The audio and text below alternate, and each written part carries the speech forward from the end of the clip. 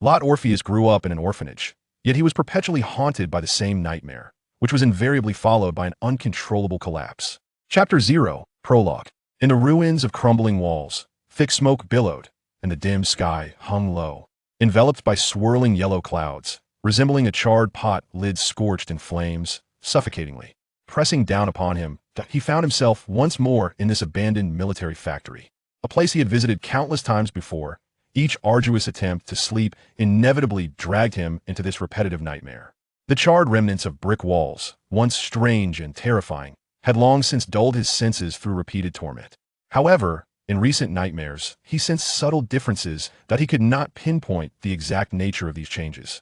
Yet an unsettling feeling began to emerge from the depths of his being, akin to tendrils reaching out from an abyss, seeking to entwine themselves around him, enveloping his limbs and draining his vitality. After several explorations, he had etched the layout of the factory into his memory. The entire structure formed a rough square, with the primary building situated in the lower right corner, a production workshop where machines had once roared day and night. Beside it stood a small shed cluttered with debris, where wooden planks and steel bars had been crammed into the basement, now reduced to charred iron and metal fragments after the fire. The factory boasted 2 exits, a grand entrance and a smaller door, located on either side of the establishment. He now found himself in the small shed, not far from the little door. According to his recollections, if he traversed a chaotic array of wooden barrels and a wrecked oil truck, he would soon arrive at the boulder before the small door. This massive granite stone appeared to have been prepared as a foundation for a statue. Yet in the blink of an eye, a great fire had reduced all hope to ashes, dispersing into the ether. He crossed the open space, the oil truck looming ahead. The acrid smoke from burning organic matter grew, increasingly suffocating that moment. A rustling cadence of footsteps echoed in his ears, drawing nearer. The anxiety that had lain dormant within him intensified with each approaching step, his heart nearly leaping from his chest. The footsteps drew closer, his heart raced like a drumbeat, and an invisible terror gripped him, causing his heart to skip a beat, followed by a choking sensation tightening around his neck, which was soon accompanied by an even more frantic heartbeat. He steadied his trembling body and turned to look. The surroundings were utterly vacant. Yet, the rapid thumping of his heart persisted, while fear surged uncontrollably from every pore of his being. The small door was tantalizingly close, just beyond the oil truck. He silently screamed, exerting every ounce of strength to drag his leaden legs. The once even ground had transformed into a mire, rendering the distance of mere steps feel like a century's journey. His exaggerated heartbeat left him dizzy, cold sweat beading on his skin, soaking his garments. Suddenly, an overwhelming sensation of being watched enveloped him. His heart raced in a panic, pounding with a resonance that echoed in his ears as he felt every blood vessel quiver in sync with his heartbeat, causing his whole body to tremble. Incessantly, fear coalesced into a tangible force, sprouting black tendrils from the ground before him, binding tightly to his ankles. His vision narrowed, distorting into vague shadows, while whispers of unintelligible language swirled around him, a cacophony of curses assaulting his eardrums like a swarm of insects. His muscles stiffened, and as he turned, he could hear the friction of twisted fascia, and a malevolent shadow lurked in the corner of the shed, perfectly positioned in his line of sight. In an instant, an immense, oppressive force descended upon him, bending his fragile legs until they buckled, causing him to kneel with a resounding thud against the ground. Once more, a suffocating sensation surged, coiling around his neck like a serpent. He grasped at the air before him, yearning to capture something, yet only felt his nails digging painfully into his palms. The elongated specter was shrouded in a red-black mist as a crow-shaped head emerged. Within its triangular eyes glowed a sinister crimson light, while a magician's hat atop its head bore bizarre patterns, the scarlet markings entwined within the mist, faintly radiating light. Its beak, sharp and crow-like, jutted forward, with bloodstains lingering upon its pointed teeth that he caught but a fleeting glimpse before being swept away by a powerful vortex, disorienting him. Direction became elusive as fear dictated his body to flee. Even as he struggled to rise, the world around him swiftly faded to black, and he clawed at the earth, dragging his paralyzed legs forward in a desperate crawl. Leave this place! Leave this place! Leave this place! This singular thought consumed his mind. His nails shattered against the harsh ground, crimson blood oozing between his fingers, yet he remained oblivious to the pain. An evil chuckle echoed, and a chilling breeze brushed against his back. He turned his head to glance at his chest, where an enormous, gaping wound had inexplicably appeared. A pool of bright red spread across the ground, and the delayed agony of the wound elicited a final scream, a desperate cry echoing as he faced the brink of death. Chapter 1. Nasha's pendant. Carlo Orpheus awoke from his own screams, clutching the edge of his blanket, the piercing pain still faintly lingering in his chest. Tears at the corners of his eyes quickly dried into sticky trails, and his rapid heartbeat gradually subsided. Gasping for breath, he confirmed that he was still in his disheveled bedroom before releasing his grip on the bedding. Orpheus, what's the matter with you? The corridor light outside flickered on, and hurried footsteps approached with urgency. Carlo knew it was Miss Nasha Constantine, startled awake yet again by his distress. Nasha was the headmistress and dormitory supervisor of the orphanage. A decade ago, before Voldemort unleashed his shocking rampage upon the wizarding world, she had a well-behaved daughter and a handsome husband. They resided in a quaint town in West London, far removed from the clamor, until that fateful night when Death Eaters shattered their tranquility. Under the banner of blood purity, Voldemort spared no one who dared to stand in his way. Even her husband, a mere Ministry of Magic employee with no inclination towards rebellion, fell victim to his wrath. The Dark Lord's minions, those sadistic Death Eaters, relished in slaughter, following their leader's path as they crushed any wizard or muggle who did not share their madness. Had Nasha not fortuitously been out that evening, another innocent soul would have surely been added to the list of casualties. Overwhelmed by grief, Nasha understood all too well that she was merely an ordinary Beauxbatons graduate. Though she possessed some magical abilities, the rigors of daily life had dulled their former potency. Now, her skills were limited to wielding her wand to maintain a spotless home. Confronting the crazed Death Eaters wielding the killing curse seemed a far more daunting task, one she would rather avoid entirely. Fortunately, the tumult of war did not endure for long. Voldemort's tyranny was brought to an end by a mere infant named Harry Potter. The fateful killing curse rebounded upon the Dark Lord, leading to his own demise. With their leader vanquished, the remaining Death Eaters became disoriented and scattered. Under Albus Dumbledore's guidance, many perished, while others surrendered, and a few defiant lunatics were imprisoned in Azkaban, subjected to the torment of Dementors day and night. In the aftermath of the war, Nasha established the orphanage, providing refuge for numerous children who had lost their parents, among them 1-year-old Carlo. Many of the 2-year-old children could barely articulate their names, thus adopting the Constantine surname. Carlo, however, was an exception. 3 knocks resounded on the wooden door, prompting Carlo to compose himself as he fixed his gaze on the entrance. The door swung open, warm yellow light spilling in and illuminating the chaos within the room. "Oh, my Merlin!" Nasha pressed the switch beside the door, but the light bulb failed to illuminate. With the dim glow, Carlo surveyed the state of the room. Despite his foreboding expectations, he was taken aback by the devastation wrought by this nightmare. Centered around him, the oak floor and walls were marred by a web of cracks, sprawling outward in a dense network. The light bulb hanging from the ceiling swayed precariously, its glass shell shattered into countless fragments. The window stood wide open, the glass above it marred by numerous cracks. In the center of the room, a wooden table had been pushed against the wall, its once neatly arranged books now scattered haphazardly in the corner, their pages flung open. A porcelain teacup lay shattered on the floor, its pieces strewn everywhere. "Did you have a nightmare again?" Natasha asked softly, her lips pursed as she turned her gaze toward Carrot. He nodded, his eyes slightly red-rimmed. As an 11-year-old child, Carrot was acutely aware that his existence brought considerable turmoil to the orphanage. Each time he awoke from a nightmare, chaos erupted around him, stirred by an uncontrollable force. He could not fathom why this happened, yet the destruction he caused over the years had mostly involved merely toppling small items, never as severe as today. Natasha approached him, her expression a mix of concern and affection, and gently patted his head. She equally distributed her love for her own daughter among each child in the orphanage, most of whom required little of her attention. However, Carrot was one of the few exceptions. In fact, the troubles he caused were greater than those of the mischievous children. His extraordinary abilities rendered him a pariah among his peers, and he was soon isolated and targeted. Some would deliberately splash dirty water on him while he bathed. Others would place worms in his food, and some would stealthily take his belongings. Yet, Natasha never abandoned him. To her, he was merely a helpless child. Each time he jolted awake from a nightmare, it was always in the dead of night. To prevent conflict with the other children, Natasha arranged for him to have a separate room next to hers. Carrot lowered his gaze, feeling a pang of guilt that made him hesitant to meet Natasha's eyes. Whenever he had a nightmare, she would come to his side, tidying up the havoc in the room. Because of him, she rarely enjoyed a good night's sleep, and at just over 30, strands of white hair had begun to appear. "I'm sorry, Miss Constantine," Carrot croaked softly. "Oh, it's nothing, Orpheus," Natasha reassured him, smoothing the damp strands of hair clinging to his forehead. She handed him a glass of milk, and, as he accepted the cup, the warm, Fragrant milk brought him a sense of comfort. This is a magical pendant I had specially commissioned. It is said to be highly effective for those who frequently suffer from nightmares and insomnia. She gently placed the pendant around Carrot's neck. It was a delicately carved figure of a woman made from unique blue jade. The woman's eyes were veiled by black gauze. Her long hair cascading freely to her waist, and her lower half transformed into a slender serpent's tail entwined around a twisting, serpentine creature, exuding an eerie beauty.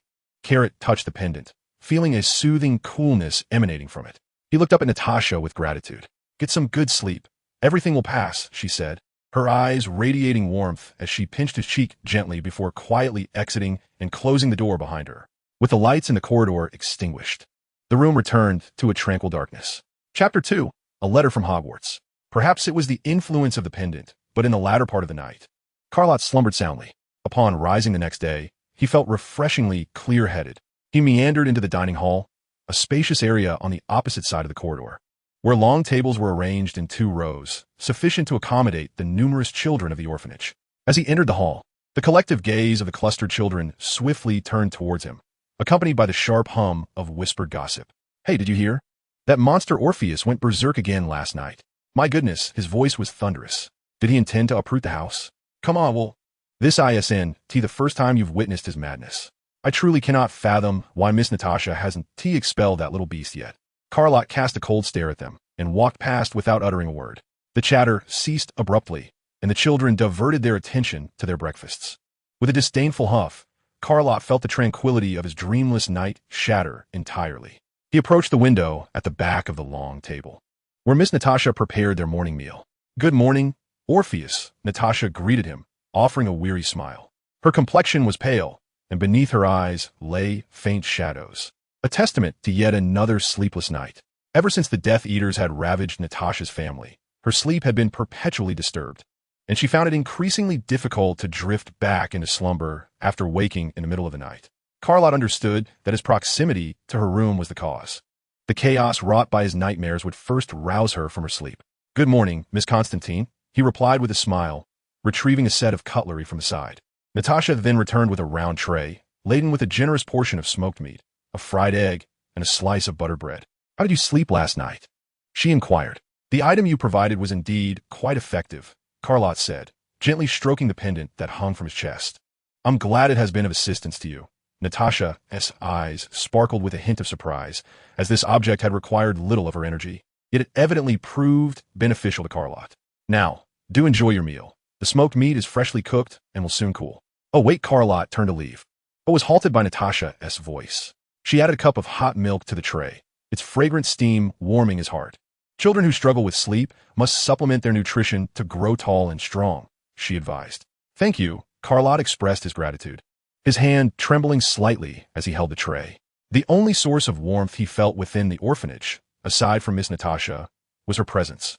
She shone like a beacon of light in the unfathomable darkness of his life. Though merely a small corner of solace, it had, over the years, become his solitary hope amidst the bullying and discrimination he endured. In their presence, one must remain formidable, at least in outward appearance, to avoid being devoured by the malice that surrounded him. The only means to distance oneself from such torment was to instill a sense of trepidation, even fear, in those who sought to harm him. As for the ubiquitous rumors, until one becomes sufficiently strong, they can only be allowed to enter through one ear and exit through the other. Once they penetrate the heart, influencing one's psyche, those who perceive your inner fragility will not hesitate to take advantage, becoming increasingly audacious. As always, Lott finished his breakfast amidst the distant murmurs that occasionally wafted his way. As he traversed from one end of the long table to the exit at the other, the chatter subsided wherever he passed, mockery and derision converging upon him. Lott cast a cold glance around the room. Not a single soul dared to meet his gaze. Yet, once he averted his eyes, the malicious stares returned unabashedly to rest upon him. In July in London, the morning air still held a hint of the night's chill before the sun had fully risen. However, as the sun peaked over the horizon, a wave of heat would relentlessly assail the bustling streets. Lott sat alone in an empty classroom, the chirping of birds outside grating on his nerves. Although he had been spared the torment of nightmares in the latter half of the night, the terror that had seeped into his very bones left him unsettled. The book before him lay open to the first page, yet not a single word registered in his mind. He glanced outside, where a few hurried pedestrians occasionally traversed the verdant pathways. Sunlight filtered through the mottled glass, casting beautiful ripples that warmed his face with a pleasant glow. Yet, this sensation was swiftly dispelled by a chill that emanated from within. Lott involuntarily shivered, as the sunlight, streaming in, lost its warmth, turning pale. Suddenly, the image of a crow-shaped head flickered in his mind. Lurking in the shadow of the corner of the small room, its red-black mist resembling a specter trapped in an abyss. As this malevolent shadow grew increasingly distinct, his heart again experienced a piercing pain. Though it was fleeting, beads of cold sweat dotted his brow. A few deep, hollow chuckles brushed past his ears. Lott was uncertain whether this was mere fantasy or a genuine sound, for in that brief moment, the laughter seemed to resonate just behind him. The colors before him began to distort, the vivid rays of sunlight twisting into grotesque shapes that writhed menacingly against the classroom walls. His peripheral vision darkened once more, as specks of black and white light expanded in clusters, creating rippling waves akin to a dragonfly skimming the surface. All normalcy contorted into formless creatures, grotesquely trembling. Orpheus! The urgent call jolted him awake. In the blink of an eye, everything returned to normal, as if he had merely experienced another nightmare.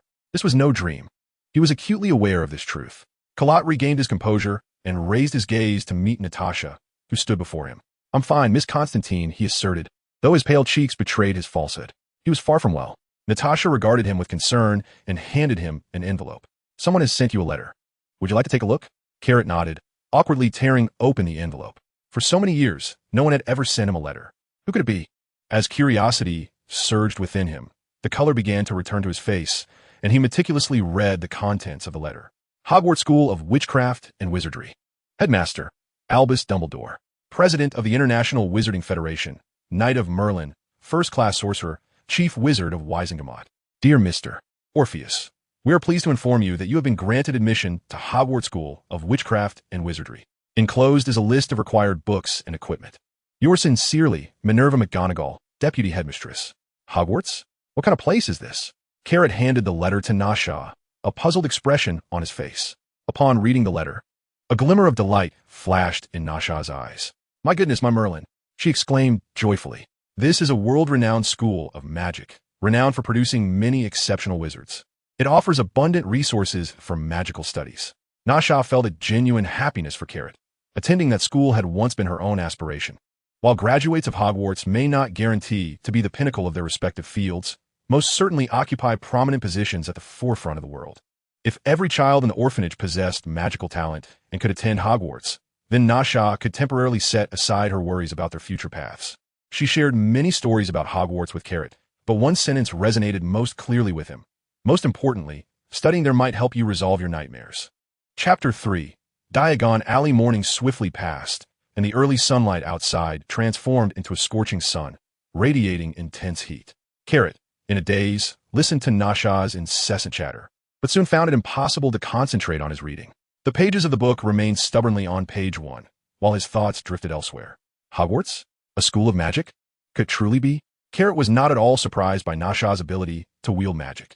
He had witnessed her use her powers numerous times to tidy up the runes and items she had repaired after his accidents. In fact, Nasha had never concealed her minor magical abilities from the other children. They merely laughed and dismissed her as trying to amuse them. As for the disbelieving children, she simply smiled in response. Seeing her joy sparked a budding hope within Carrot. Could it be possible to truly escape his nightmares? After all, it was a wizarding school. Yet, despite these thoughts, uncertainty lingered. The nightmares had plagued him countless times, appearing at entirely unpredictable intervals, sometimes every day for a week, and at other times, not once for 2 or 3 months. This unpredictability tormented him even more. If he were to inevitably plunge into nightmares each night, at least he could prepare himself mentally. Familiarity with the repetitive scenes might even overshadow the fear born of the unknown. However, the anxiety stemming from his nightmares, compared to the nightmares themselves, inflicted a slower yet more enduring torment on his mind. Due to anxiety and unease, he had suffered from insomnia countless times. Nevertheless, attending a magical school was certainly preferable to remaining here, was it not? After all, it represented a new beginning. Callow reflected on this, exhaling a long, heavy sigh. He reassured himself that the strange vision he had just experienced was merely an anomaly, perhaps as erratic as a nightmare, and not worthy of undue concern. It was the weekend, and the orphanage had allotted this time for the children to engage in free activities. Most of the children relished the opportunity to play various games in the backyard, kicking balls or forming groups to frolic in the nearby woods. For Callow, however, his sole passion lay in solitary hours spent in an empty classroom, perusing an array of books, watching the sun traverse the sky from dawn to dusk, and listening to the symphony of chirping insects and singing birds. This was the only solace he could find. He adored reading, for the diverse worlds within those pages offered him a fleeting escape from the isolation and emptiness of reality, as well as the sense of helplessness wrought by relentless nightmares. Since arriving at the orphanage, Callow had ventured outside scarcely at all, yet he was profoundly intrigued by a place called Diagon Alley. Nasha stood at the entrance of the hall, waving to him as he emerged from his room. "We have a lot to buy. We must hurry," she urged, producing a sheet of paper, an inventory of necessary items included as a second page in the envelope. Callow followed her, sensing that Miss Constantine's mood had improved significantly since the morning. As they conversed along the way, their taxi soon came to a halt at a place known as the Leaky Cauldron. It was a grimy, cramped pub, easily overlooked by most passers-by, unless one took deliberate notice. The hurried pedestrians scarcely glanced in its direction, their attention captured by a grand bookstore on one side and a quirky record shop on the other. In stark contrast, the shabby, dimly lit pub seemed to vanish from view, effortlessly ignored. Callow entered behind Nasha, immediately assaulted by the pungent amalgamation of smoke, alcohol, and the acrid scent of stale socks. He wrinkled his nose and instinctively covered it, only to be taken aback by the fact that, despite its unseemly atmosphere, the establishment was surprisingly crowded. She placed the money on the counter, and the proprietor accepted it, turning to serve a glass of pale green, effervescent beverage. Nasha handed the drink to Callow, affectionately ruffling his hair. "It's non-alcoholic and quite delightful. Do try it." Callow took a sip, and a refreshing sweetness with a hint of mint surged through him, buoyed by the effervescence of the carbonation. The balance of flavors, combined with the chill of ice, invigorated him, lifting his spirits. "This tastes marvelous." His eyes lit up as he drank deeply again. "Thank you, Miss Constantine. My Merlin. I hope I haven't misremembered the way to Diagon Alley," she muttered to herself, then stood pondering for a moment beside a wall adjacent to a garbage bin. Producing her wand from her sleeve, she gently tapped 3 times on a brick. The struck brick trembled, revealing a small opening that gradually widened. Before long, a broad archway appeared before them, leading to a meandering cobblestone street that seemed to stretch into infinity. Nasha turned her head and flashed a gentle smile at Caro, hastening into the passage. The afternoon sun remained dazzling, casting its golden rays upon a pile of cauldrons outside the nearest shop. "The cauldron shop," she remarked, raising the letter paper in her hand. "You need to purchase one." The array of goods captivated the boy, who had never encountered such an abundance of novel items. They spent considerable time in the cauldron shop alone. Caro looked around curiously while Nasha patiently watched him with a beaming smile. Their longest stay was at the bookstore, where the volumes showcased were of a variety he had never seen in his over 10 years of life. Intricate spells, introductions to magical creatures, herbal concoctions, and potion-making techniques ensnared his attention profoundly. When they exited the clothing store, the sun had begun its descent, its scorching brilliance considerably softened, mirroring the rosy hue that adorned Caro's cheeks, flushed with excitement. In the orphanage, he had scarcely experienced such warmth on his face. "Time truly flies," Nasha mused, scanning the list of items with a smile as she playfully flicked the letter paper. All their purchases were tucked away in her magically enhanced handbag, spacious enough to accommodate various trinkets. "Well, we have one last item to procure, and it's the most important one, your wand." Chapter 4. Wands and Ravens. This was the final shop along the lengthy street of Diagon Alley. The golden sign above the door was tarnished and peeling, but the inscription was still legible: Ollivander, since 382 BC, expertly crafted wands. As they entered the store, they nearly collided with 2 individuals exiting. One was a towering figure, so tall that even Nasha, who was not short herself, had to look up to meet his gaze. He sported a wild beard and a robust physique, blocking the entrance that could have accommodated 2 people side by side. In his hand, he clutched an umbrella, and his eyes, concealed beneath thick brows, sparkled with intensity. "My sincerest apologies," the tall man said, scratching his head in embarrassment. "Just moments ago, I nearly knocked you over. I presume you are here for wands as well?" Nasha smiled graciously, displaying her impeccable manners. "Indeed, sir. Ollivander's wands are always trustworthy, are they not?" The man, seemingly possessing giant blood, laughed heartily. "Quite so, madam. I dare say that those who come here for wands have discerning taste. Caro felt the ground tremble slightly with the force of his laughter. Nasha then noticed the boy hidden in the man's shadow, his forehead marked by a lightning-shaped scar. And her smile widened. Forgive my boldness, but you must be the legendary Harry Potter. Am I correct? The boy looked up at her, momentarily taken aback. Gripping a wand in his hand, Caro couldn't help but glance at him again. Those striking green eyes and that distinctive scar were indeed captivating. Nasha Constantine. Her gentle gaze shifted once more towards Carlott, the tall figure of Carlott Orpheus. The man was the first to react, joyfully patting the boy's shoulder, causing Carlott to feel as though he might be toppled by the sheer force of the gesture. Ruby is Hagrid, the keeper of keys and grounds at Hogwarts.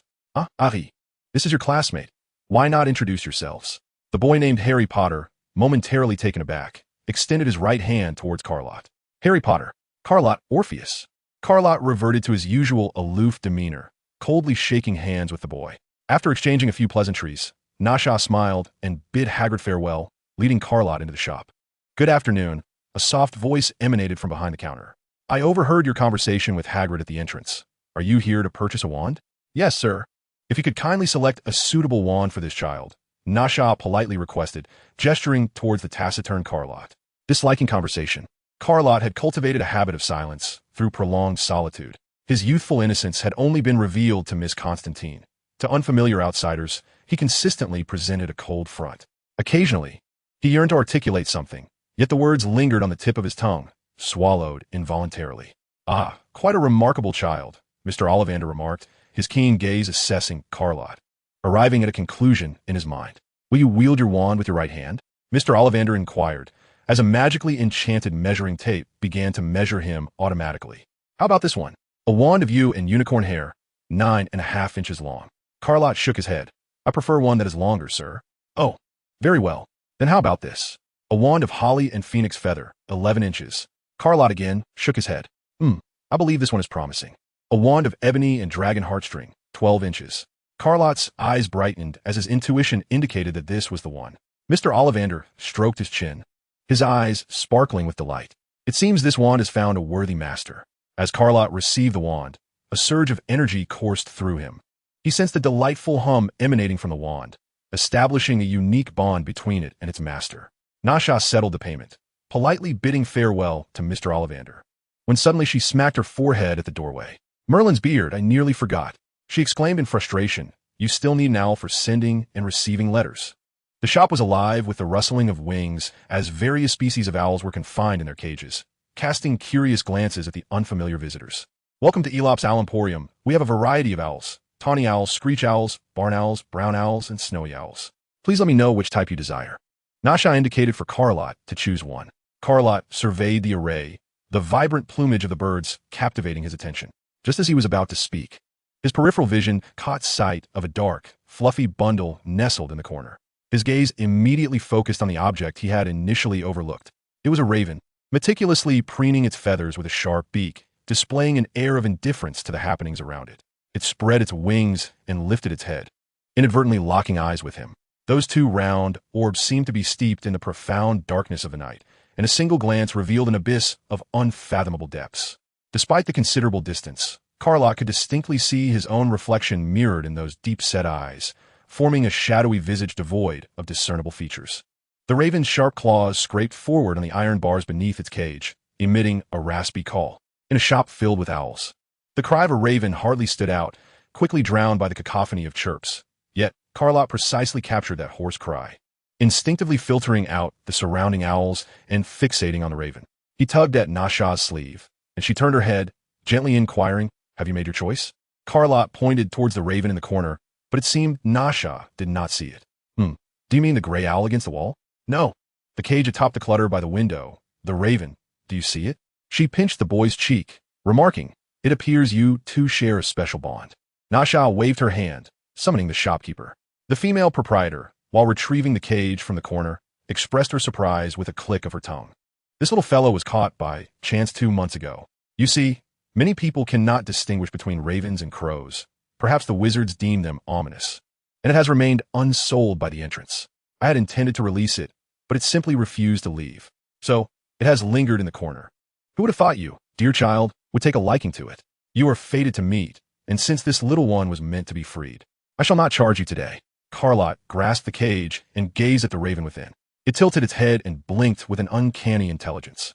The boy extended a finger into the cage, and the raven gently tapped its beak against his nail, the feathers of its right wing brushing lightly against his finger. Chapter 5. The Transformative Nightmare. After much contemplation, he ultimately decided to name the raven Delkness, which means darkness. Lott harbored an aversion to cages. He could deeply empathize with the stifling sensation of being confined within. Watching the small black creature rise and fall with each breath, an inexplicable fondness welled up within him. Having organized all the clutter, he took a brief shower and mentally replayed the events of the day like a film. Only after ensuring everything was in order did he finally retire to bed. This time, he did not suffer from insomnia and soon fell into a deep slumber. Before long, upon glimpsing the surrounding ruins, Lott realized he had once again encountered a nightmare. Recalling the profound terror and piercing anguish from the previous night's dreams, his heart raced to his throat. However, this nightmare seemed slightly different. In the abandoned factory, particularly in the shadowy corners of the ruins, a strange pale blue luminescence pervaded the air. Though subtle, it was still perceived by the keen-eyed Lott, sending an involuntary chill down his spine. Uncertain of its significance, he resolved to escape first and ponder later. He found himself in the same location as before, traversing the clearing and the oil truck. He soon beheld the small door hidden behind the large stone. The tranquil sensation was fleeting. Suddenly, his heart was gripped by an invisible force, wrenching it violently, causing an intense agony that paralyzed his entire being. The familiar dread surged forth, hastening his heart's rhythm. A foreboding thought crept into his mind, that sinister shadow might soon re-emerge. Lott pressed his hand against his chest, striving to quell the uncontrollable thumping of his heart, and bolted towards the great stone. The feeling of terror intensified. The sound of his heavy boots echoed ominously behind him, as if a predatory claw had ensnared his heart, constricting its beats, though the frequency quickened, each thump punctuated by a sharp pain. He bit his lip, attempting to stave off the illusions that accompanied his fear, seeking to maintain his sanity. Yet this tactic proved futile. His peripheral vision began to darken, cold sweat dripped incessantly, and his legs felt leaden. Just as Lott feared the repetition of yesterday's ordeal, an unexpected turn of events unfolded. A wisp of pale blue mist began to rise, an unfamiliar, enchanting fragrance invaded his nostrils, piercing through to his very essence, restoring clarity to his obscured vision. The ascending azure haze did not dissipate. A distorted figure emerged from within its depths. Lott immediately recognized the silhouette entwined in the mist. It bore an uncanny resemblance to the shape carved on the pendant gifted to him by Nasha. What could this be? Manifesting in his dreams? How intriguing. A woman's voice emanated from the mist, sounding unlike any earthly woman, ethereal and imbued with an otherworldly clarity and penetrating resonance. To Lott, it seemed not merely a sound arising from the haze before him, but rather a symphony converging from all directions. He halted astonished, as he gazed upon the serpentine figure within the mist. Strangely, her features remained obscured, yet he sensed her expression and demeanor intuitively. In that moment, Lott distinctly felt her curious gaze upon him. The only one capable of sensing my essence in this form is you, my host. How fascinating. The chilling voice took on a hint of humanity, revealing the woman's profound interest in him. Host? What does that mean? Before he could contemplate further, an overwhelming wave of terror crashed over him like a tsunami, and after a bout of suffocating intensity, Lott found himself kneeling upon the ground. The mist before him flickered with alternating light and darkness. Heavy footsteps approached closely behind him. He turned his head stiffly, and the shadow that had lurked in the darkness was now fully revealed. He donned a gown resembling a formal attire, with a cloak billowing audibly at his chest, intricately woven with the same enigmatic patterns as the magician's hat. Wisps of crimson and ebony mist entwined around him, rendering his already elongated figure even more unnerving. Instead of hands emerging from the cuffs, two sharp eagle talons replaced them, the one on the right sprouting a horrifyingly long and thick-boned spur, sharper and more lethal than a dagger. Lott speculated that this very spur had pierced his heart the previous night. The light before him swiftly dimmed, akin to an antiquated television losing its satellite signal, black and white dots obscuring all that his eyes could perceive, accompanied by the crackling sound of a severed connection. A curse? Indeed. More fascinating than I had imagined. Lott heard a feminine voice remark with keen interest. The crow's head gaped, a muffled shriek escaping its tightly packed teeth. followed by a drawn-out wail reminiscent of glass scraping against metal, shattering Callot's eardrums, plunging his world into a fleeting silence. The woman concealed within the mist raised her hand, and a massive stone at the small door hurtled towards the demon. The demon did not evade, instead being crushed into a cloud of black mist by the incoming boulder, only to swiftly reconstitute itself, the red glow in its eyes intensifying. Oh! The woman squinted, her raised hand gesturing lightly, and another oil cart soared towards the fray. Her expression grew grave as the blue mist swirled, an invisible force suddenly materializing, creating a deep pit where the demon stood.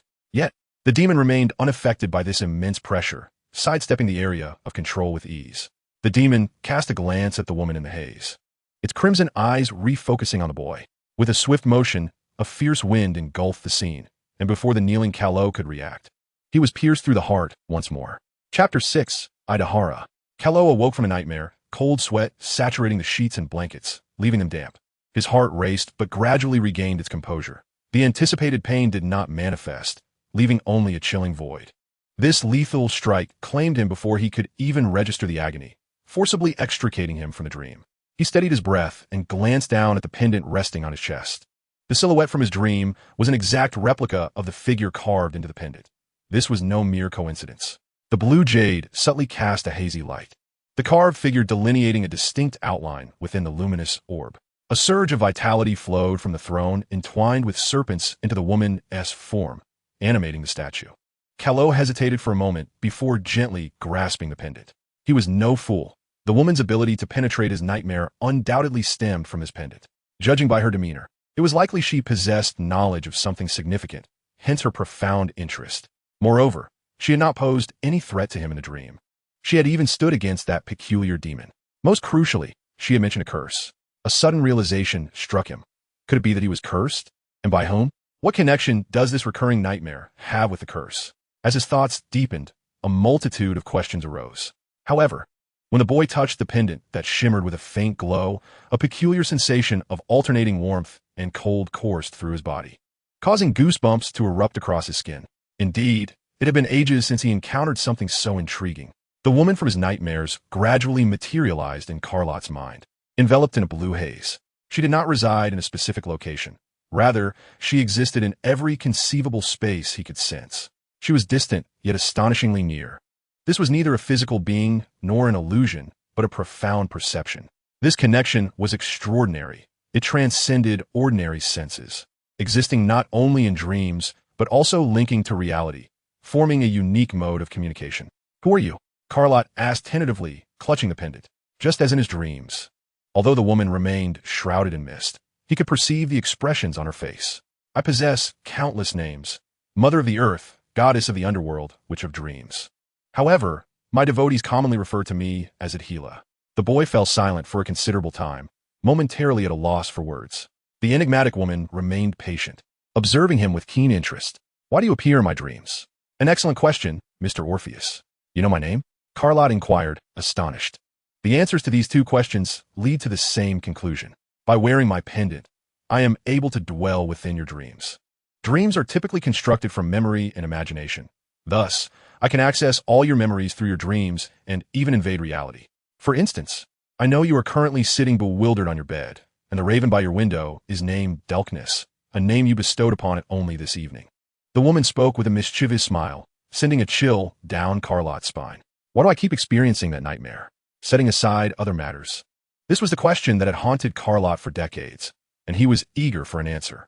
"That is also my curiosity." Odyllis paused, noticing him grip the pendant tighter, his palms sweating with tension. "It seems you are cursed by a powerful entity. This nightmare is a manifestation of that curse. It siphons your life force through your dreams. The longer you remain trapped in the nightmare, the stronger the curse becomes, and its control and harm over you will intensify, potentially inflicting permanent damage in reality." Carlott felt a chill run through him. A curse? Since he could remember, he had been in the orphanage devoid of any significant human contact. Who could possibly wield such a curse? He contemplated another possibility. If this curse did not originate upon his arrival at the orphanage, it was highly likely that it had been cast before his birth. Yet, regarding his lineage, Carlott bitterly mused that if it truly related to his origins, he had no means to alter his fate. This enigma is shared by all the children in the orphanage. He had indeed inquired of Miss Natasha, for among his peers, he was the only one bearing a different surname. All others had adopted Constantine's name. Yet, she could not provide a definitive answer, merely mentioning that at the time, he was repeatedly uttering the name Orpheus, which is why his surname remained unchanged. It appears that the surname Orpheus may be connected to his parents. But what can one truly ascertain from this alone? Odyllis sensed his thoughts and smiled faintly. Such is the inherent flaw of humanity. Caro was momentarily taken aback, unable to comprehend her meaning. When faced with unpleasantness, people invariably seek to eradicate it. This inclination has remained unchanged for millennia. Why not, instead, consider embracing such experiences? Nothing is absolute.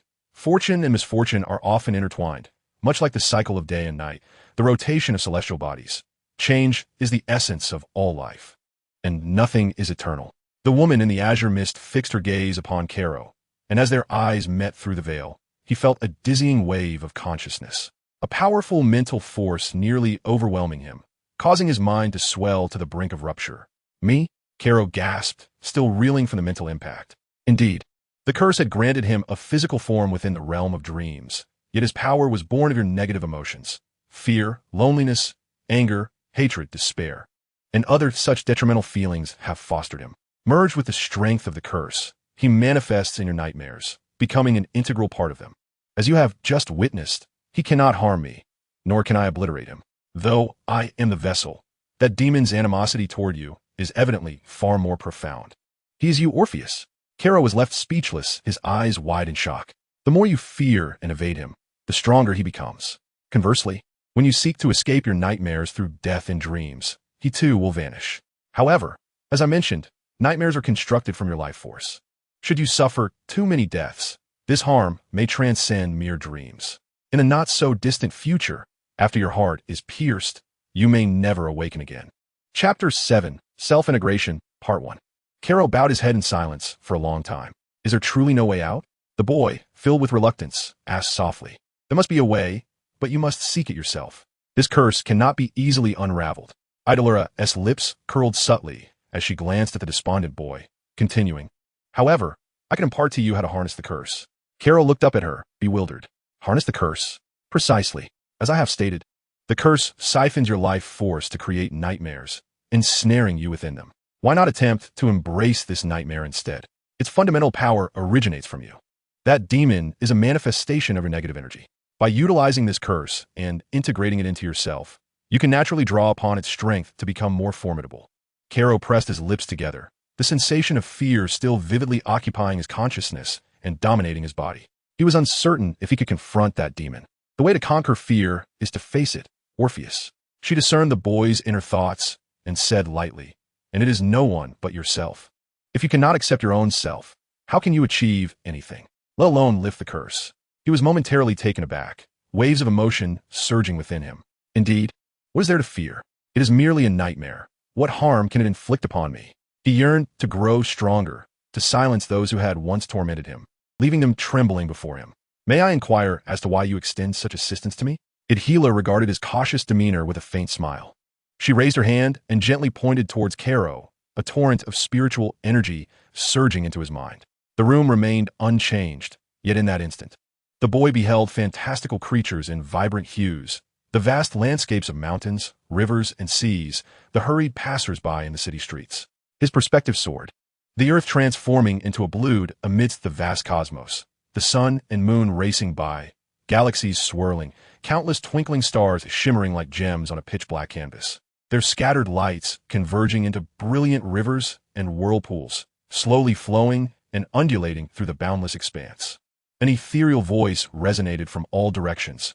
My purpose of existence is to perpetually transform, traversing the realms of dreams and reality, blurring their boundaries. I have existed since the birth of the first life on Earth. Life and death are integral to me. As beings grow, I grow. As they evolve, I evolve. Domination holds no value for me. I shall consume the lies I require to undergo metamorphosis, and as long as I continue to change, I remain undying. Thus, I endure forever, timeless and relentless. His vision contracted once more, revealing even more wondrous realms, transcending all known laws of existence. Heaven and earth shifting, life and death merging. Flowers blossoming in the wind, the sun and moon embedded within the earth, flames eternally burning in the depths of the ocean, illuminating a magnificent world. The overwhelming array of incomprehensible phenomena overloaded Karo's mind. Throbbing pain pulsing at his temples, his subconscious began to question these bizarre occurrences, and a searing agony erupted within his head. The ethereal woman, witnessing this, lowered her hand, retracting her serpentine tail as the pale blue mist dissipated. Odyllis removed her veil, transforming into a breathtaking young woman, slowly approaching him within Karo's mind.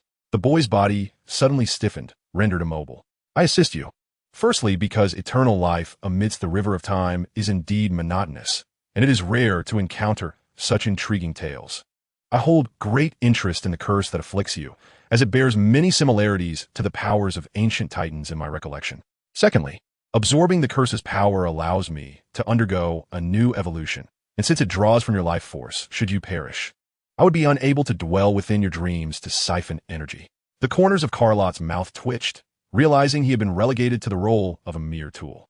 He had once believed, akin to the tales spun in novels, that assistance was offered due to his serendipitous connection.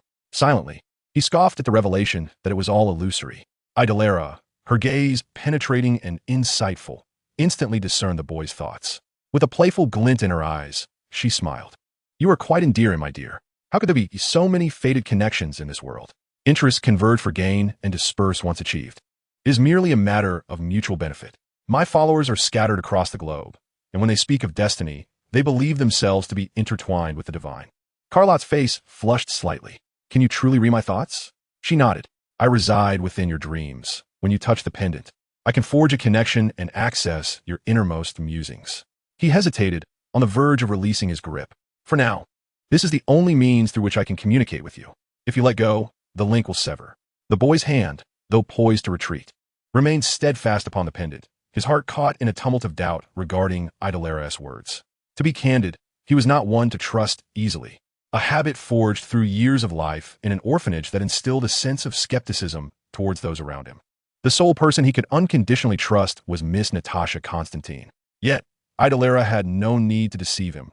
With her abilities, if she wished him harm, she could achieve it effortlessly without uttering a word. Moreover, the pendant had been gifted to him by Miss Natasha, who would never wish him ill.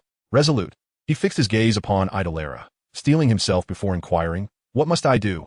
The ethereal young woman gently gestured toward the point, and the soft blue radiance within the pendant began to blossom, swiftly alleviating the tension and rigidity coursing through his body. A wave of comfortable fatigue enveloped him, akin to a newborn nestled safely in a mother's embrace. Never before had he experienced such profound relaxation.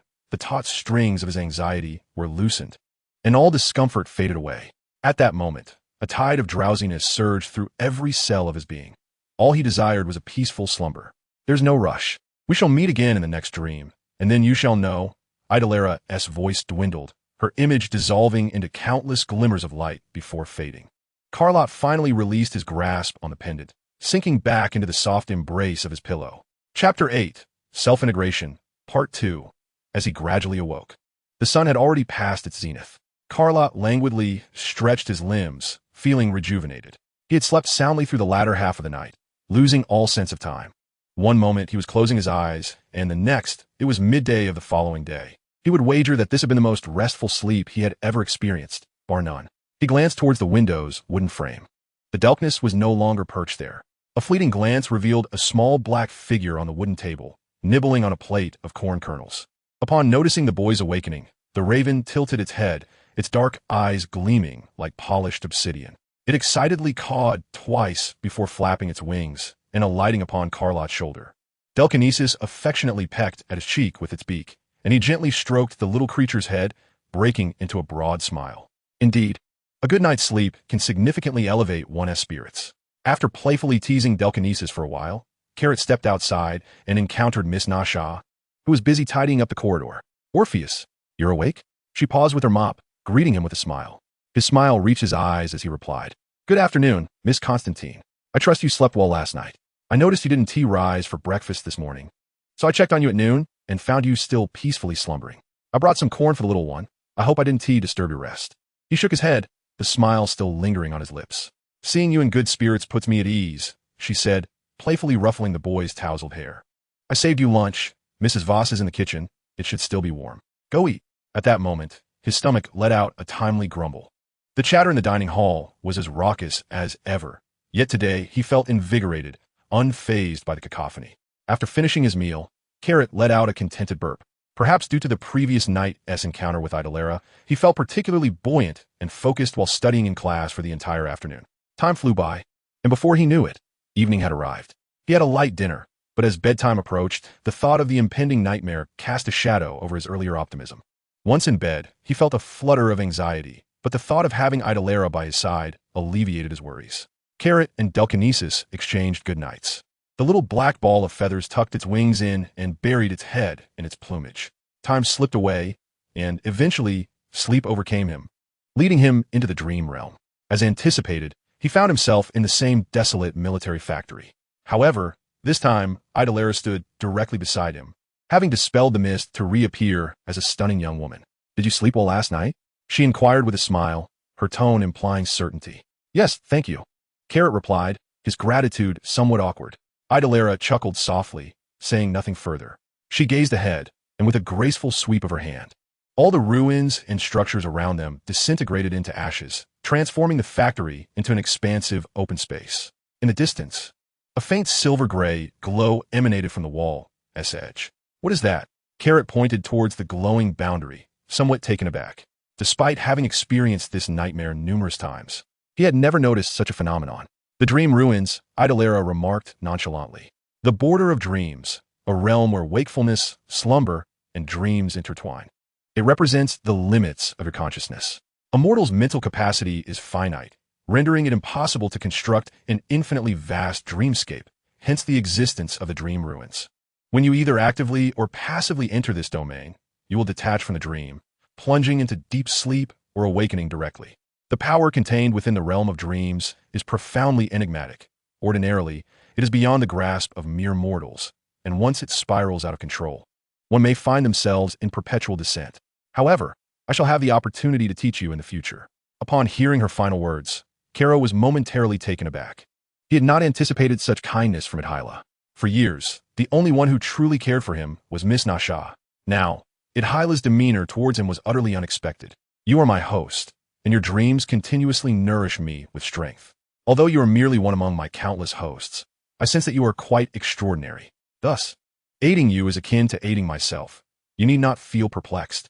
Furthermore, I am not a demon seeking to barter your soul for something. You may rest assured." Odyllis looked at him with an amused expression. The boy felt a flush of embarrassment. Had he perhaps judged others too harshly? Here it comes. A swirling, crimson-black mist began to coalesce in the center of the clearing, forming an elongated shadow. A crow-shaped head emerged from the entwined fog, followed by two razor-sharp talons. As the flowing darkness solidified into a cloak that billowed ominously behind the demon, blood-red patterns illuminated the malevolent runes on the hat and cloak, while its eyes glowed with a predatory light, fixating on the boy as though it had locked onto its prey. In truth, Caro could sense the acceleration of his heartbeat without her needing to say a word. The suffocating terror coiled around his neck like a noose as the demon's footsteps drew nearer, making it difficult for him to breathe. Overcome by acute fear, he instinctively sought to flee. "Do not move." Odyllis grasped Caro's arm, her icy touch restoring a semblance of rationality. "Close your eyes and take a deep breath." Her ethereal voice, once gentle, now bore an authoritative weight. The commanding tone instilled both fear and reverence in the boy, reminding him that she was a deity not to be trifled with. Caro turned around, striving to suppress the turmoil within. Despite the rapid rhythm of his heart rendering the sound of pumping blood inaudible, he managed to resist the urge to escape. He closed his eyes and inhaled deeply. The abundant oxygen compressed the space wherein fear had surged, loosening the invisible noose that constricted him. The sound of the demon's booted footsteps drew ever closer. "Very well. Exhale that breath. Contemplate beautiful things and release your fear." Odyllis' voice resonated calmly beside him. At that moment, her words inexplicably instilled a profound sense of reassurance within the boy. Caro opened his mouth and slowly expelled a breath of stale air, and with it, the rigidity that had bound his body began to dissipate. He recalled Miss Nasha's smile, his favorite dessert of caramel pudding, the aroma of freshly steamed milk, and the scent of perfectly cooked steak paired with blueberry jam spread on toasted white bread. Morning sunlight streamed onto the pages of a book as birds chirped joyfully outside, and the rustling of bushes and leaves along the woodland path heralded yet another beautiful day. In rapid succession, those unforgettable memories flashed through his mind, and inadvertently, the suffocating pressure that had once overwhelmed him gradually began to fade away. The sound of footsteps approached, and the acrid scent of blood emanating from the demon infiltrated his nostrils. Yet, this time, he felt no trace of discomfort or threat to his life. Orpheus extended his right hand. An ethereal voice resonated from all corners of the space, its tone inscrutable, yet the words seemed to address two individuals simultaneously. Without a hint of hesitation, Carlott reached out his own hand. A cold, damp claw rested upon the boy's palm, its bony protrusions pressing gently against his wrist, devoid of hostility. As Carlott slowly opened his eyes, he beheld the demon with a raven's head standing before him. The crimson glow in its eyes had vanished. The left socket was empty, while the right held a murky blue orb curiously fixated on him. In that fleeting moment of locking eyes with Orpheus, a warm, red-black mist seeped from the exaggerated bone spike into Carlott's wrist, coursing through his entire being. The boy comfortably shut his eyes, striving to remain lucid, resisting the intoxicating allure of ascendance. As the mist spread, the demon gradually faded, soon becoming translucent, dissolving into the air as if it had never existed. Yet, Carlott sensed a profound difference. Orpheus opened his eyes, radiating an unprecedented ferocity. Chapter 9, Platform 9 and 3/4. Upon rising the next day, Carlott grasped a fundamental truth. There is no such thing as a free lunch. Although he had vanquished the nightmarish aspect of Orpheus, he was now besieged by an impending collapse of negative emotions. The power from the other persona stirred restlessly within him, and distorted, bloodied apparitions intermittently materialized before his eyes, weeping and wailing, lunging at him in grotesque forms. The insatiable thirst for blood and the yearning for slaughter gnawed at his core, causing him to refrain from conversing with others throughout the day, even with Miss Natasha. He feared that uttering even a single word might unleash the impulse to drive his hand through his own heart. As night descended into silence, the bloodthirsty urge intensified. Fortunately, with the assistance of Odyllis, he gradually learned to control the malevolent Orpheus within his dreams. By the time Carlott had nearly mastered the suppression of the curse's influence, summer was drawing to a close. Additionally, there was perhaps another noteworthy development. He discovered his remarkable aptitude for potion making. Without any guidance, the contents of the first-year potion textbook effortlessly flowed into his mind. It seemed as though this knowledge was inherently his. The act of reading felt akin to a gentle stream, as alchemical symbols and the names of various potion ingredients naturally coursed through his eyes into his brain. After a single reading, he had mastered the material within the textbook. Soon, as this extraordinary potential continued to unfurl, he found himself dissatisfied with mere textbooks. He began purchasing esoteric secondhand tomes on potion making from the Lehan bookstore, often engrossed for an entire day at a time. These ancient potion recipes proved far more intriguing than those found in Hogwarts curriculum. Not directed towards any particular tome, he regarded all textbooks on potionology across various grades as juvenile, akin to picture books. The forthcoming potion lessons at Hogwarts seemed to him akin to teaching a linguistic virtuoso the fundamentals of letters and grammar. Should the elementary potion course be substituted with the ancient studies of alchemical brews, it would undoubtedly be far more intriguing. Caro spent the remainder of his holiday immersed in the yellowed manuscripts and tattered pages of potion research. When one is engrossed in a pursuit, time invariably accelerates. Before long, an owl from Hogwarts delivered his ticket to the school. As he prepared his belongings for the new term, the ancient texts he had perused over the summer had accumulated into a substantial pile. There was no longer a need to take those books to school, for their contents were indelibly etched into the depths of his mind. On the day of departure, Nasha Constantine escorted the boy to the station, bestowing upon him a heartfelt embrace as she watched him gently enter the station. Long after his silhouette faded from view, she reluctantly turned her carriage around, her heart heavy with reluctance. In truth, Caro understood that Miss Nasha represented more than just a caretaker to him. She embodied a maternal figure, second only to the headmistress of the orphanage. Years of meticulous care had quietly illuminated a warm corner in the boy's heart, preserving the last vestiges of innocence and tenderness within a child so often tormented.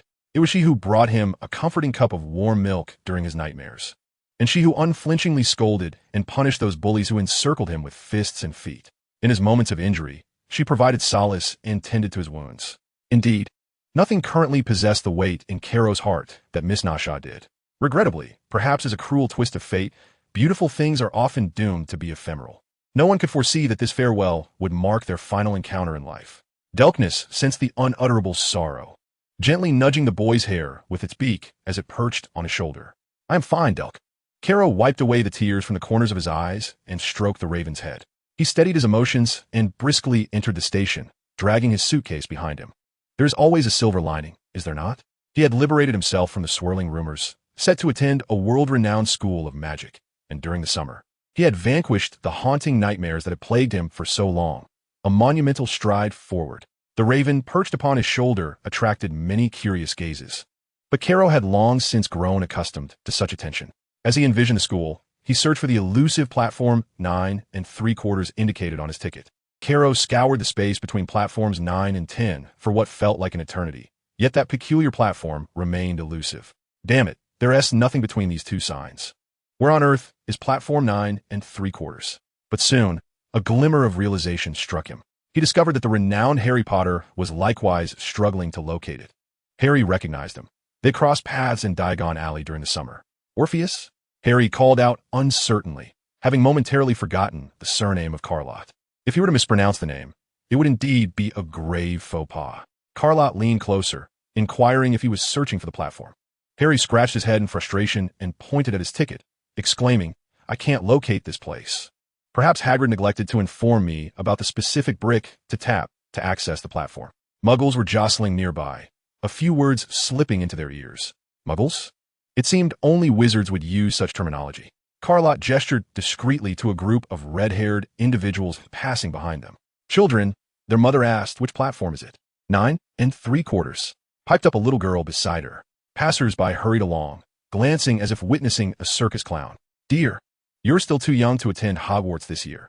There is always next year. Percy, you go ahead." The oldest boy, appearing to be of age, walked towards the space between platforms 9 and 10. As he reached the dividing point, a throng of travelers surged past, and when the last large backpack shifted, the boy had vanished. A pair of twins followed closely, but they too disappeared in the blink of an eye. "Excuse me," Harry stepped forward. "Could you tell me how to enter the platform?" "Oh, dear," the boy's mother replied with a friendly smile. "First time heading to Hogwarts? No worries. Ron is also a first year." She indicated her youngest son. "Don't worry, it's quite simple. Just walk straight towards the wall between the two platforms. You won't crash into it. Trust me." The tall, lanky boy named Ron promptly followed her instructions. Carlott, seemingly oblivious, confidently walked into the solid barrier. A deep crimson steam engine stood beside the crowded platform, predominantly occupied by students. A sign on the locomotive read Hogwarts Express, and where the barrier had once stood transformed into a wrought iron archway, prominently displaying platform 9 3/4. Harry squeezed through the crowd, locating an empty compartment near the rear of the train. After placing the cage containing his snowy owl inside, he struggled to hoist his trunk, finding it quite cumbersome. Carlott stood beside him, lending a hand. The trunk was swiftly maneuvered into the corner of the compartment. "Are you Harry Potter?" As Carlott boarded, he overheard the red-haired twins below, clamoring excitedly. "Yes, what is the matter?" The twins stared at him in astonishment, and Harry, feeling his face flush, climbed aboard and took a seat next to Carlott. Outside the window, the twins and their mother chattered animatedly about Harry Potter. Carlott was all too familiar with this sensation. Every day in the past, whenever he was surrounded by people, such raucous discussions would ensue. It seemed even celebrities bore the burden of becoming the subject of conversation.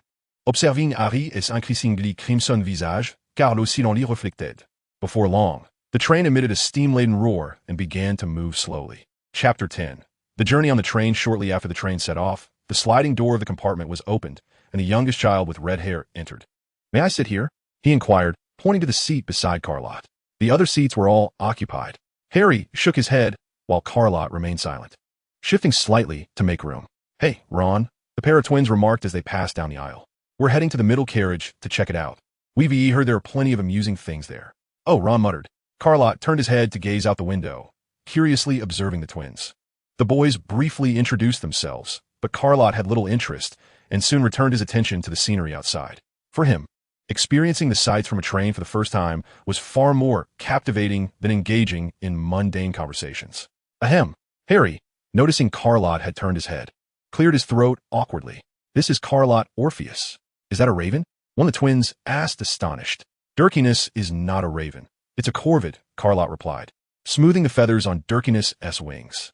The twins expressed their amazement, chatting with Harry for a few moments before shutting the sliding door and moving on to the next compartment.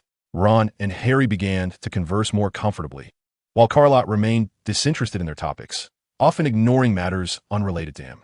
He amused himself by teasing Dirkiness while quietly listening. They told me that Voldemort— Oh, Merlin, you just said the Dark Lord's name. Ron exclaimed, breathless with shock. Excuse me, what's wrong with saying Voldemort? Ron gazed at Carlott as if he were a monster. Carlott disliked that look. He had gleaned much information about Voldemort from Miss Natasha, including that her family had perished at the hands of Death Eaters.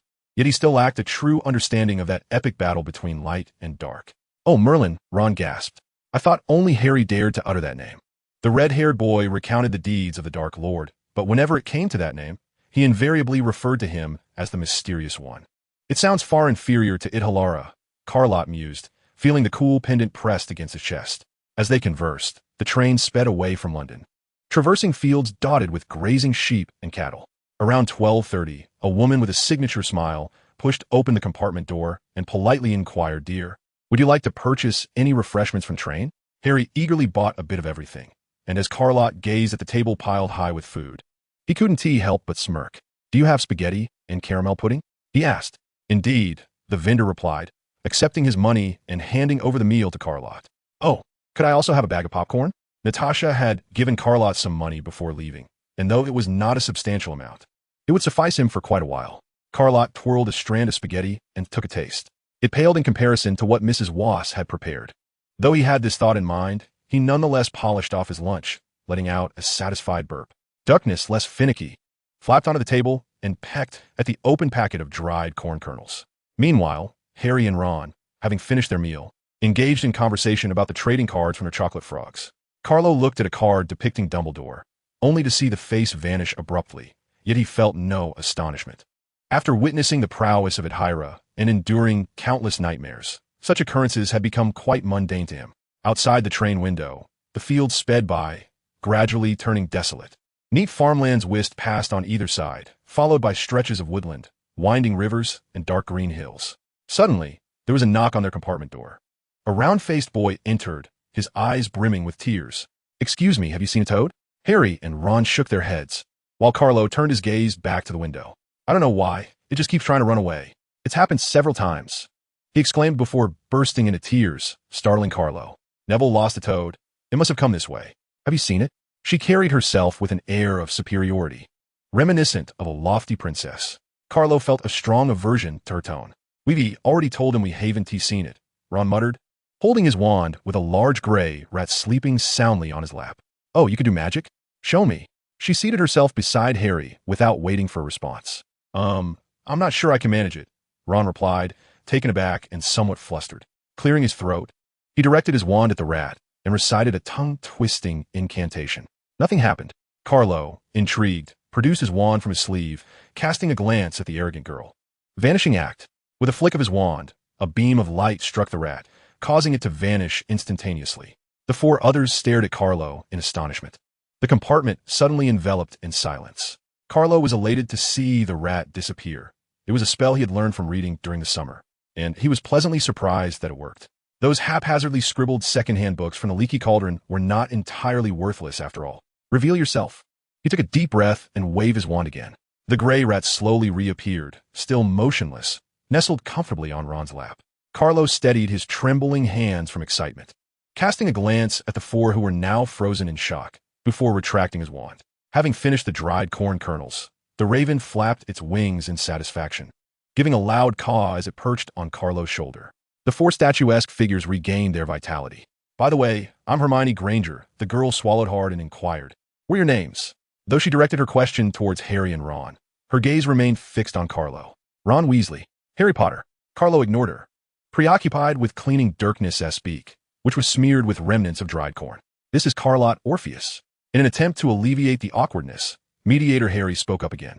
Noticing Carlott's indifference, Hermione engaged Harry in conversation about his fame and the sorting of houses. After a while, she led the boy who had lost his toad away with her. Ron and Harry chattered animatedly about their families, their excitement particularly palpable when the topic of Quidditch arose.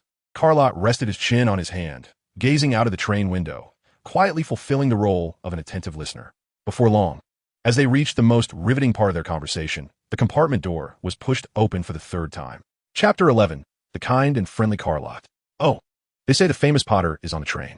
The lead boy, pale-faced with golden hair, glanced around and addressed Harry. It seems you are the one. The boy's tone immediately made Lott uncomfortable, the innate arrogance in his voice grating on his nerves. Compared to the girl from earlier, this boy exuded a far greater sense of superiority. Yes, Harry replied, observing the two other boys flanking the blonde, both of whom were stocky and rather unattractive. Standing like a pair of bodyguards, Lott mused to himself that they resembled the typical brawn-over-brains type. These are Crabbe and Goyle. The pale boy noticed Harry's gaze and adjusted his collar, casually declaring, I am Draco Malfoy, from a noble pureblood family. Ron coughed lightly, fearing he might burst into laughter. Lott snickered as well, finding the name utterly mismatched with the boy's demeanor. Fortunately, Ron's voice drowned out his scoff, and the boy remained oblivious to Lott's disdainful expression. Draco Malfoy's attention shifted to Ron. Do you find my name amusing? Huh, just look at your red hair. It's clear who you are. For everyone knows the Weasleys have that hair color, and with so many children, they can hardly afford to raise them. I suppose someone like you can't afford anything of quality. He then turned to Harry, adding, Potter, if you could see clearly, you would realize that the conditions of some wizarding families are far better than those of certain pitiable families. Stand by my side, Potter, and you will witness a world of difference. Malfoy cast a disdainful glance at Ron. Lott felt offended. Every word Malfoy uttered seemed to be a veiled jab at his own circumstances. Though the boy likely wasn't speaking directly about him, nor did he know him, Lott couldn't help but take it personally. Indeed, he thought, I am the very alternative Malfoy referred to. As for wizarding families, no matter how impoverished Ron's family might be, at least he had a home to call his own, while I do not even know who my biological parents are. Carrot was furious with Malfoy, but he was equally enraged with himself. He loathed his own insignificance, despised his past of discrimination, and resented the absence of parents or relatives to shield him like other children. Yet, amidst this turmoil, Miss Natasha's kind, smiling visage surfaced in his mind, tempering his ire considerably. Fortuitously, he had encountered Miss Natasha, the angel who treated everyone with equality, rescuing him from the depths of despair. Weasley, present this gentleman with a chocolate frog, Carrot declared, drawing one from his bag and handing it to Ron, his mocking words directed pointedly at Malfoy, his tongue spilling forth a torrent of words, as if it were on the verge of becoming entangled, with saliva spraying forth more abundantly than water from a garden hose. Just as Harry was about to interject, he was overtaken by laughter induced by Carrot, while Ron, unable to contain his mirth, handed the chocolate frog to Malfoy. Draco Malfoy's pallid complexion quickly flushed crimson as he glared at Carrot, who was seated by the window, barely suppressing his fury, gritting his teeth and demanding, Who are you? Carrot ignored him, engrossed in savoring his Bertie Bott's every flavor beans. This is Carrot Orpheus, Harry stated, his smile fading into a cold expression. I believe I can discern who the odd one is. Thank you very much, Mr. Malfoy. Be cautious, Potter, the blond boy threatened slowly. You have no idea of the consequences of associating with individuals like Weasley or Orpheus. Harry and Ron sprang to their feet, Ron's face turning as red as his hair. Carrot let out a disdainful huff, his anger less palpable than that of Harry and Ron. The level of mockery he delivered was trivial compared to the malicious gossip of yore. I suppose, Mr. Malfoy, you forgot to brush your teeth this morning? Carrot feigned a reaction as if overwhelmed by an unpleasant odor, pinching his nose in derision. Malfoy's face reddened further. He glared at Carrot with eyes ablaze with fury. He muttered a curse under his breath, and the two bodyguards behind him surged into the box. A sharp metallic screech erupted as Delkness expressed his rage. The raven unfurled its wings, swooping from the table, its powerful talons raking at Gaul, who instinctively raised his hand in defense, resulting in a swift tear in his sleeve and a crimson scratch on his wrist. Gaul retreated, yelping, desperately attempting to fend off the raven, but to little avail. Crabbe and Malfoy gazed in panic at Delkness, hovering at the box's entrance, retreating incessantly. Enough, Delk, Carrot stated nonchalantly, although he disdained Malfoy. He understood the importance of avoiding trouble before the school year commenced. The raven obediently responded, alighting on Carrot's shoulder and pecking affectionately at his cheek. Seizing the opportunity, Malfoy and his companions slipped away unnoticed. Carrot, undeterred, offered Delkness a candy. What transpired? Hermione Granger inquired as she entered the box shortly after Malfoy's trio had departed. Observing the disarray, she reproachfully urged, Hurry and change your clothes. The driver says we shall be arriving shortly. It appears that you were just engaged in a quarrel. Oh, must we attract trouble already? Are we to be expelled before even reaching Hogwarts? Harry and Ron simultaneously turned to gaze at Carlotte. Unperturbed, Carlotte was meticulously grooming Delkinis's feathers, seemingly oblivious to their scrutiny. Orpheus's raven got into a scuffle. We did not, Ron said, his face taut as he glared at Hermione. If you ask me, Malfoy and his entourage ought to receive a lesson. Before Hermione could respond, Ron interrupted her once more. Would you mind stepping outside? The gentlemen need to change. Ron politely ushered her away. Well, I came here because the noise outside was unbearable. I couldn't even read in the compartment. Hermione remarked as she pulled the compartment door shut behind her and departed. The three boys began to don their Hogwarts robes. Ron's robe was slightly short, revealing his athletic shoes beneath. Have you ever encountered Malfoy before? Ron initiated, directing the question at Harry. Harry recounted his encounter with Malfoy in Diagon Alley, while Carlotte, now dressed, began to listen intently, his indifference fading. He had little interest in matters concerning Voldemort or the Dark Lord. His sole focus was to overcome his own nightmares and curses at Hogwarts, which he deemed a significant victory. As for the discussions between Ron and Harry, he preferred to leave such concerns to the Savior. Having witnessed recent events, the two boys had developed a new perspective of Carlotte. Eager to engage further, Harry tentatively inquired, Orpheus, may I call you Carlotte? Based on the boys' assumptions, although they had not heard of the Orpheus surname. His impressive prowess displayed prior to the term and his demeanor towards Malfoy suggested that he belonged to a distinguished wizarding lineage. Carlotte stiffened, his gaze drifting to the landscape outside, where mountains and fields were cloaked in the darkness of twilight.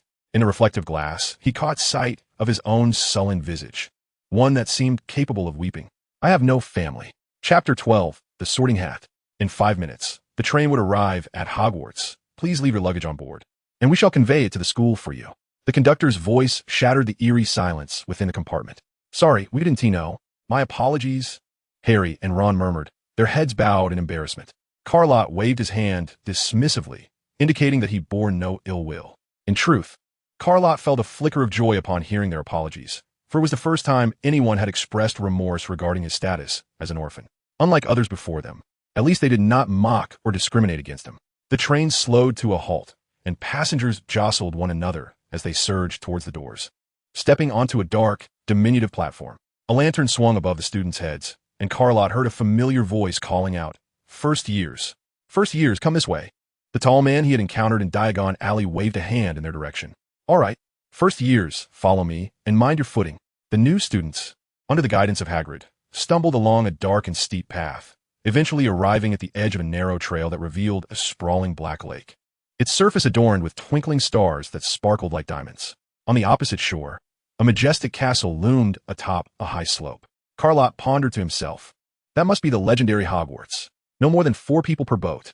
Hagrid boomed, pointing to a line of small boats by the shore. He raised his massive fist and knocked 3 times on the castle's grand door. Instantly, it swung open to reveal a tall, witch-clad in a flowing emerald green robe, her dark hair cascading down her shoulders. Her stern demeanor suggested she was not one to be trifled with. This was Professor McGonagall, the first-year student's head. Thank you for your efforts, Hagrid. I shall take over from here, she said, leading them into a small room at the far end of the hall while outlining some important instructions. Carlotte found her rather verbose, sitting in the back and absorbing little of what she said. At that moment, a curious occurrence transpired. Several students behind him began to scream, drawing Carlotte's attention. Over 20 ghosts emerged from the walls, their pearly white, translucent forms gliding through the room, engaged in hushed debates. Soon, a shrill voice interrupted their noisy discussions. Step forward.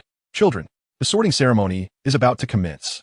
Professor McGonagall instructed the new students to form a line and ushered them into the great hall, where she placed a 4-legged stool and an ancient, tattered wizard's hat before them. The hat, worn and filthy, drew Carlotte's gaze as silence enveloped the hall. Then, to his astonishment, the hat began to twist and split open, resembling a mouth, and proceeded to sing a lengthy, convoluted song that lacked rhyme. Its raspy, discordant voice sounded akin to a violin with a broken string, a veritable torment to the ears. As Carlotte reflected on this, he noticed that the hat's performance was met with thunderous applause, and he reluctantly joined in the clapping. The hat folded down, bowing in all directions before coming to rest. Professor McGonagall stepped forward, holding a scroll of parchment. When I call your name, step up, don the hat, and await your house assignment. Hannah Abbott. A girl with rosy cheeks and 2 small braids stood up shyly from her seat and approached the stool to place the worn hat upon her head. After a brief pause, the Sorting Hat exclaimed, "Hufflepuff."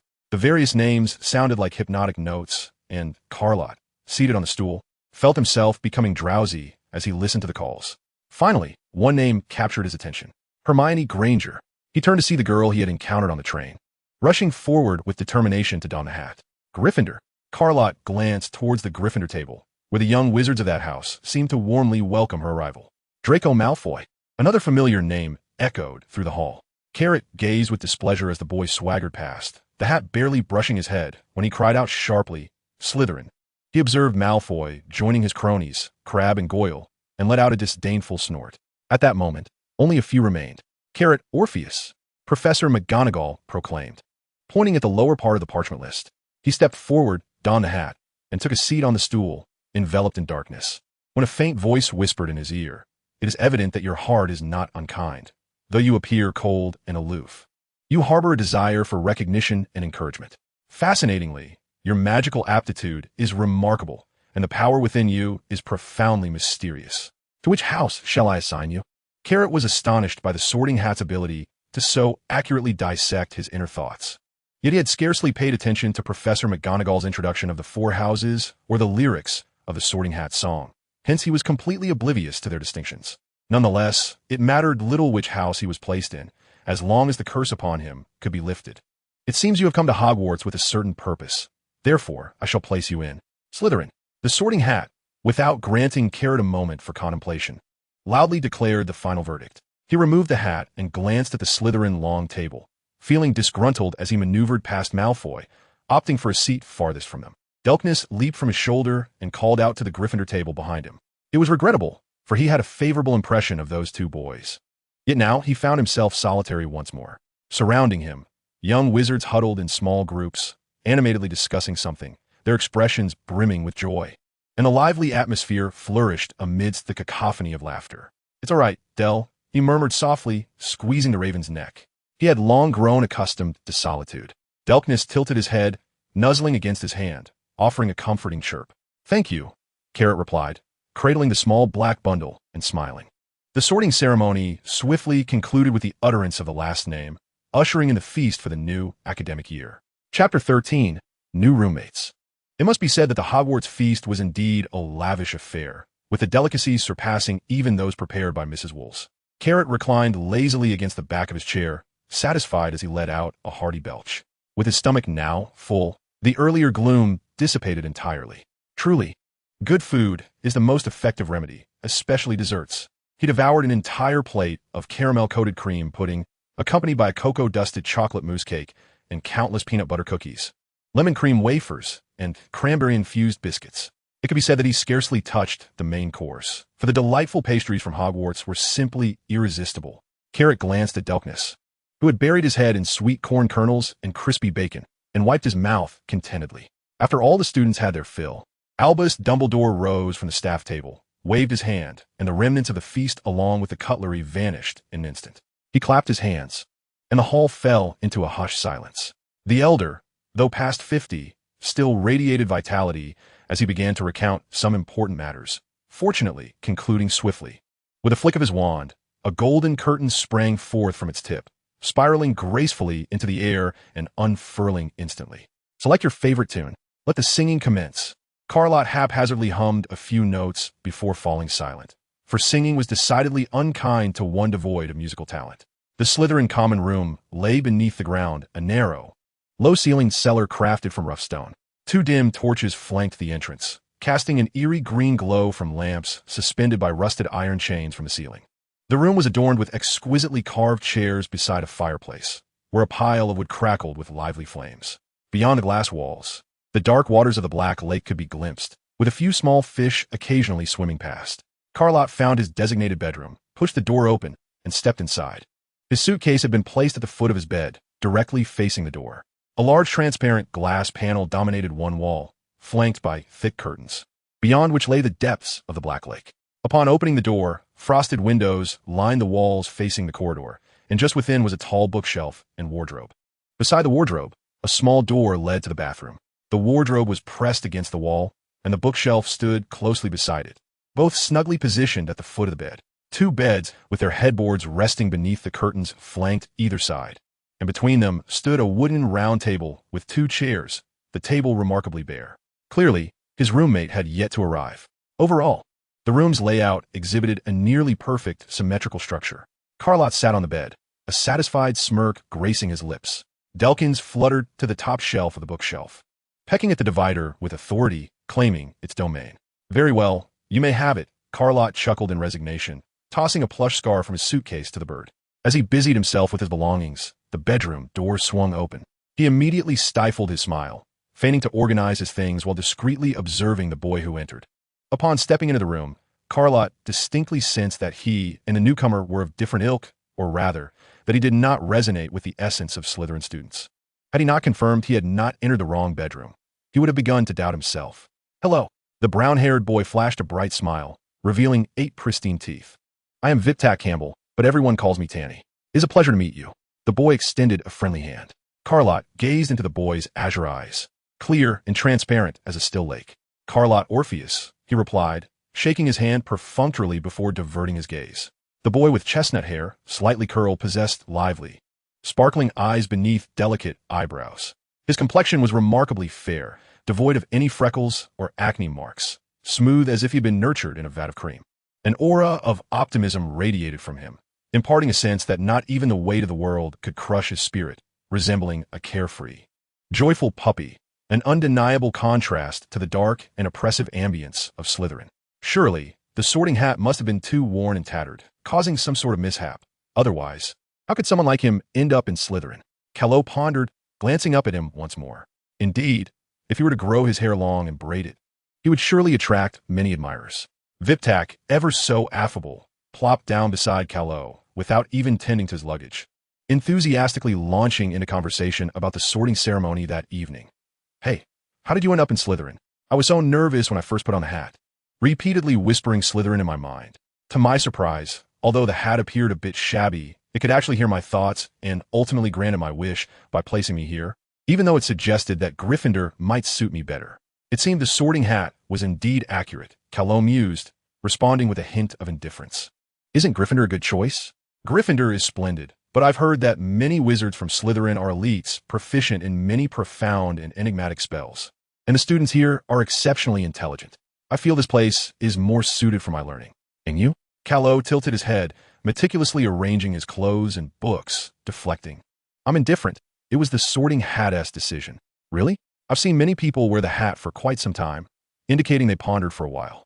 Viptak rambled on, and Calo, feeling increasingly impatient, interjected, "Aren't you going to sleep? We have classes in the morning." Calo had already organized his belongings as he spoke. He changed into his pajamas, but the noise of his roommates arranging their beds made it impossible to fall asleep. Having endured the torment of nightmares, coupled with midnight awakenings, his long-standing anxiety and fear of dreaming resulted in significant sleep difficulties. Even with the assistance of Odyllis from his dreams, he found it challenging to enter slumber. Any hint of noise made his nerves taut. Could he keep it down? Calo murmured, suppressing his irritation. Viptak, holding a gigantic plush bear, paused momentarily upon hearing Calo's voice. "I'm sorry," he whispered, softening his tone as he climbed into bed. Seeing the boy's eyes flicker, a ripple of emotion stirred within Calo. Perhaps he truly belonged in the wrong place, he reflected, recalling the haughty demeanor of the Malfoy trio on the train. "Good night, Orpheus," Viptak said softly, lying down with the plush bear cradled in his arms. Calo shivered slightly. This was the first good night he had received from anyone aside from Miss Nasha. The earlier sense of restlessness born from sleeplessness gradually dissipated without his notice, and he found himself developing a fondness for his new roommate. Listening to the rhythmic sound of Viptak's breathing from the upper bunk, Caro soon succumbed to slumber. Chapter 14. The Enchanted Stone. In his dreams, he found himself once again in the familiar military factory, even though it was interwoven with the nightmares of Orpheus. As long as the curse remained unbroken, this recurring dream would ensnare him indefinitely. However, that was the situation before Odyllis' arrival. Now, the elegant and regal woman waved her hand, her nimble fingers tracing an incomprehensible incantation, and in an instant, the entire military factory was reduced to ashes. She brought Caro to a glade within a forest and casually seated herself. In the sky, The moon shone like a silver disk, its gentle light cascading through the branches, creating a dance of interwoven shadows. "Welcome to my dream, or rather, my world," Odyllis said, caressing the ground. Fireflies burst forth from the grass, illuminating the night forest as if it were a mystical realm. Caro reached out to grasp the fluttering fireflies. The sensation of their wings beating in his palm felt strikingly real. For a moment, he found himself disoriented, teetering between reality and dreams. "I have good news for you," Odyllis announced cheerfully, extending her hand as a few vividly colored golden butterflies flitted from her fingertips, gracefully venturing into the depths of the forest. "Although I still do not know how to break the curse, I have discovered something that can significantly mitigate its effects." Caro's attention sharpened, his breathing involuntarily quickening. "There exists a magical stone at your school, also known as the Energy Stone or by various other names. In any case, its purpose," Odyllis glanced at the anxious boy and smiled gently, "is precisely what you require. The magical stone is imbued with boundless vitality. Acquiring it will counteract the curse's drain on your life force." Caro's eyes brightened. If that were the case, wouldn't the curse have an almost negligible effect on him? "How can I obtain it?"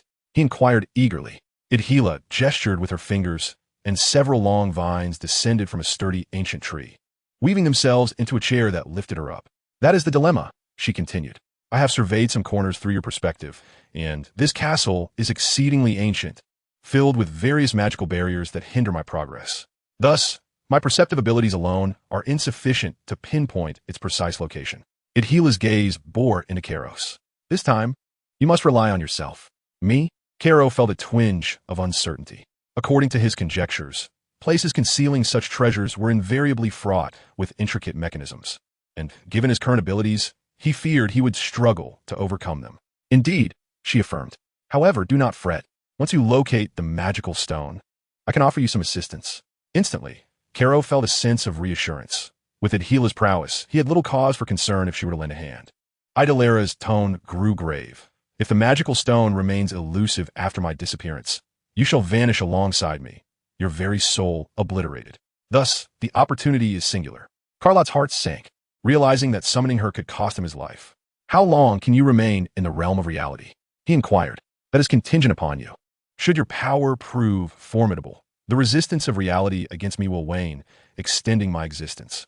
However, given the current circumstances, your own life force is similarly depleted by a curse, and I'm uncertain how long reality will permit my stay.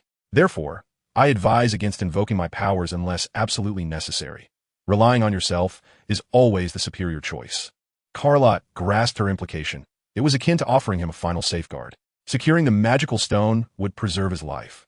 Should it be seized by another, or if he summoned Idolera without obtaining the stone, his life would be forfeit. The outcome of life or death hinged upon this audacious gamble. In truth, Carlott understood that refraining from seeking the magical stone and merely existing in a state of stability would also lead to a form of slow demise. He was oblivious to the extent of life force consumed by the curse, and it was entirely possible that one day he might abruptly succumb in some obscure location. Actively pursuing hope, at the very least, represented an endeavor. An action is invariably preferable to passivity. Moreover, was it not his purpose in coming to Hogwarts to resolve the curse?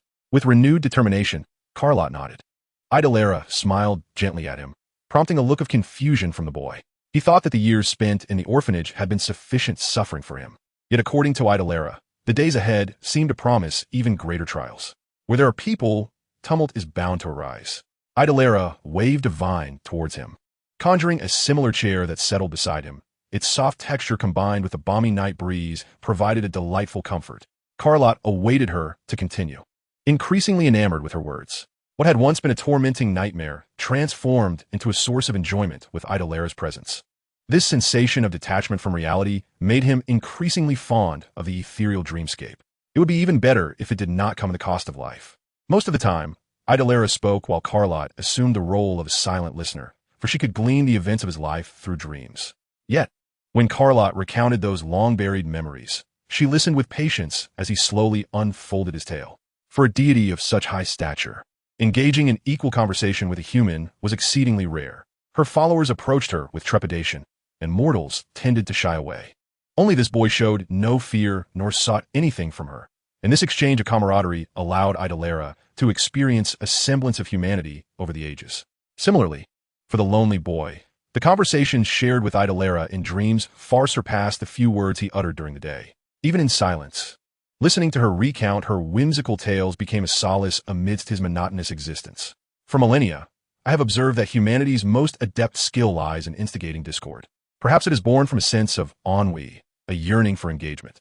Thus, one observes that those in higher echelons are increasingly fervent in exploiting the lower classes.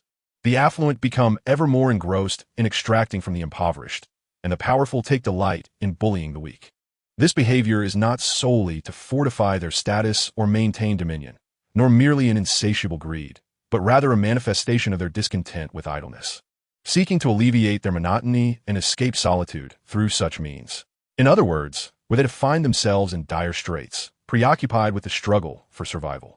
One wonders if they would still resort to such trivial pursuits to pass the time. Idhyla regarded the pensive Carlott with a smile. "You're still a child. It is natural not to comprehend. This world harbors an abundance of mysteries that elude my understanding as well. For now, rest well." The woman ceased her discourse, lifting her gaze to recline against the chair's back, quietly contemplating the starry sky, where meteors occasionally streaked by. Sleepiness gradually enveloped Carlott, cradled by the swaying, rocking chair, and he found himself dozing off, resting his head upon his hand. Chapter 15. Fairness and Justice, Snape. As soon as the bell rang, he bolted from the classroom, for staying even a second longer might have resulted in an uncontrollable urge to vomit. A somewhat more tolerable class was Professor Bin's History of Magic, where, despite the students largely succumbing to slumber, Carlott found solace in the fact that the professor was a ghost, immune to garlic. Otherwise, he might have expelled his recently consumed lunch. The first week flew by, swiftly culminating in Friday. The potions classroom lay within a chilly basement, far colder than the castle's main building, lined with an array of glass jars, each containing specimens of varied and unsettling shapes. Snape, the head of Slytherin House, with his pallid visage, prominent nose, and greasy hair, clad in his eternally dark attire, resembled a vulture circling over a dying prey. A mere glance from his cold, piercing eyes could induce a chill of sweat, not to mention the intensity of his gaze when fixated upon you. Fortunately, after enduring Orpheus's stare, such scrutiny did not intimidate Carlott, though he could not fathom why Professor Snape had been observing him since Harry Potter entered the classroom. "Ah, look what we have here," Snape whispered ominously while perusing the roll call. Harry Potter, a figure of considerable renown. Draco Malfoy and his two companions stifled their laughter behind their hands. Carlott found no humor in this, watching as his deskmate, Vipitak, incessantly tinkered with the stirring rod of the cauldron, producing a clattering sound. He gently nudged the brown-haired boy in the ribs. "Could you be quiet for a moment?" He met Vipitak's cerulean gaze and felt his irritation dissipate. "My apologies. Did I disturb you?" "I'm just overly curious," Vipitak replied in a hushed tone. After these few days of acquaintance, Carrot could sense that the brown-haired boy was a genuinely kind-hearted person, possessing an open-mindedness that seemed capable of embracing everything. His carefree, sunny disposition might be well received in other colleges, but in Slytherin, lacking any influential background, he was destined to face bullying. Merely a few days into the term, whispers of disparagement against Vipitak had already begun to circulate behind his back. Although he himself was oblivious, Carrot's keen hearing had picked up on it. While others might hesitate to confirm, Draco Malfoy was undoubtedly among the instigators. Nonetheless, it was best for him to focus on his own affairs and refrain from unnecessary worry about others.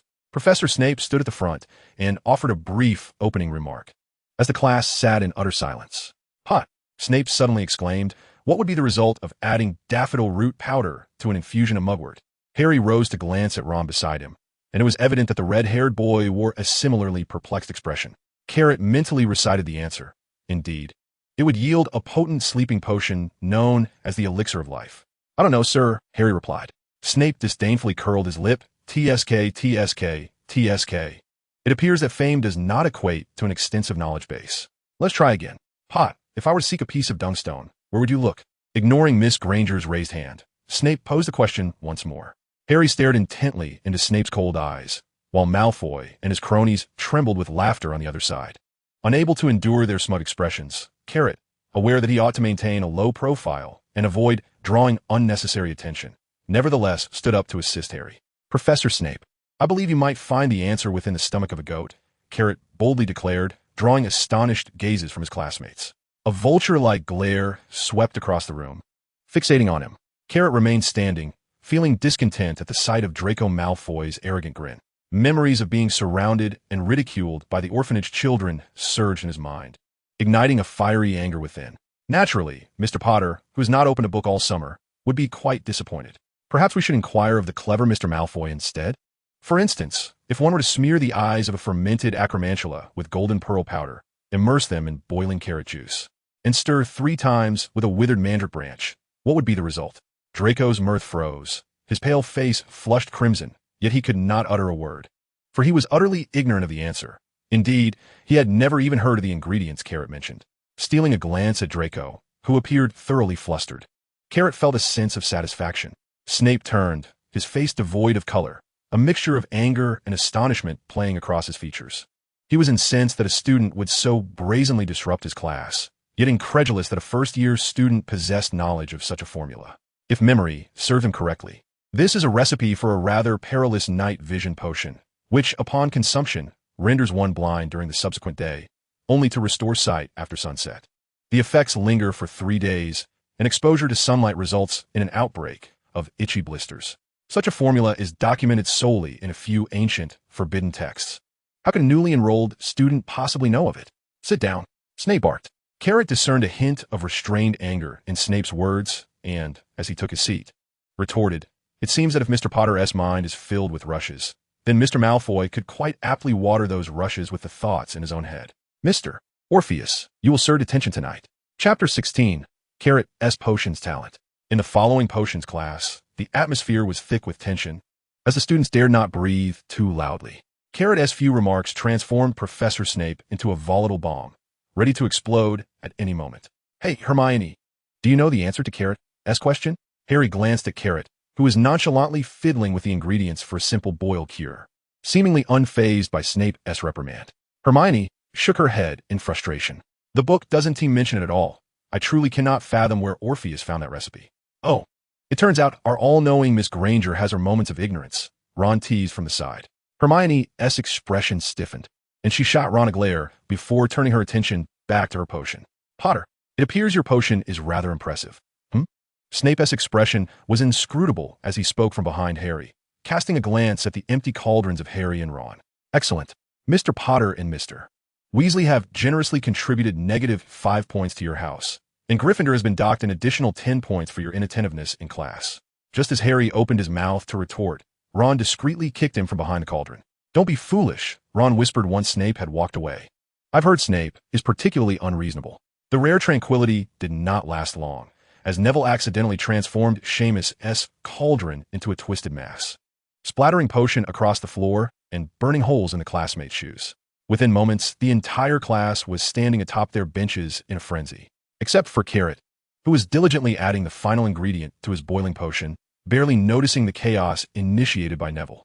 "Idiot!" Snape roared, causing Carrot to startle, finally lifting his gaze to witness the disarray of the classroom floor. With a flick of his wand, Snape cleared the spilled potion from the ground.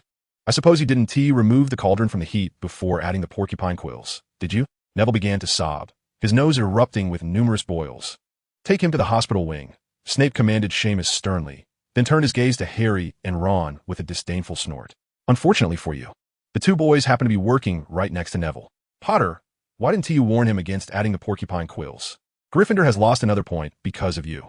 Harry opened his mouth in dissatisfaction, but ultimately refrained from voicing his thoughts, not wishing to incur further penalties for contradicting the teacher. Lott stared intently at the potion in the cauldron as it gradually changed color, too apathetic to glance up again. The potion was nearing completion. He gazed excitedly at the bubbling concoction, his hands trembling slightly around the potion bottle. His desk mate, Viputak, looked on in astonishment at the various reagent bottles strewn across the table, his own cauldron relegated to a corner. In truth, Lott was wholly engrossed in the frothing mixture, completely oblivious to Snape's words. With his left hand steadying the cauldron, he held a bottle of viscous purple liquid in his right hand, gently tilting the neck so that a droplet of the viscous substance fell slowly into the pot. A hissing sound echoed, reminiscent of flames being extinguished by cold water. As billows of white mist ascended, the repugnant green slime in the cauldron transformed instantaneously into a clear, crystalline liquid. It worked. The rejuvenation potion. Carlott exclaimed with unrestrained excitement, utterly unaware that he was still in class. Although Snape maintained an expression of serene composure, his mind was reeling in disbelief. The term potions prodigy was the first thought that sprang to his mind. The creation of the rejuvenation potion was no simple task. It was an advanced remedy from St. Mungo's hospital. It had the power to mend broken bones, restore burned skin, and enable critically injured patients to regain their health overnight. How could a first-year student have concocted such a potion? It was unfathomable. Even he himself required hours of confinement in the potions classroom to achieve the precise proportions of these ingredients. Yet a mere first year had accomplished it in just over 40 minutes? Snape could hardly believe his eyes. However, the potion in the cauldron, flawless as a work of art, was undeniably authentic. Carlott lifted his gaze, only to find the entire class in stunned silence, still caught in the trance of potion making. What's wrong? He quietly inquired of Viputak beside him. The brown-haired boy swallowed hard, gazing at Carlott in disbelief, and just as he was about to speak, he noticed Snape standing next to Carlott, abruptly halting his words. Everyone was released from their frozen state and returned to their potion-making. Carlott paid no heed to the reprimand, carefully transferring the freshly brewed rejuvenation potion into a glass vial. After class, as he exited the classroom, he was intercepted by Harry and Ron, who eagerly surrounded him, each chiming in with their excitement. How did you do it? Honestly, I find potions exceedingly difficult, especially in Snape's class, Harry remarked, sticking out his tongue. Hey, you should have seen Snape's expression. It was truly gratifying. Don't you think so, Carlott? Ron added cheerfully. And who would have thought it would be one of his own students, leaving him speechless? Huh. As Viputak was about to voice his thoughts, he was interrupted by Ron and Harry. Deliberately lagging behind the group, he quietly slipped away from their side, while Carlott was preoccupied with dismissing the boys' incessant chatter, failing to notice the fleeting glimmer of profound sadness in his eyes. With no classes in the afternoon, Carlott lingered alone in the library until sunset, before gathering his books and heading to the Great Hall for a simple dinner. Armed with his wand, he arrived punctually at 7 at the entrance of Snape's underground office, gently rapping on the door. It opened in response, revealing Snape, cloaked in shadows, regarding him with an inscrutable expression. Comin, snapping toned flatly, turning to wave his wand and banishing the contents of a large cauldron at the center of the office. Damn it, where did I go wrong? It was inconceivable that, at his level of potion making, he would fail to produce such a concoction. The world outside was ever evolving, and it was inevitable that he would be surpassed by the next generation. Yet, he had not anticipated this day would arrive so swiftly. Carlott stepped into the office and was immediately struck by the acrid scent of a failed potion. Although the liquid in the cauldron had been cleared, he could easily discern that Snape had been attempting to brew a regeneration potion. The unmistakable aroma of swamp lizard's putrid skin mingling with wormwood infusion lingering in the air. Did you forget to include the serpent skin of the glasses snake soaked in mint juice? Carlott stated matter-of-factly. Snape paused, taken aback. How do you know that? He inquired darkly, unable to fathom that one day, a first-year student would point out his mistake as a potions professor. The office was permeated with the pungent odor of toad entrails. I just know, Carlott replied candidly. Snape's countenance darkened further. I mean, how do you know the recipes for the night vision potion and the regeneration potion? He demanded sharply. It's written in a book. Which book? Snape's gaze bore into Carlott, his obsidian eyes resembling bottomless voids. A second-hand book from Leaky Cauldron, the boy replied, unperturbed. Alchemy and potions, the perfect union of creation and destruction, without an author. Snape scrutinized Carlott for an extended moment, yet the boy's equally profound gaze thwarted his attempts to penetrate his thoughts. Tonight's detention will involve your recreation of the regeneration potion, Snape said in a low, hoarse voice, moving behind Carlott like a predatory vulture. Now here, I shall observe you. His pride would not allow him to accept anything less. Indifferently, Carlott retrieved the materials from the wooden shelf beside the cauldron, methodically arranging them on a small table. The cauldron began to bubble and gurgle as various ingredients were combined in an orderly fashion, emitting the distinctive aroma of potions from the viscous mixture. Carlott's movements flowed with an elegance reminiscent of a nearly century-old master of potions. Snape watched in awe as the boy deftly measured the ingredients and timed their addition perfectly, a profound shock resonating within him. It is utterly absurd this time. He witnessed the entire process of the boy's creation firsthand, yet he still found it hard to believe the reality of it. Throughout history, no one has ever demonstrated the ability to skillfully concoct such a complex potion at the tender age of 11. Not even the most esteemed potions master, Helga Hufflepuff. could achieve such a feat regardless. In order to ensure the safety of Hogwarts, Snape deemed it necessary to delve into the boy's memories, to ascertain whether he had ever associated with any suspicious individuals. If such a student were to be exploited by malevolent forces, the ramifications for both Hogwarts and the boy himself would be unfathomable. Seating himself in a chair, Snape narrowed his eyes as a silent legilimency spell began to take shape. This particular spell required eye contact, and he was confident that once he tilted his head at the opportune moment, he could swiftly penetrate the boy's memories. Lott, undistracted, let fall the final drop of deep-sea purple coral extract. The green viscous liquid became translucent amidst the rising mist, and a flawless regeneration potion unexpectedly materialized within the cauldron. Very well, Professor Lott turned to regard Snape, whose expression was grave. Legilimency. Snape silently intoned the incantation, and the instant he entered the boy's memories, an overwhelming mental pressure surged forth, as though countless blades were mercilessly slicing through his mind. The intense agony at the core of his being caused him to break out in a cold sweat, saturating his dark robes. "Who are you?" A ethereal female voice crashed against his eardrums like a relentless tide. Snape could no longer discern his surroundings, seeing only a distorted figure shrouded in mist. "Speak." The indistinct silhouette stirred, and a potent mental pollution began to spread unchecked through the man's consciousness. The grotesque imagery intensified, pressing upon his brain, which struggled to comprehend these aberrations, resulting in excruciating pain as blood vessels threatened to rupture in a desperate attempt to restore his sanity. Yet Snape's mind teetered on the brink of collapse.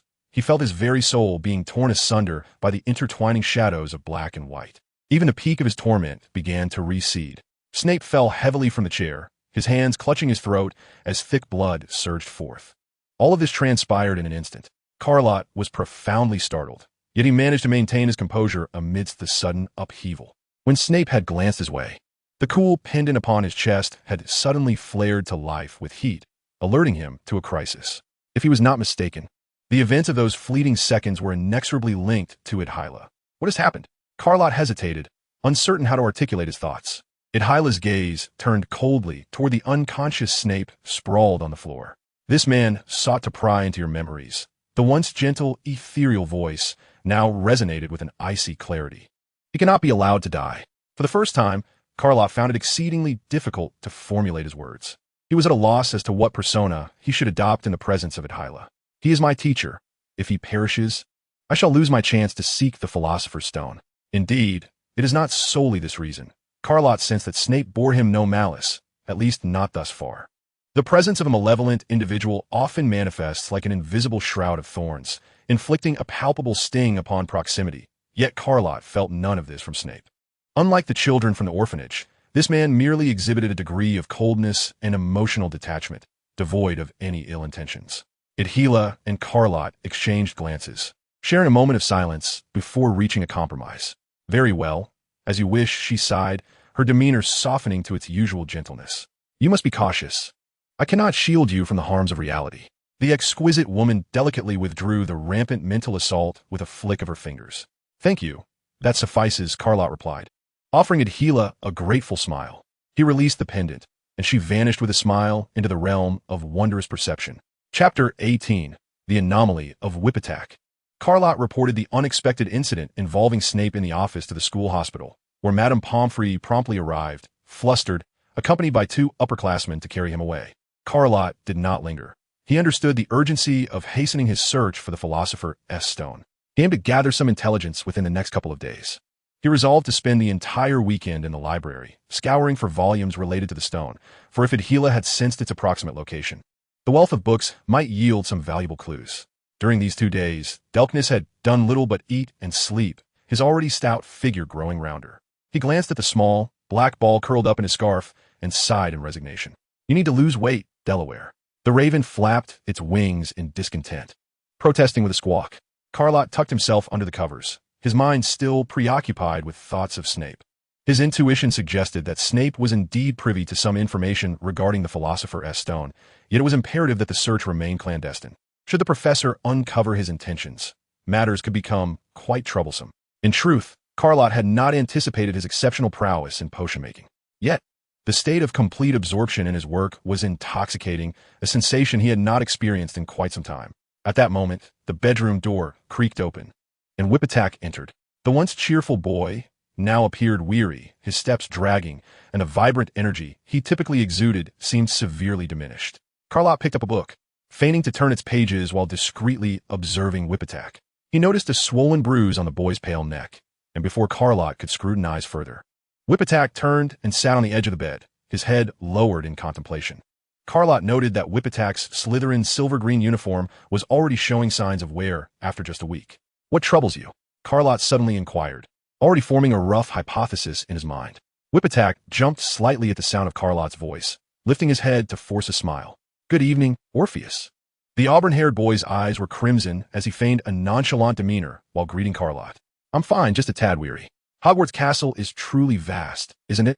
I nearly lost my way just moments ago. Good night, Orpheus." "Good night," replied Whippattack as he headed to the bathroom to freshen up.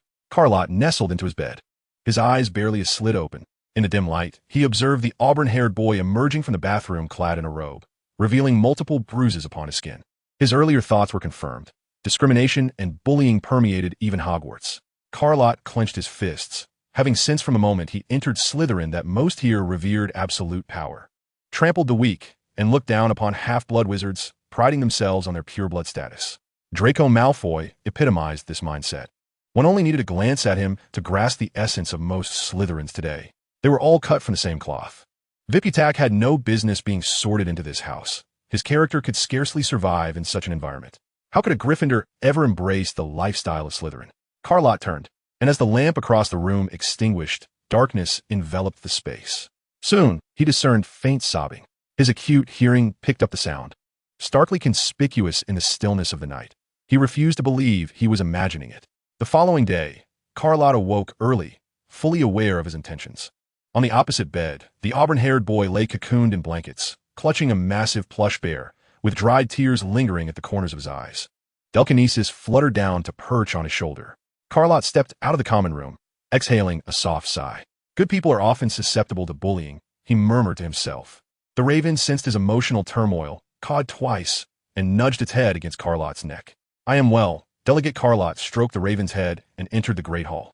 On weekends, Hogwarts still served breakfast promptly, and with no classes, the early risers were few, allowing Carlott to indulge in culinary delights that were often snatched away too quickly during the week. He savored the golden-brown blueberry jam and cheese toast, steaming fresh milk, rich and sweet pumpkin juice, zesty lemon cheesecake pudding, and pasta adorned with a secret sauce.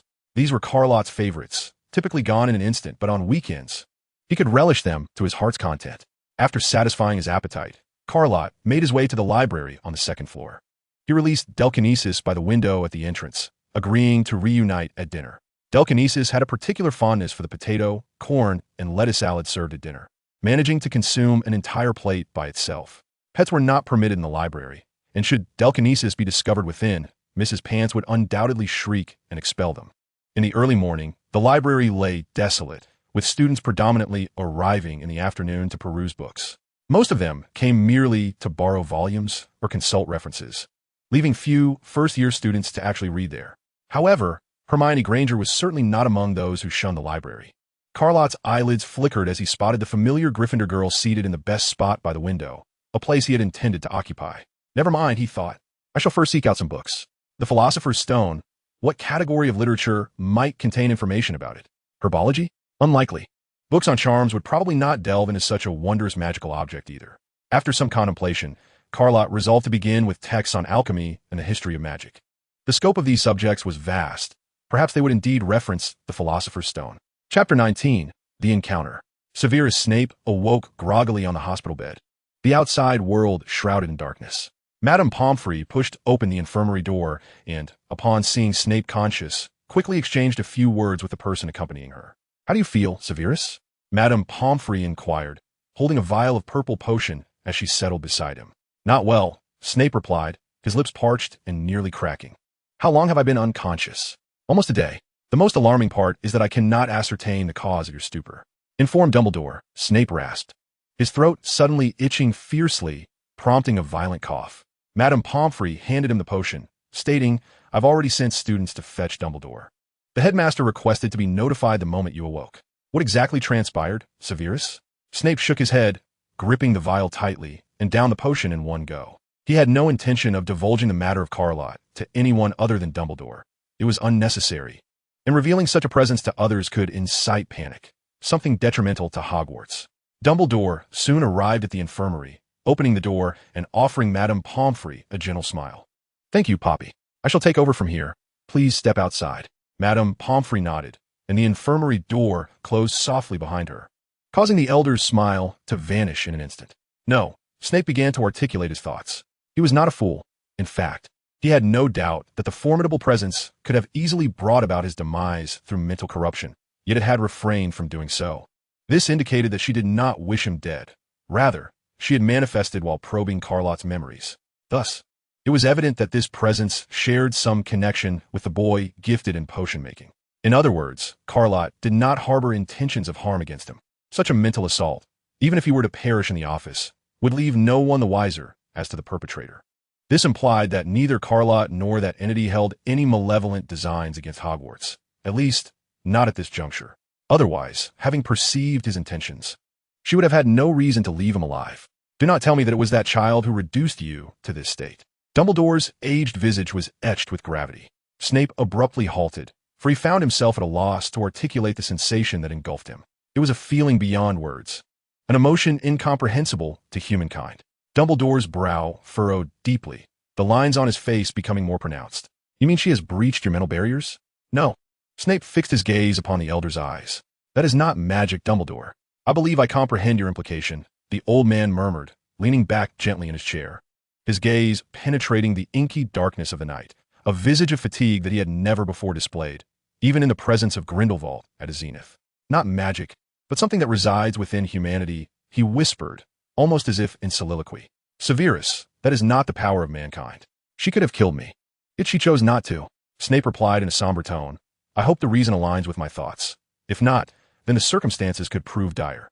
Dumbledore rose slowly, a sharp glint flashing across his glasses. "I must closely monitor that student, Severus. I cannot risk the destruction of the school." With that, the elder pushed open the door to the infirmary and hurried away. Meanwhile, Carlott emerged from the library, having become somewhat oblivious to the passage of time, neglecting even to dine. His quest for clues regarding the Philosopher's Stone had yielded no tangible results. However, to claim he had returned empty-handed would be misleading. Within the myriad of tomes were numerous intriguing spells and enchantments, many of which he grasped only partially, yet he knew they might prove useful in the future. Knowledge, after all, is never a burden. It is wise to cultivate a broad array of understanding. He eagerly anticipated the rumored forbidden texts in the library's restricted section, which are said to contain dark magical secrets. Delcarnis perched on the skylight of the library corridor, impatiently preening his feathers. The raven noticed Carlott's emergence and flapped over, ruffling his hair into a chaotic mess. All right, Del, my apologies for losing track of time." Carlott chuckled in resignation, smoothing down the disheveled tufts atop the raven's head. A glimmer sparked in Delcarnis's eyes. Few dared to wander the castle's dark corridors at night, save for the caretaker, Filch, and his cat. "I hear the Weasley twins have been added to Filch's blacklist for nocturnal escapades." As Carlott stepped into the common room, he caught sight of a cluster of older students huddled in the corner, engrossed in animated whispers. Initially, he had little interest in their activities. Considering it irrelevant to his own affairs, particularly given the recent commotion, he was still uncertain whether Professor Snape had regained consciousness. Provoking further trouble seemed ill-advised. However, upon spotting a familiar tuft of brown hair kneeling on the ground, he swiftly changed his mind. At times, it is prudent not to remain aloof when matters of concern arise. He recalled the words spoken by idle Hera in his dreams. Wherever there are people, storms will inevitably arise. The brown-haired boy was one of the few friends Carlo had at Hogwarts. Perhaps this was merely a figment of his imagination, yet at the very least, Vipitak was the only one, aside from Miss Nasha, who bid him good night each day. This simple act was enough to reserve a place for him in Carlo's heart, even if Carlo never voiced it. Withdrawing his wand from the wide sleeve of his robe, Carlo was uncertain if the mediocre spells he had clandestinely practiced over the summer would withstand the prowess of the upperclassmen at Hogwarts. Years of being bullied had taught him one thing: the more one wishes to evade trouble, the more trouble will seek you out. This was especially true concerning the indignities of being bullied. Even if one could not prevail, it was essential to make them understand your strength, to demonstrate that you were not a mere lamb to be slaughtered. A cornered rabbit can bite, after all, let alone a living, breathing person. Carlo stealthily approached the four upperclassmen, his wand poised for action. Chapter 20, Orpheus, Part 1. Despite having anticipated Vipitak's bullying, the reality surpassed his expectations.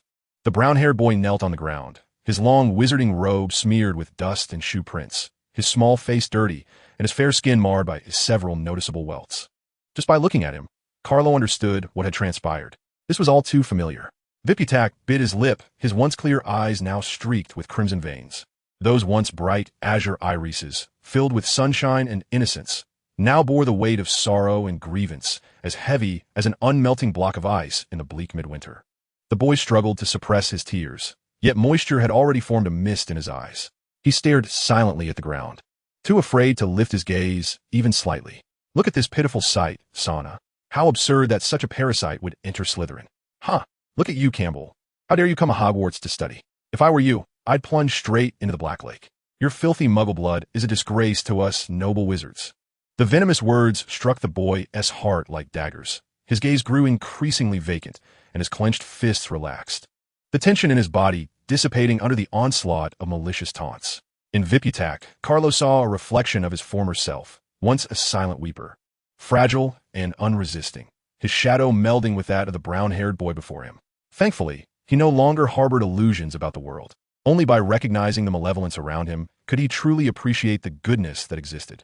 With a sudden surge of resolve, Carlo waved his wand, unleashing a red beam that struck one of the taller boys in the back. The boy lurched forward and collapsed, unconscious. The malicious verbal assault came to an abrupt halt.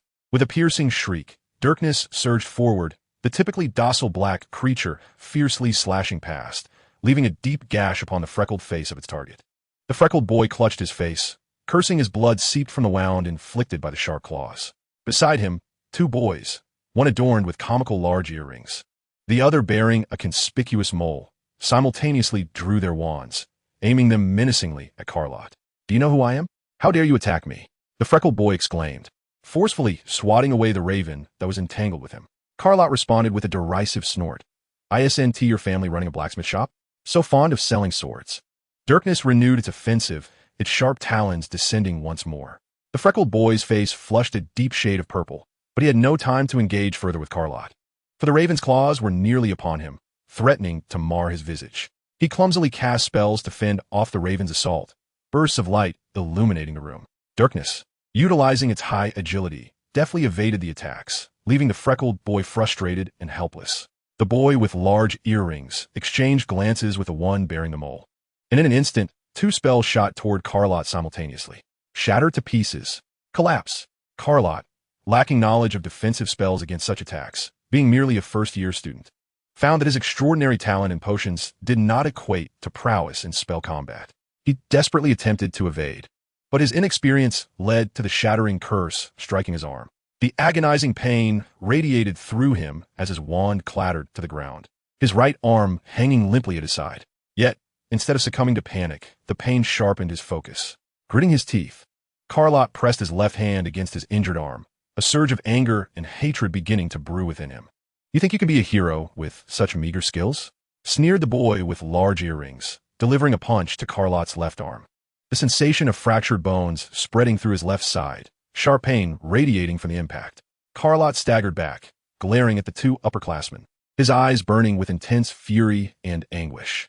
"What are you trying to act tough for?" mocked the mole-faced boy, delivering a kick to Carlott's chest. Unable to evade, Carlott was struck hard, his already frail body propelled backward to the ground. Pain coursed through his left arm, infiltrating every muscle and vein. The world around him began to distort, and the nightmares he thought he had vanquished returned to haunt his vision. But this time, fear was absent, replaced instead by a blazing fury and hatred. Like a spark igniting a dry field, the fire of his wrath spread uncontrollably, unstoppable. The figures before him blurred amidst the chaotic interplay of light and shadow, laughing arrogantly as they danced. "Call forth the darkness within you, Orpheus. You know it must be done." Very well. Caro accepted the sinister invitation, and an unknown force was unleashed from the confines of his heart, breaking free like a beast tearing through its restraints. A bloodthirsty desire consumed his reason, overshadowing all perceivable emotions. It was as though a layer of frosted glass had been placed over his vision, intertwining images coalescing into a chaotic tableau, presenting an eerie spectrum before his eyes, where where shades of red eclipsed all other light. In the next moment, the large earring and the pockmarked face sharply emerged in the center of his sight. Their movements seemingly slowed down. Every inch of skin, every pore on their faces, every tremor of the wand was vividly clear to Caro. The pendant of Odyllis remained cool against his chest, safeguarding the last vestige of his consciousness. The agony of shattered bones was drowned out by an overwhelming urge for slaughter, and he felt his paralyzed right arm regain its mobility. The power of Odyllis restrained the unleashed sanguinary instincts, granting Caro a brief respite from the overpowering influence of Orpheus, preventing him from being entirely dominated by the darker aspect of his psyche. He pushed himself off the ground, slowly rising, with dangerous crimson light flickering in his deep black pupils. The large earring beside him was rendered speechless, his pupils shrinking in instinctual terror, compelling him to flee. Within a few breaths, the pockmarked face also fell silent as he locked eyes with Orpheus. Caro's blood surged with heat, akin to water boiling in a pot, as he sensed the ferocious energy within him reaching a crescendo. Blood, I crave blood. The voice within incessantly eroded his sanity. The deep crimson before him faded slightly, yet a scarlet membrane still veiled every object within his sight. He lifted his head, and a red-black mist erupted beside him, forming an interwoven aura that cast a monstrous visage upon his face. Chapter 21, Orpheus, Part 2. Caro gazed at the raven circling above the lounge. Its eyes, like those of Dirknes, glowed a blood-red hue. In that fleeting moment of their gaze meeting, a wondrous connection was forged, and he realized he could link to its location through his consciousness. He extended his hand, and Dirknes instinctively folded its wings, alighting in his palm. The oppressive force from the abyss intensified, and the trio of freckled faces were ensnared by the malevolent gaze, rendered immobile. An icy dread ascended along their spines, infiltrating every inch of their skin, tightening around their throats like a vice. The increasingly suffocating sensation blurred their vision, nearly causing their wands to slip from their grasp. Strike now. The pale lips of the freckled face were devoid of color, as all the blood rushed to his brain, pulsing with pain. Shatter them to pieces. Collapse. Obstacles abound. The three struggled to break free from the deadly grip of fear-induced asphyxiation, as under Orpheus's watchful gaze. An invisible noose tightened around their necks with each passing moment. They realized that if they did not act soon, their lives could very well slip away. Lott narrowed his eyes, and the rapid incantations before him suddenly slowed in his perception. With a deft sidestep to the right, 3 powerful spells whizzed past him, exploding against the wall behind him. He thrust his hand forward, unleashing Dirknes, and under the influence of a strange power, the raven's speed became so swift that it was nearly imperceptible to the naked eye. Dirknes emitted a piercing shriek, nearly rupturing the eardrums of the 3, rendering them temporarily deaf. A shadow flitted by, blood splattering, and a deep, bone-visible claw mark appeared on the freckled face. It was only when he saw the viscous blood trickling from the corner of his mouth that he felt the intense pain. The fiery agony compelled him to scream, and the wand slipped from his grasp. Witnessing their leader's dire condition, the large-eared and mole-faced companions lost their will to fight, faced with such a terrifying creature. All they desired was to flee. With the power of Odyllis still coursing through him, Lott had not yet lost his sanity. He merely wished to impart a lesson to these individuals, not to truly end their lives. However, upon seeing the blood streaming from the freckled face, a ravenous desire for blood surged within him, squeezing the last remnants of reason from his mind. The crimson fluid flowed slowly, so beautifully captivating. How he yearned for more. More blood. An evil voice rasped deep within, incessantly reiterating its thirst for blood. Lott's gaze became uncontrollably fixated on the freckled face, his sanity teetering on the brink of collapse. Kill him, kill him, kill him quickly. Orpheus's voice roared. Under Lott's gaze, the freckled face had already lost sensation to pain. His heart racing uncontrollably, panic distorting his perception as black tendrils sprouted from the ground, firmly ensnaring his ankles. He fell to his knees, crawling desperately to escape. His nails dug into the hard ground, leaving behind a trail of dark crimson blood. Lott's eyes fell upon that bloodstain, and the sanguine light within him intensified. Fully embrace my power. Orpheus, I am you. Surrender your resistance, and we shall be invincible. The voice nearly roared. No, this cannot be. With the last vestiges of his self-awareness, Lott clenched his teeth, collapsing to the ground, fiercely resisting the malevolent encroachment. The clash of powers rendered the atmosphere around Lott extremely unstable, swirling red-black mist floating chaotically beside him, like a restless swarm of bees, spinning and darting about. Orpheus! A youthful voice erupted loudly in Cowlett's ear. He strained to lift his head, discerning through the crimson haze that familiar brown-haired boy. Cowed by the evil force, Viptak dared not approach Lott. Yet that distant, courageous call was enough to grant him a fleeting breath of clarity amidst the chaos of his consciousness. With great effort, Lott clutched the small pendant at his chest. The blue gemstone emitted a luminous glow, and a wave of coolness enveloped his entire being. Carrot emitted a groan as the crimson light of blood faded from his vision, yet clarity eluded him entirely. For an overwhelming force was ruthlessly stripping away every vestige of vitality from his being. He could feel his body surrendering to an uncontrollable limpness. His face pressed against the filthy ground, devoid of sensation. Soon his sight vanished as well. The last memory before he succumbed to unconsciousness was a frantic voice calling his name, though he could no longer discern the owner of that voice. All his senses had abandoned him, and even pain had dulled into numbness. Then there was nothing but an expanse of suffocating darkness. When Albus Dumbledore arrived at the Slytherin common room, chaos reigned. Several upperclassmen were attempting to impose order, while the center of the room lay in disarray, the floor strewn with grotesque bloodstains. Upon seeing Dumbledore's arrival, the students parted to make way for him. The elderly wizard swiftly spotted Carrot, sprawled on the ground in a state of unconsciousness, alongside 3 other Slytherin upperclassmen who sat nearby, their faces etched with fear as they murmured incoherently. A male student, ensnared by a jinx, lay senseless in the corner, scarcely injured. A pitch-black raven perched upon the back of the unconscious Carrot, incessantly pecking at his ear. Another boy with brown hair knelt beside him, tears glistening in his eyes. Dumbledore drew forth his ancient wand, and with a gentle sweep, the battered common room was restored to normalcy after a few flashes of light. The usually amiable expression on the old man's face shifted to one of grave concern. This rampant energy he had not encountered in ages, and it was evident that it was not the indescribable presence described by Severus. This force was more malevolent than dark magic itself, bearing a far greater destructive potential. The tomes he had perused were countless, yet few ancient texts documented this sealed, forbidden power. Once unleashed, its might could surpass even that of the most feared of the unmentionable. Dumbledore smiled kindly, yet none would dare to provoke his ire. Not even Voldemort himself. When he took matters seriously, it typically meant that the situation had escalated to alarming proportions. The students scattered like startled birds, leaving behind only a solitary raven, alongside Vipitak and Dumbledore. Perhaps you can elucidate what transpired? Dumbledore gazed intently into the azure eyes before him, his voice low. However, it did not sound like a mere request. Chapter 22, A Visit to Grindelwald. Vipitak stammered through the entirety of the events he had witnessed in the headmaster's office. Truth be told, he still struggled to believe that what he experienced was real. Carrot possessed such formidable power. Yet, the indelible fear lingered in his heart, compelling him to accept that this was indeed reality. However, he felt he ought to be grateful to him.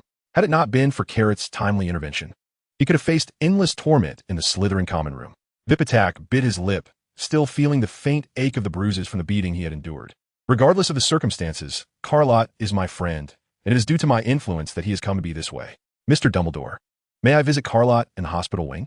The brown-haired boy nervously fidgeted with his hands as he timidly inquired. In just a week since the beginning of term, his state of mind had transformed drastically from when he first arrived at Hogwarts. A sharp glint flashed behind the old man's spectacles perched on his nose. I believe that would be permissible, Mr. Campbell. However, do refrain from causing too much commotion. At this hour, you ought to be preparing for rest. Dumbledore's hands were clasped together, and the furrow in his brow relaxed somewhat. Regrettably, everything is devoid of what-ifs. Tom, too, was once a victim of bullying and discrimination, scorned by pure-blood families as a mudblood, yet he had never allowed such experiences to weigh upon him. When Tom needed him the most, he had departed without hesitation. Dumbledore let out a heavy sigh. The silver lining was that he perceived in Lott a facet that Tom lacked, namely, a kindness buried deep within his heart. Unlike Tom, whose soul was consumed by the flames of vengeance and an insatiable thirst for power, Lott inherently desired a world filled with sunshine. He merely struggled to articulate his sentiments. Though he appeared cold and distant, he would still rise to defend Campbell when faced with bullying, even if the outcome was not what anyone wished for. Moreover, Severus had narrowly escaped after intruding upon his memories. Dumbledore was acutely aware that had it been Tom, Severus would likely have been reduced to ashes. Lott had been hurt, yet he refused to mend his own wounds by inflicting pain upon others. He did not need to tear apart another's umbrella to vent his frustrations over the rain he had endured. This set him apart from Tom. Perhaps it was precisely this quality that allowed him to wield his power with restraint. As the headmaster, Dumbledore deemed it essential to ascertain the origins of this power. However, since employing white magic, he had refrained from delving into those long-buried taboos, knowing such matters were best left to experts. Dumbledore rubbed his temples, realizing he had no other recourse. To date, the names of wizards he knew could fill several scrolls of parchment. Yet only one name came to mind regarding relevant experience: Gellert Grindelwald. But how was he to confront this former friend and adversary? They had both aged, the fervor of youth long extinguished, and their paths had diverged. After Ariana's death, Dumbledore understood that the bond he shared with Grindelwald was irrevocably shattered, and the consequences of his own failures had led to decades of imprisonment. How could he possibly hope to mend the rift now? The pain of betrayal was enough for Grindelwald to harbor resentment for a lifetime. Dumbledore wearily leaned back in his chair, removed his glasses, and polished the lenses. The venerable headmaster exited the room, resolved to check on Carlott first. Dumbledore slightly inclined his head. "I understand. May I enter?" "Of course, please come in, Mrs. Pomfrey opened the door. "I shall see if the healing potion is ready." The bed of Severus Snape lay vacant, leaving only Carlott in the infirmary, reclined upon the mattress. Vipitax sat in a nearby chair, his hands tightly clenched around his trousers, casting a worried gaze upon the unconscious boy. Headmaster Dumbledore entered. Vipitax rose respectfully to greet the elder. However, Carlott remained unresponsive. "He will awaken, trust me, Mr. Campbell," he assured. "Very well, sir." Vipitax stood, casting one last glance at Carlott before gently pushing the door open and departing. The tall, slender boy lay in hospital bed, his pallid face resembling a sheet of bleached parchment. Dumbledore withdrew his ancient wand, the tip poised above Carlott's heart. A soft light blossomed like flames. No reaction, not even a trace detectable by the spell. Logically, any remnants of magic should evoke a response. The absence of such indicates that prior conjectures were indeed correct. Whether it be the entity that attacked Severus or that malevolent force, neither belonged to the realm of magic, rendering all knowledge of it ineffective. It appeared a visit to Nurmengard was indeed necessary. With a heavy heart, the elder stepped out of the infirmary. The following morning, Dumbledore, employing his adept skills in apparition and flue powder, swiftly arrived at the entrance of Nurmengard. Above the entrance, the words of Gellert Grindelwald's resounding slogan were inscribed, "For the greater good." The central tower loomed darkly, the elements having left their indelible marks upon its bricks over time. Dumbledore recalled that during his last visit, the surrounding stone buildings stood steadfast. Now, they had crumbled into ruin, one structure collapsing into a heap of gray debris. Once a residence for the tower's guards, it now lay desolate. The apprehension surrounding Grindelwald had gradually waned, and most who had firmly etched his name in memory had perished under the curse of Avada Kedavra during Voldemort's rise. Once standing alongside Azkaban in infamy, Nurmengard had faded into obscurity through the passage of time, much like the name that echoed throughout Europe. Stripped of his formidable power, Grindelwald posed no threat to the magical community, or so they believed, leading to a gradual reduction in defenses. By the time Voldemort's war erupted, all protective measures had been withdrawn to combat the resurgence of the Second Dark Lord. Now, Nurmengard was desolate, frequented only by food delivery workers, oblivious to the presence of an elderly man, even one who had nearly brought Paris to ruin. Unbeknownst to all, decades had slipped away in an instant. The elder gazed upwards. The pinnacle of the tower had lost its sharp edges, appearing particularly weathered. A gust of wind swept through, causing the tower's window to creak open. Chapter 23, Resolution. As Dumbledore ascended to the room at the summit of the tower, his aged bones felt as though they might crumble to dust. The Tower of Nurmengard is ensorcelled with a binding spell, rendering transfiguration and harmful magics ineffective within its confines. To reach the summit of the tower, one must painstakingly ascend each step. Grindelwald resides in a loft at the pinnacle, separated from him by merely a door. The ancient birchwood door, worn by time, bears a lock that hangs loosely, its core entirely rusted and devoid of its original purpose. Although a mere gesture could push the door ajar, Dumbledore hesitates at the threshold, grappling with uncertainty. The span of that single step feels interminable. In decades past, he has never faced such a dilemma. Even now, he remains unsure of how to confront Grindelwald, his erstwhile friend and adversary. After deep contemplation, Dumbledore's hand finds its place upon the wooden door, gently rapping upon its surface. The birch door creaks open, revealing a pair of strikingly mismatched eyes that lock onto Dumbledore's. An elderly man, akin in age to Albus, softly utters the name, as if struggling to articulate a once familiar word. Indeed, it has been half a lifetime since he last spoke that name. Dumbledore had envisioned numerous responses from Grindelwald. Yet this demeanor was wholly unexpected. Prior to his ascent, he had mused whether they would engage in a physical confrontation, given that Nurmengard forbids most forms of magic. Swiftly, the old man resumes his customary manner of speech. Grindelwald's peculiar eyes sharpen as he regains composure, a derisive smile creeping across his lips. Look who has come. The world's foremost white wizard, Albus Dumbledore. All these years, Grindelwald has maintained his short hair, still exuding an air of vigor. Aside from the inevitable marks of age upon his visage, he appears remarkably unchanged, brimming with the same spirit, pride, and elegance as in his youth. What brings the esteemed headmaster of Hogwarts, so busy traversing the globe, to my humble abode? Dumbledore smiles at Grindelwald, finding comfort in this familiar exchange. Shall I say it was a fleeting whim? Would you believe me?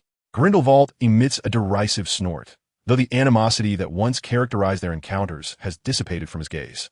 The damp, decaying door swings wider. Gomein. Dumbledore follows Grindelwald into his modest loft. The embers in the fireplace had only recently extinguished, the air imbued with a scent of charred wood, which, in the musty tower, offers a surprising sense of comfort. In this sunless realm, the fragrance of burning timber evokes memories of walking beneath the sun's warmth.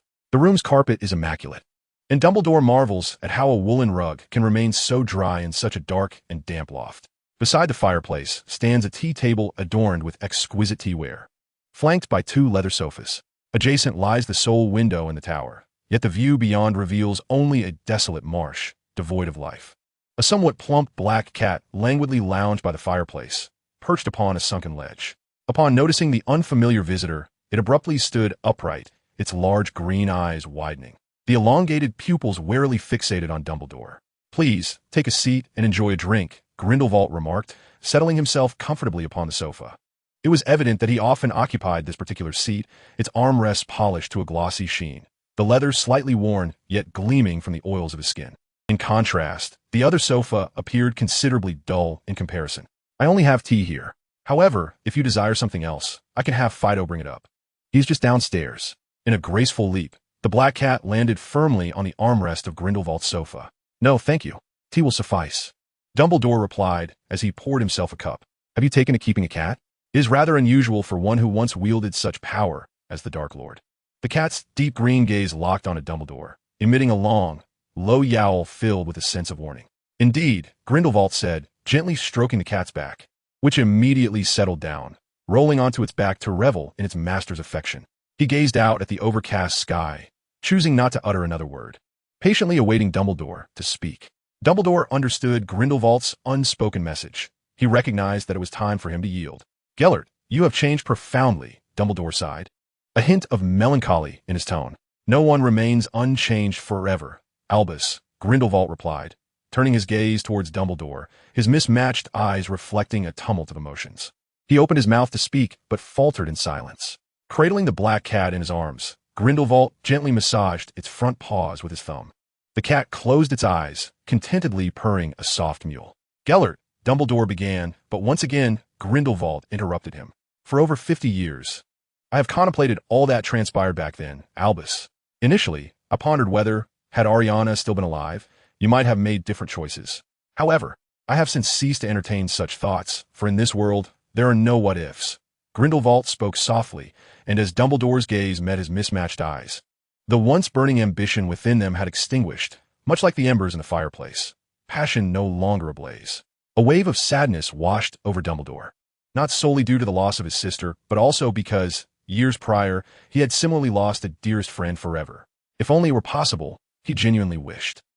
Albus, it took me a long time to realize that my actions may have been misguided. Dumbledore regarded Grindelwald in astonishment. He had never anticipated that the mad youth who once sought to obliterate all of Paris would openly acknowledge his faults. Indeed, it is a challenging admission. When I came to this realization, I was even reluctant to confront my own conscience. Yet, the solitude of a single person can be an arduous companion, though it offers the opportunity to gain clarity. Grindelwald sipped his tea, his gaze unwaveringly fixed upon Dumbledore's eyes. Dumbledore observed that the pride and grace still stood tall, though its brilliance had long since receded into oblivion. I forgive you, Albus, In doing so, I also forgive myself. I do not wish to perceive only pain through the endless years. This does not imply that your thoughts are correct, but they are questions for you to ponder. The familiar yet strange old man revealed a pure smile. Fireflies flickered among the bushes, and the brook flowed gently down the mountainside, capturing the beauty of the moment. I have let it go, Albus, Grindelwald said lightly, his gentle gaze lingering on the black cat. Outside the window, the clouds parted to reveal the sun. The sunlight bathed the desolate marshland in a golden hue. This time, after more than 50 years, Dumbledore chose to trust Grindelwald. Chapter 24, Return to Hogwarts. The two elderly men conversed extensively, with Dumbledore reminiscing about the changes among his old friends in the magical realm, lamenting the transformation of Tom Riddle into Voldemort, and recounting various snippets from the past 50 years. Dumbledore, who had served as headmaster of Hogwarts for so many years, was surprised by how loquacious he had become. Grindelwald, as in their youth, occasionally interrupted him with casual jibes. Their discourse was interrupted when Federelli, the tower guard, an exceptional cook responsible for overseeing Grindelwald, politely knocked at the door, prompting Dumbledore to realize he had yet to discuss his main purpose. The lanky, spirited young man entered the tower and glanced nervously at Dumbledore. I apologize, Mr. Grindelwald. I was unaware you had a guest. No matter, Federelli. Just set the lunch on the table, and could you please prepare an extra portion? Grindelwald waved his hand dismissively, gesturing toward the quaint wooden table at the center of the attic. Certainly, sir. I will do so immediately. If it is not too much trouble, could you prepare 2 servings of tiramisu with less sugar and a bit more cream, as you know my preference? Tiramisu, renowned as a delightful Italian dessert, translates to pick-me-up. Dumbledore followed Grindelwald's gaze with curiosity toward the young man. Federelli politely bowed and quietly closed the door behind him. He is quite capable. Does he attend to your needs? Dumbledore inquired, avoiding the term guard. A muggle, yes. About 5 years ago, old Jerry passed, and Federelli stepped into the role. Grindelwald lifted the iron cover from the serving dish, revealing a steaming medium-rare peppercorn steak, a small plate of lettuce and potato salad generously drizzled with dressing, a perfectly balanced cup of creamy corn juice, and a bowl of rich meat sauce pasta.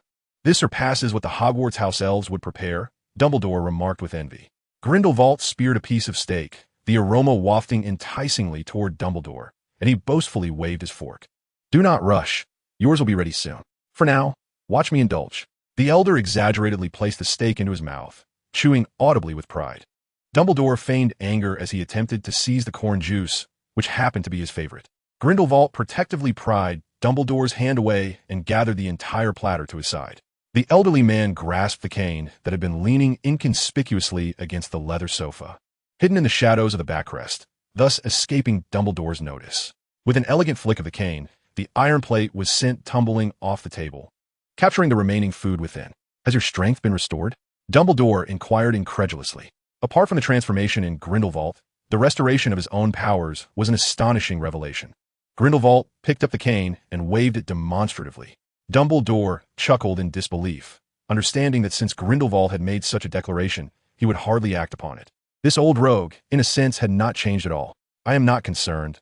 The magical world is not what it once was, and it is no longer my responsibility, Dumbledore remarked, blinking as he reclined comfortably on the sofa, self-mockingly. Grindelwald set down the cane and slowly sipped his corn juice. With age, many burdens are relinquished. It is the era of the young. No matter how reluctant one may feel, acceptance is the only option. That does not sound like something you would say, Gellert, Dumbledore teased. Grindelwald smirked. Time is unrelenting, Albus. You have not been imprisoned here for over 50 years, living half your life in a dim attic. You may not comprehend the torment of time's sluggish passage. Initially, I struggled with all my might to escape, but after spending over 20 years regaining my strength, I gained clarity and found myself no longer desiring to leave.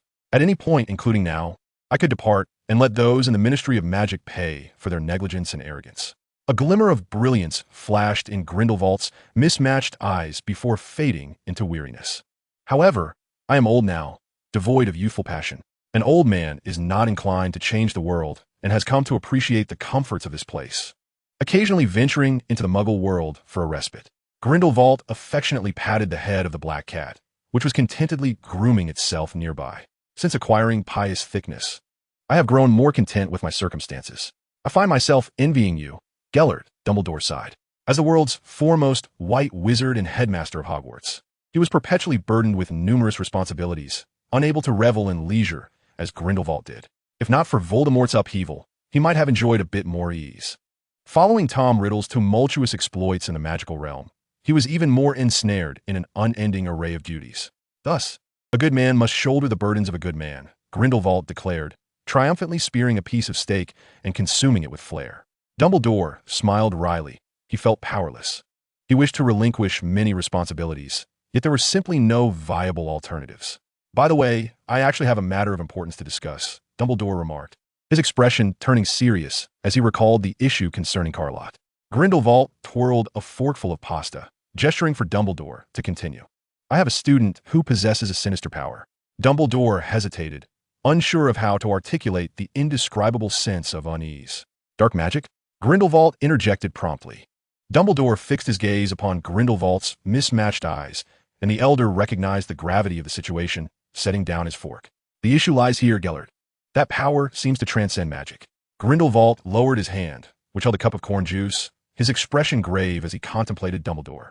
Not belonging to magic, Grindelwald's mind, filled with dark magic and forbidden knowledge, conjured several possibilities, yet he found himself unable to ascertain any certainty. Chapter 25. The Old One's Dominion. As the headmaster, he had never envisioned a day when he would personally escort a dangerous individual adept in dark magic into the school. Yet here it was. Fedori stared in astonishment as Grindelwald emerged from the tower. But, sir, those people said they wouldn't allow you to leave without permission. Grindelwald smiled at the young man. He had ventured out countless times without Fedori ever being aware of it. It matters not, Ray. Tell those who come looking for you that you cannot stop me, and I hope you refrain from mentioning this gentleman. Grindelwald gestured toward Dumbledore, producing a business card from the elegant pocket of his black attire. If you find yourself dismissed, seek out Delivet and Hunter at this address. He will arrange a better position for you. Grindelwald patted Fedori's shoulder and waved farewell, vanishing beyond the high walls of Nurmengard. Fedori rubbed his eyes in disbelief, questioning whether he had indeed witnessed the two figures simply disappear. Surely, it must have been an illusion. The following day, news of Grindelwald's escape spread throughout the wizarding world. However, due to the Elder's era of prominence being so distant, many in the current wizarding community remained unfamiliar with Grindelwald's name. Consequently, the news was swiftly submerged amidst the incessant updates of sensational gossip in the Daily Prophet and the Chatterbox. That afternoon, at Hogwarts, on Sundays, students had no classes. Those in third year and above, upon acquiring their guardian signatures, typically opted to venture to Hogsmeade for a delightful weekend, while younger students were confined to the castle for 2 days.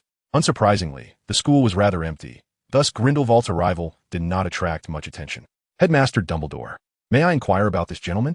Mrs. Pomfrey regarded the elder who accompanied Dumbledore with curiosity. Albus and I require a private conversation, if that is convenient. Grindelwald's graceful demeanor left Mrs. Pomfrey taken aback. Oh my, Mr. Grindelwald addressed Mr. Dumbledore directly. This is most unusual. Certainly, it is no trouble at all. Mrs. Pomfrey opened the door for them. I shall prepare the potions. With you here, I trust all will be well. She bowed slightly and departed with purpose. Dumbledore and Grindelwald gazed at the boy, Lott, lying motionless on the bed, his pallid complexion a stark reminder of death's embrace, almost indistinguishable from his appearance a day prior. Had the detection magic proven futile? Grindelwald stepped forward, narrowing his luminous brown eyes to conceal his heterochromatic gaze, taking care to avoid attracting undue attention. Yet, it was to no avail. Dumbledore shook his head in dismay. Glancing toward the infirmary door, Grindelwald raised his unassuming wand. Albus, do keep watch. I would prefer the presence of dark magic within this room remain undetected. Dumbledore understood, and with a subtle flick of the elder wand, a beam of white light shimmered and dissipated into the walls of the infirmary. We may begin, but ensure no harm comes to the students. Dumbledore sheathed his wand, casting a concerned glance at Lott. He was acutely aware of the formidable nature of dark magic, although he trusted Grindelwald to wield his powers judiciously. He remained uncertain of the potential repercussions for the boy. Nevertheless, he deemed it preferable to risk a slight peril now than to disregard the safety of all Hogwarts students in pursuit of the truth behind Lott's affliction. Grindelwald remained silent, wholly engrossed in conjuring a twisting rune at the tip of his wand. With great care, he directed the spell, allowing the rune's tail to drift slowly toward the boy. As the purple markings made contact with Lott's skin, they swiftly infused themselves into his being. Grindelwald intoned an elaborate incantation, the purple sigil shimmering with an otherworldly glow upon the boy's flesh. Suddenly, Chaos erupted. A ghostly mist of red and black spiraled around Carlott. The purple sigil eroded by the encroaching vapor, emitting a hissing sound reminiscent of a potent corrosive potion, effectively nullifying Grindelwald's magic. A disquieting tremor emanated from Carlott's chest. An eerie force from the abyss surged through the boy, jolting the red and black mist within him, leaving the two elderly wizards ensnared by an inexplicable sensation of being observed by an unfathomable presence. Yet, it vanished as swiftly as it appeared. Grindelwald staggered back 2 paces, his hand trembling around the wand. He recalled the essence of that force. Had he not witnessed it today, he might have questioned the accounts in the Forbidden Tome, for the knowledge contained therein transcended human comprehension, eluding even the mind of the world's foremost dark wizard. What resided within this child was an extraordinarily perilous entity. Should it awaken fully, it could obliterate the magical realm with less than a fraction of its power. It was a malevolent force, nourished by life, destined to birth a colossal nightmare. This is a curse of existence, Albus, Grindelwald murmured, his voice laced with profound astonishment. He does not belong to this world, yet he has implanted a seed within the soul of this boy, drawing upon his life essence. One day, when his vitality wanes, perhaps he shall have the opportunity to return to this realm. Is there no way to dispel this curse? The deep furrow in Dumbledore's brow revealed the tumultuous waves of his inner turmoil. Perhaps there is, but I do not know. Grindelwald glanced at the silent Carlott, shaking his head. Fortunately, the child is resisting this nefarious curse and has not entirely succumbed to being his puppet. Otherwise, matters would be dire. Even an ordinary human, upon acquiring his power, could rival the strength that you and I once possessed. And once he sets foot in this world, Grindelwald slowed his speech, gazing heavily at Dumbledore. Once he descends upon this earth, there shall be no one to stand against him. Even wizards would be reduced to ashes with but a flick of his wrist. Dumbledore's pupils contracted sharply, instinctively wishing to dismiss Grindelwald's recent words. Who exactly is he? The ripples re-emerged in the elder's eyes. Unspeakable, Albus. Grindelwald sank wearily into a chair, as though all his strength had been drained away. The Forbidden Tomes, once consumed by flames, refer to his kind as. Grindelwald articulated each word with deliberation. The old ones. Chapter 26, The Dreamscape. Carlott's consciousness dimmed, descending into a void of darkness. After an indeterminate time, he awoke in a realm of gray. Idihara retained her exquisite form, standing beside him, and he felt no surprise. Rather, he had grown accustomed to her presence. Where's this? Carlott clutched his head, discomfort by the oppressive atmosphere. The dreamscape, the threshold between dreams and reality. Idihara tilted her head towards him, a customary smile gracing her lips. Speaking of which, your performance has truly surprised me. Even with my power at your disposal, I had expected you to be entirely manipulated by it, turning the entire school upside down, especially since you harbor no fondness for those individuals. If your will had faltered, losing control would have been understandable. Carlott fell silent for a moment. Indeed, he could not abide such people. Yet to forsake his will in exchange for another's power was inconceivable. He could not accept being controlled by such a monstrosity, losing his reason. What would happen if reason were consumed? Carlott recalled the demon from his nightmares. The power within him was so wicked, its encroachment upon his heart was formidable. Should his will waver, even slightly, he feared he would completely transform into Orpheus. At that moment, I would cease to be myself. You should understand that the power of the other Orpheus stems from a curse. It incessantly drains your life force, allowing Orpheus to take form, becoming part of your nightmare. Thus, the power you borrow naturally belongs to the creator of the curse. Once your reason succumbs, your body, in theory, would be overtaken by Orpheus, becoming a puppet of the curse's creator. Idihara chuckled softly, reaching out to brush Carlott's forehead. However, the creator of the curse could not have anticipated my presence within your dreams. He is unable to traverse the divide between me and another Orpheus to exert control over his actions. Thus, I envision a highly probable outcome. You will metamorphose into a senseless beast, acting solely on primal instinct until the borrowed energy is entirely depleted, at which point you shall revert to your original form. Yet, do we not fuse prior to this? Carlott clutched his head, a throbbing pain pulsating at his temples. This is the reason you can harness the power of the curse. When necessary, the Creator's strength, another Orpheus, can bestow upon you the malevolent force of the abyss. However, I surmise you lack this capability until now. Indeed, but why does his head ache so fiercely? Carlott, in distress, crouched down, cradling his head as the throbbing intensified, seemingly repulsed by this place. My head hurts, he groaned. The existence of the dream abyss is not accepted by human consciousness. Odyllis raised her hand, and a dense sense of repulsion immediately abated significantly. I cannot construct scenes within the dream abyss, but I have alleviated some of the dream pressure. You should feel much better now. Lott took a breath, gradually rising to his feet. The ground and sky here fused into one, and aside from an expanse of deep gray, there was nothingness all around. The entire world resembled a deep gray box, and he was ensconced within it, surrounded by an all-encompassing gray. Lott recalled that the periphery of the abandoned factory in his nightmare was what Odyllis referred to as the dream abyss. Yet he had not anticipated that the boundary between dreams and reality would manifest in such a manner. You were originally in a state of unconsciousness.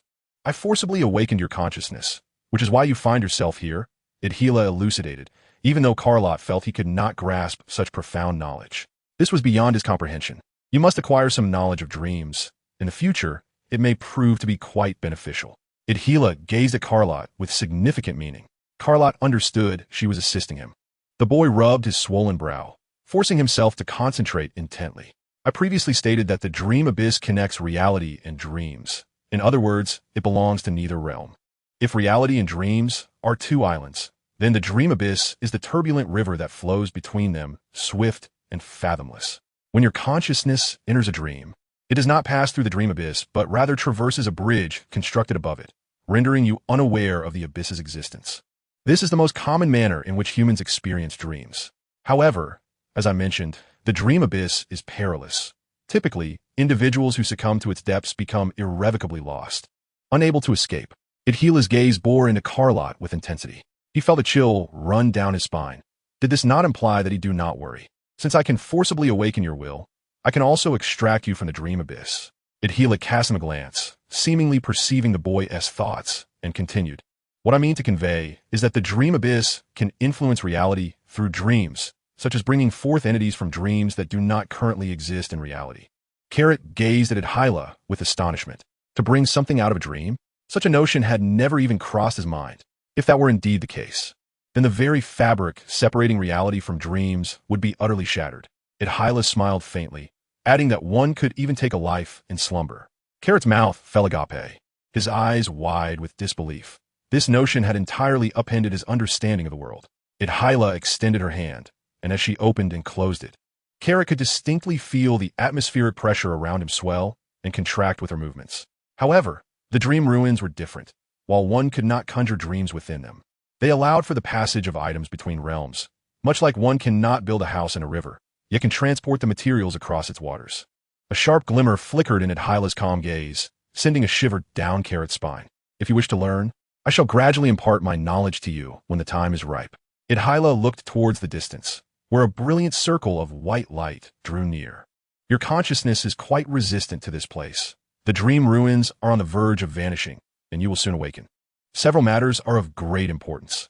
You must refrain from utilizing Orpheus's power until you locate the magical stone, for your current body cannot withstand the resurgence of the abyssal force. Furthermore, I implore you to keep my presence within your dreams a secret. Though that Snape has sensed something amiss, he cannot ascertain the truth. Should my power be exposed, it would incite trepidation among various factions. While I have many hosts to choose from, your opportunity is singular. Miss it, and there will be no second chance. The elegant woman caressed her chin, gazing at Carrot with gentle anticipation. As for me, I eagerly await your growth. Chapter 27, A Conversation with Dumbledore, Part 1. As Carrot gradually awakened, he found Dumbledore and Grindelwald seated in two chairs within the infirmary, their faces clouded with concern. Dumbledore was the first to notice his return to consciousness. The frown upon his face lifted, returning to the familiar, benevolent expression. The elder rose and approached the bedside, followed closely by the other distinguished gentleman, whose demeanor appeared particularly grim. Carrot, how do you feel? Dumbledore inquired, addressing him with warmth.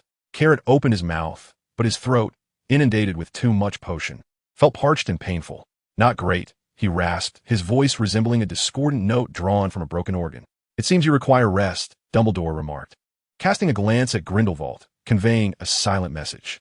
The elegant elder crossed his arms, huffing softly, before turning to exit the room. Take your time to recuperate. Should you desire sustenance, you may speak with Madame Pomfrey at any moment. She knows what to do, Dumbledore assured, gently brushing the wide sleeves of his robe. With a flick of his wand, he filled the empty glass on the bedside table with warm tea. Carrot nodded in acknowledgement, and Dumbledore softly closed the door to the infirmary as he departed. A minute later, Madame Pomfrey entered the infirmary, carrying 2 palm-sized vials of potion. Carrot's face turned a sickly shade of green, and he could scarcely imagine the taste of the yellow liquid that resembled vomit.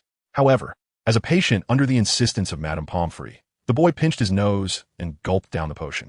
Fortunately, it was not overwhelmingly bitter, though it bore a hint of fishiness and a sour lemon flavor, a combination far more repulsive than the taste of a booger-flavored bean. Afterward, Carrot requested some food, and Madame Pomfrey brought him 2 slices of pumpkin pasties, a small portion of roasted meat, and a cup of hot milk sweetened with honey. Once he finished eating, drowsiness enveloped him. This time, he did not dream. Meanwhile, in the headmaster's office at Hogwarts, Grindelwald sat with a scowl on the sofa beside the desk. Albus, now that you are aware of the boy's peril, you ought to be more ruthless. Ruthless? Gellert, he is merely an 11-year-old child, and in any case, he has committed no wrongdoing. Dumbledore removed his glasses and massaged his temples with his long fingers. Do you expect me to end his life with the Avada Kedavra curse? Gellert, you know I could never resort to such an act. Grindelwald was momentarily taken aback, letting out a muffled grunt as he turned to gaze at the portraits on the wall. Albus Dumbledore was the person he understood best. Even the thought of using a killing curse was repugnant to him. Even if he were resolute, he could not bring himself to harm the child within such a short span of time. In a sense, the child was indeed innocent, and despite Grindelwald's ruthless nature, he was not a murderer. Moreover, the fact remained that he was just a child. It irked Grindelwald to see Dumbledore's kindness toward others. Suddenly, he recalled the image of a magical creature laden with an entire backpack, a creature that, along with a pesky Niffler, had thwarted his plans on numerous occasions. Had it not been for them, Paris might have been reduced to ashes long ago. If memory served, the beloved Newt Scamander was Dumbledore's favorite student.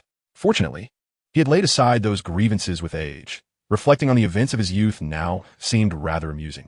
Grindelwald smirked, feeling it necessary to remind Dumbledore. You should be aware that the boy does not have much time left. Let us hope we can find a solution in the coming years. Dumbledore sighed in resignation. Years? Grindelwald leaned forward, mocking. Albus, you underestimate the speed at which curses erode life. In the best-case scenario, if he refrains from wielding that otherworldly power, he may have a year or 2 left. However, should he use it again, it will completely consume him. What if he were to use the Philosopher's Stone? Dumbledore murmured, recalling how Severus had warned him of a terrifying entity within Carrot that nearly claimed his life during a soul extraction, leaving him utterly defenseless. Since that entity prevented Snape from accessing his memories, is it possible that it is actually assisting Carlott? If so, then there exists another unknown force within that child. With the aid of this power, perhaps there lies a chance to break the curse. The Philosopher's Stone? Grindelwald had certainly heard of this extraordinary artifact, imbued with immense vitality, which grants immortality and the ability to transmute base metals into gold. You are wagering, Albus, if he occupies that child's body. The Philosopher's Stone would merely serve to exacerbate the situation, and we would be left with no choice but to shatter the wand and kneel before the new era's master. Dumbledore did not interrupt Grindelwald's words. He listened quietly until the latter finished, at which point he shared Snape's revelation. Are you suggesting that there is another unknown force within him? I do not know, Albus. Grindelwald steadied himself, gazing into Dumbledore's eyes, which brimmed with hope. He understood that Dumbledore sought answers from him. Unfortunately, this time, he was equally powerless. The world's mysteries are manifold. The exploration of magic is akin to merely lifting a corner of the theatrical curtain. For humanity, there exists an abundance of phenomena that elude their comprehension. Mastering the trivialities of wand-wielding magic is far from sufficient. Having spent over 50 years in Nurmengard, Grindelwald had perused numerous tomes, yet the more he read, the more he felt the shallowness of his own knowledge. At this juncture, he acutely sensed his frailty and impotence when confronted with the unknown beyond the world. It dawned on him that the darkest wizard in the magical realm was, in the face of such power, no more than an insignificant insect. Grindelwald reflected with irony on how he once held himself in such high regard, believing he had reached the pinnacle of the world, invincible and unmatched. Now, it seemed a grand folly. He had not only been bested by a Niffler and a magizoologist, but he was currently incapable of even resolving a mere curse. What had he been so proud of? Dumbledore sipped his hot tea, his gaze drifting into the void. When Orpheus awakens, I shall converse with him. Chapter 28, Dumbledore's Conversation, Part 2. Carlott had slept for an entire day and night, finally stirring on Monday evening. For him, such a duration felt like a mere blink. In the embrace of deep slumber, he was entirely oblivious to the passage of time. There were no dreams, only a profound tranquility. He could not recall the last time he had experienced such pure sleep. Curled beneath the covers, Carlott stretched, the soreness in his muscles dissipating. The after-effects of wielding forbidden power seemed to have nearly vanished after his ample rest. Aside from the rumbling of his hungry stomach, everything else had returned to normal. He lifted his gaze, and at once he beheld a conspicuous tuft of brown hair. Viputak rested his elbows on the edge of the bed, propping up his head, his clear azure eyes revealing deep fatigue, with fine blood vessels visibly floating within them. The pure gaze tilted slightly upward, inevitably meeting Carlott's eyes. "Carlott, you are awake," the boy exclaimed in surprise, drawing the attention of Madame Pomfrey. He excitedly called out her name, and Carlott did not mind. Madame Pomfrey cast a reassuring glance at the two boys, placed the potion on the infirmary table, and exited the room. Carlott speculated that she was going to find Dumbledore. "What brings you here?" A smile inadvertently graced his lips. "Today's lessons are few, and since I have nothing planned for the evening, I thought I would come to see you." Viputak gazed at him with concern, pondering what had transpired. "Carlott, you suddenly transformed into that brown-haired boy." He hesitated, abruptly ceasing the topic. He was not foolish. He understood that everyone harbored their own secrets, and Carlott's transformation was a result of being bullied. However, before arriving at Slytherin, he never imagined things would unfold in such a manner. Why was he the only one subjected to such torment among classmates? Viputak pondered for a long time, unable to comprehend why, despite his kindness to all and having offended no one, the Slytherin students held him in such disdain. It was only when cornered by those individuals that he began to see the harsh reality, that he was being bullied simply because of his humble lineage, lacking the esteemed heritage of a pure-blood family. They were destined to inhabit different worlds, and not everyone was willing to form friendships based on equality. "I'm sorry. I shouldn't have asked," Viputak murmured, biting his lip, feeling a pang of guilt as he lowered his gaze. Carlott was his only friend at Hogwarts. He was uncertain whether Carlott regarded him as a friend, but regardless, he did not wish to incite any dislike. He could not bear to imagine how long he would have been tormented had Carlott not been in the common room the previous night. If he wished not to uncover his own secrets, why did he persist in probing into others? "It's all right." Carlott's expression softened as he averted his gaze. "He won't be angry with me, will he?" The brown-haired boy thought anxiously. Just as he was about to say something further, the infirmary door swung open. Albus Dumbledore entered, and Madame Pomfrey glanced in before closing the door behind her. Viputak found himself swallowing the words that had been on the tip of his tongue. "Mr. Campbell, I have some matters to discuss with Mr. Orpheus. Could you kindly step outside for a moment?" The headmaster looked kindly at Viputak, but the boy was not naive. He understood that this was not a request open to negotiation. "Very well, sir." The brown-haired boy politely stood and carefully closed the infirmary door behind him. Carlott sat up in bed, patiently awaiting Dumbledore to speak. Given the gravity of the situation, certain truths could not remain concealed. After Viputak had been gone for over a minute, Dumbledore slowly began, "Mr. Orpheus, I believe you should have some understanding of the matters concerning you." Before speaking, Dumbledore pondered for a considerable time. He was uncertain whether the boy was aware of his circumstances and whether he should impart the harsh truth that his time was likely limited. "Do you know where it comes from?" Dumbledore endeavored to articulate his thoughts in a manner that an 11-year-old child could grasp the brutal reality. However, the old headmaster was unaware that Carlott's understanding of the truth exceeded his expectations. "I know I do not have much time left." Carlott decided to take the initiative. Unsure if he could fabricate a seamless lie in response to Dumbledore's inquiries, he prepared to disclose a portion of what he knew truthfully. As Dumbledore's astonished gaze fixed upon him, Carlott continued, "I've been plagued by nightmares for a long time. Each time I awaken, I find myself surrounded by a force beyond my control. I do not know why, but I always sense that something resides within me." Carlott met Dumbledore's eyes directly, noticing a flicker of compassion beginning to manifest within them. "Things only began to improve when someone gave me this." Carlott hesitated to mention Miss Nasha by name. He revealed the pendant hanging from his neck, wagering that Dumbledore was unaware of its significance. "What is this?" He had indeed guessed correctly. "I do not know," Carlott admitted sincerely. He had no idea where the pendant originated. At the time, Miss Nasha had not disclosed its origin, nor had Hyla mentioned anything about the pendant in his dreams. "May I examine it closely?" "I'm afraid not, sir. On the night I donned the pendant, a woman with an indistinct silhouette appeared in my dreams, warning me not to discard it, or she would take my life in an instant." he refrained from revealing Hyla's name. Concerning her power, Dumbledore would likely have gained some understanding following Snape's incident. Thus, he would avoid the risk of probing into Carlott's memories as he had done with Snape. Did she not harm you? Dumbledore mused. As Carlott had anticipated, the elder did not pursue the matter of the pendant any further. The boy shook his head. No. Then, is there a way to lift this curse? A glimmer of insight sparked in Dumbledore's eyes, as if he were attempting to see through Carlott entirely. I do not know. This, too, was the truth. Hyla was unaware of how to break the curse. However, acquiring the Philosopher's Stone could diminish its life-draining effects, granting Carlott more time to seek a remedy. Yet, Carlott did not wish for Dumbledore to know he was in search of the stone, nor that he was aware of its existence.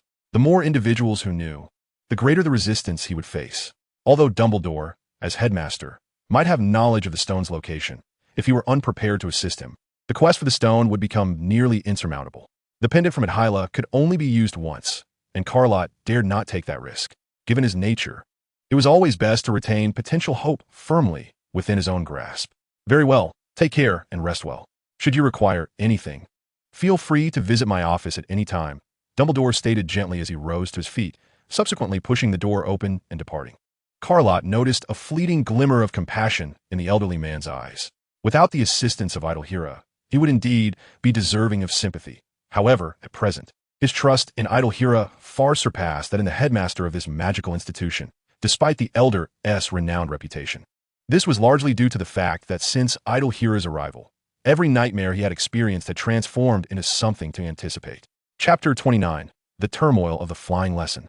After Dumbledore's departure, Madame Pomfrey compelled Carlott to consume an entire vial of potion, the taste indescribable. Yet, under her persistent insistence, he reluctantly drank it all. The infirmary's bed was truly uncomfortable after prolonged periods. Nothing could compare to the comfort of his own bed. Moreover, he had not seen Delkness for several days and wondered how the little creature was faring. Pets were not permitted in the infirmary, and in his state of unconsciousness, he vaguely recalled it flying away at the last moment. After several days apart, it seemed to have lost some weight, lacking the previous plumpness it once had. Long time no see, Del, Carlott said, gently cradling the raven's wings, his tone betraying an undeniable mirth. He recalled that when influenced by Orpheus's power, Delkness seemed to have sensed the abyss's force as well, for if his memory served him correctly, its eyes had glowed a similar red. Could it be possible that another Orpheus could influence animals? Carlott pondered as he tidied the raven's disheveled feathers, which had been glossy and dark just a few days prior. The room was infused with a subtle fragrance of shower gel, delicate and pleasantly uplifting. Carlott nodded, seated himself on the bed, and stroked the raven while gazing absently out the window. The depths of the Black Lake appeared deceptively tranquil, yet beneath the surface, tumultuous waves surged, with perilous undercurrents often hidden from view. You're not upset with me, are you? Viputak inquired cautiously, tightening his embrace around his stuffed bear, his voice particularly tentative. That's a relief, he continued, smiling brightly. Good night, Carlott. Observing that sincere, sunny smile filled Carlott's heart with a comforting warmth. Having such a friend seemed rather delightful. The onset of nightmares remained utterly unpredictable. Adelhira possessed the ability to alter dreams at will. Thus Carlott no longer regarded the nightmares wrought by the curse as a concern. The most pressing dilemma continued to be the location of the Philosopher's Stone. Adelhira comforted him, advising patience would yield unexpected rewards. However, Carlott suspected that the areas of the library accessible to students contained no clues related to the stone. The days passed unremarkably until a Thursday in a particular week when a notice suddenly appeared in the Slytherin common room. Starting this week, they would be sharing flying lessons with the Gryffindor students. Carrot did not consider this to be particularly good news. He had harbored a slight fear of heights since childhood. The thought of sitting atop a broomstick while observing the ground below spinning in a dizzying array was nothing short of a nightmare, second only to a curse. In stark contrast to the boy's trepidation, Draco Malfoy reveled in his self-importance. He frequently regaled the first-year Slytherins with embellished tales of his legendary exploits, as though he had grown up soaring through the skies on a flying broom. Carrot scoffed at such bravado. He refused to believe every word Malfoy boasted. And even if there was someone exceptionally gifted in flight, Carrot could hardly accept that it would be Malfoy. Such a notion was simply too dismal to entertain. On Thursday morning, as was customary, everyone gathered in the Great Hall for breakfast. The day's special offerings included decadent coffee chocolate cream cake and refreshing lemon mint mousse, which Carrot seized upon at the opportune moment, snatching several pieces onto his plate. Whitetack glared at Carrot, visibly miffed, as the last of his beloved sweetened, condensed milk cookies had just been whisked away, pretending not to notice the brown-haired boy's resentful gaze. Carrot turned his attention to the Gryffindor table, where a commotion had erupted over Neville's memory ball, which Malfoy had apparently pilfered. However, Professor McGonagall swiftly materialized at the center of the students' collective focus. Lowering his head, Carrot hastily consumed the delicacies on his plate and cast a sidelong glance at the scowling Malfoy as he departed, before making his way to the library. Aside from the impending flying lesson, it promised to be another lovely day. When it came time for class, Carrot reluctantly dragged himself to the flying grounds of Hogwarts. If he could, he would much prefer to avoid such a lesson altogether. He could not fathom why others found Quidditch so thrilling. That brutal and perilous sport held no appeal for him. Indifferent to the concept of flight, he recited the incantations with a lackadaisical attitude, causing his broom to completely disregard him. No matter how many times he called for it to rise, the broom remained stubbornly inert, akin to a piece of waterlogged timber. Perhaps it was for the best that it did not respond. After all, he had no desire to ride it. Who knew if it might throw him off into the air? Abandoning his attempts to summon his broom, Carrot shifted his gaze to those around him. Whitetack appeared to be enjoying a rather splendid rapport with his broom, which danced in his hands, responding nimbly to his commands. One moment it would leap to his left hand, and the next it would soar to his right. The brown-haired boy's laughter was infectious, though he remained oblivious to the two unrelated brooms and their disinterested rider. Madam Hooch began to demonstrate how to mount a broom without slipping off. Carrot averted his eyes, staring into the distance, mentally preparing his response should he be questioned. If she inquired, he would simply state that he was afraid of heights and could not fly. Yes, that would suffice. While all his classmates grasped their brooms tightly, Carrot remained unmoved, choosing instead to sit down beside the lifeless piece of wood lying on the ground. As Carlott had anticipated, not everyone could deftly handle the unruly flying broomstick, and indeed, an unexpected mishap occurred. Neville Longbottom was the unfortunate victim. He nervously mounted the broom before Madam Hooch's whistle, spiraling upwards like a rocket, only to tumble down from over 20 feet in the air, landing with a thud that created a shallow crater in the lawn. The round-faced boy lay sprawled on the ground, face down, clutching his wrist, curled up in pain. It was evident that his wrist had been broken. Carlott cast a sympathetic glance at Neville, who limped alongside Madam Hooch into the castle, thinking to himself how fortunate he was not to be in Neville's predicament. Shortly after their departure, Draco Malfoy's derisive laughter erupted amidst the crowd. Chapter 30, The Seekers. Malfoy held a sparkling orb in his hands, which Carlott recognized as the memory ball Neville had received that morning. Soon, Harry and his friends were embroiled in a dispute with Malfoy over the possession of the ball. Carlott averted his gaze. He truly disdained Malfoy's behavior, yet he generally refrained from engaging in arguments with such individuals. His earlier confrontation with Malfoy in Snape's class had been merely a momentary indulgence, a reprisal for the targeting he had endured on the train, bolstered by his adeptness in potions. Now, however, he felt a palpable trepidation towards the broomstick during flying lessons. Moreover, his attention was more fixated on the brown-haired boy beside him than on Malfoy. He was genuinely astonished by Viptak's remarkable talent in flight. The broom seemed to obey him even more readily than it did with Delcani's.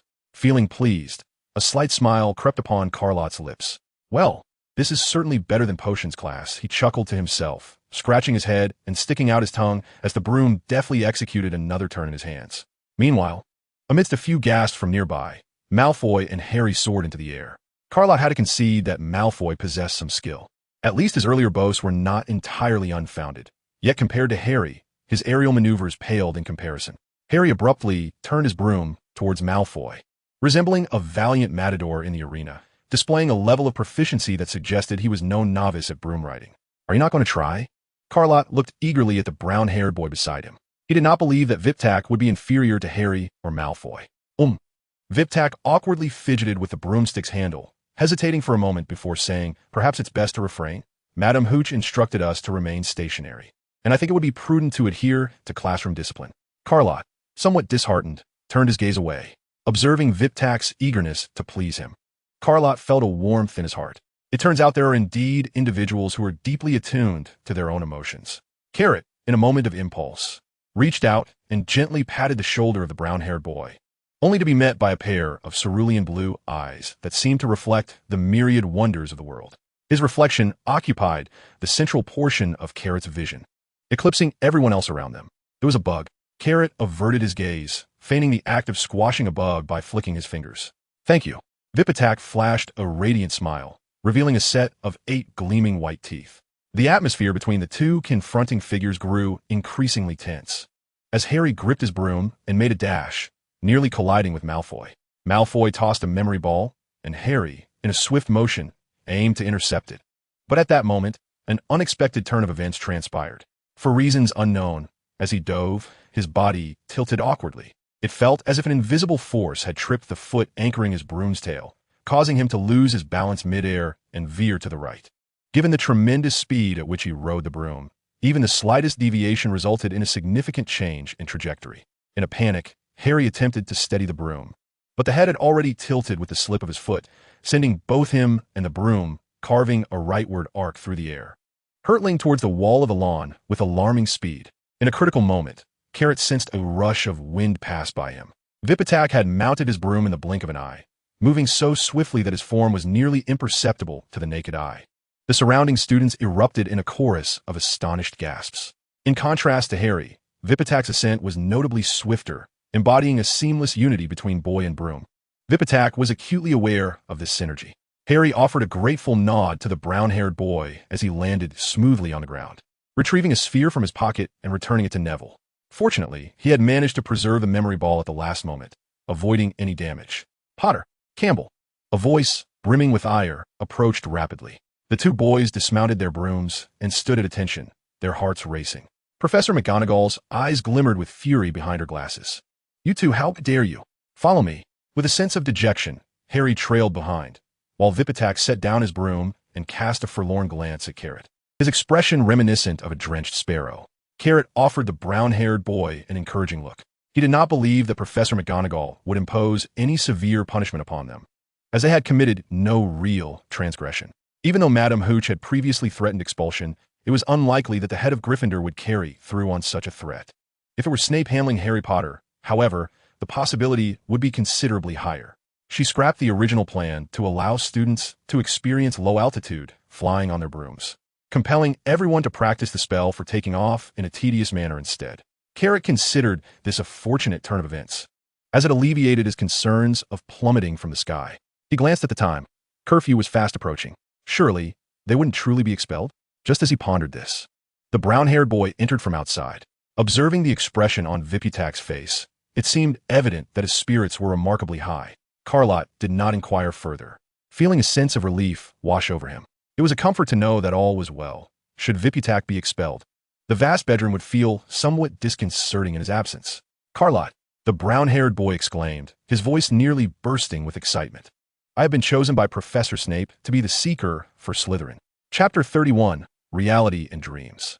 Vipitak animatedly recounted the entire sequence of events, from entering Professor McGonagall's office to being handed over to Snape for selection as Seeker.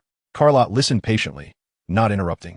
Previously, he had found such exuberance noisy, but now it seemed rather engaging. In truth, he was not particularly surprised by Vipitak's selection as Seeker. Such remarkable flying talent would indeed be wasted if not utilized in that role. Although Lott had little knowledge of Quidditch and was not particularly drawn to this perilous sport since entering Hogwarts, he had overheard many students chattering about it in the hall before their flying lesson. He had heard that a Seeker must possess both speed and incredible agility, with a mastery of the broom that far surpasses that of Chaser. After witnessing Vipitak's performance in flying class, Lott had already identified him as the prime candidate. Among all of Slytherin, he had not seen anyone with superior flying skills. Contentedly, the brown-haired boy bid Lott good night, clutching his stuffed bear as he lay down, utterly exhausted. After a day filled with emotional highs and lows, fatigue swiftly enveloped him as night fell. Vipitak had barely settled into bed when his breathing turned even and rhythmic. Lott glanced across the room at the sleeping boy, whose lips bore a faint, sweet smile. Habitually, he flipped through a book until weariness washed over him, the words blurring before his eyes. He extinguished the light and nestled into his blankets. Idalara stood beneath the starry sky, and this time the dreamscape was a tranquil night on the prairie, imbued with serenity. Lott approached, and the elegant woman, fresh and ethereal, turned her head to regard him. "From this day forth, I shall impart to you knowledge and magic concerning dreams, if you wish to call it magic. Beyond my powers, it is essential for you to learn something to combat the encroachment of curses." He felt a surge of anticipation. The lessons at Hogwarts surely could not rival the practicality and potency of what Odyllis would teach. Previously, I spoke of the dreamscape, yet those concepts are too distant for you at present. It is improbable that you could swiftly learn to transport an object from reality into a dream, and vice versa. Thus, let's discuss something simpler today. For instance, Odyllis' gaze bore into Lott's. What do you believe a dream is, and what constitutes reality? Odyllis did not rush him, patiently awaiting Lott's reflections. After a considerable period of contemplation, he offered a response with which he felt satisfied. She responded with a knowing smile, neither agreeing nor disagreeing. At your current age, the answer you provide is quite remarkable in my view. Many individuals seldom contemplate such questions, and even my followers often falter in their responses, unable to articulate clearly. Odyllis gazed up at the resplendent starry river sprawling across the boundless night sky of the prairie, where gem-like stars twinkled and shimmered against the dark canvas, radiating unparalleled brilliance. Caro was taken aback. How to discern? He had never truly pondered this question. In comparison to dreams, the clarity of reality is far greater. At least when one is immersed in reality, it is distinctly recognizable as genuine. Yet, as Odyllis observed the perplexed expression on Caro's face, she smiled and brushed her hand over the lush green grass of the prairie. You know this is a dream, born of my existence. If I were not to appear in your dream, or, as you say, if I were to lead you into a deeper dream after this one concludes, where everything bears no difference from reality, and all that you see and hear is strikingly authentic, given my abilities, I could certainly achieve this. How would you then distinguish between the two? Caro's mind raced, yet he could not conjure a plausible explanation. Odyllis cast him a playful glance and waved her hand. In an instant, the vast, nocturnal prairie transformed. The clear, tangible entities dissolved into a kaleidoscope of colorful light particles, dispersing and converging. At the center, Caro felt a disorienting shift. The temperature around him, his perception of color, and the fresh sense of the prairie all dramatically altered. He stared in astonishment at the scene before him, for he found himself in his own bedroom. Outside, the inky depths of the midnight lake loomed, and under the faint scattering of light, Caro could clearly see his own reflection on the glass of his bedroom. Were it not for Odyllis standing beside him, he might have truly believed he was in reality. Opposite him, Viptak lay soundly asleep, cradling a plush bear, while a lingering hint of shower gel perfumed the air, none of which bore the slightest trace of a dream. Little Orpheus, can you discern the difference? Odyllis asked with a radiant smile. Caro stiffly shook his head. Not only was he unable to distinguish intentionally, but in this context, if following the normal trajectory, he would not even entertain doubt. Thus, for me, dreams are reality, and reality is a dream. The crux lies in what you wish for it to be. Caro suspected his hearing had faltered. Otherwise, why was it that every word Odyllis uttered was comprehensible? Yet he suddenly found himself unable to grasp the meaning of the entire sentence. Do you remember what I first said to you? Life and death are devoid of meaning. Only change is the eternal constant. Without the existence of change, life is death, and death is life. The same principle applies to dreams and reality. Change is their fundamental attribute. You should not judge based on their objective nature, as both are in a state of constant flux, lacking fixed form, but rather assess them according to their states. If you desire for a dream to become reality, then it is indeed real. If you perceive it as ephemeral in reality, then it is merely a dream. This shift in perspective is the first step of your learning. Odyllis gazed at the vacant Caro, and with a mere gesture, a steaming cup of milk materialized in her hand. Do not take dreams for granted as mere illusions. They are birthed from reality and transcend it. Odyllis gently offered the warm milk to Caro, softly stating, to harness the power of dreams, one must first believe in their authenticity. They are, in essence, reality. In Chapter 32, Dream Veil, Caro sat on the edge of the bed within the dream realm, pondering deeply. For an 11-year-old, the concepts articulated by Odyllis were far beyond comprehension, making them difficult to grasp. Are you suggesting that while being aware it is a dream, one should treat it as real? Caro still found himself perplexed. Odyllis smiled and nodded.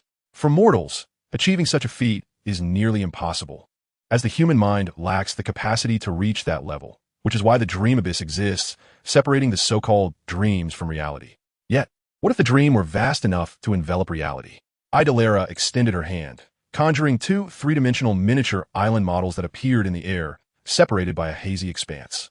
With a flick of her fingers, the island representing the dream immediately expanded, ultimately consuming the other island. Simultaneously, the grayish area between the two islands vanished. The dream abyss was no more, as the so-called reality and dreams had merged into one. Caro stared in astonishment, his mind momentarily blank. This is how I alter reality. As long as there is a suitable vessel, the reality you conceive can be molded at my whim. Of course, you cannot achieve this, but there is no need for you to do so. She rose and walked toward the doorway, with Caro following closely. I believe you should be familiar with what humans refer to as sleepwalking. Caro nodded, understanding that sleepwalking refers to the act of wandering unconsciously during sleep, engaging in unrestrained behavior. At the very least, he was aware of that. Excellent. Today, I shall introduce you to a new concept, dream veil. Odyllis pushed open the door and stepped into the corridor, navigating it with ease while speaking. Dream veil is somewhat akin to sleepwalking. It also allows you to transition spatially within reality. For instance, your body should be peacefully slumbering in your bedroom, while your consciousness stands in the dream, say, within the Slytherin common room. As they conversed, they arrived at the deserted common room, where the dim glow of the fire cast an eerie ambience. Odyllis continued onward. To successfully execute a spatial transition, one must construct a dream that closely mirrors the actual circumstances. I refer to this type of dream as a reality dream.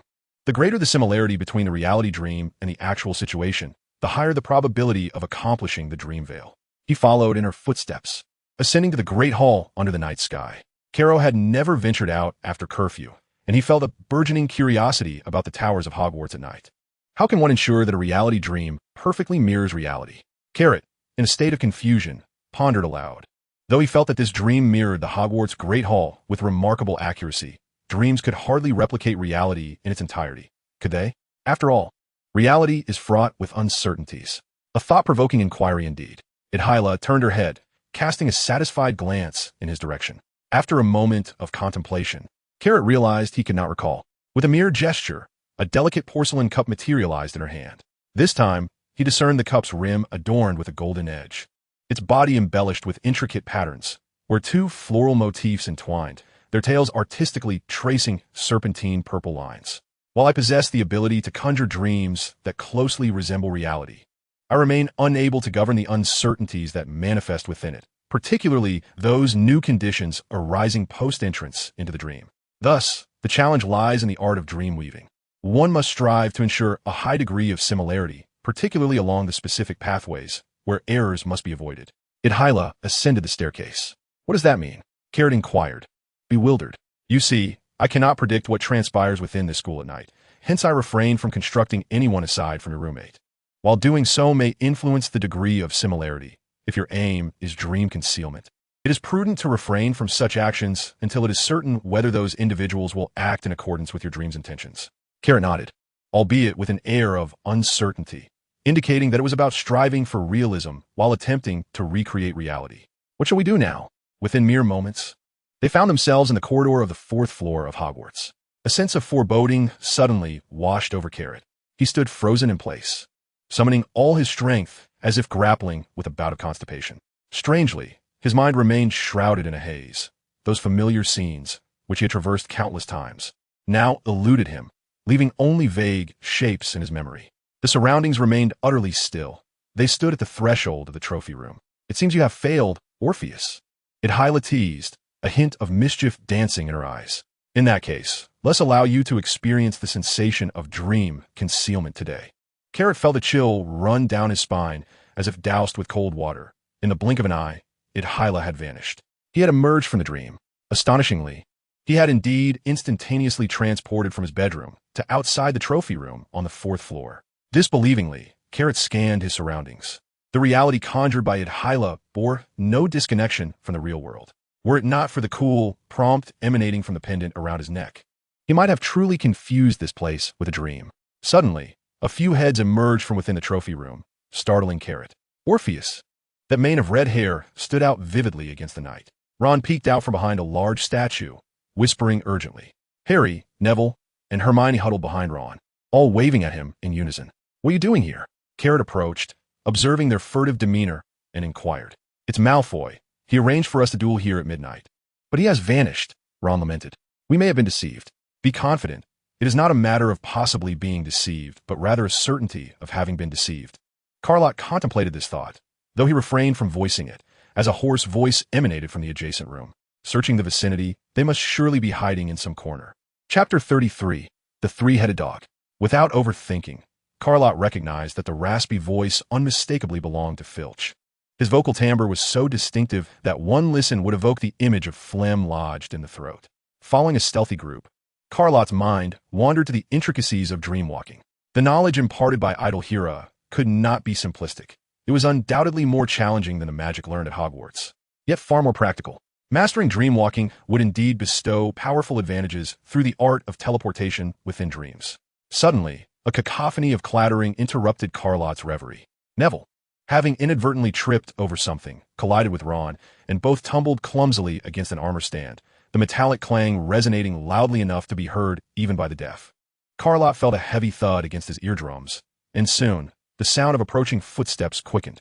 "Run," Harry urged as he helped Ron to his feet, sprinting down the corridor. Carlott brought up the rear, halting the panting quartet only when Filch's voice faded into the distance. Unfortunately, good fortune is seldom enduring. Peeves, the poltergeist, erupted from a nearby classroom, obstructing their path. Ron, trailing closely behind Harry, engaged in a bickering match with Peeves, whose uproar echoed through the castle, rivaling the previous clamor of the toppled armor. Yet, they found themselves with no escape. The corridor leading to the fourth-floor charms classroom culminated in a locked door. The hurried footsteps followed the commotion, and Carlott could already hear Filch's cat emitting a piercing yowl. Alohomora. Hermione snatched Harry's wand, uttering the incantation to unlock the door. If memory served him correctly, before entering, he had noted the conspicuous no-entry sign affixed to the door. Now, Carlott understood all too well the reason for such a prohibition. A monstrous, three-headed dog loomed before them, its gaze predatory and fixated. Each head glimmered with a ravenous green light, their pupils mere slits within the whites of their eyes, almost imperceptible. Drool dripped from its razor-toothed maw, a foul stench wafting from its three nostrils. Most alarmingly, this Cerberus was unchained and unrestrained. Had it not been startled by their sudden appearance, it would likely have lunged at them, tearing them to shreds. Carlott caught a whiff of a pungent odor. Casting a glance at the four individuals huddled in panic beside him, he stepped forward, meeting the three-headed dog's greedy gaze. It was not out of bravery, but rather a resonant call from the dormant Orpheus within him. Caro could sense the dormant curse power beginning to stir slowly, signifying that the creature before him was, to some extent, intertwined with the essence of the curse, likely stemming from the same origin. The frigid limbs were imbued with warmth, yet this time devoid of the intense bloodlust. Instead, it bore a nurturing essence that arose from the depths of his heart, a resonance between powers of the same origin. It appeared that this inferior creature had indeed been influenced by the same energies as the curse. The sinister force gradually spread, surging through his limbs and body. As tendrils of red-black mist emerged from his palms, Caro observed that a thin veil of mist also enveloped the three-headed hound, responding to this newfound power. However, this time, Orpheus's voice did not manifest. The hound failed to perceive the changes within Caro. Its greedy gaze remained fixated upon him. A low, guttural growl escaped its throat, and the foul stench penetrated Caro's nostrils. He lifted his head and extended his hand, as a sinister red light erupted from his profound black eyes. The mist coalescing from his palm formed a writhing cloud, a crimson glow seeping faintly from the dark mist. The hound's slit-like pupils trembled violently, and it ceased its growling, submissively lowering itself to the ground, wagging its tail in a placating manner, instantly transforming into a docile pet, yearning for its master's affection. This time he maintained control, merely allowing the responsive power to flow naturally, yet the intimidation it exuded was unexpectedly profound. The four individuals nearby stood in shock, staring at him like lifeless statues. Caro turned to regard them, and Ron instinctively took a step back. There was no mistaking it. That was the look of fear. He had become a creature more terrifying than the three-headed hound. Ron's voice trembled as he sought Harry's assistance, struggling to articulate his thoughts. Was this inevitable? Could he not escape such a fate, even within the confines of the magical school? Caro let out a self-deprecating laugh. The red light in his eyes had receded, returning to their usual profound blackness. He had hoped that having shared a few encounters with Harry and the others would make future interactions easier. But he found that once his otherworldly power was revealed, they immediately distanced themselves, perceiving him as a monster. If Viptak were to witness his current form, would he still regard him as a friend? Caro pondered sorrowfully, realizing that the truth of his solitude had never wavered. He had been alone in the past, would remain alone in the future, and perhaps eternally so. He dare not dwell on these thoughts any longer, fearing that the psychological equilibrium he had painstakingly established would be easily shattered by overwhelming negative emotions. Under Orpheus's influence, any negativity could amplify the curse's effects. Silently, Caro opened the door through which he had entered. Filch had already departed, leaving behind a tranquil corridor on the 4th floor, the words "no entry" clearly visible. He did not turn back for a second glance, hastily lowering his head as he strode away, his tall and slender figure swiftly engulfed by the darkness of the corridor. "Ron, you have gone too far," Harry murmured reproachfully. For children emerged, shutting the wooden door behind them, while the three-headed dog remained still, watching them depart with unwavering vigilance. "Indeed, Ron, if it weren't for Orpheus, we might have already fallen prey to that beast. How would you treat him so?" Hermione chimed in, securing the door and restoring the lock to its place. The tranquil night enveloping Hogwarts resumed its usual serenity, as if nothing had transpired. Chapter 34, The Eve of Halloween. He settled onto the edge of his bed, a profound weariness gradually materializing within him, spreading throughout his entire being. Why would a monstrous, three-headed dog lurking in that corridor possess a power intertwined with the curse? Carlott rubbed his throbbing temples. Did this imply it had once come into contact with the curse's creator? No, that could not be right. The dog seemed to be influenced by the power far less than anticipated, and the curse's energy was immense.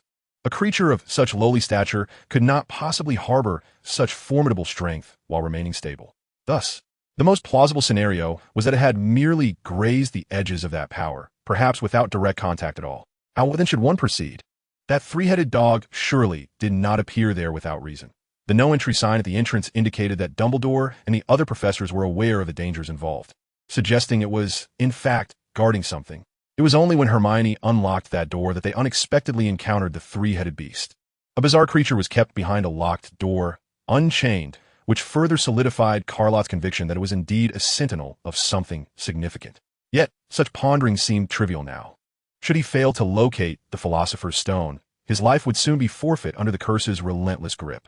Odyllis had cautioned against invoking Orpheus's power again, indicating she understood the gravity of the situation. He recalled her words, that her presence within his dreams would also drain his vitality. However, Carlott bore no resentment towards Odyllis. Had she not intervened repeatedly, clarifying the nature of the curse, he might still be tormented endlessly by nightmares. In truth, he felt a sense of gratitude towards her. He understood that Odyllis might merely be using him, showing little regard for him from the perspective of an outer god. Yet her assistance had far exceeded what those merely observing could ever provide. Moreover, regardless of the circumstances, Odyllis harbored no malice towards him, as Snape would confirm. If she truly desired to harm him, he, a mere mortal, would be as fragile as an ant, easily crushed in her grasp. Could it be, then, that the object the three-headed beast was guarding was, in fact, the Philosopher's Stone? Carlott focused intently, a thought suddenly floating into his mind. This notion expanded within him, akin to a balloon inflated to its utmost capacity. It was imperative for him to find an opportunity to revisit the corridor on the 4th floor. He clenched his fists and cast a glance at the wand resting on his bedside, pondering to himself. On a Monday, Dumbledore introduced them to Mr. Galegreen. He was an elegant, elderly gentleman with short hair, yet for reasons unknown, he perpetually wore a displeased expression. Strangely, an enigmatic black cat seemed to cling to him, creating an oddly harmonious presence beside Dumbledore. Dumbledore announced that he would serve as another vice principal at Hogwarts, primarily assisting him in managing the mundane affairs of the school and the students, despite Orpheus merging with him, becoming an intrinsic part of his essence. The absence of Odyllis rendered this once nightmarish reality profoundly unfamiliar. Today, Hogwarts provided delectable pumpkin pies filled with a luscious red bean paste, enveloped in a perfectly crisp layer of fine breadcrumbs that had been fried to perfection. With each bite, the sweet bean paste oozed out, rich and fragrant. Fortunately, Carrot's swift hands allowed him to fill his bowl shortly after the food appeared. Across the long table, Draco Malfoy watched in astonishment as Carrot's hands moved like a whirlwind, his fork suspended in midair, frozen in disbelief as the last piece of pumpkin pudding, drizzled with a syrup of red dates and honey, landed on Carrot's plate. "Glutton," Malfoy muttered under his breath, giving the table a slight thump in frustration. Carrot, oblivious to his words, was lost in the sheer joy of indulging in the delightful dessert. Aside from attending potions class, only the prospect of sweet treats could render him so entranced. After all, unlike the monotonous staple foods available daily, the special desserts were limited, and a mere second's delay could mean missing out entirely. Viptak, feeling vexed, scratched his head. One hand held a knife while the other clutched a fork. Remnants of black pepper steak sauce lingering at the corners of his mouth. He had reacted a moment too late, and found even the pumpkin juice had vanished. The brown-haired boy turned to Carrot, his lips twitching involuntarily. Before him lay a trio of empty plates that had once held an array of small desserts. Carol, could you spare me a piece of pumpkin pie? Viptak tugged at Carrot's sleeve, somewhat bashful. Yet, his craving was undeniable, alas. His slow reflexes had cost him even the plentiful pumpkin pie. Carrot had never been one to share, having grown up in an orphanage. He had long since grasped the necessity of clinging tightly to what was within his reach. A momentary concession could embolden those who coveted what he possessed. Gazing into the clear, sky-blue eyes of the brown-haired boy, he hesitated for the first time. Very well, with deftness. Carrot sliced a generous piece from the pumpkin pie he had already taken a bite of and placed it into Viptak's bowl. Thank you, Carrot, you're the best. Viptak's eyes sparkled as he speared a piece of pumpkin pie, savoring it slowly, his face alight with a joyful smile. This was a smile Carrot had only witnessed a few times since joining Slytherin, ever since Viptak had been bullied by a group of boys. Such carefree expressions had become a rarity, even as laughter had diminished to but a few instances. Although the altercation in the Slytherin common room had deterred the older boys from troubling Viptak further, Lott could sense that the heavy, oppressive atmosphere of the house was gradually transforming the once sunny and cheerful boy. The radiant, unblemished smile of the newly arrived Viptak had vanished without a trace. Lott, not particularly adept at expressing himself, coupled with his naturally cold demeanor that fostered a sense of alienation, did not mean that he lacked the ability to perceive the inner emotions of others. In fact, he excelled in this regard far more than his peers. He was concerned that Viptak's continued self-isolation might lead to unforeseen consequences. Lott understood that the brown-haired boy was not one to revel in solitude. He yearned for friendship and pleasant conversation, yet in Slytherin, he was regarded with disdain, even in the absence of overt bullying. The indifference and neglect from the other students towards this small figure had intensified. Fortunately, the smile at dinner revealed to Lott that the kind and pure-hearted Viptak still existed, albeit hidden away in the depths of his heart. As he observed the brown-haired boy devouring pumpkin pasties, Lott suddenly felt that this experience was far more gratifying than consuming all the desserts alone. He noticed the gravity etched on the elder's face, and he realized that his opportunity was at hand. Chapter 35, The Trapdoor. Amidst the chaos, Lott blended into the Gryffindor crowd, stealthily making his way to the 4th floor. As he had surmised, all guards had been withdrawn from the corridor on that level, leaving it deserted. He approached the forbidden wooden door, drawing his wand. Alohamra. The incantation unlocked the door, and casting a furtive glance behind him to ensure he was alone, he cautiously pulled the door open. The three-headed dog remained in its original position, its fierce gaze fixating on the uninvited guest who had intruded through the door. Upon recognizing Lott, it took 2 steps back, shedding its menacing demeanor and wagging its tail in a friendly manner. Lott sidestepped the creature and discovered a trapdoor at the center of the floor behind it. He lifted the trapdoor, revealing a seemingly bottomless abyss. What could lie within? Lott pondered. He could not risk entering this chasm alone, for any danger would be insurmountable by himself. Seeking assistance would only reveal his intentions, and the pursuit of the Philosopher's Stone was to remain a closely guarded secret. There would be no plausible explanation for his solitary presence here. Though he could not be entirely certain that the object concealed within was indeed the Philosopher's Stone, his instincts urged him that it held great significance. Otherwise, the individual who had hidden it would not have gone to such lengths to secure it in this location. He needed to devise a plan to glean some information. Closing the trapdoor, a spark of inspiration surged through his mind, leading him to recall that Harry and his companions had once encountered the 3-headed dog here as well. If relying solely on his own strength proved insufficient, enlisting their assistance should pose no issue. Harry and Ron exemplify the quintessential curious souls. Having encountered the 3-headed canine monstrosity, it is highly probable that they would employ their methods to glean further knowledge, perhaps extracting something intriguing from their own lips. Upon deeper reflection, an important question arises. Lott's expression darkened. There were 4 of them that fateful night. In the midst of such a multitude traversing the night, how did they manage to evade Filch's notice? While he had circumvented the tangible pathways through the Veil of Dreams, what means had they employed? Could it truly be mere fortune that enabled them to journey from the Gryffindor common room to the trophy room on the 4th floor? It appears that Harry and his companions may possess knowledge not dissimilar to his own. It would be prudent to refrain from haste. With Idalara absent for the time being, it would be wise to reassess the situation later.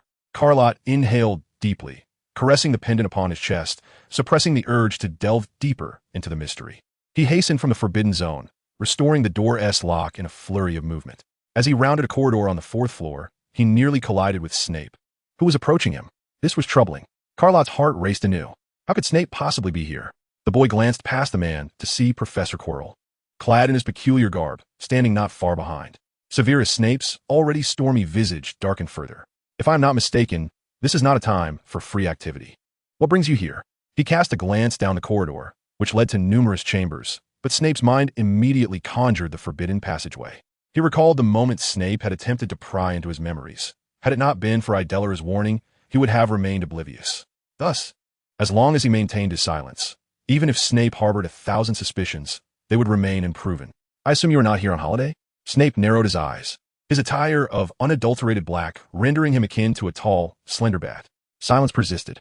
Snape's unexpected roar startled Carlott, eliciting a similar reaction from Quirrell behind him. Carlott raised his gaze to meet Snape's penetrating eyes. He felt no fear.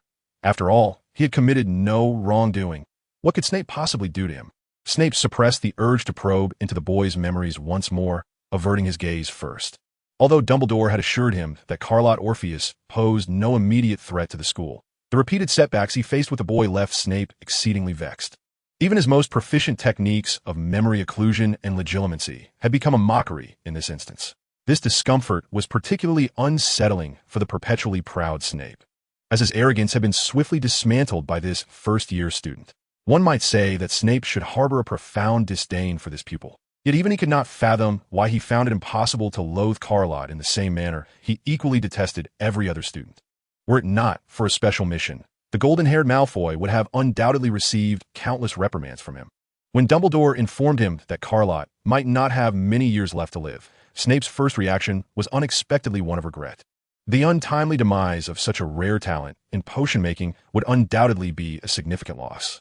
He cast a cold glance at Carlott, skillfully stifling a scoff from his nose. Snape harshly uttered a remark and strode away. Professor Quirrell timidly followed in his wake. Carlott, detecting the greasy scent of garlic, cast a suspicious glance at the inexplicably flustered figure. It appeared that Professor Quirrell harbored a palpable fear of Snape. It was rather peculiar, being a professor himself. Why did he display such subservience in Snape's presence? After all, even as a child, Carlott had not been so easily intimidated by Snape, whereas Quirrell's demeanor suggested he had something to hide, as he avoided Snape's gaze at all costs. Strange occurrences often imply underlying mysteries. Clearly, Snape was not the type to engage in malicious schemes for personal gain, although he was known for his sharp and cold demeanor. During their brief encounter, Carlott sensed no ill intent from the potion master with the disheveled hair. Carlott harbored little fondness for the subject of defense against the dark arts, deeming it excessively lackluster. Besides the nauseating stench of garlic that lingered, the professor's teaching was amateurish, merely reciting from the textbook without imparting any practical knowledge. Carlott had overheard numerous rumors within the school suggesting that the subject was cursed, with no instructor managing to last a full year in the position. Given this context, Quirrell's lack of enthusiasm for teaching raised questions about his motives for applying to a job that seemed thankless and arduous. He narrowed his eyes, his penetrating gaze mirroring Snape's almost perfectly. Carlott reflected on his own presence here, indifferent to matters closely connected to him, leading to a singular conclusion. Quirrell had ulterior motives for coming to Hogwarts. Chapter 36. The Quidditch match as October came to a close. The weather in November turned frigid. He was but a child. Why should he concern himself with the worries of a deity? Nevertheless, Carlott observed that Viptak relished the Quidditch training. Despite its arduous nature, he found joy in it. Carlott could hardly fathom how someone could enjoy such a perilous sport.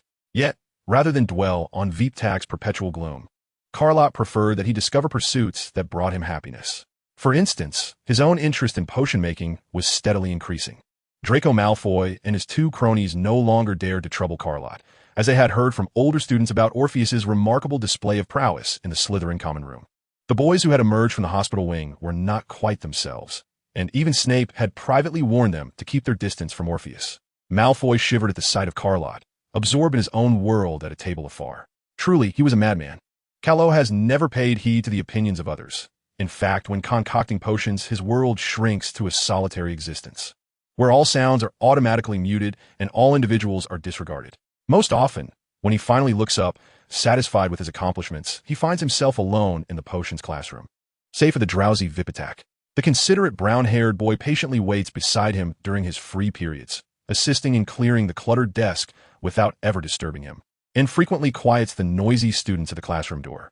In this regard, Kello holds a deep gratitude for Vipitak, fully aware of how rare it is to find an undisturbed environment.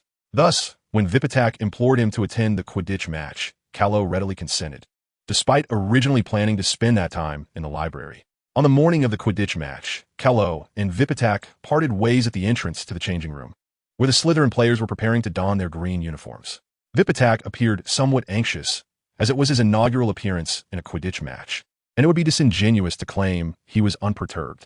Sensing the brown-haired boy's unease, Kello gently patted his shoulder before turning toward the stands. Though Kello was not particularly skilled at offering encouragement or solace, this gesture was a considerable source of motivation for Vipitak. While claiming a disinterest in watching matches, Kello chose the most suitable vantage point, directly facing the center of the field. Seated in the highest row were Ron and Hermione, and he selected a seat in the row immediately before them, positioned centrally next to Gryffindor's cheerleading section. They had even crafted an extravagant banner that boldly declared, "Potter must win," in a bid to surprise Harry. Indeed, although Kello was a Slytherin student, his presence amidst the Gryffindor seats raised no eyebrows. Even those well-intentioned individuals who noticed the lone silver-green-clad figure among the bright red team dared only to murmur beneath their breaths.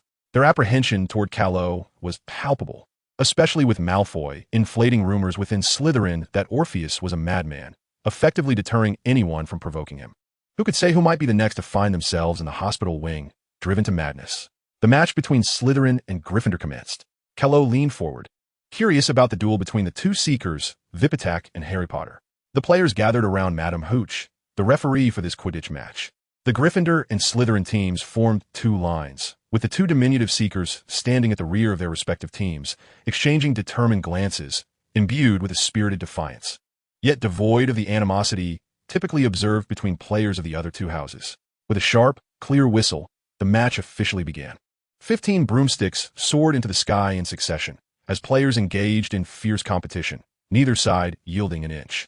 Before taking off, Vipitak surveyed the stands, and his eyes quickly found the solitary silver green amidst a sea of red. Kello, resting his chin on one hand, gazed from the edge of the stands. Watching intently in Vipitak's direction, the brown-haired boy felt a surge of exhilaration, as if invigorated by a potent elixir. It must be said that Quidditch enjoys remarkable popularity at Hogwarts.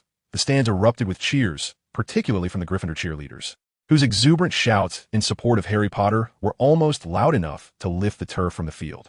In contrast, the Slytherin section was markedly subdued, with students glowering as they watched the red-haired Weasley brothers continuously score goals against their house. Compared to the spectators, the commentary of the match was undeniably more electrifying. Lee Jordan was an adept commentator, his pace matching that of the players.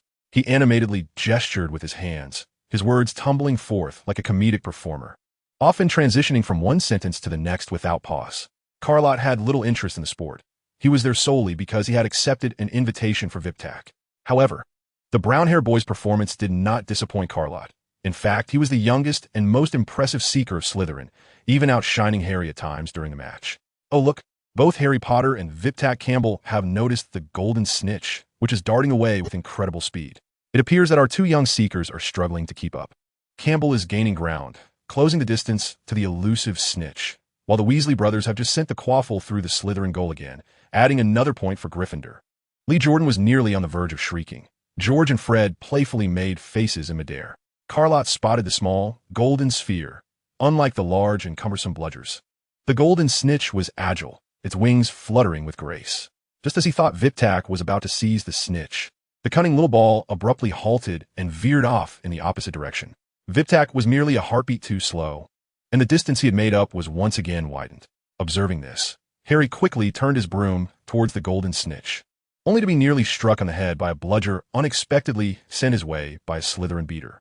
Discontented murmurs arose from the Gryffindor stands. "Referee, that was a malicious attack on a player. How could Slytherin be so despicable?" Lott, having purchased a bag of toffee pop rocks from a vendor in the stands, suddenly found the previously dull match to be quite engaging. Chapter 37, Secrets. The discontented cries and boos from Gryffindor intensified after Marcus Flint of Slytherin deliberately collided with Harry. Lee Jordan mercilessly denounced Slytherin from the commentary box, earning a sharp reprimand from Professor McGonagall. As the match reached its climax, Rubeus Hagrid, the keeper of the Hogwarts grounds, took a seat in the Gryffindor section, having encountered Miss Nashaw in Diagon Alley. The moment he sat down, the spacious seat felt rather cramped. As Viptak and Harry deftly evaded the erratic bludgers, they simultaneously searched the chaotic field for the elusive golden figure. Both exceptional seekers, they found themselves in a stalemate during the match. Suddenly, a series of gasps from the stands captured Carlott's attention. The audience pointed excitedly towards Harry, murmuring animatedly. Following their gestures, Carlott observed that Harry's Nimbus 2000 seemed to spiral out of control, reminiscent of the incident during their flying lesson.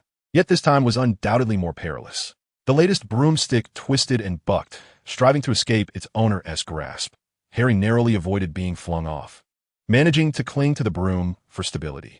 Hagrid, noticing Harry's peculiar behavior, spoke with a slight tremor in his voice. Upon hearing Hagrid's murmurs, Hermione snatched the binoculars from him. "It's Snape," she said, her expression darkening as she spoke breathlessly to Ron beside her. Carlott instinctively dismissed Hermione's claim. While Snape was indeed as unlikable as a bat, his intentions were discernibly benign, particularly in public.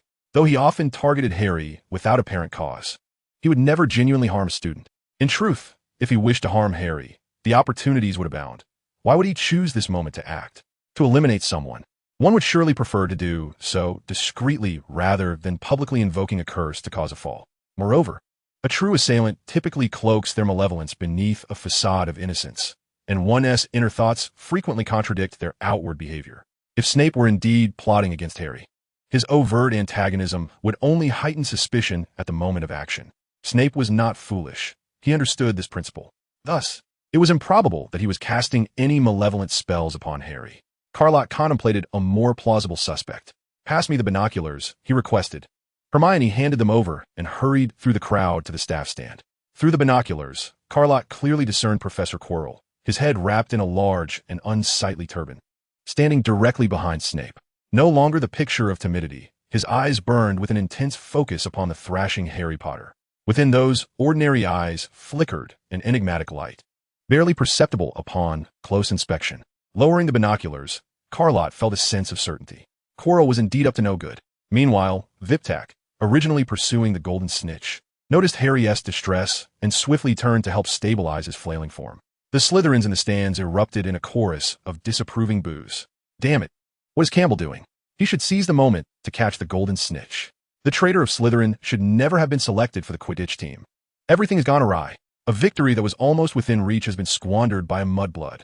Soon, a commotion erupted in the staff stands, as Professor Quirrell was unceremoniously jostled by Miss Granger, stumbling forward into the seats ahead. Moments later, flames erupted from the hem of Snape's robes. Kello merely glanced and surmised that this must have been Hermione's doing. As Quirrell's gaze was interrupted, Harry's broom regained its stability. Although they all believed Snape to be responsible, Kello was acutely aware that the silent Professor Quirrell was the true mastermind. Yet he was not prepared to disclose this discovery to anyone.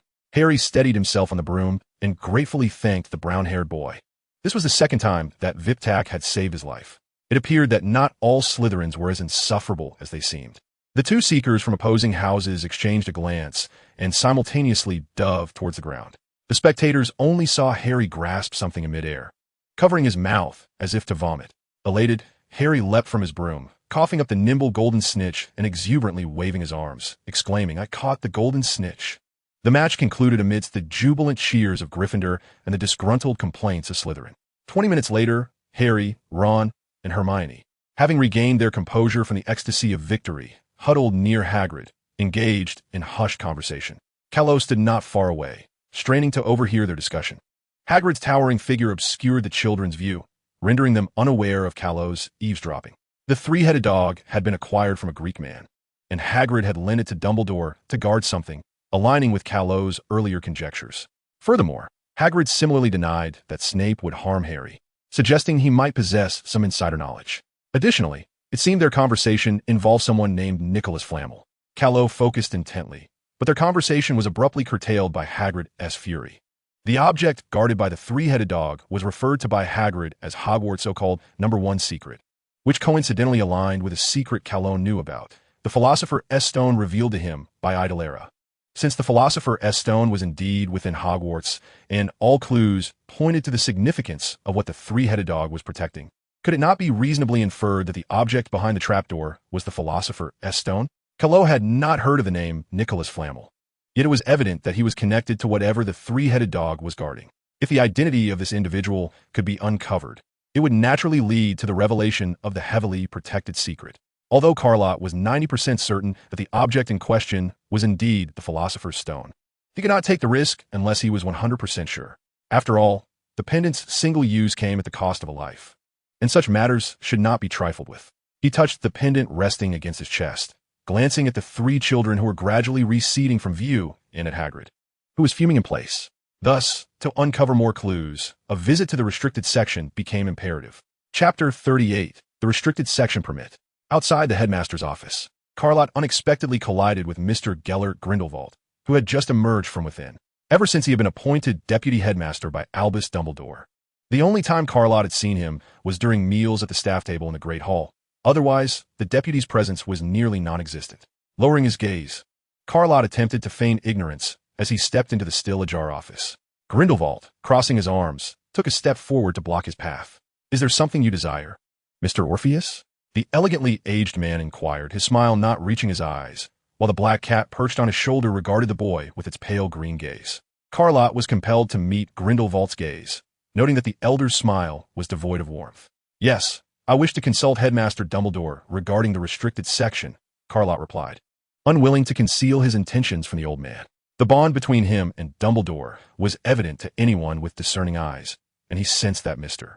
Gellert Grindelwald was considerably more formidable than the benevolent Dumbledore. In any case, Dumbledore was preoccupied with Hogwarts affairs, and Grindelwald appeared disinterested in what he deemed the foolish antics of the students. His educational philosophy starkly contrasted with Dumbledore's. He believed it essential for Hogwarts students to acquire a fundamental understanding of dark magic. After all, he had little regard for students who knew nothing of even the most basic dark arts. Years had passed, yet he felt the quality of students had significantly declined. In his era, curses flew freely, yet upon arriving at Hogwarts, he found students trembling at the mere mention of dark magic as if it were a plague. The dimly lit, restricted section rarely welcomed sunlight, resembling a dungeon to students. Ordinarily, no one wished to peruse the tomes housed there. Even Dumbledore had seldom ventured within. Grindelwald muttered the term restricted section, casting a sidelong glance at Lott. Hogwarts regulations mandated that a professor's handwritten permit was required to enter the restricted section, and on this point, Grindelwald had to concede that the school's policy was just. The allure of dark magic was indeed incomparable to that of ordinary spells. The ancient tomes, rife with malevolent markings, could easily corrupt the minds of unsuspecting students. Even the slightest wavering could allow inner demons to infiltrate, eroding the students' souls from within. He could not afford to grant Lott such a privilege, as there were too many unknown variables concerning this child. "Come honeyed milk pastries," Grindelwald intoned, and the door to the headmaster's office swung open in response. "What's the matter, Gellert?"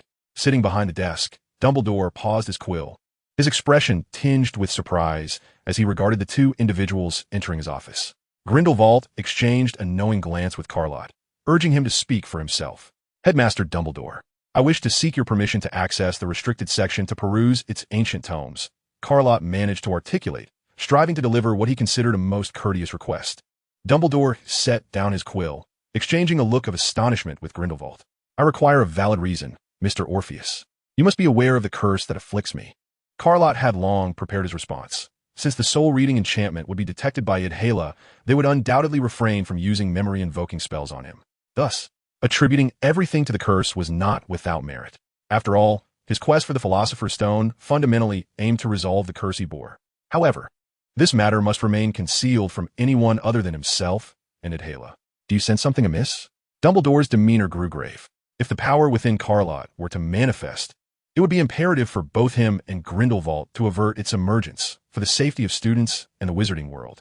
Even if it were a matter of probability, even if it meant sacrificing the life of an innocent child, the world's foremost white wizard could not shy away from such a decision. The nature of that power remained uncharted, and thus unsolvable. Not at present. Lott shook his head, oblivious to the relief that washed over Dumbledore. I can grant you access to the restricted section, provided you are accompanied. You must understand that the majority of the magic contained therein is profoundly malevolent and can affect the mind. The elderly wizard cast a sidelong glance at Grindelwald, who nodded almost imperceptibly. Mr. Grindelwald will accompany you to the restricted section. Is that agreeable? Lott remained silent, silently acquiescing. In truth, he believed it unnecessary to have a guardian. Firstly, it would impede his search for information regarding the Philosopher's Stone and Nicholas Flamel. Secondly, he did not perceive that those so-called dark tomes could sway his mind. With Odyllis' strength, most forms of mental corruption would be thwarted. Moreover, what power could be more formidable than the erosion of a curse? The corrosion of will by Orpheus was far more potent than any black magic. Very well. In that case, when you wish to visit the restricted section, you may find Mr. Grindelwald in the headmaster's office. The password is honeyed milk pastry. With him present, I trust you will be considerably safer. The wrinkles at the corners of Dumbledore's eyes lifted in a gentle smile. If I am not in the headmaster's office, simply proceed to the restricted section. Should you not find me, go directly there.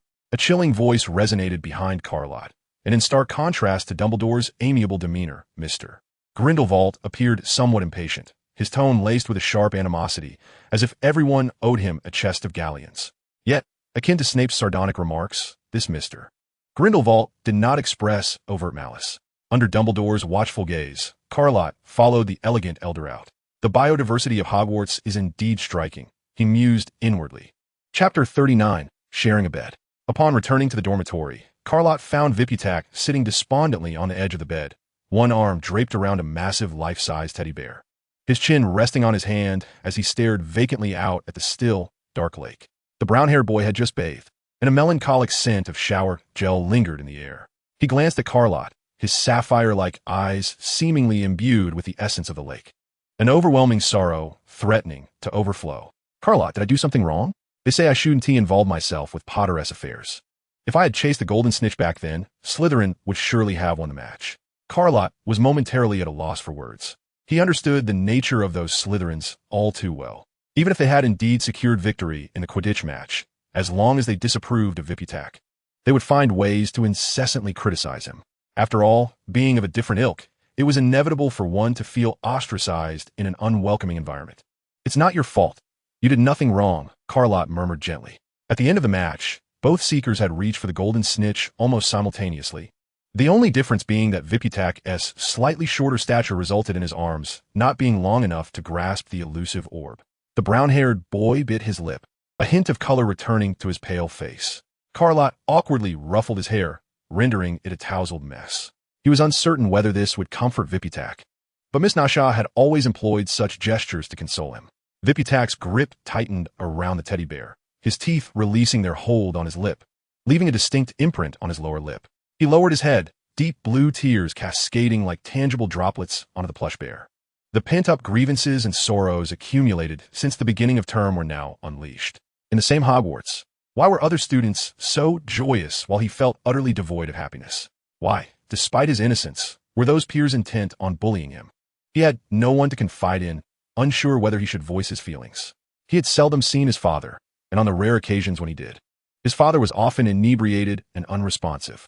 His father, afflicted with pneumoconiosis, had vanished after receiving a mysterious invitation years ago, and since then, there had been no word of him.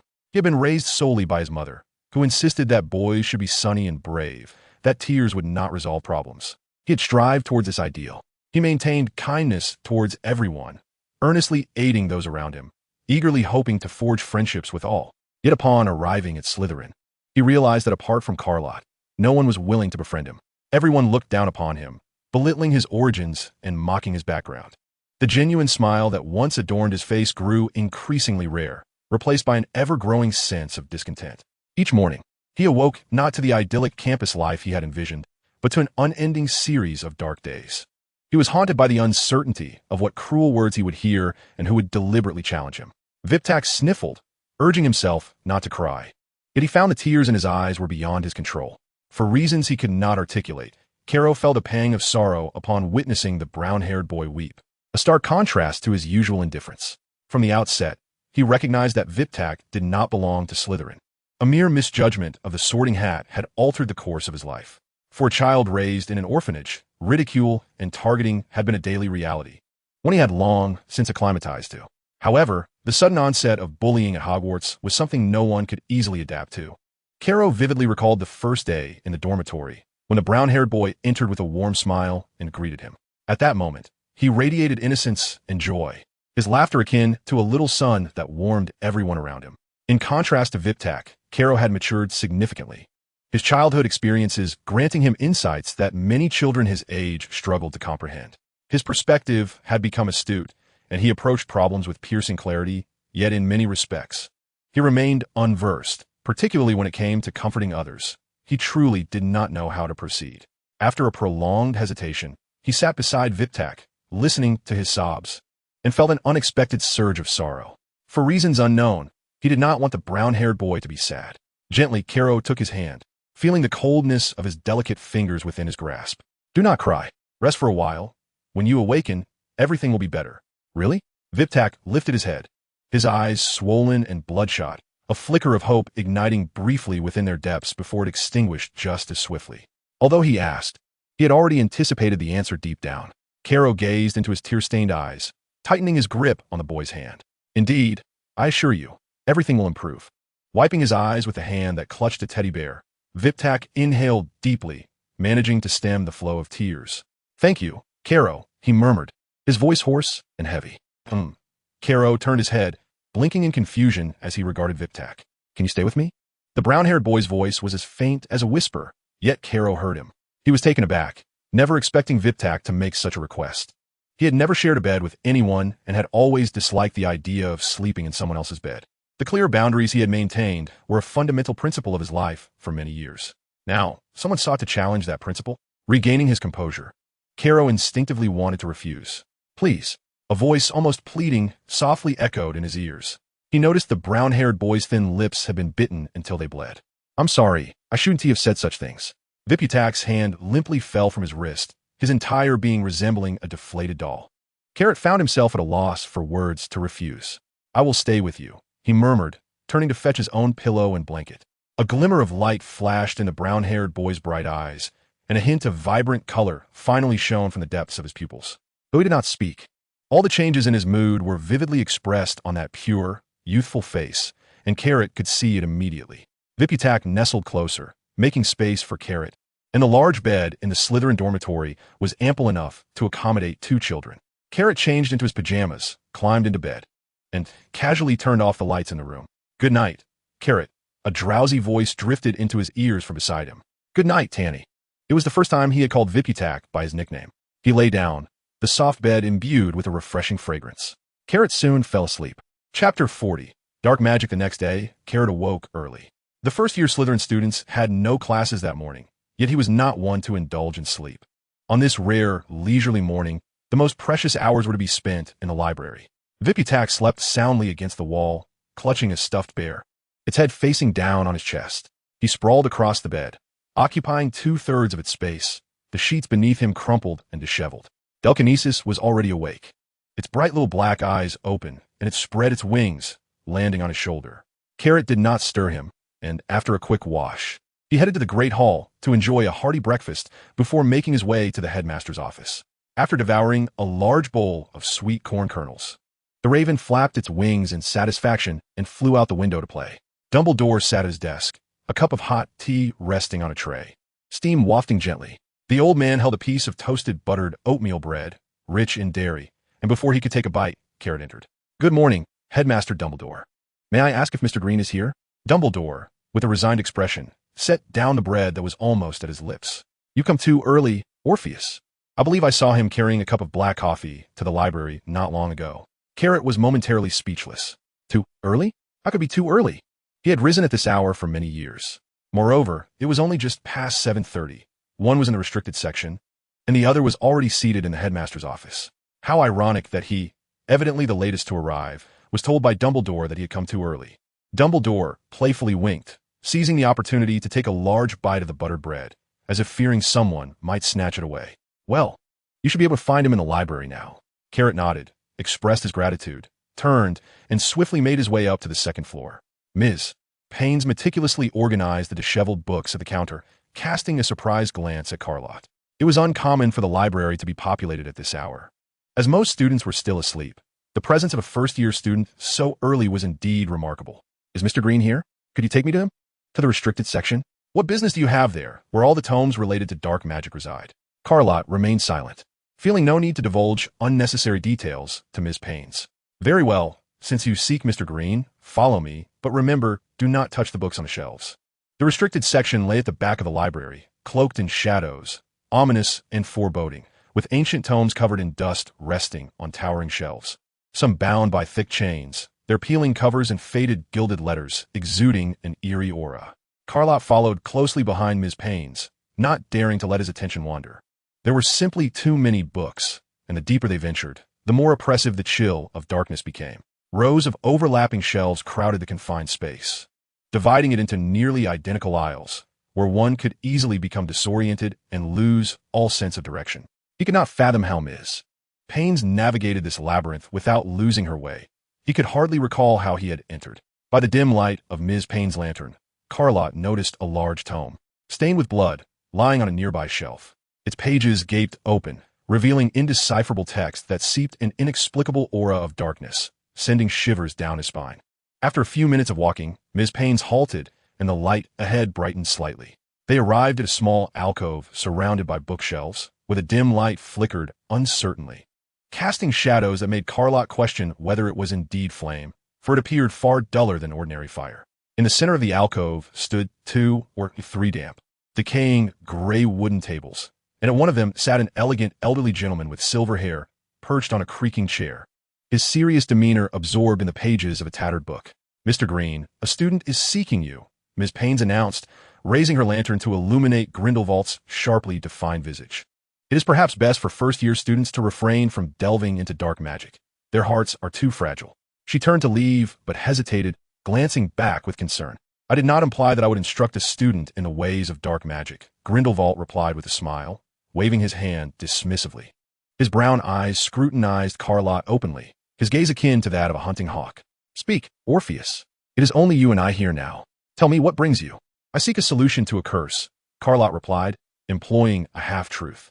The falsehood being that he was in search of clues regarding Nicholas Flamel to obtain information about the Philosopher's Stone, while the truth lay in his ultimate goal of resolving the curse that afflicted him. In a strict sense, he ventured into the forbidden section to seek a remedy for the curse that entwined him. "The curse that clings to you is not of magic," Grindelwald murmured. Regarding this, Odyllis had once remarked that her powers, as well as those of the curse's creator, transcended human comprehension, existing beyond the realm of magic.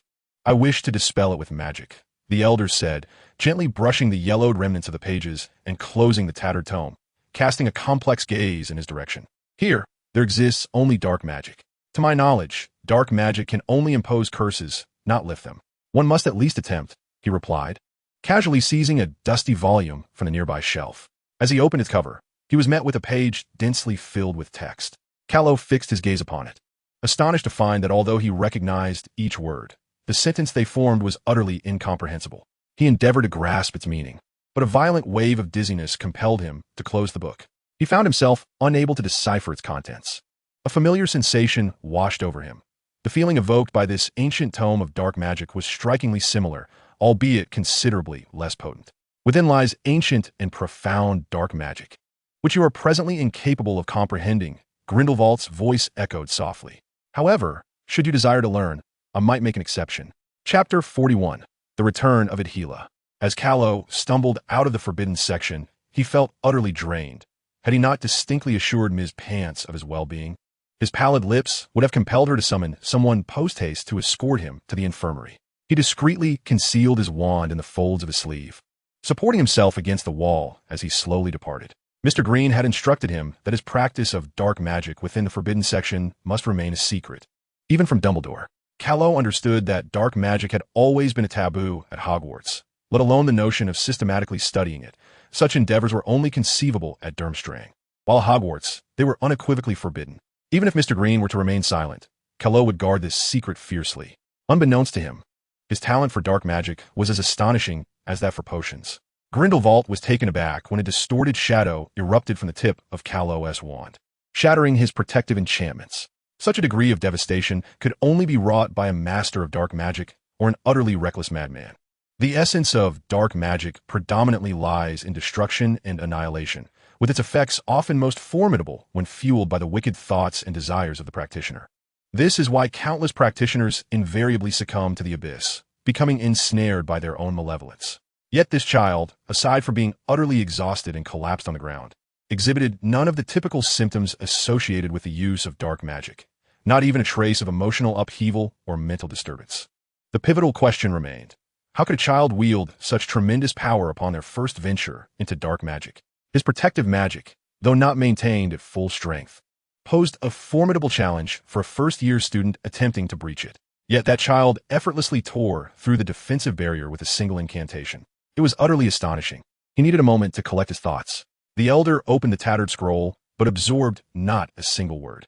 He had aged, yet this did not signify the complete dissolution of his ambition. Many matters had become clear to him during his years at Nemontgard. For decades, he had lost interest in world domination, but the prospect of nurturing an exceptional student to carry on his legacy was, upon reflection, a commendable choice, especially one with an innate affinity for dark magic. Countless ancient knowledge, particularly regarding forbidden spells, had become lost in his hands.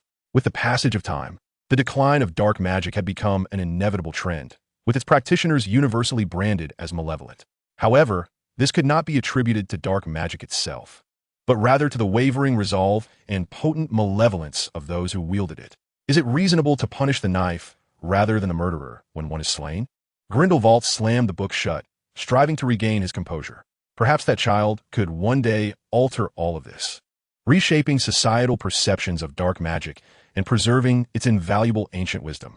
It was said that during Salazar Slytherin's era, dark magic was taught as a legitimate subject, only to devolve into a ludicrous notion of defense against the dark arts centuries later. Truly absurd.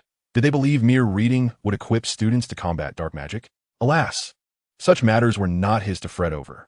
The curse's power evidently transcended magic itself. As a man whose half-formed body lay buried, Grindelwald understood that he could not offer much assistance to Carlott. It appeared he had ulterior motives for venturing into the restricted section. Yet his words did not seem to bear falsehood. Grindelwald pondered the unknown presence that clung to Carlott, feeling a flicker of intrigue. May that child discover a means to counter the curse. Meanwhile, heaven knows, under Mr. Grindelwald's insistence, casting a spell could result in such a potent backlash that it left him utterly drained.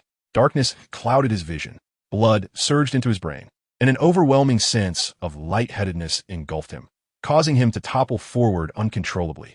A startled gasp echoed as a soft form caught him from beneath. The scenery before him shifted from dark to light as Carlott gasped, regaining his normal sight. He saw Viputak kneeling on the ground, his hands gently pushing against Carlott's chest, aiding him to sit on the edge of the bed. Carlott had inadvertently collapsed atop the brown-haired boy. "Carlott, what is the matter?" Those azure eyes gazed at him with concern. "It's nothing. I'm just exhausted." He closed his eyes, and after sitting down, the overwhelming fatigue began to dissipate. "Tanny, let me rest for a while." Carlott wearily climbed into bed, slipping under the covers without even changing into his nightclothes. Wiputake was unaware of the unfolding events. It was evident that Carlott was in dire need of rest. "I shall be nearby. Should you require anything, simply call for me." The brown-haired boy thoughtfully extinguished the light for him. Following the incident in the Slytherin common room, Wiputake realized that Carlott harbored secrets he wished to keep hidden. As his friend, if Carlott chose not to confide in him, it was perhaps best for him not to inquire further. Carlott had spent several days in the infirmary to transform himself into what he had become, and no matter the circumstances, as long as Wiputake could offer him any assistance, that would suffice. A sense of weightlessness enveloped Carlott, swiftly ushering him into slumber. Initially, he was embraced by a warm and comfortable darkness, but as his consciousness gradually returned with the fading of fatigue, he became aware of the existence of dreams. The azure sky was adorned with a few wispy clouds, and occasionally, a flock of seagulls would sweep by, accompanied by their melodious calls. Sunlight bathed the elegant figure seated at the edge of cliff, casting a gentle glow upon her. A surge of excitement coursed through Carlott as he composed himself and approached the cliff's brink to sit beside her. Idehira wore the familiar faint smile that he had come to know. "How have you been?"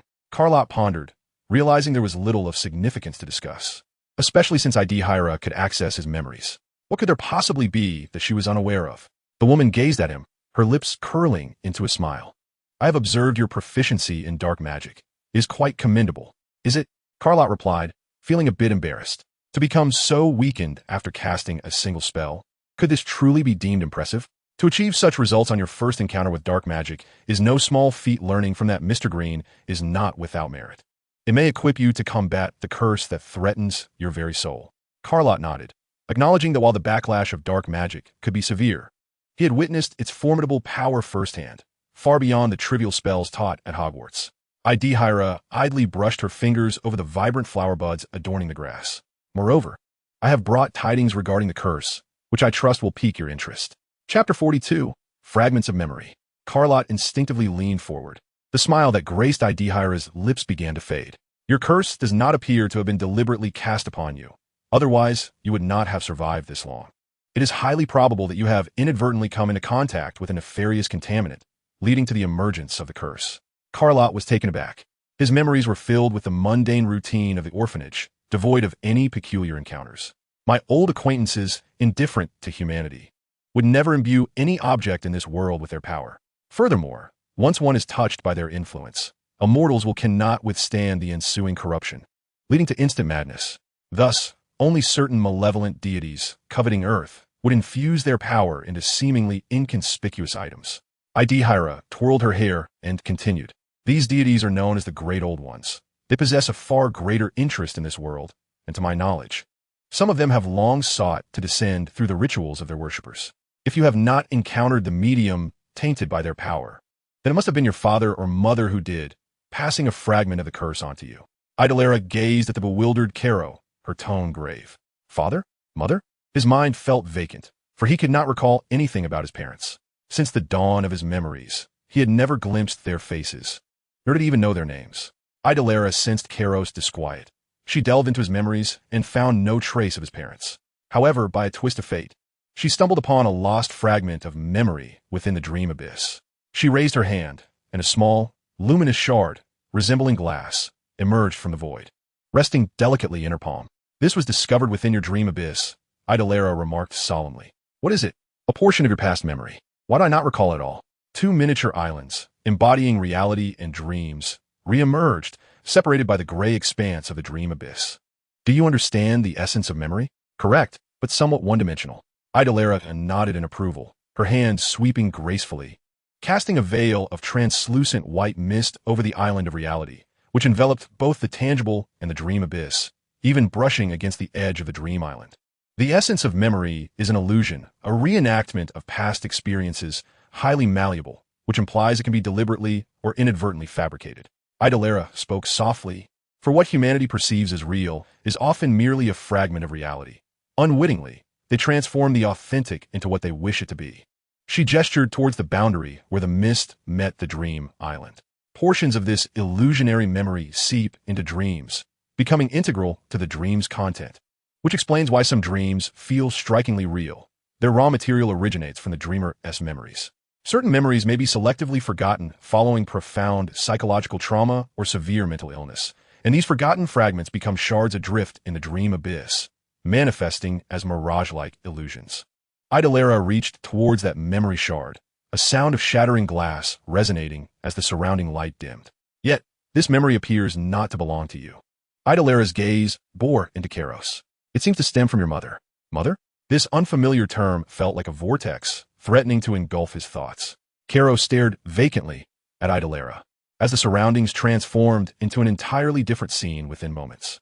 They stood in a dim, cramped room, the low ceiling and drooping windows exuding an oppressive atmosphere.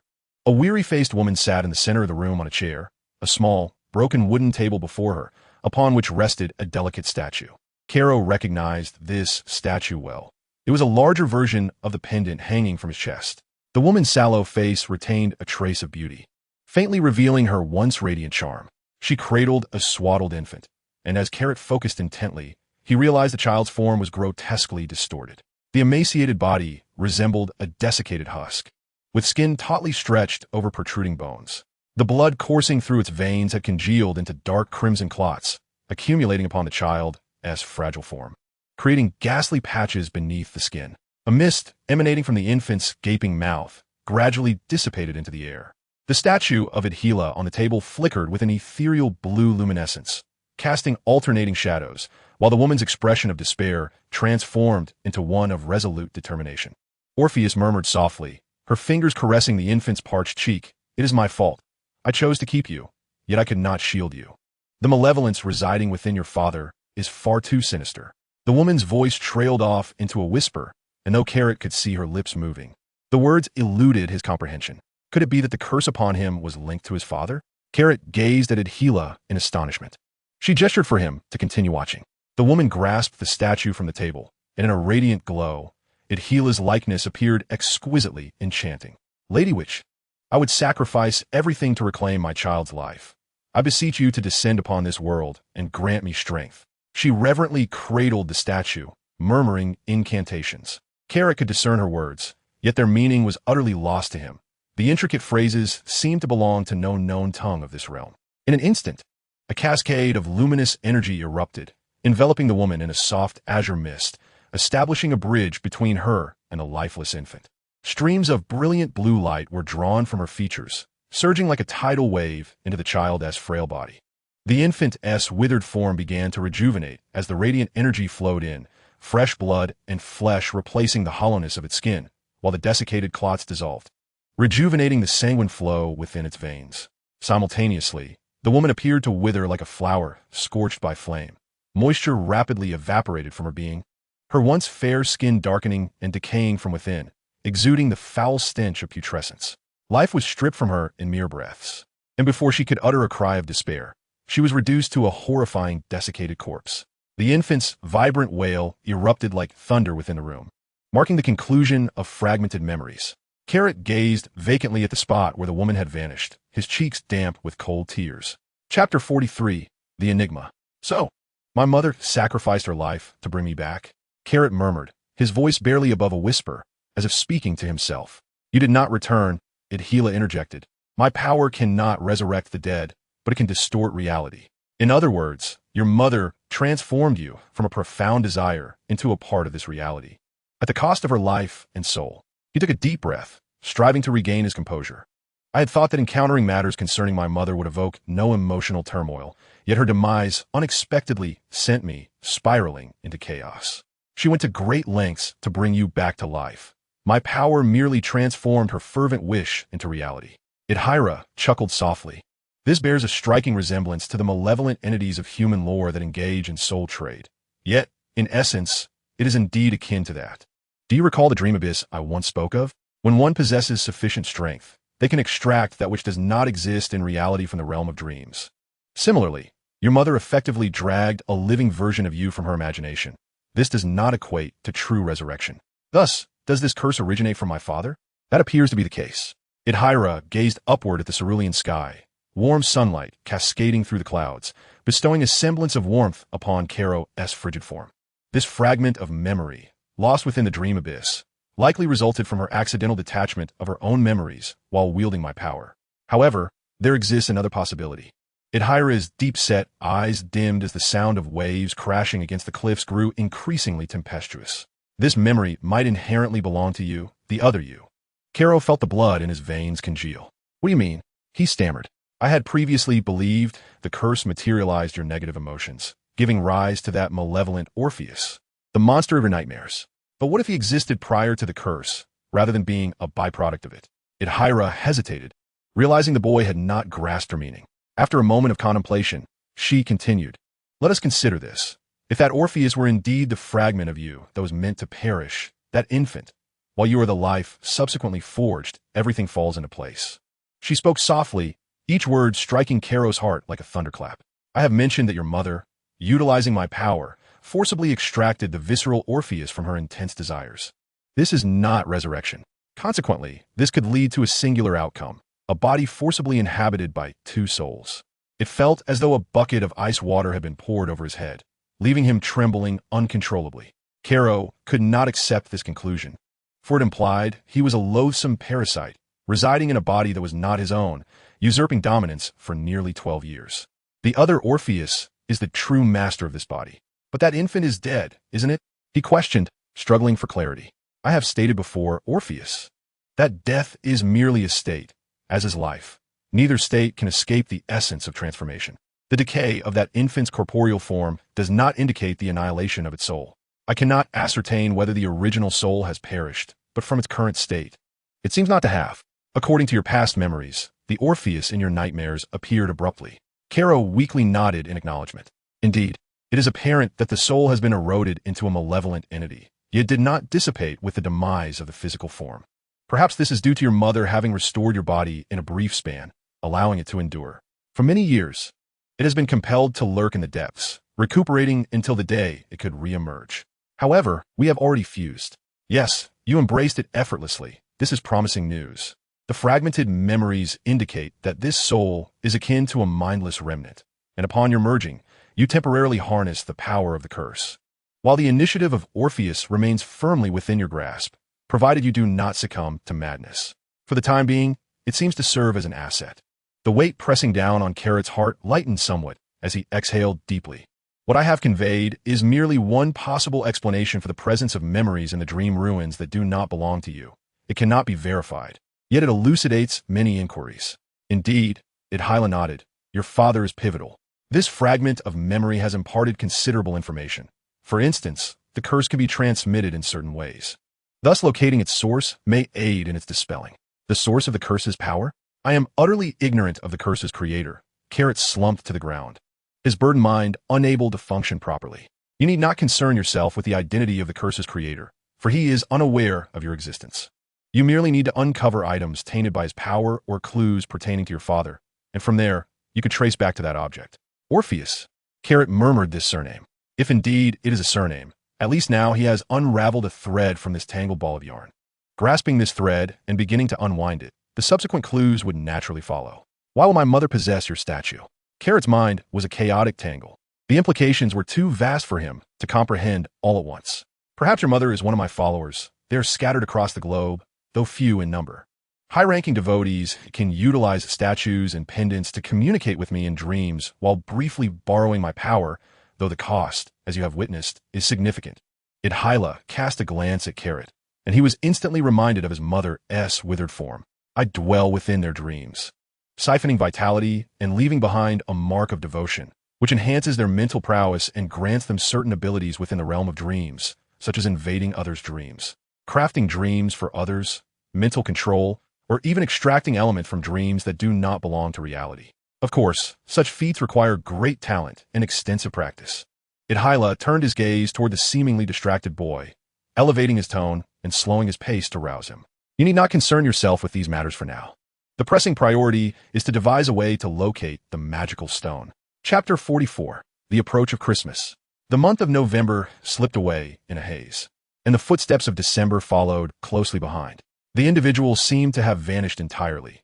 Not only was his name absent from the tomes of alchemy and potion-making, but even the tedious historical texts, such as the great discoveries of modern magic and the notable list of master sorcerers, failed to mention him. Carrot speculated that Nicolum might merely be a peculiar nickname. Previously, he and Odyllis had contemplated the abyss behind the three-headed dog as trapdoor, attempting to traverse the region through dream magic to uncover what treasures the beast guarded.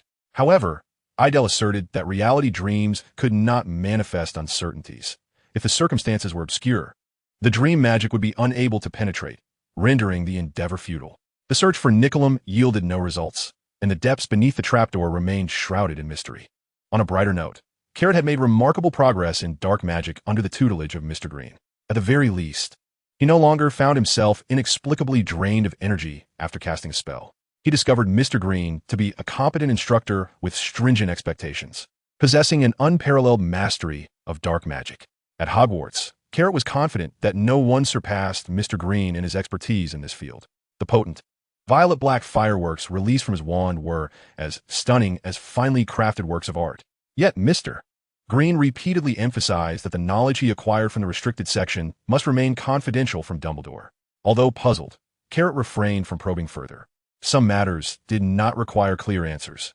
As long as these teachings benefited him, he would continue to learn from his mentor. Knowing too much was often not advantageous. Orpheus' powers augmented his dark magic exponentially, and the spells fueled by malevolent thoughts and negative emotions functioned as an outlet. unleashing the pent-up frustrations of curses. Embrace the darkness within you, Orpheus. Do not suppress it. Every individual harbors a demon, so channel those dark, negative thoughts towards your adversaries. This is the essence of dark magic. Carrot noted the striking similarity between Mr. Green's frequent assertions and what Idel had once conveyed to him. Embrace the curse, Orpheus. Misfortune often conceals fortune, and fortune often harbors misfortune. Why not attempt to accept it? It appeared that powerful practitioners often shared astonishingly similar perspectives on certain matters. Was self-acceptance indeed a part of the path to strength? Carrot pondered. Aside from Carrot, his enthusiasm for potion-making remained fervent. Coincidentally, all the required materials resided in Snape's personal storeroom. When Carrot sought Snape to inquire about the ingredients, he initially doubted that the greasy-haired, scowling man would acquiesce. To his surprise, Snape, with a cold demeanor and sardonic remarks, ultimately thrust the potions into his hands, insisting he depart promptly. Although he had not meticulously calculated, Lott roughly estimated that Gryffindor had lost at least 100 points in Snape's class, and that was merely based on what he had overheard. The deductions while he was engrossed in potion-making were likely to be even more substantial. Whitetack also chose to remain behind, citing the need to review his notes on potion-making. Clearly, Whitetack harbored a deep-seated fear of failing his potion class, especially since he had already lost count of how many cauldrons he had ruined under Snape's watchful gaze. On one occasion, he had inadvertently substituted toad skin for cobra skin, resulting in a boiling potion that splattered everywhere, dousing Malfoy beside him with a few drops, which promptly erupted into several large warts on his face. At that moment, the brown-haired boy felt as though Snape might unleash the killing curse upon him at any second. The intensity of his gaze was terrifying, ominously lethal. Yet, this could not be held against him, as toad skin and cobra skin felt remarkably similar to the touch. In subsequent classes, after Snape had circled around Harry and Ron's desk, he would ominously saunter over, scrutinizing Whitetack's potion preparation with a menacing demeanor. A single misstep would elicit a chilling taunt from behind. "Oh, Mr. Campbell, let me guess, why didn't you add the venom of the acromantula first? Let us rule out that your brain was muddled by the treacle tart in the Great Hall this morning. Should I summon Madame Pomfrey to attend to your eyesight, Campbell? Otherwise, how could your vision be so impaired that you cannot distinguish between wormwood infusion and peppermint infusion? Campbell, if you're under the influence of the soul-sucking curse, I recommend a thorough treatment at St. Mungo's. How could I not know that procuring a fresh sparrow's heart could make one's hands tremble so?" Whitetack lamented silently. Lacking the courage and prowess to confront either Lott or Snape, he could only endure in silence. To ensure the potion's palatability, he had deliberately added sweeteners and aromatics, an ancient recipe recorded in the restricted section of books, which he had finally succeeded in concocting after several failed attempts. Just as Snape exited the classroom, Draco Malfoy triumphantly mocked him, his eyes filled with provocation as he glanced at Harry. His two henchmen, Crabbe and Goyle, snickered beside him. Lott's good spirits evaporated in an instant. "If you don't collect honey, don't pretend to be a bee," he murmured to Malfoy as he approached from behind. Of course not. It was only after the words slipped out that he realized he had fallen into a trap laid by Orpheus. Lott clapped his hands and exited the classroom. Malfoy, infuriated, slammed his fist on the table and cursed as he poured the potion from the cauldron into the bottle. Chapter 45, Christmas Gifts. Lott awoke early in the morning, and upon seeing several parcels at the foot of his bed, he realized he had completely neglected to prepare any gifts. Whitetack, unusually awake so early, rubbed his sleepy eyes and handed Lott a beautifully wrapped small box. "Lott, this is for you," he said, still half asleep yet unable to suppress the excitement in his voice. Lott glanced at the brown-haired boy's bedside, where only 2 small packages lay, fewer than the gifts he had received. "Thank you, but I forgot to prepare a gift for you." He took the box, feeling a touch of embarrassment as he spoke. "It's all right." A fleeting glimmer of disappointment flickered in Whitetack's eyes. Lott sensed the transient melancholy reflected in his gaze and resolved to reciprocate with a gift for everyone who had bestowed one upon him.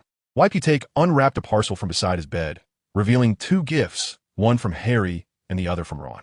Harry had sent a brand-new Quidditch training uniform wrapped in burlap, while Ron had gifted a set of wizard's chess intricately carved from granite and obsidian. "Come, take a look at your gifts," Whitetack exclaimed, beaming as he leaned closer to Lott, eager to see what he had received. Lott first opened the small box that Whitetack had given him. Inside lay a splendid fountain pen, its barrel adorned with 2 vividly depicted snakes, entwined in a graceful dance, one with its head raised and the other with its head lowered, rendering the pure black body of the pen exceptionally lively. A band of gilded filigree encircled the cap, and at its center were engraved the capital letters WK along with the word present, signifying the offering from YPT Campbell. I'll use this for writing at home. I find it much more comfortable than a quill, the brown-haired boy shyly remarked, sticking out his tongue and feeling his cheeks flush with warmth. I wasn't sure what to gift you, but I noticed you often write, so I chose this. YPT looked at Lott anxiously, uncertain whether his gift would be appreciated. Lott caressed the smooth barrel of the pen, enchanted by its cool touch. In the midst of YPT's hopeful gaze, he revealed a rare, sincere smile of delight. Thank you, Tanny, I truly love it. He expressed his gratitude once more, carefully placing the pen in the pocket closest to his heart. The brown-haired boy's eyes sparkled with a sudden brilliance. Come on, unwrap your gifts, you have so many. He nudged Lott with his elbow, leaning in closer, urging him on. YPT radiated pure joy, his fair cheeks flushed with excitement. Lott, with a resigned glance at him, picked up a tattered parcel. To be honest, the item appeared anything but a gift, resembling more like something salvaged from a refuse bin. The parcel was light, and as he lifted it, Lott's keen sense of smell detected a peculiar fragrance of potions wafting from within. He untied the knot at the top, revealing a vibrant green corner. A long, twisted root coiled inside, with what seemed to be a small vial of potion at its base. Suddenly, an ugly human face spun around, unleashing a piercing wail that nearly shattered Lott's eardrums. A note fluttered down. What is this?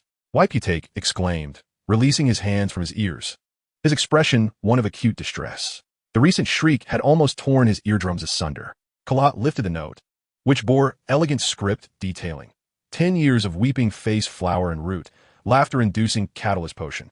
There was no signature, yet Lott already knew who had sent it. Why isn't there a name of the gift giver? YPT inquired curiously, peering over. It must have been Professor Snape who sent it. I never anticipated that he would bestow a gift upon me. Lott unfolded the note with delight, placing the shabby parcel down before the astonished gaze of the brown-haired boy. Furthermore, the gift was intended for none other than Lott, the very student who had previously challenged him in class. This shattered his worldview entirely. How absurd! A glimmer of excitement sparkled in Lott's eyes, betraying his momentary exhilaration. The 10-year weeping flower is a crucial ingredient for the memory restoration potion. Upon the application of a catalytic potion, the weeping flower transforms into the mature, smiling flower. When combined with the remaining ingredients in a cauldron, it offers a chance to successfully concoct the memory restoration potion, allowing the consumer to regain fragments of forgotten memories and potentially heal the permanent scars inflicted by the soul-snatching curse. With the weeping flower, this ancient potion recipe could finally commence its experimentation. Lott then picked up the 2 gifts from Harry and Ron. Ron's gift was identical to the one he had given to Viptak, a complete brand-new wizard's chess set. The only distinction lay in the fact that Ron's box contained a paper with a few hastily scrawled words. Lott, being a rather sensitive child, immediately recognized the matter Ron was referring to. In the days that followed, this weighed heavily on his mind, especially since they had not sought him out. Not a single soul seemed to care about his feelings. He gently set down the note, and a small knot in his heart was gently unraveled. A sense of clarity washed over him. Initially, he had been concerned about others' opinions of him, though he had learned to disregard the harsh mockery. He still occasionally found himself feeling saddened and dejected by those words. At the very least, he could now chuckle at the unbearable past and let it go with a carefree spirit. Let those words dissipate like clouds. The strong are often solitary, indifferent to the thoughts of the weak. Lott crumpled the note into a ball and lightly tossed it into the trash bin. He turned his gaze toward the gift from Harry. It was a large package, unlike the set of clothes meant for Viptak. It was filled with an array of snacks and a collection of books. A small note rested atop the bounty. Lott smiled, the rigid muscles of his face relaxing significantly since this morning. He stacked the books, titled Alchemy and Potion Secrets, The Rise and Fall of Eras, a total of 5 volumes. They appeared quite intriguing. With keen interest, Lott neatly arranged them in the bookshelf. Viptak, patting his belly, gazed longingly at Lott's mountain of snacks, his round, clear eyes resembling those of small puppy. Lott, famished. May I have some of your chocolate frogs? The corners of Lott's mouth lifted in a smile. He pushed the entire bag of treats toward the brown-haired boy. Help yourself, but don't eat too much. We haven't had lunch yet. Thank you, Lott. You're the best. Viptak's sky-blue eyes sparkled with joy, as clear and pure as a sunny sky. He tore open the snack bag and swiftly devoured a chocolate frog, leaving a messy smear of milk chocolate at the corner of his mouth. Carrot suppressed a smile and turned his gaze to the remaining two parcels. One was a hefty, leather-bound tome wrapped in white silk, revealing the gilded title, The Mysterious Dark Charm, The Origins of Destruction and Ruin. The other was an exquisite black agarwood box, the contents within an enigma. He first unwrapped the silk-bound ancient book. On the cover, half of the parchment bore elegant script, the ink still glistening, compared to what you have learned at Hogwarts. I believe you'll find dark magic far more intriguing. This knowledge may grant you insights into what you yearn to understand. After all these years, it seems I ought to endeavor to effect some change. Perhaps my previous convictions were not entirely correct. I hope this proves beneficial to you. Yours sincerely, Albus Dumbledore. The reverse side of the parchment bore a striking red warning. Caution, dark magic can corrode the soul. Upon sensing any anomaly, cease immediately. P.S. Do not disclose this to the other students. It is a secret. A sudden urge to laugh overtook Carrot. What would Dumbledore think if he knew that Mr. Green had already been instructing him in the ways of dark magic? The image of the old headmaster's astonished expression flashed before him. He carefully rewrapped the book and placed it on the shelf, while Vipitak, with his mouth full of chocolate frogs, remained oblivious to his activity. Carrot settled down, exhaling deeply, and positioned the agarwood box before him. Such a weighty and ancient object surely could not have been a gift from any student, especially given its profound darkness. He opened the box, confirming his suspicions. A rich, aged fragrance wafted forth as the lid was lifted, revealing an orderly stack of assorted papers and a tattered parchment notebook. There was no note indicating the sender's identity, yet the symbol of dark magic embossed on the cover spoke volumes. Undoubtedly, this was a gift for Mr. Green. As he flipped open the first page, a solemn inscription met his eyes. Notes and insights on dark magic. Do not let Dumbledore know. Carrot perused the yellowed pages, a strange sense of amusement tugging at his lips.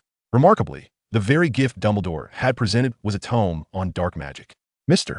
Green's mastery of the arcane was indeed impressive. The papers interspersed within the notebook were densely scribed with spells, precautions, and personal insights, with numerous annotations challenging previously established notions. The clear, elegant handwriting transformed the experience of reading this weathered notebook into a true delight. Reluctantly, Carrot closed the book. Now was not the time for a thorough exploration of dark magic spells. There would be ample opportunity to delve into the notebook later, and he was confident it would yield significant insights. Vipitak, having polished off an entire bag of chocolate frogs, patted his belly and let out a satisfied belch. He produced a shimmering golden card from the bag, his bright eyes glinting with excitement. The brown-haired boy waved the card enthusiastically before presenting it to Carrot. Look, Dumbledore's gold card. You are exceedingly fortunate, Carlott, for I have accumulated these for quite some time without success. Carlott casually took the card, and a fleeting glance suddenly sent a rush of blood to his head. Those obscure words he had searched for with great difficulty had unexpectedly appeared here. Time seemed to elongate as his gaze slowly traversed the line of text, capturing every stroke in vivid detail. Achieved remarkable success in alchemy with partner Nicodemus. He clearly discerned the name he had been desperately seeking, Nicodemus. Chapter 46, A Gift in Return. Carlott suppressed the tumultuous waves of emotion surging within him and grasped the shimmering card. The ultimate purpose of ancient alchemy, regardless of the path taken, converged upon mastering the art of transmuting base metals into gold and concocting the elixir of eternal life. The text recounted the tale of an unnamed master who had once succeeded in this endeavor, creating a philosopher's stone imbued with boundless vitality. Legend held that this master had lived to the age of 650, and the philosopher's stone was reputed to have the power to resurrect the dead, rendering its possessor synonymous with immortality, thereby attracting the covetous gaze of countless dark wizards.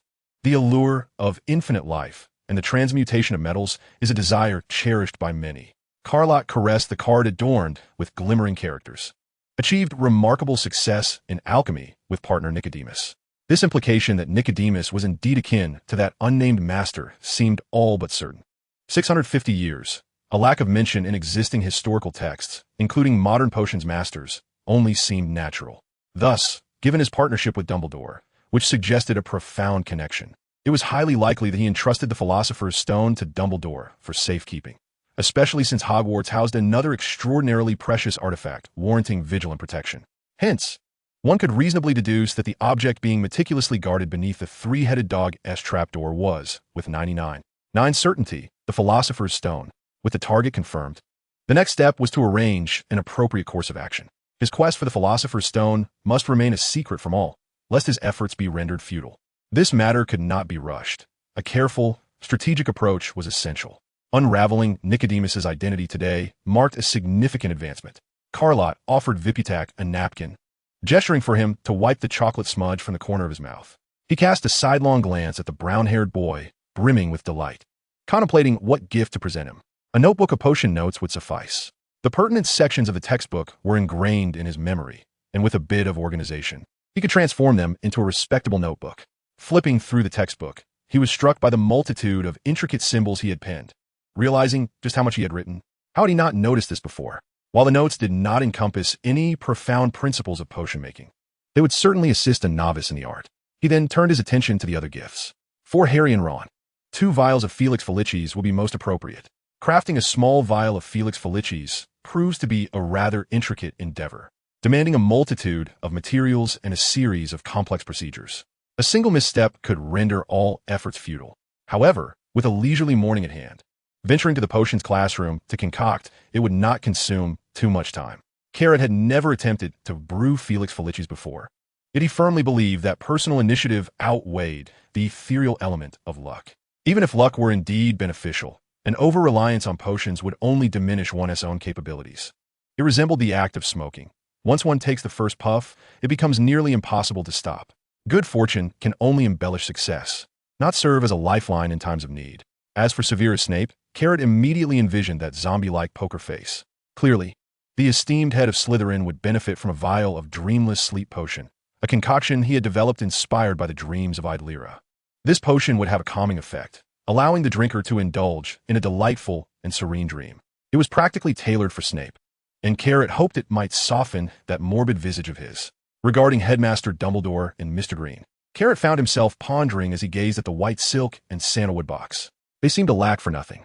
As a mere first-year student, he had little of value to offer, and considering the vast array of rare treasures the 2 elderly gentlemen must have encountered throughout their lengthy lives, gifting them something trivial would be quite impolite.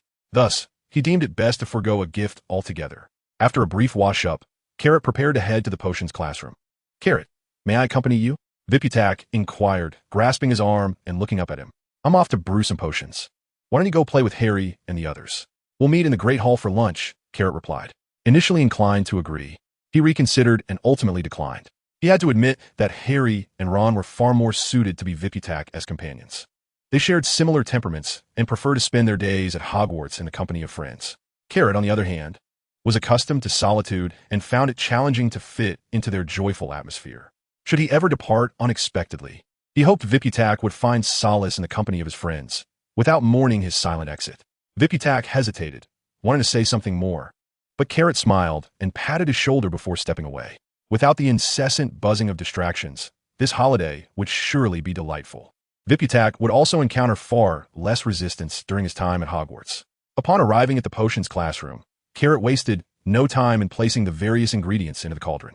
The dreamless sleep potion was already half complete, but the main focus was on brewing Felix Felicis for Harry and Ron, alongside organizing his extensive notes from potions class. Time was of the essence, and the morning felt rather tight.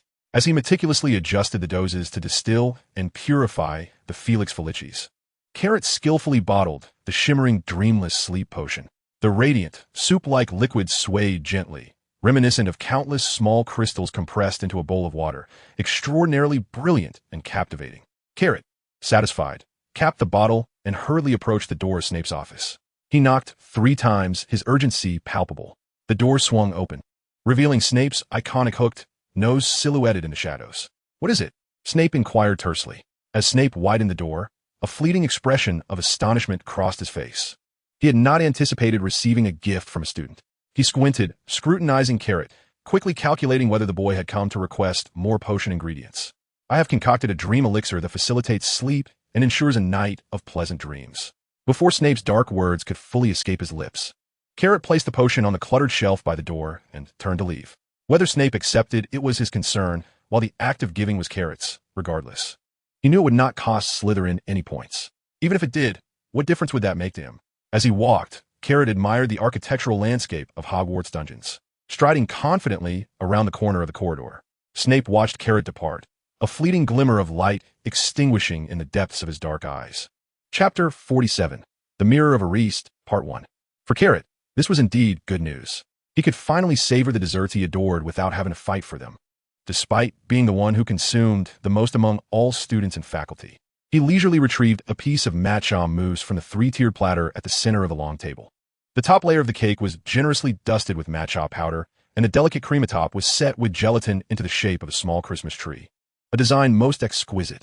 Carrot forked the mousse and slowly brought it to his lips, savoring the perfect balance of flavors. It appeared that the house elves at Hogwarts had further refined their culinary skills. "Is this for me?" Viputak exclaimed, looking joyfully at the notepad Carrot had offered. Its cover adorned with meticulously written letters spelling potion notes. Seated beside him, his fork and knife were smeared with black pepper sauce from the steak, and remnants of cranberry cookies lingered at the corners of his mouth. Yet his smile radiated with unexpected brilliance. Facing the brown-haired boy, Carrot felt as if they were separated by time itself. He disdainfully swatted Viputak's dirty hands away, insisting, "Wipe your hands first." Viputak carefully cleaned his oily fingers with a napkin and solemnly accepted the notebook. "Thank you, Carrot. It's wonderful to have you."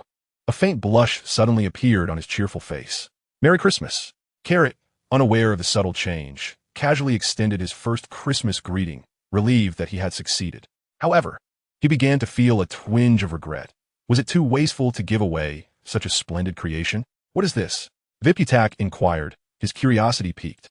"You should give this to Harry and the others," Carrot said, pressing the small bag into Viputak's hands and whispering. "Me?" Viputak pointed to himself, puzzled. "Why should I deliver it?" "Because I don't wish to speak with them." Caro feigned anger as he nudged his arm. However, this was not the primary reason for his demeanor.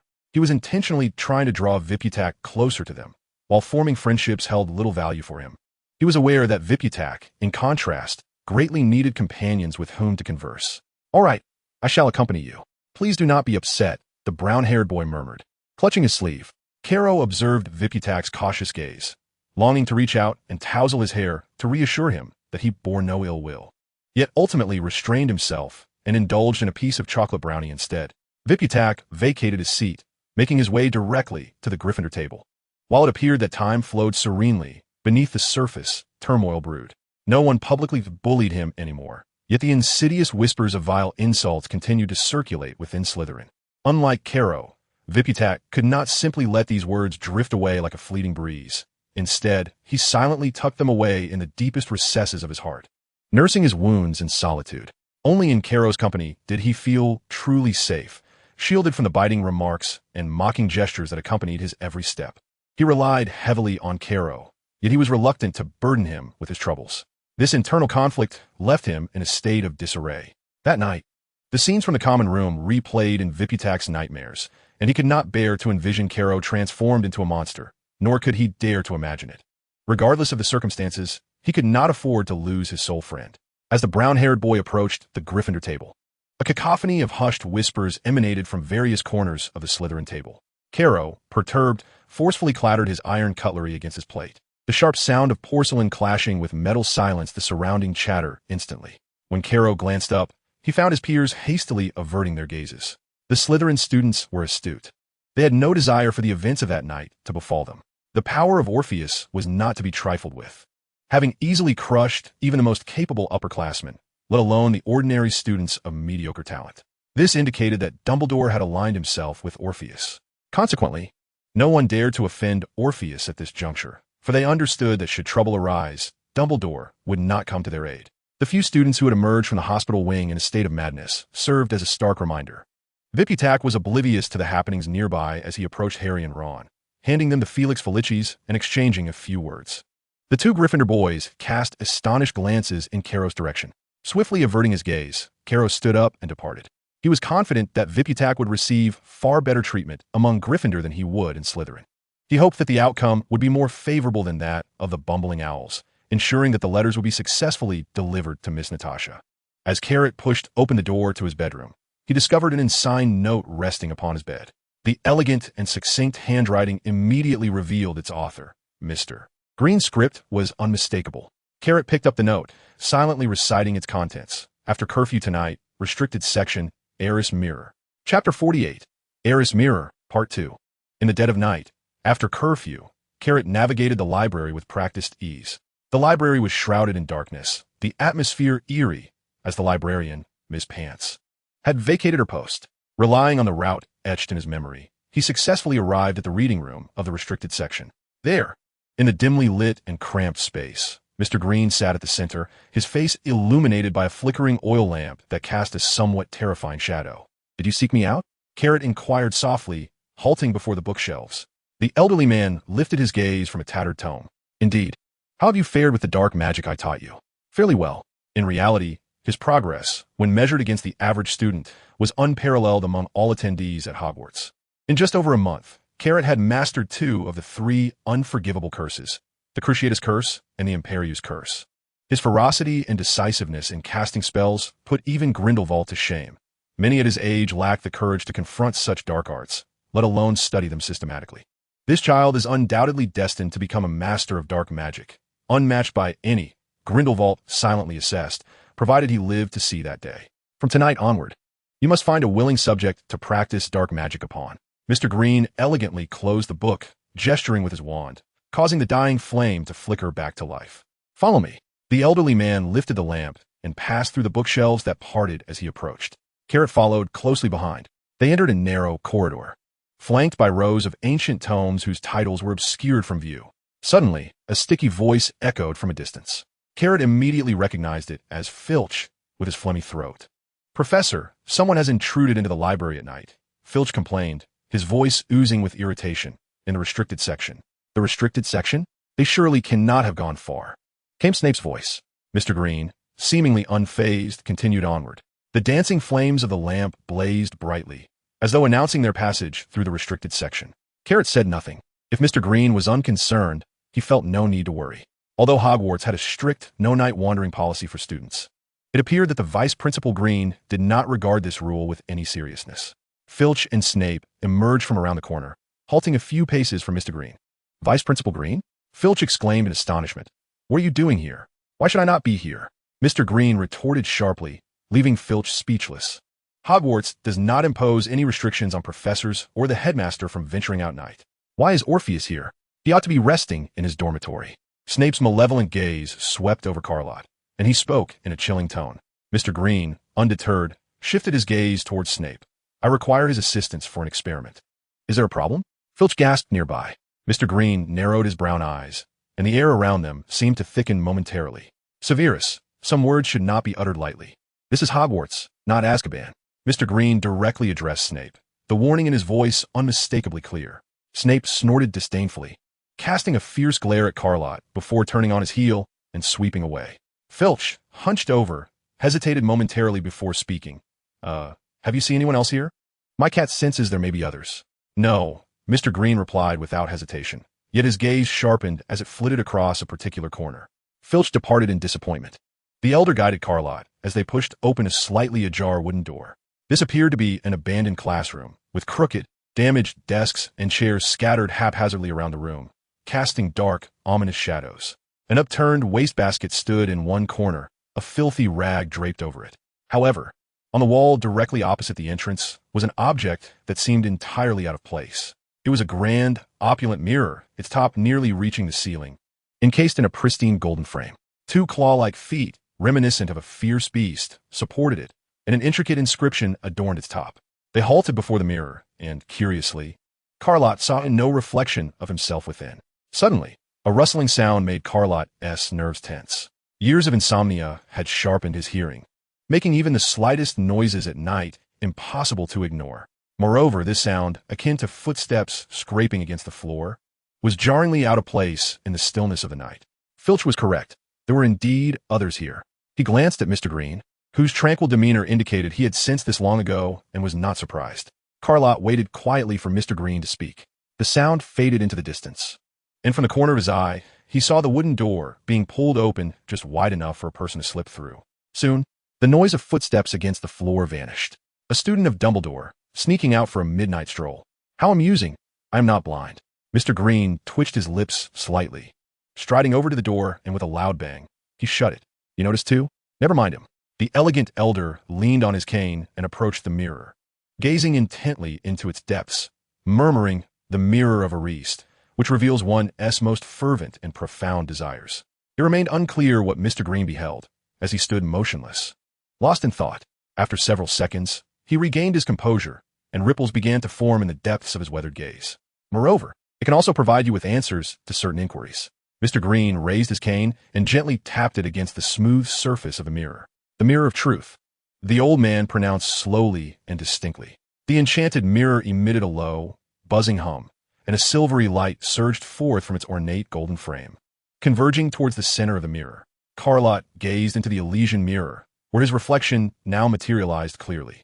Each individual sees something different in the mirror.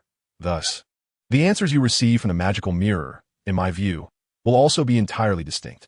Mr. Green cleared his throat and said, "Allow me to demonstrate.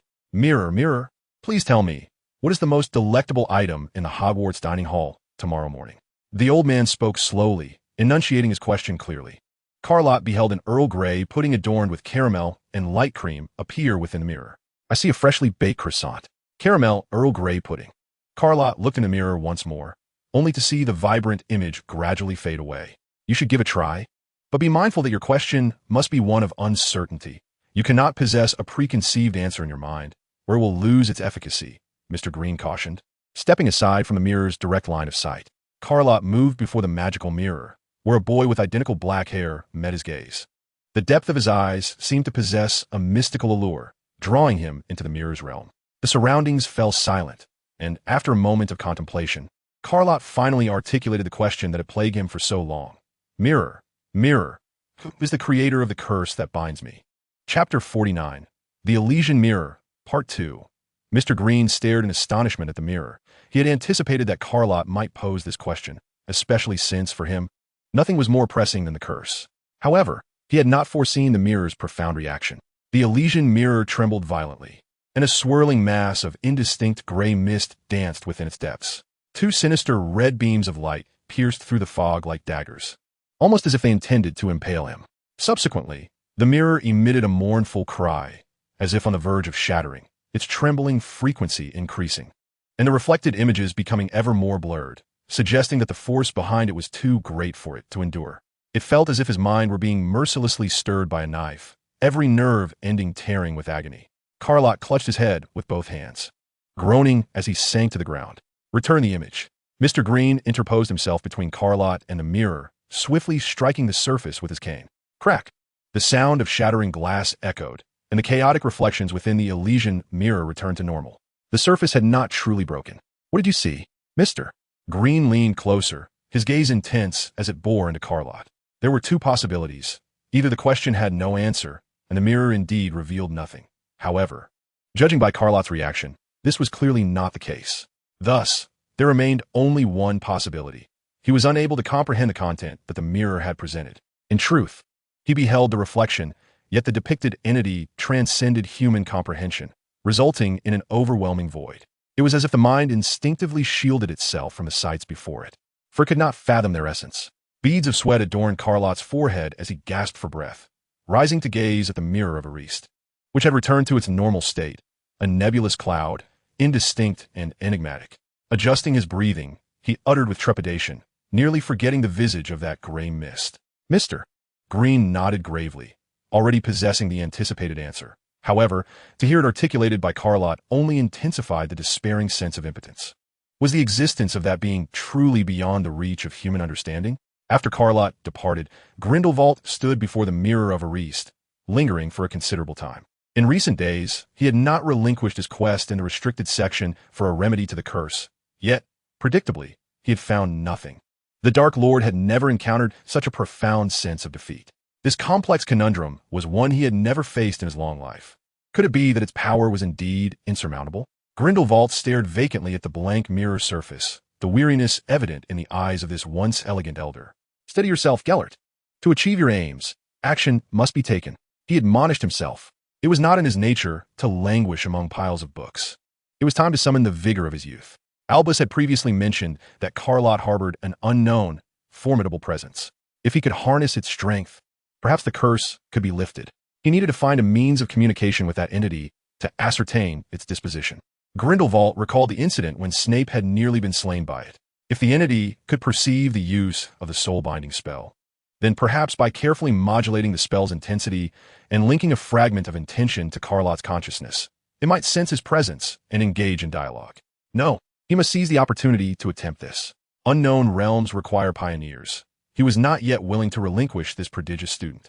Once Lott matured, his understanding of dark magic would undoubtedly eclipse his own, and the mere possibility of rewriting the future of dark magic's decline compelled Grindelwald to take a bold stand.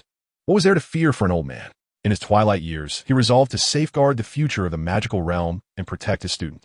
Grindelwald was convinced that had it been Dumbledore, he would have made a similar choice. When committed to a cause, regardless of the outcome, he would pursue it without the slightest hesitation. This unwavering resolve was the reason why their younger selves had found kinship and become close friends. On the adjacent bed, Viptak had fallen into a deep slumber, cradling a stuffed bear, lying on his side with his face outward. His rosy lips were slightly pursed, and the corners of his tightly shut eyes glimmered with visible mirth, as though he were immersed in a delightful dream. Lott gently ascended to his bed, staring vacantly at the empty shelves of the bookcase. He felt an unfamiliar emptiness as he gazed at the void before him, a sudden pang of hollowness echoing within. A blank slate, he could scarcely recall anything clearly. A veil of gray mist enveloped the surroundings, obscuring any semblance of familiarity. Carrot furrowed his brow and closed his eyes, allowing a cascade of fantastical imagery to emerge before him. He tossed and turned restlessly until a faint glimmer of light seeped through the depths of the dark lake outside, finally lulling him into a troubled slumber. This time, his sleep was but a fragile thread, teetering on the precipice between wakefulness and dreams, as a series of bizarre illusions unfolded in rapid succession. Uncertain whether these visions were mere figments of his imagination, he found himself entranced by vivid scenes accompanied by disembodied sounds just as he hovered on the brink of dreaming, only to see them vanish abruptly upon the approach of consciousness.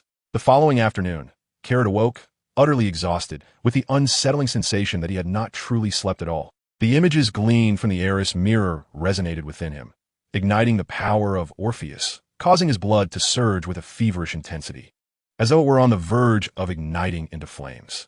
A bloodthirsty urge gnawed at him, rendering him restless, even after the indescribable visions had dissipated. The tumultuous energy continued to wreak havoc deep within his being. Logically, the manifestations of the Arris mirror should have been mere illusions. Yet he found himself unable to quell the tempest of impulses within. Following a night split between dreams and wakefulness, this fervor only spiraled further out of control. Return to the mirror and obey me, he commanded himself, but a firm denial echoed back. The pendant of Idlara slipped from his chest, and he reached for it like a lifeline. Upon contact, a jolt of excruciating pain surged from his heart to his limbs, drowning out the wailing cries echoing in his mind. Orpheus, the strength of the curse has intensified. You must hasten your efforts. The contours of Idellara's form regarded him with grave intensity. Carrot's body tingled with a sudden rush, his fingertips trembling as if electrified. He clutched the pendant tightly. Was it the influence of the Arris mirror? You have glimpsed the essence of the Eldritch Sovereign. Even a partial revelation is enough to drive a common mind to madness. Idlara spoke softly, a calming tide washing over the invisible tumult. When you merely met my gaze, you nearly succumbed to insanity, and I had not even revealed my true form. You must comprehend the fatal consequences of confronting the unspeakable. But it should have been nothing more than a reflection. Carrot's voice quivered with uncertainty. Reflections alone can inflict devastating blows upon humanity. Why is Mr. Green unharmed? He was right beside me. He lacks awareness of the curse's creator, Orpheus, and is incapable of perceiving the curse's true potency. Thus, despite standing in proximity, he did not witness the mirror's apparitions, or rather, he failed to grasp their significance, Idlara explained patiently. Carrot paused, sifting through the information in his mind, and implored, "What should I do now?" Idellara's figure flickered in his perception, elusive and ethereal.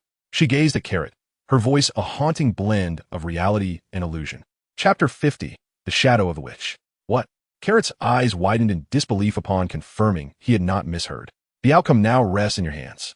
Concentrate your thoughts and summon me. I can project a portion of my power into the magic mirror to assist you in resisting the encroachment. That mirror is quite extraordinary. It serves as an objective reflection, which means that although the images it portrays are mere illusions, the strength emanating from it is, for you, undeniably real. Idhila elegantly gathered her long hair, skillfully arranging it in her hands.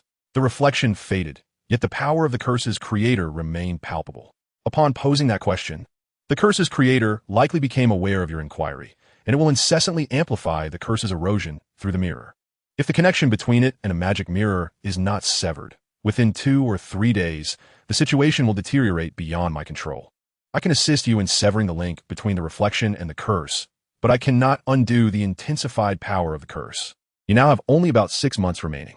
The noblewoman's soft words fell upon Caro like a bombshell. Should you fail at that time, you are fully aware of the consequences. Caro wearily released the pendant, severing his perception of Odyllis, and sank onto the bed, his gaze vacant. Suddenly, a dry itch erupted in his throat. He covered his mouth, unable to suppress a cough. With each cough, the intense itching became increasingly unbearable. The burning pain in his lungs pressing insistently toward his throat, as if his lungs were attempting to escape his body. A mouthful of sweet, metallic liquid surged forth from the depths of his throat, the taste of rust exploding in his mouth. Caro stared blankly at the few drops of crimson blood splattered on the floor, oblivious to the entrance of the brown-haired boy. Have I coughed up blood? His hands fell limply, leaving a ghastly bloodstain on the pristine sheets. Viptak entered the room exuberantly, intending to greet Caro, but his keen eyes swiftly caught sight of the glaring pool of red on the floor. He gazed at Caro in disbelief. The tall, slender boy with black hair sat on the edge of the bed like a lifeless statue, his exposed skin a pale, bloodless gray, his lips soaked in vibrant red. Caro! Caro!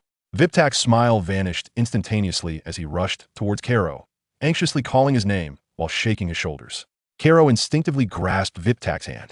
Viptak enveloped Caro's hand with his other, his azure eyes brimming with moisture. What is wrong with you? He dared not glance at the coagulated blood on the floor, his trembling voice already tinged with tears. How could this happen? You were fine before. I am fine, Caro replied wearily, reluctant to divulge the matter of the curse to the brown-haired boy. You're lying. I will seek out Lady Pomfrey. She must have a solution. Caro grasped Viptak's arm. What solution? This is not something that can be resolved by mere mortals. The brown-haired boy halted, turning slightly. Caro shook his head. Viptak bit his lip tightly and sat beside Caro, raising his gaze to the dried bloodstain. A horrific thought blossoming in his mind. Could it be that Caro is on the verge of death? Once this notion took root, it proved impossible to erase. Waiputate gazed at Carlo, desperately seeking any possible answers to refute the dreadful suspicion that loomed over them. Yet, the lifeless visage and the darkened bags beneath his eyes undeniably cemented that very notion. Waiputate abruptly embraced Carlo, crying out, "You'll get better, won't you?" The body that had once provided him with immense solace now felt ice-cold. Witnessing the sorrow in the brown-haired boy, Carlo felt a pang of anguish himself. Would things truly improve? He was uncertain of the answer. However, he was determined not to let him dwell in sadness. Yes, Carlo murmured, unable to meet those cerulean eyes.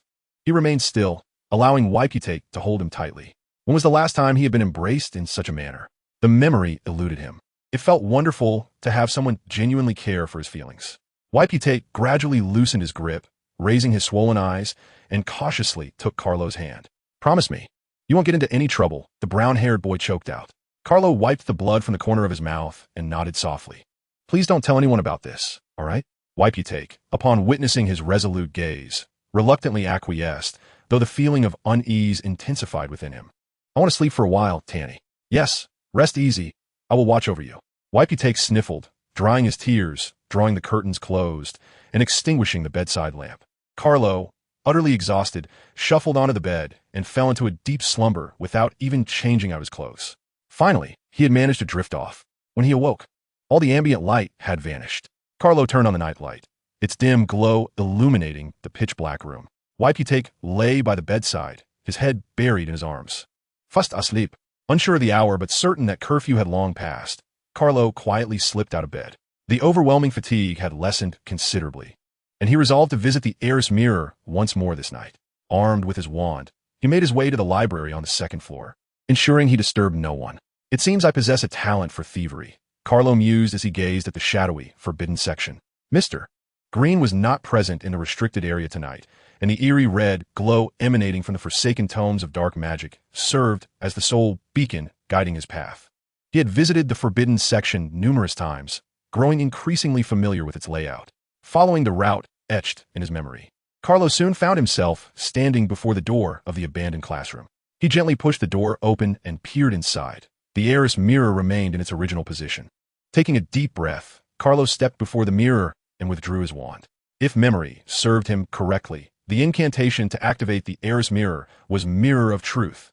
A ripple traversed the empty surface, and his reflection materialized, confirming the spell's effectiveness. Rubbing his throbbing temples, he took another deep breath, forcing himself to concentrate all his attention on the mirror.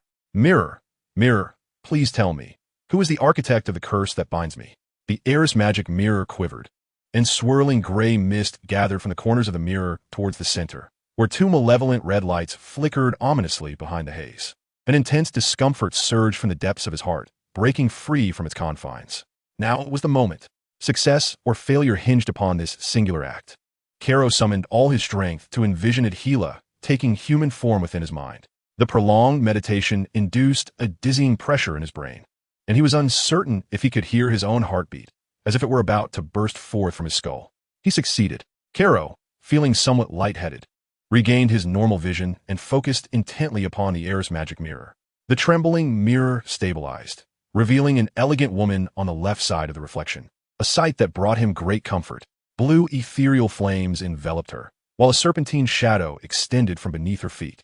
The familiar figure flickered, black hair cascading to her waist, dancing in the air, her enchanting eyes shrouded by a thick black veil that concealed the myriad of colors radiating from her pupils.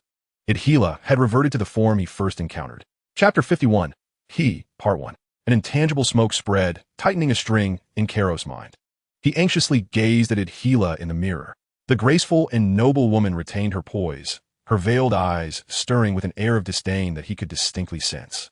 A slight smirk graced her lips as the blue haze surged forward, solidifying the gray mist in the mirror, drawing it to the opposite side. The malevolent red light shifted away from Caro, gathering warily around Odyllis. She turned slightly, a chilling aura of lethal intent emanating from behind her veil. Two undeniable pressures departed from Caro, offering him a sense of relief. A projection? Odyllis' steady voice betrayed a hint of surprise. The gray mist coiled tightly, and several grotesque tentacles began to take shape behind it. The only response to her was a sudden onslaught. The tentacles surged forth toward Odyllis. The sound of shattering glass echoed, and Caro heard the mournful wail of the heiress magic mirror. He felt as though he were being torn apart. The lack of oxygen caused his vision to darken, and his body uncontrollably lurched forward. Caro steadied himself on his knee, digging his nails deep into his thigh. Thick black blood oozing from the wound. He had to maintain his composure. A tar-like black substance gushed from his features, and he sensed a sudden heat, as his face became coated with a sticky substance reminiscent of the bubblegum sold in quirky shops, obscuring his sight. Odyllis noticed Caro's distress.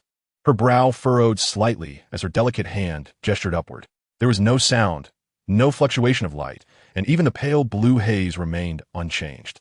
The monstrous tentacles disintegrated into ashes amidst the tranquility. "What right do you have?" Odyllis' voice turned icy. She was genuinely angered. The heiress magic mirror emitted a long, sustained tremor, its surface vibrating at a frequency akin to the buzzing of a bee's wings. She raised her hand, the graceful and noble aura swiftly plunging into a bottomless ice cellar, transforming into something chilling and deadly as the divine pressure descended from the heavens. The crimson glow hidden behind the gray mist sought to flee, yet it remained ensnared, unable to move.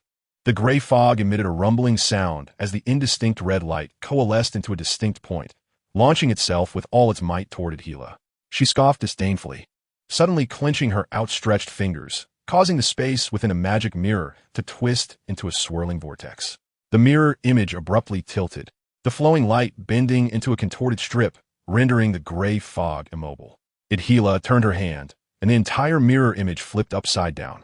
The once clear light and shadow now hung indistinctly above the mirror, while she stood, head downward at the vortex's center, utterly immovable. "Begone!" With a swift motion of her hand, her seemingly weightless strike met the gray fog, creating a web-like fissure that rapidly spread across the entire mirror, fracturing it from a single point into a vast expanse. The gaseous gray mist, encountering this spatial rift, was forcefully severed in two. The red light, hidden deep within, struggled unyieldingly before vanishing along with the fog. Odyllis turned away, slowly approaching the image of the magic mirror. The heiress magic mirror, once trembling violently, now stilled in a fierce calm. Caro's vision, once obscured by the viscous substance, gradually returned to normal as he pressed against his painfully throbbing chest and struggled to rise. The black, sticky substance clinging to his skin fell away like lifeless flies. What is that? Carrot managed to lift his head, his eyes bulging from their sockets, the torn capillaries around his dark pupils painting a crimson cloud. A projection. A partial manifestation of power and will, Odyllis said solemnly. Is it akin to a doppelganger? She shook her head with a soft sigh. Not quite Orpheus. I initially believed the reflections formed by this mirror were mere illusions, but it turns out they can indeed be projected. A projection involves the subject separating a fragment of power or will, utilizing a medium to appear in a specific area. The projector can control this portion of power and will, or choose not to, yet it is typically confined within this medium, unable to move, with its influence limited, which starkly contrasts with a doppelganger. However, Carrot began to gather his thoughts, only to be interrupted by a somber voice from behind him. Carrot, Orpheus, who are you speaking with? Mr. Green, leaning on his cane, cast a long shadow that stretched across the dimly lit corridor. The elegantly aged man squinted, glancing at the heiress magic mirror. From his perspective, the mirror's image was devoid of any presence. He noticed the bloodied stains on the ground and the wound on Carrot's thigh, furrowing his brow as his suspicions multiplied. Carrot tentatively glanced at Odyllis, who regarded the old man with keen interest, a subtle smile gracing her features. He hesitated, unsure what to say. He is speaking to me. Callow and Grindelwald gazed in astonishment at the heiress mirror as a delicate figure materialized from the ethereal into the corporeal, revealing the stunning visage of a young woman. Callow's shock stemmed from his disbelief that Odyllis would voluntarily unveil her existence, while Grindelwald was taken aback by the mirror's capacity to manifest images autonomously. However, as a learned Dark Lord, he quickly grasped the implications. He understood the nature of the heiress mirror. Perhaps it was not that the image had suddenly appeared, but rather that it contained elements invisible to him, just like the answer to the question posed yesterday, which remained hidden from his view, yet was visible to Callow. You are? Grindelwald inquired cautiously. Deep down, he felt he already knew the answer. Given that the image of the curse's creator was imperceptible to him, this woman must possess at least her level of power to elude his notice. Otherwise, considering his prowess, he found it inconceivable to remain unaware of a being as formidable as a deity, even if it was merely a specter within the mirror. You need not know. Chapter 52, She, Part 2. Grindelwald nodded, his suspicions increasingly solidified. This woman possessed power equal to, or perhaps exceeding, that of the curse's creator, and she bore no hostility toward Callow at present. The only entity fitting these criteria was the one who had nearly slain Severus. Thus, it would be more convenient, sparing him the need to fragment his consciousness to communicate with Callow. Are you Orpheus' mentor? Odyllis' inquiry carried a tone of half-certainty. Indeed, I am aware of the curse. Grindelwald carefully chose his words, having not spoken so deferentially in a long while. The former Dark Lord had never needed to humble himself before anyone, and he was on the verge of forgetting that sensation. Yet now, in the presence of an unknown entity, he was compelled to adopt a more modest demeanor, despite his standing in the current magical realm being one of unparalleled prominence. For the sake of his sole pupil, Grindelwald had to ensure her stance remained one of friendship rather than enmity. Currently, she appeared to side with them, but the old man found these unknown beings inscrutable. He recalled how some peculiar individuals had erupted in rage over mere words, severing ties without hesitation. Thus, he had to tread carefully. I wish to inquire if there is any chance of nullifying her power. He could remain oblivious to everything else, for he was solely interested in the answer to this question. Her? Odyllis seemed to find amusement in his words, her lips curving into a subtle smile. What gives those monsters the right to refer to themselves in divine terms? Most of them are merely deranged demons. Grindelwald's hand, resting on his cane, trembled slightly. This indicated that her power indeed surpassed that of the curse's creator. Otherwise, she would not have made such a statement. Odyllis' gaze fixated intensely on the old man's eyes, her mesmerizing pupils radiating a captivating brilliance that ensnared the heart. Grindelwald felt as though his aged form was effortlessly penetrated, and his guarded spirit opened unreservedly. Do you hold a deep concern for Orpheus? Odyllis languidly inquired, her porcelain-like hands carelessly smoothing the creases of her sleeves. Lott gazed at Odyllis in astonishment, receiving a warning glare that beckoned him to silence. The elder was compelled to confront those soul-piercing eyes, the depths of which shimmered like a vast galaxy, boundless and resplendent, threatening to consume his very essence. Grindelwald remained locked in her gaze, as his intricate thoughts were systematically stripped away, leaving his mind hollow and feeble, unable even to contemplate the act of breathing. At this moment, Reflection had become an insurmountable task. He found himself lost in an abyss of desolation, forgetting his whereabouts, his identity, and his purpose, obliterating all semblance of self. This sensation was beyond description, surpassing the impact of 1,000 soul-binding curses. Odyllis' penetrating gaze invaded his mind, her formidable power severing his tangled thoughts with alarming swiftness. As Grindelwald's trembling pupils gradually calmed, rendering his expression a void of numbness. What was it he intended to say? He could not recall. How might he find the words to speak? The elder stood motionless, akin to a soulless marionette. His mouth parted slightly, yet the words that should have emerged remained trapped within. Odyllis blinked, averted her gaze, and the enigmatic brilliance in her eyes faded. Just moments ago, he had even forgotten how to breathe. Grindelwald gripped his staff tightly, cold sweat trickling down its polished surface. The presence reflected in the mirror before him bore a weight of oppression greater than all the pressures he had ever encountered in his life combined. He now believed Severus's assertions. Should this woman wish to end his life, armed solely with a mirror of Ariste, she would require but a few seconds, or perhaps even less. This psychological assault and corruption were beyond the endurance of any mortal. Do not concern yourself with the curse. She cast a meaningful glance at Grindelwald, refraining from pursuing the matter further. Odyllis had already gleaned the answer she sought. My affairs must remain confidential, she murmured. Orpheus will continue to study your magic. She cast a final glance at Lott, her exquisite form flickering momentarily in the mirror before dissolving into a myriad of shimmering particles. Grindelwald's pupils involuntarily constricted. It was evident she had discovered a means to lift the curse. Concurrently, both he and Dumbledore no longer needed to fear her potential arrival through Lott. The woman's power surpassed that of the curse's creator, rendering such an occurrence virtually impossible with her assistance. The elder turned his gaze toward Lott, whose gaunt visage bore deep-set cheeks and bloodshot eyes, resembling a desiccated corpse drained of vitality. She was undoubtedly on their side, a significant piece of good fortune thus far. This implied that the ancient dominator, impervious to mortal means, might no longer pose an insurmountable challenge.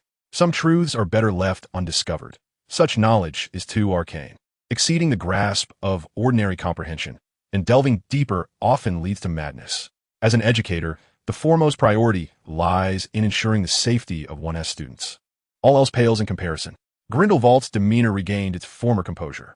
The future belongs to these children, and the knowledge shall be left for future generations to explore. As a waning dark wizard, it is his solemn duty to pass on the wisdom acquired throughout his life. Given that the woman harbors no malice, that suffices. He is content to disregard the remaining matters. This child, with his prodigious talent, is likely to alter the course of dark magic and perhaps even transform the entire magical realm. Zot, zot, zot. Grindelwald rapped his cane upon the ground and grumbled. What time is it, Orpheus? Why aren't you in bed? Lott jolted, his gaze refocusing from a state of distraction. Yes, sir, he replied, his head drooping in exhaustion. The lingering effects of the gray mist from the mirror of Ariste still weighed heavily upon him, especially as Orpheus's power resonated deeply within him.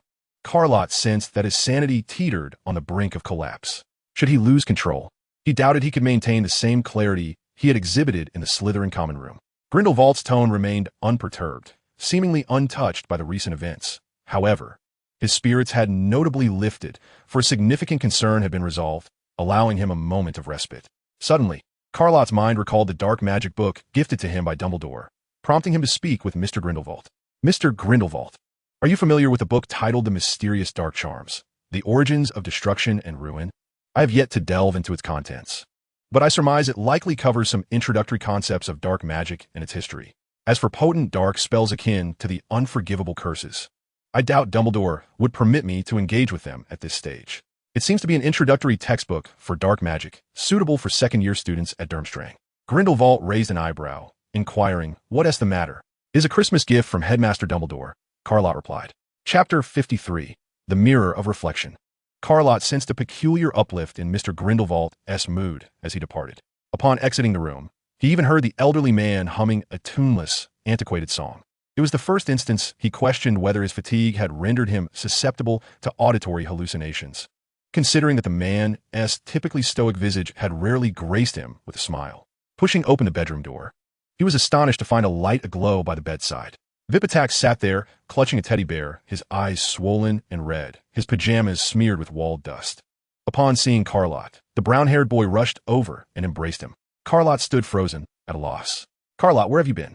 Vipitak inquired, tears brimming in his eyes as he released his grip and looked up at him. "I woke in the middle of the night and saw you were gone. I searched for you for ages and couldn't find you." "I'm fine. Please don't ask," Carlott replied, noticing the boy's damp hair clinging together from sweat. He must have run for a long time, traversing numerous places, thought Carlott. A sudden wave of guilt washed over him. Yet, he could not assure himself that he would refrain from wandering out into the night. Looking down, he found himself gazing into a pair of aquamarine eyes. The pure pupils of Vipitak reflected his own image, with tears trembling gently at the corners, revealing everything within. In that fleeting moment, he was struck by a soft warmth that pierced his heart, dissolving all his defenses. Carlott yearned to confide in him about the curse, but uncertain of his own survival. He wished not to burden Vipitak with needless sorrow. Vipitak deserved a brighter future, and beside him, Carlott could only lead to further loss. He recognized his inadequacy as a friend, even unsure of how to befriend another. The only means of safeguarding both himself and others was to distance himself, erecting high walls to separate them. Yet with Vipitak, he found himself unable to do so. Should the day come when he truly perished, Carlott hoped that those he cherished and who cherished him would not grieve. It was precisely because he knew Vipitak cared for him that he refrained from sharing too much that might cause worry. After much inner turmoil, Carlott pressed his lips together, ultimately maintaining his habitual silence. "Sleep well, Tanny. I'm sorry I cannot." A few tears fell from Vipitak's eyes, and Carlott could see the sadness etched on the boy's face. He cared far too much for himself. "You must not come to harm," Vipitak said, grasping Carlott's hand, his voice trembling as he spoke. The brown-haired boy stood before him, warm breath gently brushing against Carlott's chest. Carlott remained still, silently accompanying him. After a few minutes, Vipitak released his hand and despondently sat on the edge of his bed. Carlott climbed onto the bed, forcing a weary smile. "Good night, Tanny." This time, he took the initiative to bid good night. The following evening, at 8 o'clock, Carlott entered the restricted section of a library with an air of indifference. Mrs. Pings had grown accustomed to this occurrence. Initially, she would exchange a few words with Mr. Green about the inappropriateness of the restricted books for first-year students.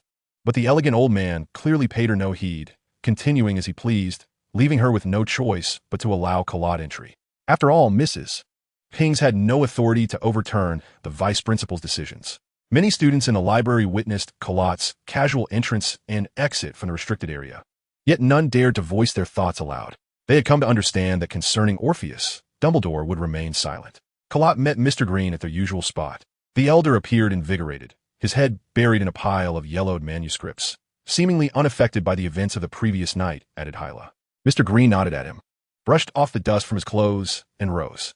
A black cat leapt from the corner, ghost-like, landing on the elder's shoulder. Carlott was startled, having been completely unaware of the cat's presence. Before me appeared the visage of a raven, and after several days of absence, I found myself surprisingly yearning for its presence.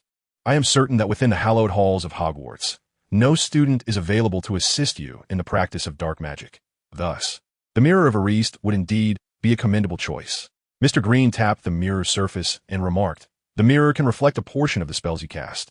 The greater the magical force, the more potent the reflection. In other words, you must withstand your own dark incantations." Reflective mirror. Mr. Green raised his staff, causing the center of the mirror to ripple and become increasingly translucent. "Give it a try." The elderly man gestured with his lips and cast him a knowing glance. Carlott nodded in response. Wrath of the Demon. He brandished his wand, channeling energy as he pointed it at the Mirror of Arist.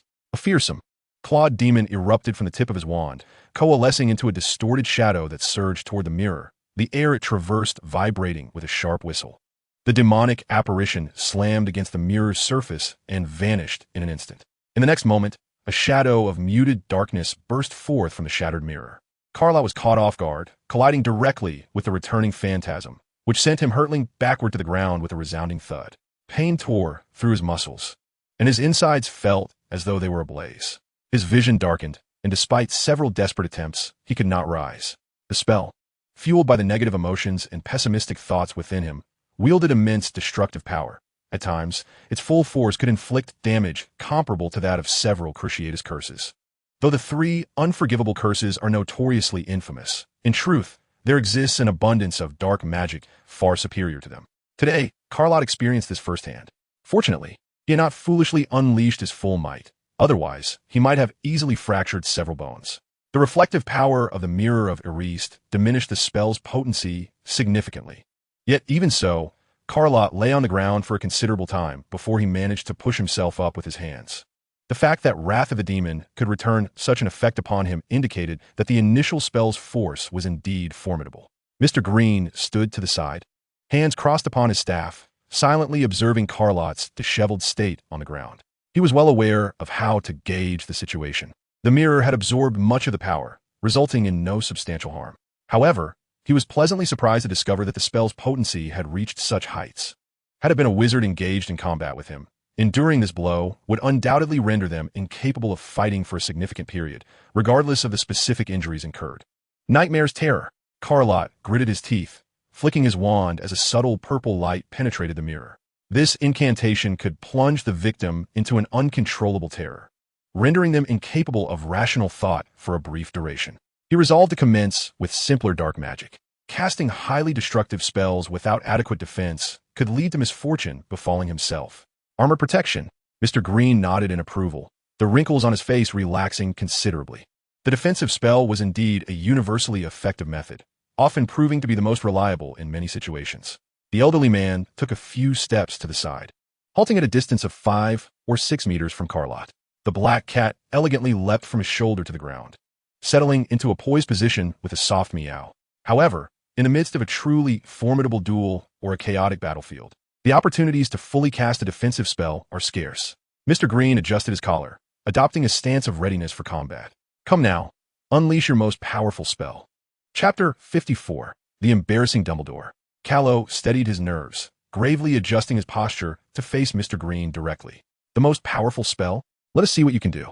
He eagerly withdrew his ebony wand, eager to witness Mr. Green's response.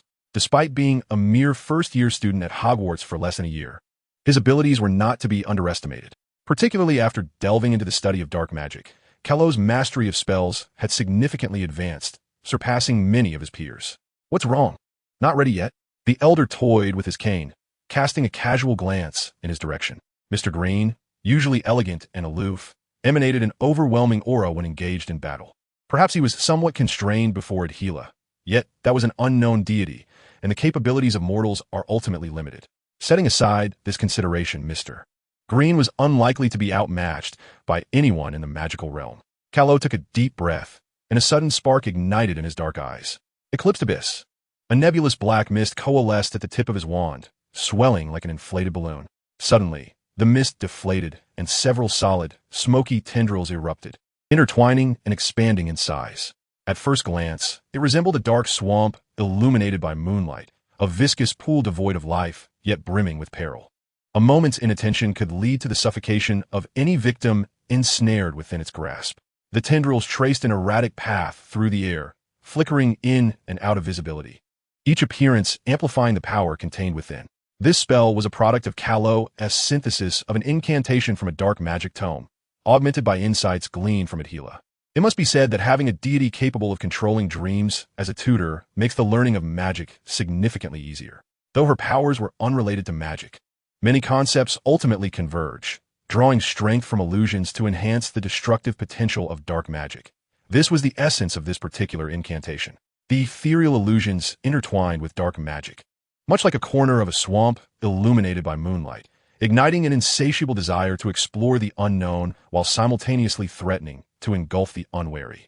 Once ensnared, extricating oneself would prove exceedingly difficult. Given his current strength, forcibly channeling all his energy into this spell was indeed taxing. Nevertheless, even for Mr. Green, the repercussions of enduring this spell would be grave. While it lacked the immediate severity of the killing curse, it would inflict corrosive damage on both the body and spirit, gradually siphoning away vitality. Should it proliferate, it would undoubtedly become a source of greater terror than the 3 unforgivable curses. Mr. Green pondered in amazement. He had not taught Callow this incantation, indicating that the boy's capacity for learning was far superior to his expectations. Quite intriguing, yet in the realm of dark magic, he had lived the better part of his life without encountering a worthy opponent. Mr. Green's aged visage sparkled with renewed vigor as he raised his gaze. He seized a moment when the swirling cloud of light approached. With a swift motion, he thrust his staff upward, unleashing a torrent of violet flames that erupted from beneath him, resembling a colossal specter of the underworld, which swiftly engulfed the black smoke.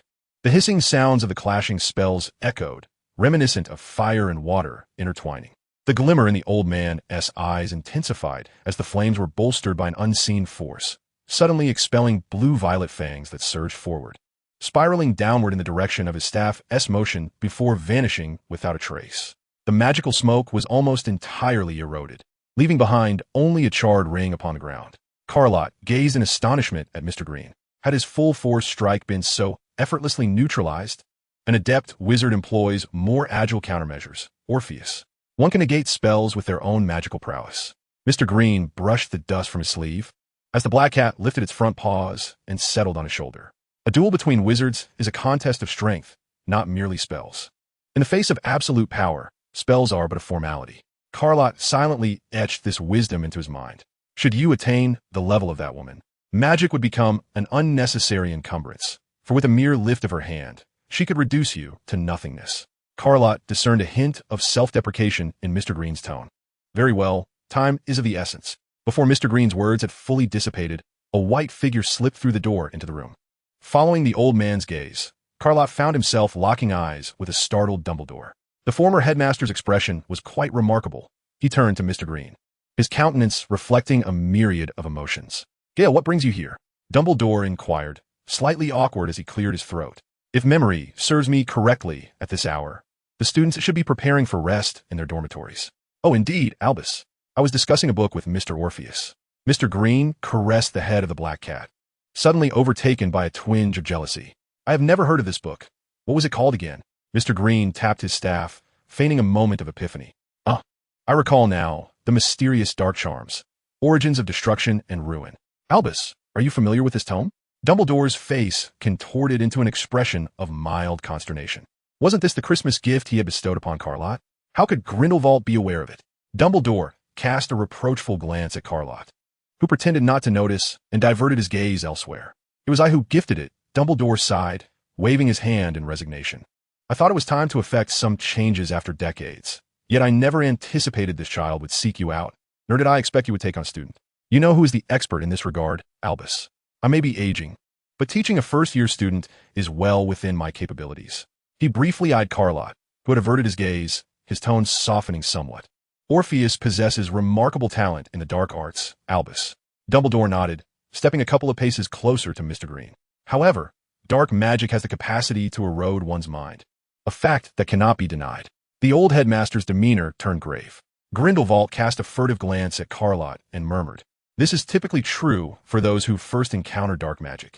Yet, curiously, I am unsure if it is due to the curse. But dark magic seems to have had no effect on him whatsoever. Is that so?" Dumbledore's half-moon spectacles glimmered with intrigue. Having witnessed the corrosive nature of dark magic, he had seen firsthand during the battle with Voldemort how those deranged Death Eaters were enslaved by their own malevolent thoughts and desires.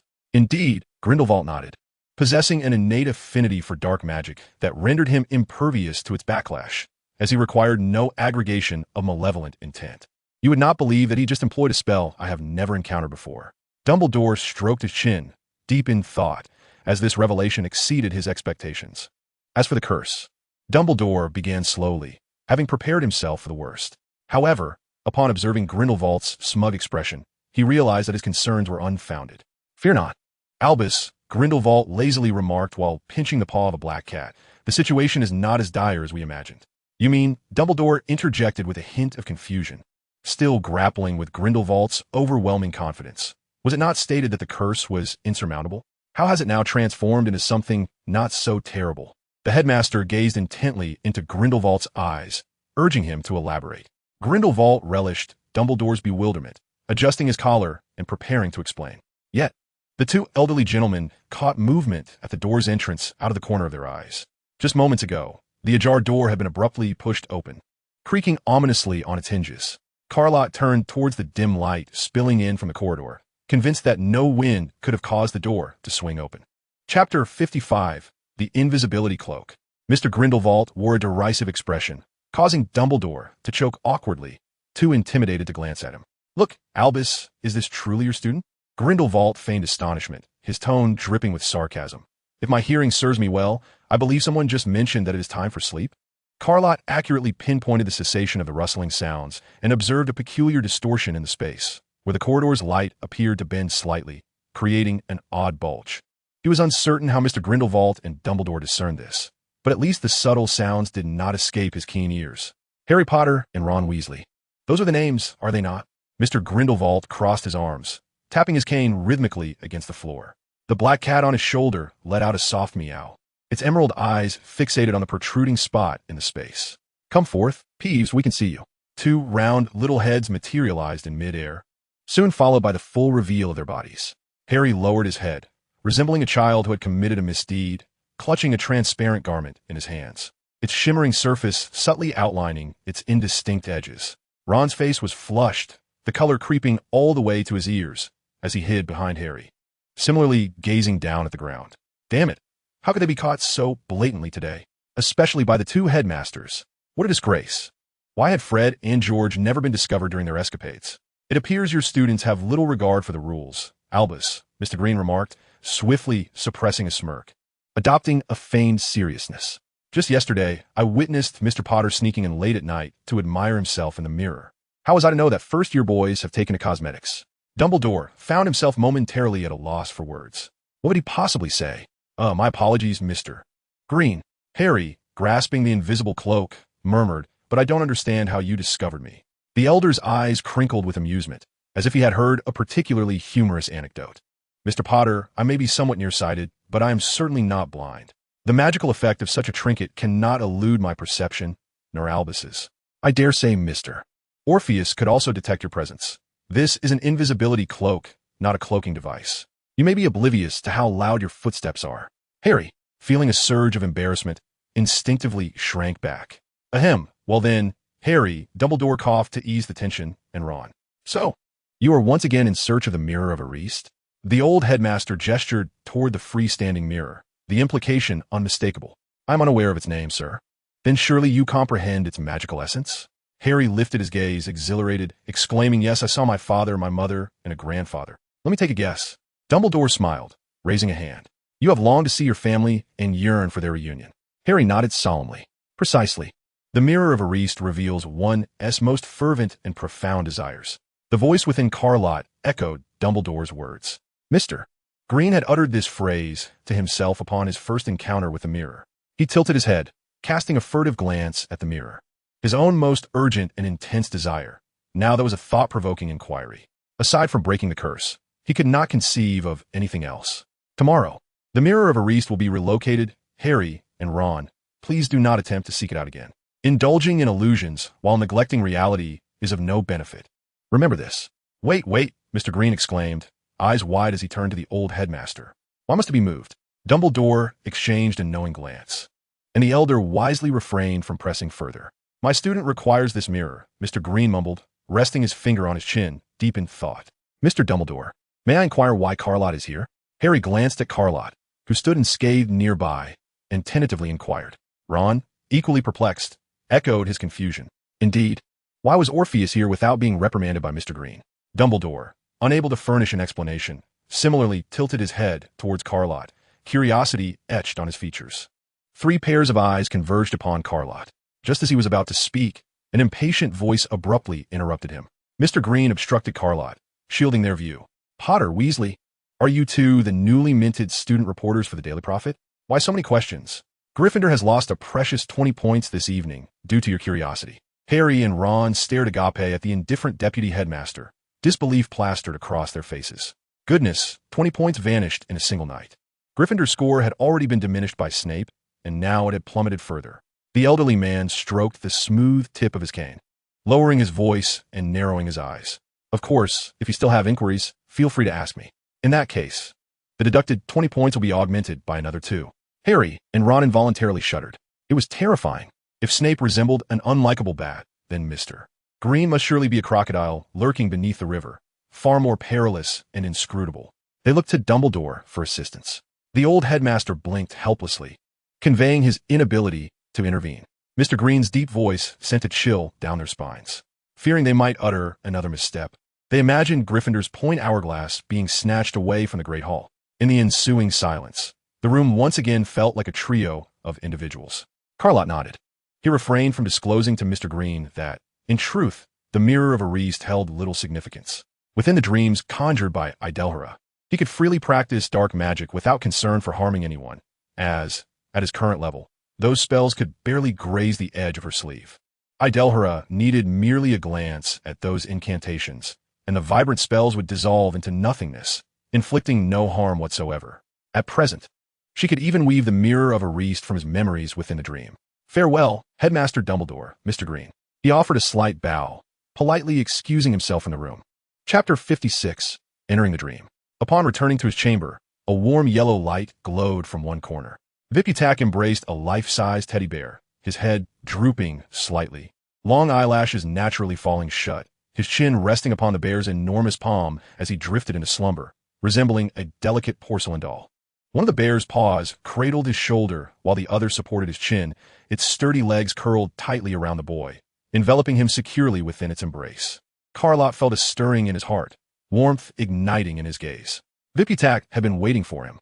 He tiptoed closer. The brown-haired boy slept soundly, undisturbed by his approach. A familiar fragrance of shower gel wafted gently into his nostrils, prompting Carlott to pause and quietly gaze at him, his eyes softening in the dim, amber light. He sighed silently, questioning his own actions. How childish of him. He stepped closer, carefully supporting Viputak's shoulder, allowing his back to rest against his arm, and gently pressing down on his shoulder to lay him flat on the bed. Carlott leaned down to cradle his ankle, placing his legs upon the bed as well. The boy's charming lashes fluttered slightly, his lips parted as he murmured a couple of indistinct phrases before settling back into tranquility. His movements were clumsy, yet fortunately, they did not rouse him from slumber. Carlott pulled the blanket over Viputak, a pendant on his chest emitting a bright blue glow. Grasping the jade stone, the outline of Idelhara emerged in his perception. "Your roommate is quite intriguing," she remarked with a playful smirk. "What do you mean?" Carlott inquired, lowering his voice. "She has a certain interest in you." "Oh." Carlott was momentarily taken aback by her cryptic statement, struggling to comprehend her meaning. "Never mind, you wouldn't understand." Idelhara turned her head slightly, her smile growing more pronounced. "You need not practice magic in dreams tonight, nor will I teach you any knowledge of dreams. Just rest well for a few days." She glanced at the sleeping boy, her lips curling into a smile. "I shall take you into another's dream." Carlott pondered for a moment, contemplating whether this was truly possible, but then realized that with Idelhara's abilities, such matters were likely trivial. "How do we proceed?" he asked, only to immediately question the appropriateness of his inquiry, considering that dreams were surely a realm of personal privacy. "Place your hand upon his forehead." After much hesitation, Carlott finally pressed his fingertips against Viputak's brow. "Is this acceptable?" Damn it! When had he become so indecisive? A soft sensation enveloped him, causing the brown-haired boy to furrow his brow, as a gentle, pale blue glow intertwined with his hand, drawing into the pendant along his body. "That's sufficient. Now sleep. I will guide you into the dream." He released the pendant, casting one last glance at Viputak before extinguishing the bedside lamp and silently climbing into bed. The night deepened. The shimmering light at the lake's bottom vanished. Carlott lay in his cocoon, emptying his thoughts, staring vacantly at the pitch-black ceiling. Sleepiness gradually washed over him like a tide, each wave surging higher than the last. The ache in his limbs swiftly pulled him into a state of exhaustion, leading him into dreams. Upon opening his eyes, Carlott found himself in the living room of a grand villa. Bright sunlight streamed through the expansive skylight, filtering through colorful stickers on the glass and casting vibrant patches of light upon the floor. The elegant and noble front door, crafted from imposing wood, stood tall and wide, with ancient door bolts embedded in the stone walls, reminiscent of the wooden locks used to secure manor gates in the Middle Ages. A simple pull from the inside would firmly lock the inward opening door. In the very heart of the living room, two pristine leather sofas are elegantly arranged, flanked by a petite three-legged table that showcases a splendid set of ceramic tea ware adorned with gilded edges. A delightful array of freshly baked pastries fills the dessert table, each meticulously crafted with cream and powdered sugar, resembling masterpieces of an artistic virtuoso. Behind the sofas stands a grand floor-to-ceiling window, revealing a garden lush with blooming flora, where clusters of vibrant flower buds shyly await their unveiling, bursting forth with vitality under the golden rays of sunlight. A small door beside the window leads directly to the garden, where a winding path meanders deeper into the verdant sanctuary. The entire living area is graced with a solid-colored wool carpet. Its meticulously maintained fibers forming decorative patterns that exude both solemnity and warmth, devoid of any traces of dirt or blemish. On either side of the sofas, two gracefully ascending staircases are carpeted in the same luxurious wool, harmoniously blending into the ambience of the living room, creating a symphonic masterpiece that reflects the artistic sensibilities and refined taste of the villa's owner. The staircases converge at an upper balcony that faces the grand entrance of the living room, leading into an endless corridor beyond. Showcased within display cabinets flanking the staircases are a few antique treasures, with two animal sculptures perched atop the cabinet, rendered with remarkable lifelike detail. A gentle breeze stirs the atmosphere, and from the void, Odyllis steps forth, gracefully raising her hand, causing the still tableau to transform. A man and a woman suddenly materialize on the sofa. The man, youthful and dignified, possesses a striking handsomeness that many women would find irresistible, exuding an aura of unyielding authority. The woman, poised and elegant, boasts a stunning visage, her lips adorned with a subtle dimple that hints at a contented smile of bliss. The man embraces the woman, who naturally leans against his shoulder, gazing affectionately at the garden beyond the window. The small door beside the floor-to-ceiling window creaks open, and a little boy rushes in with a joyful shout, his face smudged with dirt, his clothes speckled with earth and grass, cradling a bouquet of freshly picked flowers, their vibrant petals exuding a fragrant aroma. Caro instantly recognizes this as the likeness of Vipitak at the tender age of 7 or 8. Aside from his slightly shorter stature and the remnants of baby fat on his fair cheeks, he is nearly indistinguishable from his present self. A giggling little girl, around 6 or 7 years old, dashes in behind him, her white silk dress marred with muddy stains, her small hands clutching a handful of moist soil. Does Vipitak have a sister? Caro is taken aback as he glances at the girl, having never heard of her before. The boy scurries around the sofa, evading the girl's playful pursuit, while she laughs heartily, throwing the dirt in her hands at him with glee. The man watches the two children frolic in the living room with a sense of exasperation, yet his eyes twinkle with amusement. Vipitak slows his pace, unable to run any longer, and soon the girl catches up to him, gleefully tackling him to the ground in an attempt to snatch the flowers from his grasp. "All right, Tanny," he exclaims. The man lifted the tray and sipped his tea, taking the woman's hand in his and saying, "There's also mosa. Let us take a moment to enjoy some afternoon tea. I believe the butler has prepared today's Earl Grey and delightful pastries." Carlos seemed to be in a trance, as he had not witnessed such a smile from Vipitak in quite some time. The boy handed the flowers to the woman, grasped the girl's hand, and they dashed up the staircase. The woman accepted the flowers, caressing the petals, her dimples deepening at the corners of her mouth. The man gently drew her into his embrace, bestowing a tender kiss upon her cheek, brimming with affection. Together, they ascended the stairs, the clamor gradually fading away. The living room reverted to a harmonious tranquility. Chapter 57. The 3 Layers of Dreams. "Why must I witness this?" Carlo asked, perplexed.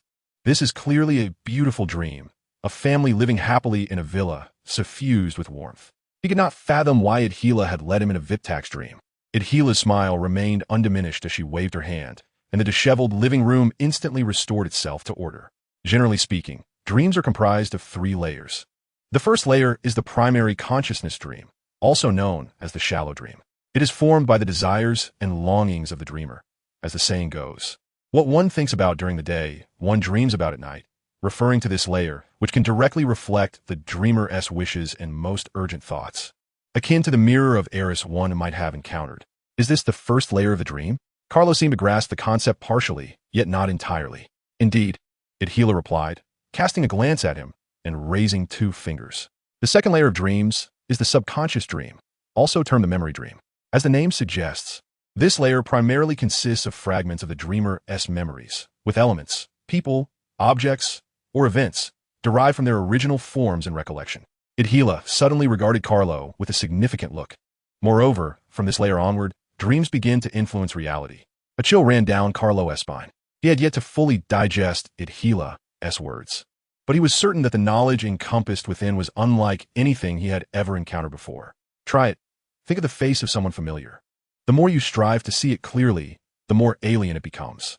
Carlo shuddered in horror, for he realized the truth in Odyllis' statement. The first and second layers of dreams lack a distinct boundary. They influence each other, giving rise to the myriad dreams of humanity. For instance, What is often termed a prophetic dream is merely the subconscious reshaping memories, projected in dream form into the future, imparting a sense of familiarity as if it had once occurred, a cohesive process between consciousness and the subconscious. Carlo's mind raced, fixating on the ground as he endeavored to comprehend these arcane concepts. And what the third layer of dreams? He inquired, slowly lifting his gaze. Odyllis turned to him, a shadowy mist passing through her profound gaze. The third layer of dreams is known as the unconscious dream, also referred to as the soul dream or the unconscious dream. She softly murmured, "It lies hidden in the deepest recesses of dreams, imperceptible to any form of consciousness, or momentarily emerging in the interstices between the first and second layers of the dream, only to be swiftly forgotten upon awakening, so rapidly that one cannot even recall having dreamed." She opened her palm, and the model of the island reappeared. The real island and the dream island are connected by a gray dream wasteland, with a mist of memory enveloping the real island, nearly grazing the edge of the dream island. She pointed to the dream island, and it trembled instantly, black mist bursting forth through fissures in the ground, akin to hot springs surging from below. The unconscious dream harbors the dreamer's most intrinsic attributes, including their deepest fears, forgotten memories, the duality of good and evil within their bloodline, and desires unrecognized by both consciousnesses. This layer of dreams reflects the dreamer's character and true psychological state. Simultaneously, this layer of dreams is intricately linked to the soul, with both influencing and depending upon one another. Odyllis gazed at the dream island as its lower portion began to collapse, the gray dream wasteland rapidly seeping through the breach. This is the most perilous place. It is precarious and prone to disintegration. When this area is damaged, the dream wasteland will engulf this layer of dreams. Thus, even if consciousness ventures into this layer of dreams while dreaming, it will not linger for long. The forgetting mechanism upon waking serves as a final barrier for the dreamer, preventing their will from wavering and protecting them from madness induced by the dream. Hence, one often finds many individuals with mental illness shouting nonsensical phrases throughout the day. Apart from their genuine insanity, there exists a possibility that they have tragically lost themselves in this layer of dreams, leading them to a state of consciousness drifting. They often cannot discern between reality and dream, between the genuine and the illusory. This is because their consciousness has been severed from the body, with their actions governed by an uncontrollable subconscious, which may even have been consumed, leaving them reliant solely upon the instincts of life to navigate their bodies. Lott pondered deeply. How do we discern the dream we inhabit? Odyllis waved her hand, causing the model of the island to dissipate into abstraction. With a playful smile, she nodded and said, "Indeed, a good question." Lott had contemplated this question for a considerable time, vaguely brushing against the ultimate answer. "You once mentioned that as long as one perceives it as real, the dream becomes reality. Conversely, if one considers it false, reality transforms into a dream?" "Progress," she remarked, her fingertip delicately lifting as a treat from the three-legged table flew into her hand. "You have begun to grasp the essence of this question. In simple terms, where consciousness resides, there lies reality. Where consciousness departs, there lies the dream." Lott silently repeated this phrase in her mind. "You are currently within a dream, possessing a clear perception of everything around you. How can this not be considered a form of reality? However, for mortals, their consciousness ultimately departs from here after sleep, which is why it is termed a dream. Imagine, if your consciousness could not leave the dream, would you still refer to this as a dream?" Odyllis elegantly placed the small cake in her mouth, a mischievous smile dancing at the corners of her lips. He shuddered, remaining silent. After Odyllis finished the small cake, a silk napkin materialized from the ether. She wiped her mouth and casually tossed the towel aside, which dissolved into the kaleidoscopic sunlight, transforming into a cascade of shimmering motes. "You see, to me, your reality is but a dream, while your dreams manifest as reality. I exist within this dreamscape, unable to touch the world you inhabit. Yet I possess the power to alter my own reality at will." Odyllis, with a radiant smile, reached into the void, and the sunlight, streaming through the skylight, converged in her palm, forming a peculiar sphere of light. "This is the reason I can become a deity, Orpheus." The sphere shattered into a brilliant rain of light, cascading gracefully from the dome above. Chapter 58, The Dreamscape of Viptak. Speaking of discerning dreams, Odyllis smiled enchantingly, explaining that the third layer of dreams is predominantly composed of bizarre illusions, which you shall witness shortly. As for the first two layers, they are generally indiscernible, and there is little necessity for discernment. She paused for a few moments before continuing. Currently, human entry into dreams can be categorized into three forms: observers, intruders, and dreamweavers. Observers, like your current state, enter another's dream without being perceived by the dreamer, and simultaneously, you cannot easily alter the illusions within their dream. Idhyla gestured towards the small cake on the table, suggesting you may attempt to take a piece of pastry and see if you can lift it. Lott approached with a puzzled expression, reaching out to touch the triangular cake, only to find that its surface shimmered with a silvery membrane upon contact, as if it were embedded in the table, immovable by the slightest degree. With a mere lift of her finger, Idhyla dispelled the silvery membrane, allowing the delicacy to rest securely in his hand. In astonishment, Lott placed it in his mouth, savoring the rich, high-quality cream that melted in his throat. Intruders, on the other hand, are typically detected by the conscious or subconscious mind, resulting in a repelling force within the dream. Thus, intruders can modify certain illusions, albeit with limited efficacy and a high risk of backlash. Such repercussions often affect the intruder in the waking world, and, conversely, intruders may inflict lasting harm upon the dreamer. Dreamweavers, most often the dreamers themselves, also known as the Lords of Dreams, are the architects of their dreamscapes, capable of freely altering the illusions within their dreams. Dreams born from such awareness are termed lucid dreams, where one is conscious of dreaming, while unintentional alterations of illusions are referred to as chaotic dreams, which shift in accordance with the dreamweaver's actions. Naturally, once an individual masters formidable mental prowess, dream weaving extends beyond the confines of their own dreams. With a flourish of her hand, Idhyla transformed the brilliant sunlight streaming through the skylight into a gentle moonlight. The garden visible through the expansive windows morphed into a scene shrouded in the mystique of night. Lott blinked, having grown accustomed to Idhyla's extraordinary abilities. "Let us proceed," she declared, ascending the staircase with keen interest towards the corridor on the second floor. "Where to?" he inquired. "To the third layer of dreams." Lott opened his mouth, then fell silent, quickening his pace to follow her. What might Viptak's third layer of dreams entail? A sense of curiosity bubbled within him. Ascending to the second floor terrace, the entrance of the corridor starkly contrasts with the spacious and resplendent hall, exuding an aura of profound depth, resembling the gaping maw of a monstrous creature. The dimly lit passageway appeared akin to an esophagus, leading into an abyss of the unknown. Lott had not anticipated that the corridor of a villa would present itself in such a manner. This was a dream woven from the intertwining of the first two layers, manifesting perhaps as fragments of his memories, or possibly as his desires and fantasies, including those pertaining to the individuals and the villa itself. Seemingly attuned to his innermost thoughts, Idhyla gently reminded him. Lott jolted, having previously regarded this place as a mere reflection of reality. Thus, some elements within the dream might merely be illusory. Unlike the luminous hall, the corridor on the second floor was constricted and claustrophobic, barely accommodating both him and Idhyla side by side. Why did such stark contrasts arise within the same dream? Lott pondered, yet remained without answers. The walls on either side of the passage bore the marks of age and decay, while the torches, tightly arranged at the entrance, became increasingly sparse, and their flames dimmer as they ventured further. Simultaneously, Lott observed that the corrosion on the doors flanking the corridor intensified, the wooden handles rotting from moisture, and the metal locks taking on a deeper hue of rust. After what felt like an eternity, perhaps several minutes or even longer, Idhyla halted before a door. The seemingly endless corridor was marked only by the ever-shifting doors on either side. The entrance to the third layer of dreams. Idhyla grazed the surface of the completely decayed door, brown stains seeping from the damp wood. The entrance to the third layer was elusive, sometimes concealed deep within the first two layers, or appearing in a corner or a crack. Outsiders required a fitting opportunity to gain entry. She glanced at Lott, her words imbued with significance. Today, that opportunity has presented itself. Perhaps you may wish to glimpse this third layer of dreams.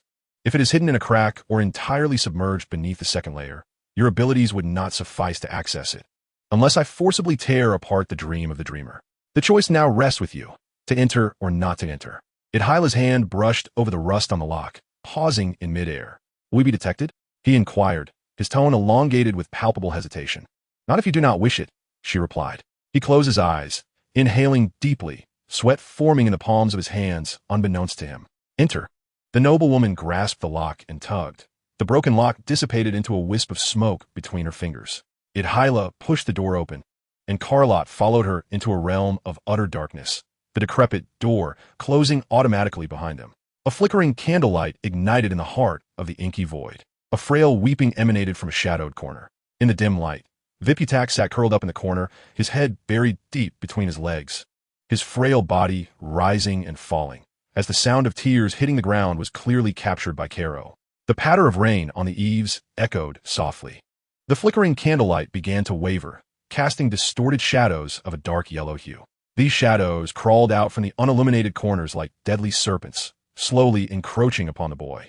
Sensing the imminent danger, Viputak tightened his legs further, but the wall against which he leaned offered no escape. The shadows wound their way up the brown-haired boy's arms, leaving behind a series of bruised, whip-like marks. In agony, Viputak lifted his head, his sky-blue eyes now stained crimson with pain. The shadows deepened in color, forming a circle of darkness around his neck. He futilely grasped at the encircling shadows, his eyes wide with terror, his legs thrashing desperately behind him. Yet, instead of dissipating, the shadows only tightened their grip. Viputak's face turned a suffocating shade of purple, and instinctively, he kicked out with both legs, propelling himself upwards, only to collide heavily with the tangible darkness. Viscous crimson flowed from his brown locks. The malicious cackles receded, and the shadows around his neck melted into the dark corners. Viputak bowed his head, gasping for air, his exposed skin marred with wounds. In the next moment, the blood seeping from his wounds transformed into an intense red under the faint candlelight, the dazzling blood illuminating the pitch-black corner.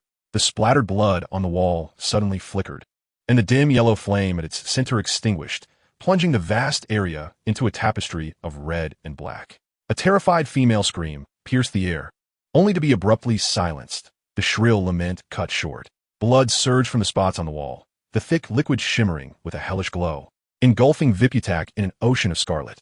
The corner where he sat rapidly caved in, forming a hollow where the blood pooled, revealing a skeleton, its hollow eye sockets fixed on Viputak. The brown-haired boy, drenched in blood, covered his head, devoid of the strength to struggle. Viputak trembled uncontrollably, a few crystalline tears rolling down his cheeks, vanishing into the sea of red. The flesh on his body began to peel away swiftly, first the skin, then the muscles and veins, and soon the viscera and facial features followed. He opened his mouth in a silent plea for help, but the viscous blood rushed in, completely swallowing him in a crimson abyss. As the blood dissipated, the candlelight reignited. The illuminated corner revealed nothing but a fragmented skeleton. Chapter 59, Natasha's Reply. Caro stood frozen in place, unaware of when Odyllis had led him away from this layer of dreams. Once a bright and cheerful boy, it is unexpected to discover the haunting dreams concealed within him. Why has it come to this? A tumult of emotions swirls within his heart, leaving him in a state of disquiet. What harrowing experiences could have birthed such terrifying visions, shrouded in darkness and drenched in blood? Fortunately, Viputak will not retain the memories of this dreamscape. The anguish he feels is truly suffocating. Compared to others, that child's dreams are relatively ordinary. Odyllis raised her hands gracefully, turning her palms downward. The shattered dream unfolded in the middle, akin to a scroll revealing a new vista. They departed from Viputak's dream, and in the blink of an eye, found themselves on a sun-drenched beach. Odyllis languidly settled upon a massive rock, as gentle waves lapped at her feet. He sighed, believing it would be a beautiful dream. That sentiment is not unfounded, for the dream of the grand villa indeed constituted a lovely reverie. She gazed into the distance, where striped clouds gathered in peculiar formations on the horizon. Before they ventured into the third layer of dreams, he would remain unaware of its existence. But what of our entry? She turned to Caro, a knowing smile gracing her lips. Why so concerned for him? He instinctively wished to defend himself, but found himself at a loss for words. Upon activating that layer of dreams, his consciousness would also enter. Yet he would swiftly forget upon awakening. Odyllis smiled faintly, rising from the rock and stretching languidly. It was evident that the child was quite innocent and kind-hearted. Yet such souls are often the most vulnerable to harm. Rest well. She did not elaborate further, casting him a smile before turning away. The illusion of the beach gradually faded, leaving Caro to sink into a deep, dreamless slumber. In the stillness of the night, silence enveloped the bedroom. He breathed softly, beads of cold sweat forming on his forehead, his body trembling uncontrollably. Viputak recalled having experienced a nightmare, one unlike any he had ever witnessed. Only the fear swirling in his chest quickened his heartbeat. What was that? Suddenly, he felt eerie tendrils emerging from the surrounding darkness, and something loomed behind the shadow of the plush bear, as if ready to break through. A secretive and malevolent gaze converged upon him from the recesses of the bookshelf, sending a chill down his spine. The sweat on his forehead had dissipated, leaving Viptak consumed by an inexplicable dread. This was undeniably his familiar bedroom. Yet everything around him felt hostile, as if the very walls were alive. His heart raced to his throat as the brown-haired boy clutched the plush bear tightly.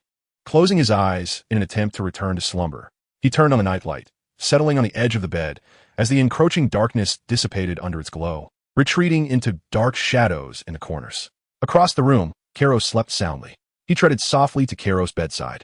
The slender, tall boy with dark hair lay in a tranquil slumber, his face turned skyward, arms resting gently by his sides.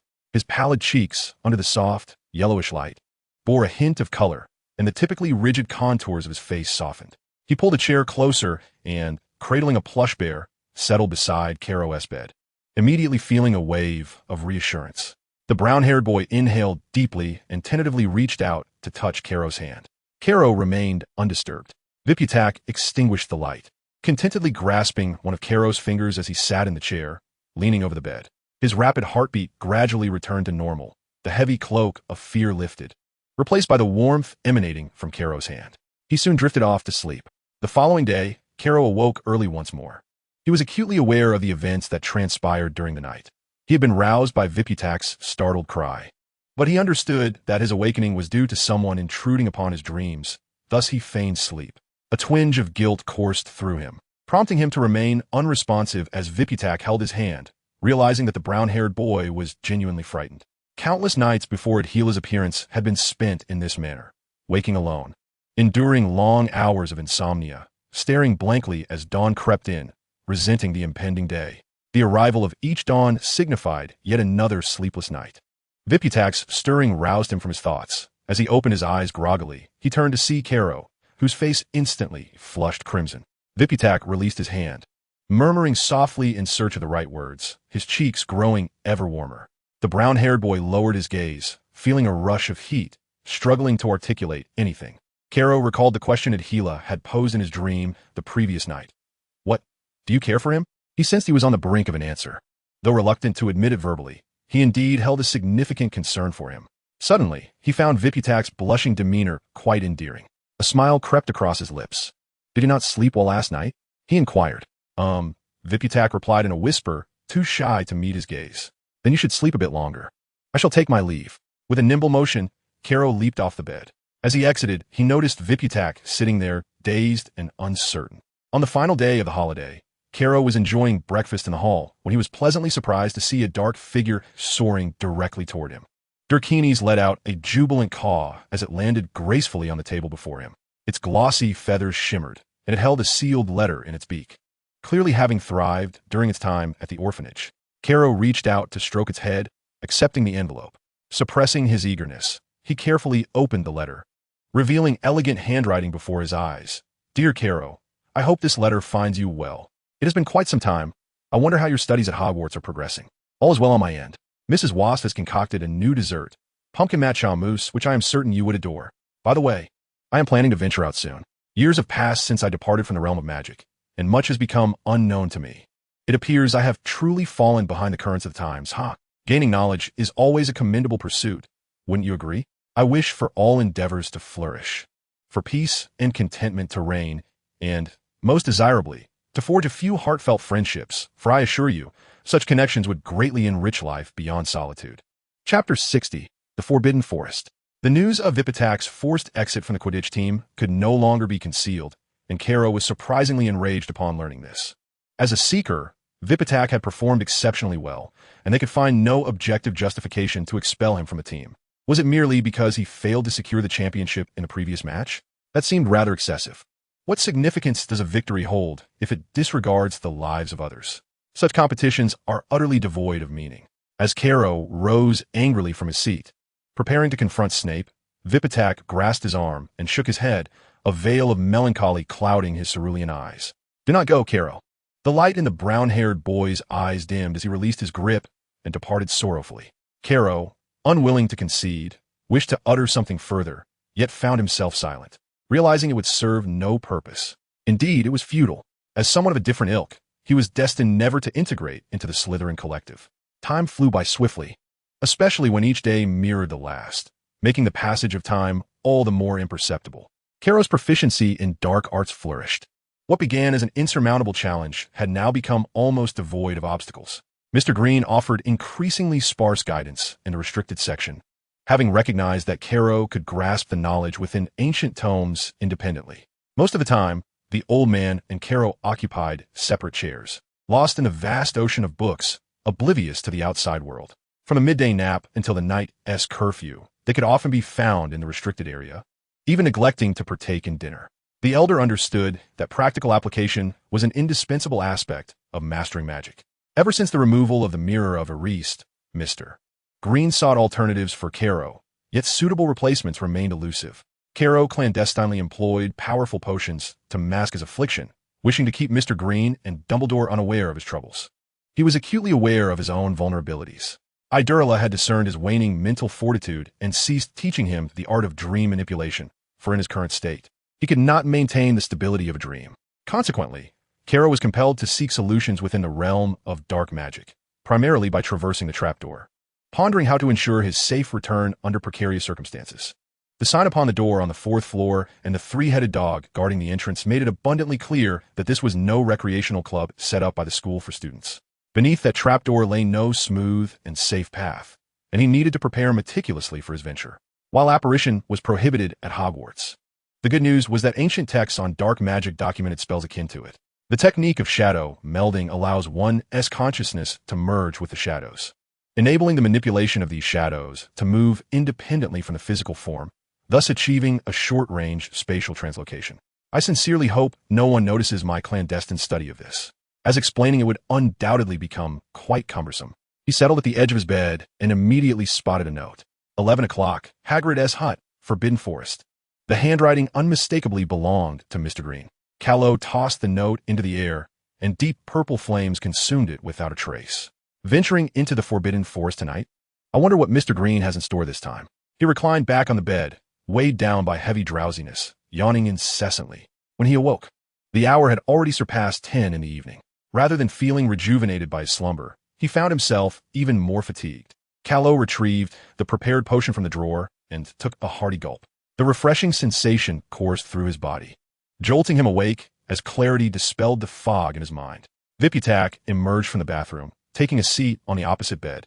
Clad only in shorts with a long towel draped over his shoulders, droplets of water still clinging to his fair, delicate skin. "Are you heading out again?" the brown-haired boy inquired cautiously, gripping the towel. "Yes," Callow replied lethargically. "Be safe," Viputak whispered. He understood that he could not prevent Callow from leaving, so he refrained from further attempts to dissuade him. Callow was unfamiliar with the route to Hagrid's hut, only aware that it lay at the edge of the Forbidden Forest. However, since Mr. Green had arranged to meet there, the location must be easy to find. He navigated through the darkened Quidditch pitch and, from afar, discerned the light emanating from Hagrid's wooden abode. "You arrived quite early, Mr. Orpheus." A graceful elder materialized from behind a large tree, nearly startling Callow. He instinctively stepped aside to maintain distance, only approaching once he confirmed it was Mr. Green. The black cat named Pestifer lounged lazily on the elder's shoulder, its emerald eyes narrowed into slits. "Good evening, Mr. Green," Callow greeted politely. He had to admit that Mr. Green, as a teacher, was diligent and remarkably patient when mentoring students, at least with him. He answered every question within his realm of knowledge without a hint of indifference.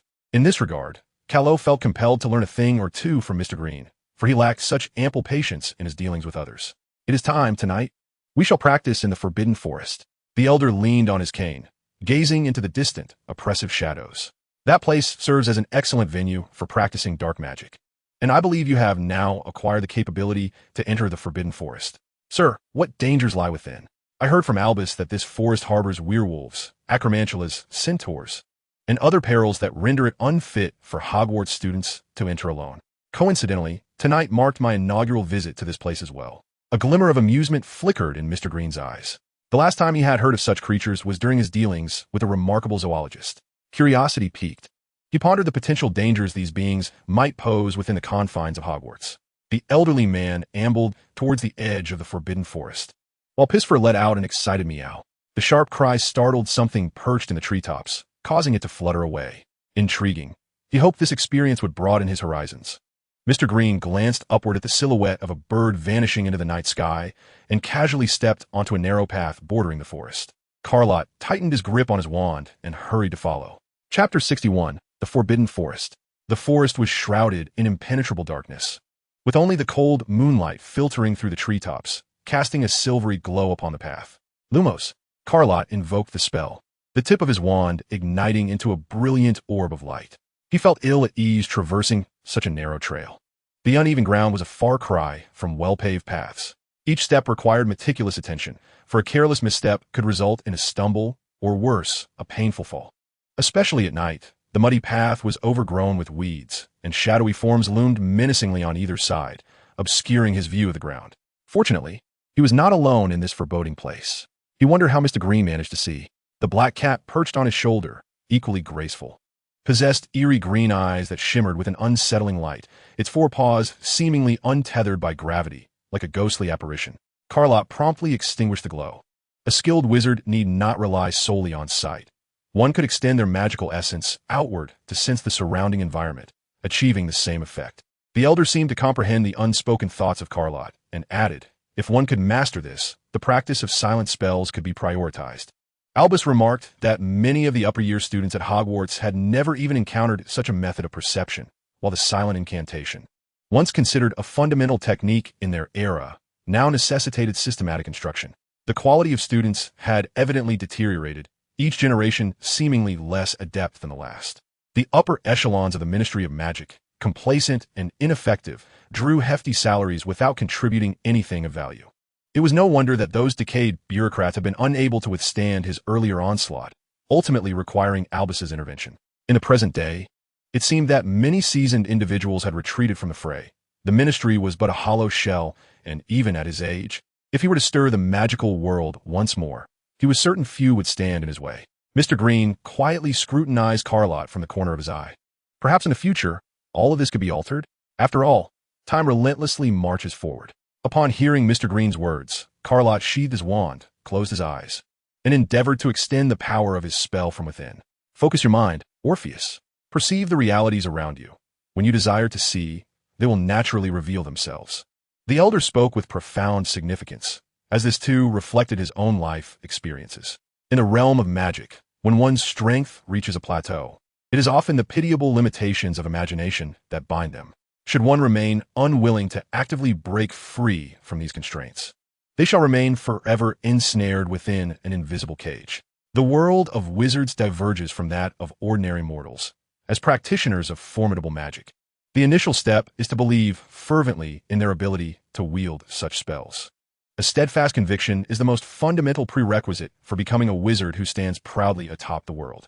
Some things do not inherently exist. It is solely through unwavering belief that they come into being. Caro, in a state of partial understanding, began to grasp these truths. A similar sentiment had once been expressed by Odyllis. If you believe this is reality, then dreams become reality. If you perceive this as a dream, reality too is but a dream. Orpheus, everything hinges upon your thoughts.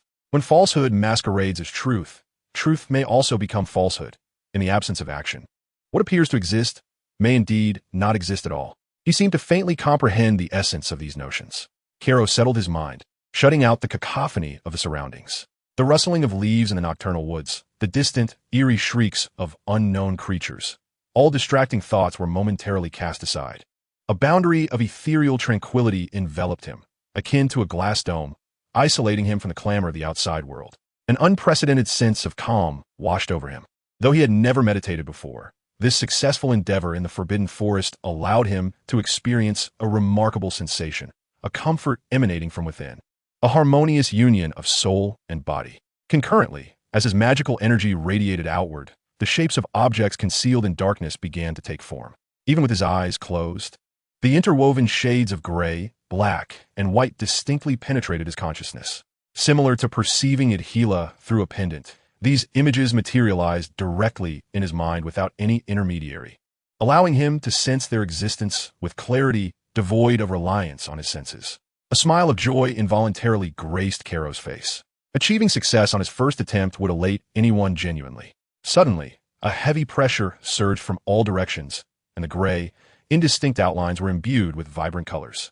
Caro felt an ominous foreboding and sought to extricate himself from the meditative state, yet a shackle firmly ensnared his thoughts. The previously nebulous imagery of the forbidden forest grew vivid and specific, transcending ordinary perception. Colors that should not have emerged rushed into his awareness, revealing hidden objects as the veils of concealment were drawn back. A dark gray sky loomed low, and at the center of his perception appeared a dilapidated wooden cabin. Flickering bonfires illuminated the eerie woods around him, while locked cages lay scattered, their contents manifesting as a swirling, misty gray. A rusted iron box clanked ominously. Struck by some unseen force, a small creek meandered through the scene, leading to a larger wooden structure on the other side. Perhaps it was no longer appropriate to refer to it as a creek, for the water appeared tainted by venom, exuding a nauseating yellow-green hue. Bubbles emerged one after another from the depths, breaking the surface of the viscous water with a slow explosion. Caro was certain that this was not the scene of his current surroundings. The trees in this woodland were manifestly sparser than those in the forbidden forest, and the atmosphere felt far more perilous. The scattered iron and timber, alongside the dilapidated railings and distant high walls, evoked a profound sense of familiarity within him, one he had not experienced in a long time. It was akin to the sensation he felt in nightmares, reminiscent of the military factory that haunted his dreams. This place, though altered and desolate, seemed to be under the sway of a malevolent force. The lifeless objects appeared to possess an eerie vitality, enticing those who encountered them to lower their guard, gradually driving them to madness. Caro's mind wandered back to the visions of his nightmares, as two entirely disparate scenes converged at this moment. The resemblance was striking. These two locations seemed almost designed as a game arena. The thought inexplicably surfaced in his mind. What game? Hide and seek? Unlikely, given the insufficient cover in this woodland. And who would be so bored as to orchestrate such a childish game in such a vast expanse? What then could it be? Compared to the military factory, this space resembled more a hunting game of chase. Yet why did he repeatedly witness these phantoms? Or were they truly phantoms? The fragmented images did not exist within his memory. Could this represent something perceived by another Orpheus? The questions were overwhelming. Caro found himself unable to elucidate these matters for the time being, yet he sensed an inextricable link to the inexplicable curse he bore. Suddenly, a cacophony of clashing stones erupted behind him. A tall, gaunt humanoid creature emerged, composed of various stones and minerals. Its abdomen was hollowed out, a vast cavity filled with floating pebbles of varying sizes. Beneath tattered garments, arms formed of fused rocks protruded, while its disheveled hair framed a stony visage. Frozen in a grotesque grin, a peculiar pickaxe was clutched in its rocky hand, exuding an aura of menace. The creature swung the pickaxe down towards Caro's head. A piercing headache ensued, and the perceived images abruptly faded to black, the heavy colors draining away, leaving only blurred outlines. Shortly thereafter, those outlines vanished as well, and the shackled thoughts momentarily broke free. An excruciating pain seemed poised to rend his brain apart from within. He was forcibly ejected from his meditative state. The unreturning forest. This was the final word that drifted through Caro's foggy consciousness just before he collapsed to the ground. Chapter 62. The Blood of the Unicorn, Part 1. In Mr. Green's astonished gaze, Caro weakly pushed himself off the ground to stand. Mr. Green immediately recalled the matter of the curse. The woman who appeared in the Mirror of Eris had stated that he need not worry about the curse, yet the child's condition was evidently dire. For days, the symptoms of the curse had not manifested, leading him to believe it had been resolved, but it seemed far more complex than that. The power of the Great Old Ones was not so easily dispelled. I beheld a series of vivid images.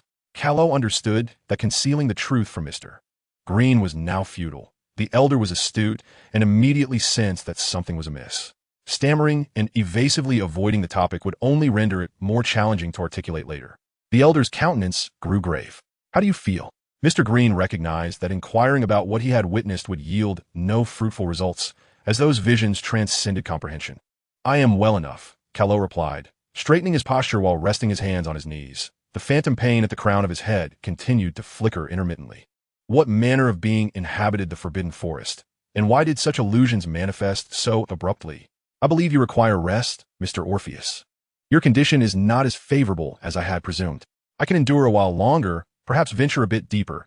Calo gently declined Mr. Green's suggestion. The elder squinted, casting his gaze towards the shadowy depths of the woods, and nodded silently in agreement.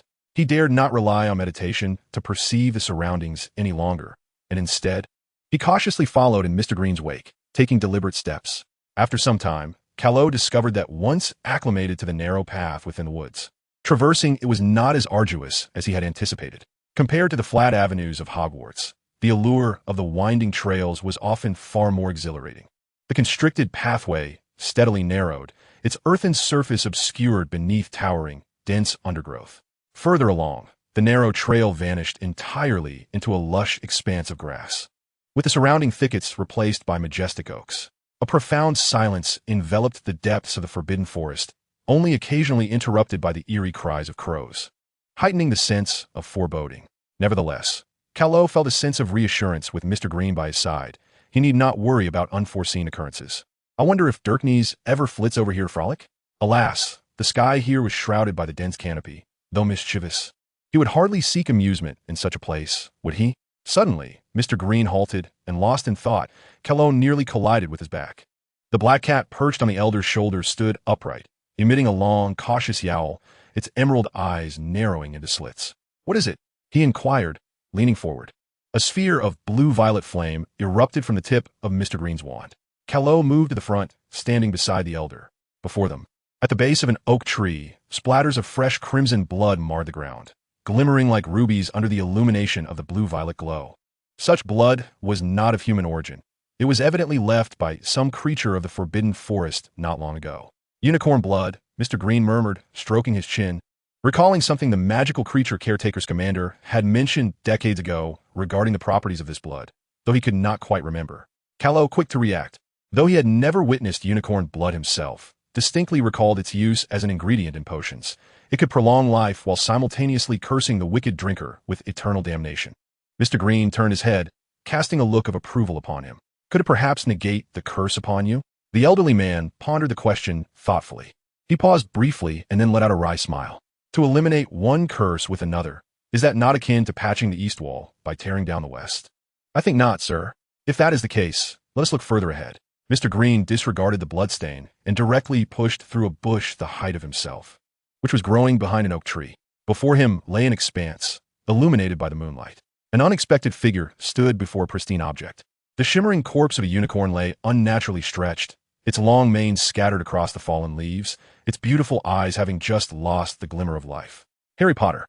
Upon recognizing the silhouette standing before the corpse, Lott fell silent. How could he be here?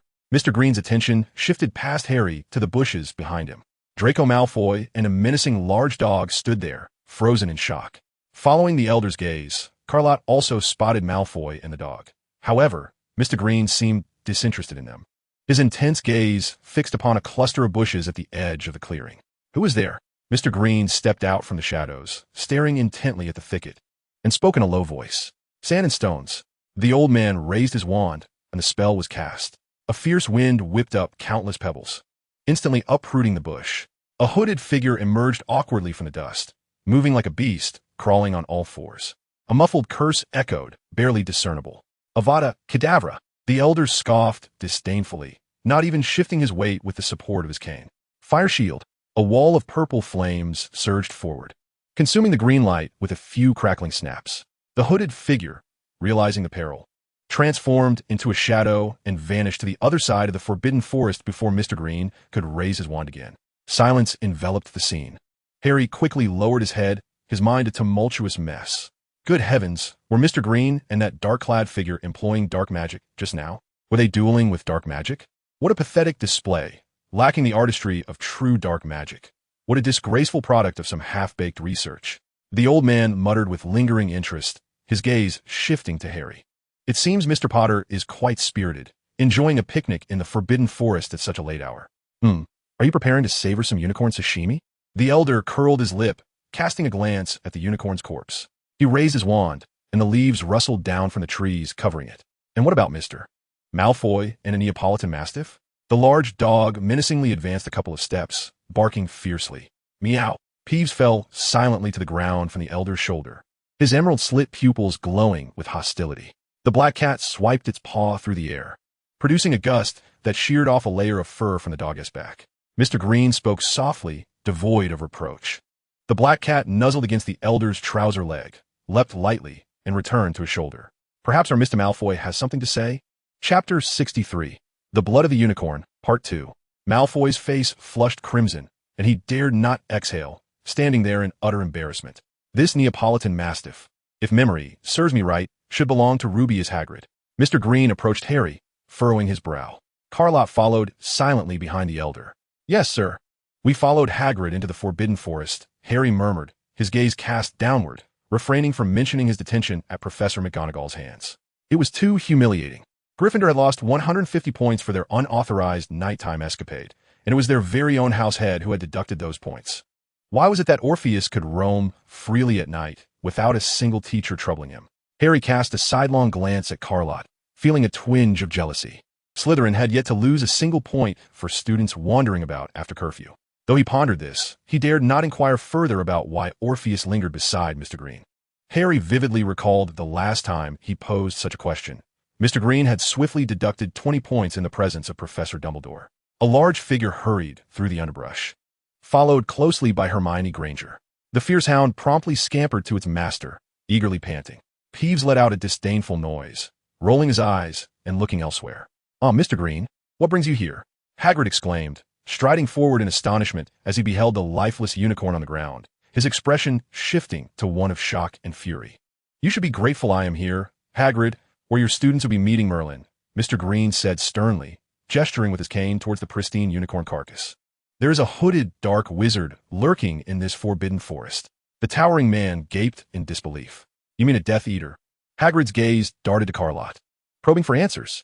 Carlotte looked up at Mr. Green, seeking clarification. "Yes," he replied, moving closer to Hagrid. "Hermione, you won't believe it. That dark wizard just cast the killing curse." Harry leaned closer to Miss Granger, whispering excitedly. His voice was barely audible, yet Carlotte, walking nearby, still caught the words. "No way." Hermione gasped, covered her mouth, her face paling. Mr. Green stopped him. "Those curses are ones I've never heard before." "The new deputy headmaster appointed by Professor Dumbledore this semester?" "Yes. He chased that dark wizard away in no time. It was incredible." Harry's enthusiasm grew, a flush of excitement blooming on his cheeks. Mr. Green seldom made appearances. Why was he in the Forbidden Forest at night? Harry stole a furtive glance at Carlotte. In truth, he longed to mention how that elder had caught them red-handed in the classroom where the Mirror of Ariste was kept. However, due to the embarrassment of the matter, he had refrained from informing Hermione about the 20-point deduction imposed by Mr. Green. Noticing the gaze of Carlotte, Hermione astutely diverted the topic. "I saw that unicorn was slain, its body covered in leaves. Who could have done this?" She tugged at Harry's sleeve and whispered. "It must be that dark wizard," Harry replied, his brow furrowed in confusion. "I noticed the unicorn seemed to have bled profusely, but why would he desire its blood?" "Because it can restore one's magical powers and prolong life," Carlotte ominously reminded them. Harry and Hermione were taken aback. "Are you suggesting it possesses powers akin to the Philosopher's Stone? You are aware of the Philosopher's Stone?" Carlotte raised his eyes, a smirk curling at the corners of his mouth as he deliberately inquired. It appeared that Harry and his friends were more informed than he had anticipated. Ever since that Quidditch match, they had inadvertently heard the name Nicholas Flamel from Hagrid and could easily deduce information regarding the Philosopher's Stone from that point. Therefore, it was no surprise they were aware of its properties, especially since they had previously entered the room guarded by Fluffy. Realizing he had slipped up, Harry quickly turned his head, his expression becoming somewhat unnatural. Hagrid bid them farewell at the edge of the Forbidden Forest, while Malfoy cast a disdainful glance at them before striding away. Carlotte walked alongside Harry and Hermione across the clearing, heading towards Hogwarts Castle. Moments later, a thought struck Harry, and he exclaimed, "Could it be Voldemort?" Hermione's face turned pale with fear. "What are you talking about, Harry?" she urged, attempting to halt his train of thought. Ignoring her, Harry muttered to himself, "If that hooded figure was Snape, then he must be seeking the Philosopher's Stone to resurrect Voldemort. I had thought he merely wished to acquire the stone for wealth." Carlotte struggled to suppress the rising corners of his mouth. One must admit, Harry's imagination was quite vivid. That miserly old bat was indeed rather stingy and aloof, yet this matter had no connection to Snape whatsoever. Moreover, the hooded figure's stature was significantly smaller than that of Snape. If one were to insist, it was Snape. Carlotte's expression became stiff as a figure perfectly matching his description floated into his mind. That figure resembled Professor Quirrell more closely. He had previously harbored suspicions regarding Quirrell's motives. He neither enjoyed teaching nor cared for his students, and his peculiar behavior, characterized by fear of Snape, suggested he had ulterior motives for coming to Hogwarts as the defense against the dark arts instructor. As the semester was nearing its end, his presence was far less pronounced than Snape's. If one were to claim Quirrell was not scheming, Lott would find that hard to believe. Reflecting on it now, substituting Harry's conjectured Snape with Quirrell seemed to make everything suddenly coherent. So, he seeks to acquire the Philosopher's Stone? But wait, what then was his purpose in slaying the unicorn in the Forbidden Forest for its blood? Lott drew out his wand, rubbing the tip against his palm. Regardless of his circumstances, he needed to ensure that the Philosopher's Stone ultimately fell securely into his hands. As long as he could move freely, traverse the trapdoor, and with the assistance of Idle Hera, acquiring the magical stone should pose no significant challenge. Goodness, please refrain from uttering that name, Hermione exclaimed anxiously. Callow turned his head to glance at Harry. Clearly, the boy exhibited unwavering confidence in his baseless conjecture. As they conversed, they had already entered the castle. All right, we must retire for the night, Hermione urged, gently nudging Harry and bidding farewell to Callow. Weaving through the dim corridors, he wearily pushed open the door to his bedroom. The effects of the potion gradually waned, and the artificially induced alertness was swiftly engulfed by an overwhelming sense of fatigue. The bedroom door swung open effortlessly, enveloped by a comforting aroma. On the bedside cabinet, a night light still flickered, illuminating the room for him. Chapter 64. The mysterious invitation. The developments did not unfold as smoothly as Callow had envisioned. The end-of-term examinations were scheduled with relentless precision, leaving him ensnared in a multitude of assessments. Rather than completing the tedious papers and exercises, he would have preferred to practice dark magic in the restricted section. While his classmates busied themselves in preparation for the impending holiday, Callow initially considered this an excellent opportunity. However, reality proved starkly different. First, the nighttime patrols in the corridors had intensified manifold, with prefects from various years taking turns to stand guard, particularly near the room at the end of the fourth-floor corridor, where vigilance was exceedingly stringent, leaving no room for opportunity. Secondly, Mr. Green had seemingly vanished over the past few days. Mrs. Plinth had grown accustomed to his solitary ventures into the restricted section, yet the overcrowded library made it nearly impossible for him to practice dark magic spells without Mr. Green's protective shielding charm. Even a hint of leaked dark magic could incite panic, thereby jeopardizing his plans entirely. However, the good news was that the practical component of the examinations posed no challenge for Callow. After delving into dark magic, he discovered that the first-year courses at Hogwarts were as simplistic as child's play. Professor Flitwick's examination in charms required students to make a pineapple dance across a desk, a feat significantly less demanding than the resurrection of a soul specter from a corpse's ashes, as taught by Mr. Green. Callow was confident he would rank among the top performers, for Professor Flitwick nearly dropped his jaw in astonishment upon witnessing the pineapple elegantly glide along the edge of the desk. As for transfiguration, Mr. Green had remarked that advanced transfiguration was an intricate art. Mastering it to perfection not only allowed for fluidity in combat, but also showcased a wizard's noble refinement, embodying the aesthetic of a top-tier wizard's duel. The elder held a deep disdain and aversion towards those dark wizards who resorted to the killing curse at first sight. In his words, it sullied the nobility of dark magic, being both sordid and vulgar. The integration of profound transfiguration into spells, commanding each exhilarating battle, was the aspiration pursued by countless distinguished wizards throughout their lives. Callow mused that this certainly did not encompass the dreary act of transforming a mouse into a snuffbox. Regrettably, the examination for Professor McGonagall's transfiguration class was precisely this way. To Carlott's astonishment, Viptak exhibited a far superior aptitude for transfiguration than for charms. At the very least, he did not mispronounce Petri ficus totalis as Petri ficus wetslatus due to nerves. Furthermore, the snuffbox he conjured was adorned with exquisite patterns, which garnered him considerable acclaim and a public commendation from Professor McGonagall in front of the entire class. Harry and Ron led the applause, their faces filled with wonder, causing the brown-haired boy to blush deeply. It seemed that Viptak was one of the rare Slytherins to earn the approval of Gryffindors. He had initially been eager about the potions exam, but this anticipation was abruptly shattered by Snape's scowling visage. "I trust our Mr. Campbell is not included in this?" Snape nearly roared at the end, as Viptak had once again scorched the bottom of a cauldron, causing the bubbling potion to spill out and burn a significant hole in his black robes. "Mr. Campbell, you would do well to visit St. Mungo's to have your brain examined before I extract your pea-sized brain," Snape spat as he cleared the chaotic scene, his teeth grinding in frustration.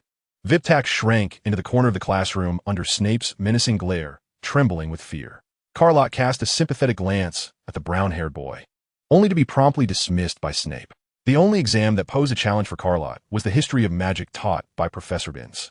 He genuinely could not recall which ancient wizards had idly invented self-stirring cauldrons, as he had never encountered such a contraption.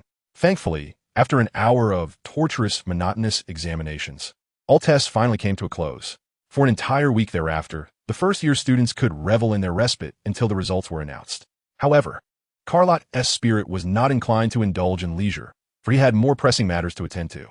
As evening descended, the great hall buzzed with an unusual vivacity. The school had prepared a lavish feast to celebrate the conclusion of the exam week. Students were enveloped in joy, their hands moving swiftly to fill their plates. The moment the platter of delectable desserts appeared, hands from various corners of the hall instinctively reached out, swiftly depleting the pastries. Lott set down his cutlery, gazing at the 2 remaining pieces of strawberry cream cake in his bowl, feeling a sense of exasperation. Viptak, seated beside him, looked utterly despondent, his plate entirely bare, having managed only a few thin slices of bacon. At that moment, a raven, entirely cloaked in darkness, flew in through the great hall skylight, clutching a letter in its beak.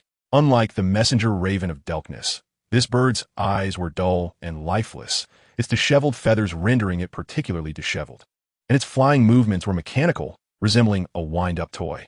Strangely, the scheduled delivery time at Hogwarts was in the morning. Letters were not typically expected at this hour. Lott watched in astonishment as the black raven flew directly toward him, a yellowed letter descending gracefully from above, landing perfectly beside him. As he lifted his gaze once more to search for the raven, it had vanished, as if it had never existed. Viptak, noticing Callow's distracted demeanor, gently nudged his arm with his elbow. "What are you looking at?" "Oh, what's this?" "There's an extra letter here." Callow's heart sank. Could it be that he alone had seen the raven? "Did you not see your raven?" "It flew in from outside the hall." "No," replied the brown-haired boy, scratching his head in confusion. A grave expression settled over Callow's features. He grasped the envelope. The rough parchment containing the letter was wrapped in oiled paper, and a peculiar pattern, painted in an unknown pigment, adorned its exterior. It resembled several tentacles extending outward from central point, each curling neatly to the left, forming an eerie circle. Upon closer inspection, it appeared that there was an invisible force at the center of the circle, slowly rotating the tentacles within his line of sight. They intertwined at the base, creating a flat design that inexplicably evoked a sense of three-dimensionality. He tore open the envelope, revealing a yellowed sheet of paper at the top. An invitation? Callow withdrew the letter, its brief content laid out before him. "Dear Mr. Orpheus, are you troubled by inexplicable mysteries? Or have you encountered certain inconvenient troubles you cannot disclose to others? Fear not. Here are all the answers you seek. The estate of Odyllis cordially invites you to explore and unravel the unknown secrets together. Yours sincerely, Duke Droz." Chapter 65, Through the Trapdoor. With a heavy heart, Callow tucked away the invitation. Whatever it entailed was not his primary concern. In comparison to the curse he bore, he could discern what truly mattered. The name Duke Droz was unfamiliar to him, and he had never heard of the Odyllis estate. Callow silently clenched his fists. After successfully obtaining the Philosopher's Stone, he must find a way to unravel these mysteries. This invitation surely held ulterior motives. And what was even more perplexing was how the Sender had come to know such information about him. Moreover, when the raven had abruptly flown in, it seemed as if no one in the hall had noticed it at all. This was Hogwarts, a gathering place for exceptional wizards. Yet that raven could simply vanish into thin air? If memory serves, it was said that the castle was laden with numerous enchantments, causing many spells to falter within its confines. What kind of force lurked beneath the surface? A chilling thought suddenly emerged. Perhaps it was not magic at all. "Are you all right, Callow?" Viptak inquired, observing the pallor of his face. Worry etched across his features as he tugged at Callow's sleeve. "I'm fine. Regardless, I shouldn't dwell on this now. What I must focus on is finding a way to secure the Philosopher's Stone to ensure my survival. Time is of the essence." The fortunate news is that Mr. Dumbledore is currently absent, and Mr. Green's whereabouts are unknown, presenting a rare opportunity. In Hogwarts, the absence of 2 formidable wizards who might discern his intentions suggested that tonight's undertaking would proceed with relative ease. Lott cast a fleeting glance at the Gryffindor table, where Harry, Ron, and Hermione huddled in a corner, engaged in hushed whispers. Their expressions, notably grave, indicated that their conversation was unlikely to center around vacation plans following their exams. Was there a development? The only matter of concern for Harry and his companions was the Philosopher's Stone, which they had long suspected Snape sought to steal. With Dumbledore and Mr. Green absent, anyone with a modicum of sense would recognize that the delicate thread of fate often frays at its weakest points. At this moment, with the exams concluded and the headmaster away, the defenses at the end of the fourth-floor corridor were undoubtedly at their most lax. Had they received some intelligence that prompted them to act? No, he needed to devise a means to ascertain their movements. Lott pushed aside his plate and, under the astonished gaze of Whitetack, turned to leave. Upon returning to his chamber, he was relieved to find Dirkness lazily nestled in the shelf of the bookcase. "Dirk," he called out. The raven sluggishly opened its gleaming, obsidian eyes, ruffled its feathers, and looked up at him. It emitted a melodious caw of delight. "I need you to assist me," Lott whispered, and the raven, understanding the gravity of his tone, descended gracefully. Lott harbored no illusions that the Philosopher's Stone would be carelessly placed behind a trapdoor for anyone to seize. The backlash of dark magic was far more severe than that of light magic. He recalled the first time he had wielded dark magic when Mr. Green had remarked that the hollow exhaustion he felt was merely the mildest of consequences. Thus, one must never employ potent dark magic without absolute certainty. There existed an unspoken understanding between Dirkness and Lott.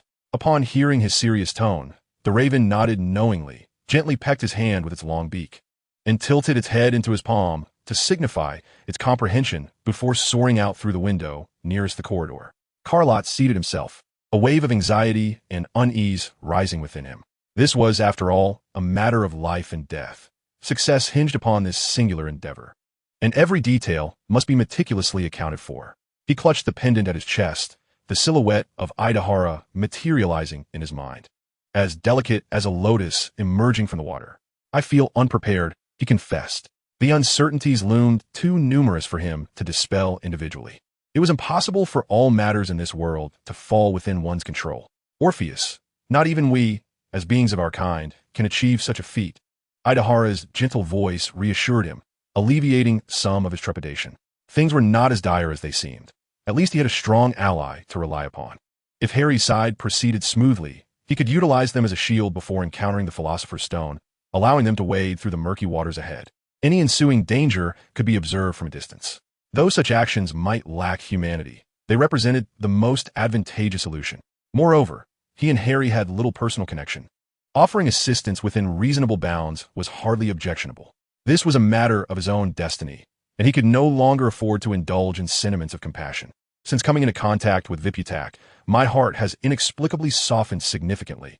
My emotional side occasionally overwhelms my rationality.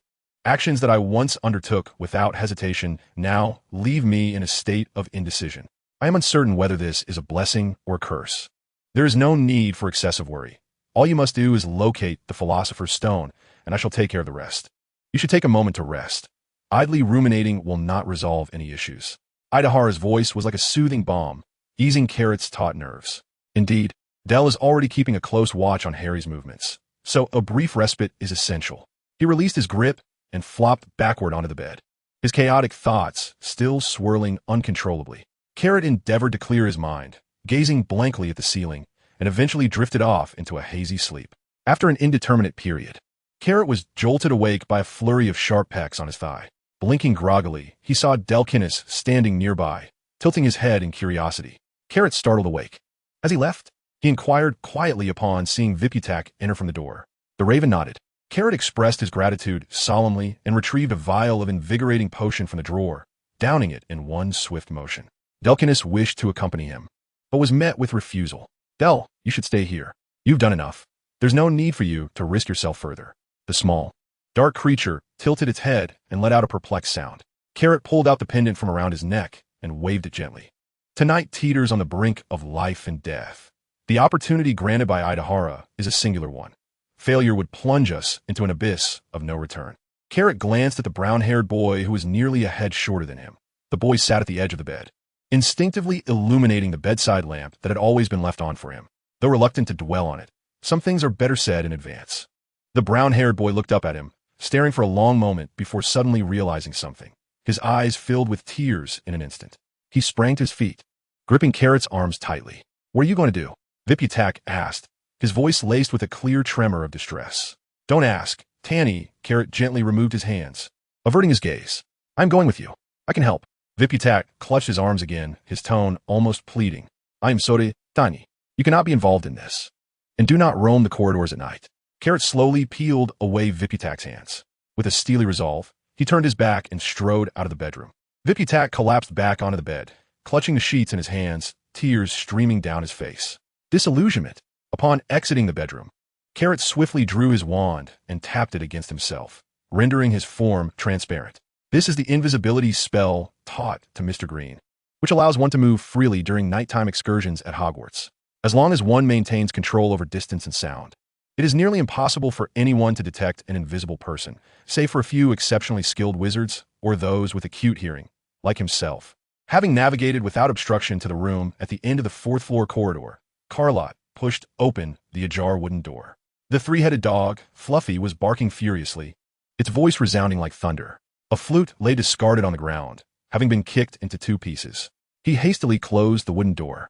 Fluffy sensed the familiar surge of power, and its agitated form instantly stilled, crouching before Lott, revealing the large, open trapdoor behind it. Had he arrived too late? Lott leaned forward to peer down the passage, but all he could see was a blanket of darkness. Someone had descended before him. It was highly likely that it was safe. There was no time for contemplation. He could only take the risk, no matter what. He could not allow anyone to gain the advantage. Casting a glance at the pendant glowing blue against his chest, he gritted his teeth and leapt into the gaping hole. Chapter 66. A different perspective. The damp passage was enveloped in darkness, a serene yet narrow space that continued to descend. The sound of rushing wind brushed past Lott's ears, followed by a dull thud as he tumbled out of the passage, landing atop a bed of soft foliage. Looking up, he saw that the entrance had transformed into a mere pinprick of light, suspended high above. Just as he intended to move forward, his legs felt as if they were ensnared in a bog, rendered immobile. A sensation of constriction began at his feet, rapidly climbing up to his thighs. As Lott focused intently, he realized that the withered plants, which had previously blended inconspicuously against the damp wall, were now hastily wrapping around his ankles. The vines tightened their grip, and when he attempted to break free, he discovered that such futile struggles only accelerated their encroachment. A wave of panic surged from deep within, cold sweat dripping incessantly from his forehead. He forced himself to remain calm. In moments of utmost significance, maintaining rationality was paramount. The devil's snare lurked in shadowy, damp corners, remaining dormant until disturbed by a living creature. Was that how it worked?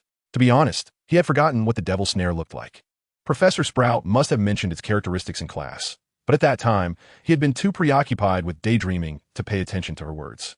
Damn it, who would have thought those seemingly trivial plants could be so crucial?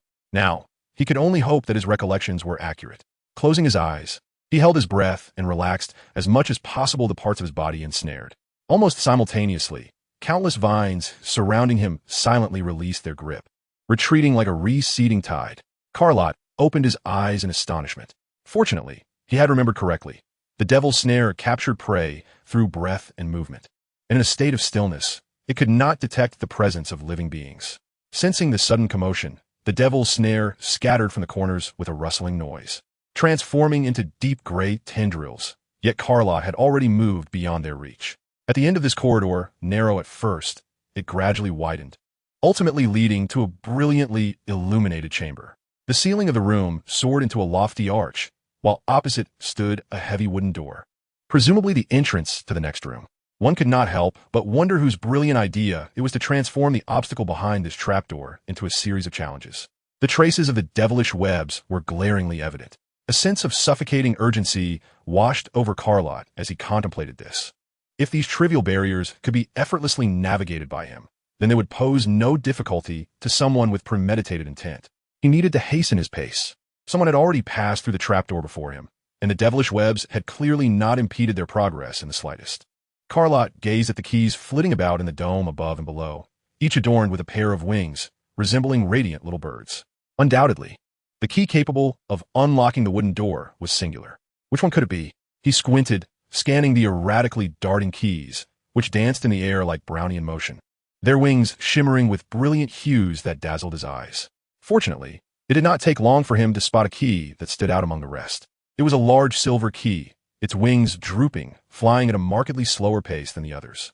Its feathers were disheveled, crumpled with creases, as though it had been roughly grasped and shoved into a keyhole. This was the one. The pressing question remained: how to retrieve it? Lott first dismissed the chaotic array of flying brooms strewn at the door. Attempting to ride a broom to grasp the key was akin to leaping from the highest tower of Hogwarts. Perhaps Vipitak could have managed to seize the key, but he lacked such aerial prowess. His expertise lay in dark magic. Was there a spell that could temporarily immobilize all objects within a certain area? The binding curse could only be cast on a single, specific object, and it was unfeasible to wave his wand repeatedly to ensnare all the keys. What he required was a broader, more powerful incantation. Lott rifled through his memories of dark magic tomes. The crushing weight. The tip of his wand emitted a thin wisp of dark mist, enveloping the swarm of keys in its grasp. Lott pressed down with his hand, and the gravitational force upon the keys in that area instantaneously doubled, as though they were tethered to a heavy iron weight, causing their flight to slow considerably. The silver key happened to be among them. He maintained control over the spell, effortlessly grasping the key as it neared the ground. Lott stumbled, his calves buckling, nearly toppling to the floor. The backlash was rather intense. The more potent the dark magic, the more pronounced its recoil.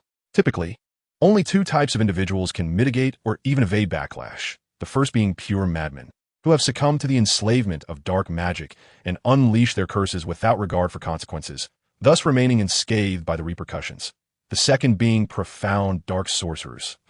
Through prolonged engagement with dark arts, endure relentless torment from negative effects without succumbing to death, rendering them nearly immune to the backlash of their spells. Clearly, Caro does not belong to either of these categories. Moreover, the curse now exacerbates the drain on his life, and the ensuing backlash undoubtedly delivers a compounded blow.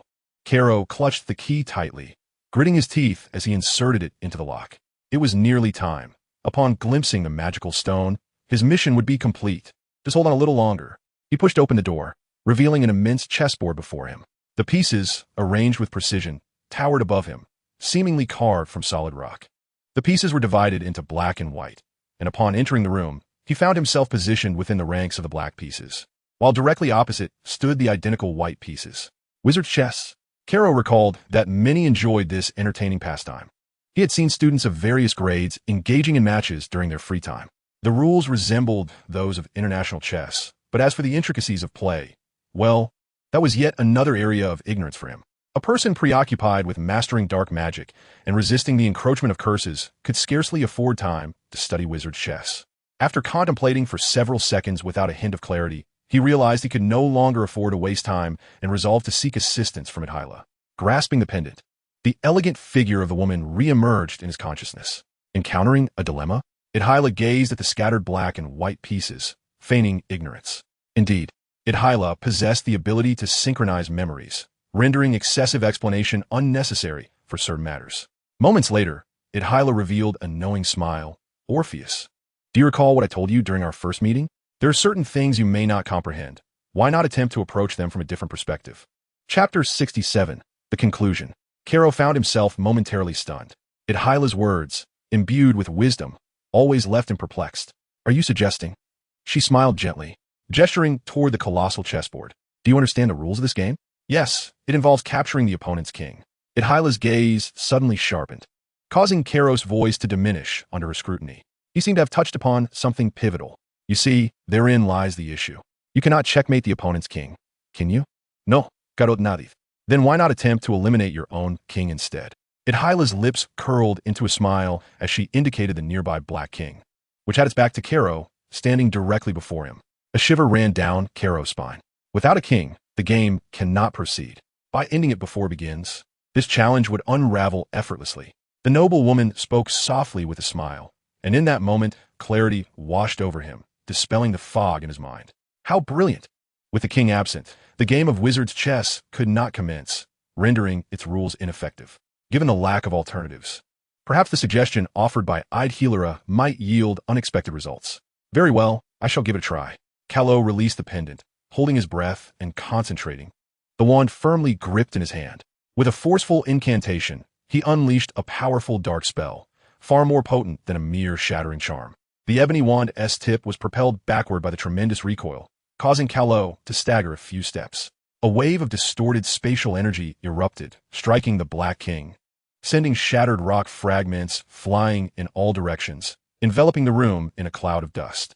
As the haze dissipated, the upper half of the Black King was completely obliterated, its fragmented, rocky body collapsing onto the chessboard. The remaining black pieces exchanged glances, while the white pieces across the room displayed an even more rigid countenance devoid of features. Callow attempted to step onto the board, yet no pieces emerged to thwart his advance.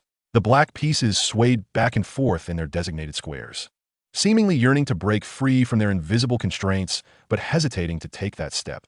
Conversely, the white pieces across the room gradually lost their luster, becoming dim and chaotic. Suddenly, a peculiar noise emanated from the debris beneath, as the shattered stones began to converge toward the Black King, drawn together as if by a magnetic force. The fragmented rocky body absorbing more shards to reconstruct its head. Without a moment's hesitation, Callow dashed toward the door opposite him. It was all too clear what the pieces would do to this intruder. He squeezed past the tightly packed first row of white pieces, and as he crossed past the White King to reach the doorway, the Black King had just completed its reconstruction. The entire chessboard resonated with a low hum. The door swung open, and a gust of wind rushed past him from behind. With a resounding thud, the heavy wooden door shuddered violently. There was no doubt that the stone pieces were charging toward him. Delay for even a second would result in his being flung away. A single glance could trigger an explosion. Before Callow could catch his breath, he was compelled to cover his nose. A nauseating stench assaulted his nostrils, far more repugnant than the garlic odor that permeated Professor Chilo's lectures, reminiscent of something that had fallen into a cesspit, emerging as nothing short of a biochemical weapon. He retched involuntarily, tears welling in his eyes as he caught sight of a colossal creature. The beast lay motionless, its heavy limbs sprawled on the ground, a gruesome, swollen mass adorning its head. The good news was that it had been dealt with. The bad news was that it had indeed been dealt with, indicating that the intruder had entered the preceding chamber, likely securing the magical stone. Without further contemplation, Callow navigated around the giant and opened the next door. This room bore no traps or intricate magic as anticipated, merely a table adorned with 7 vials containing potions.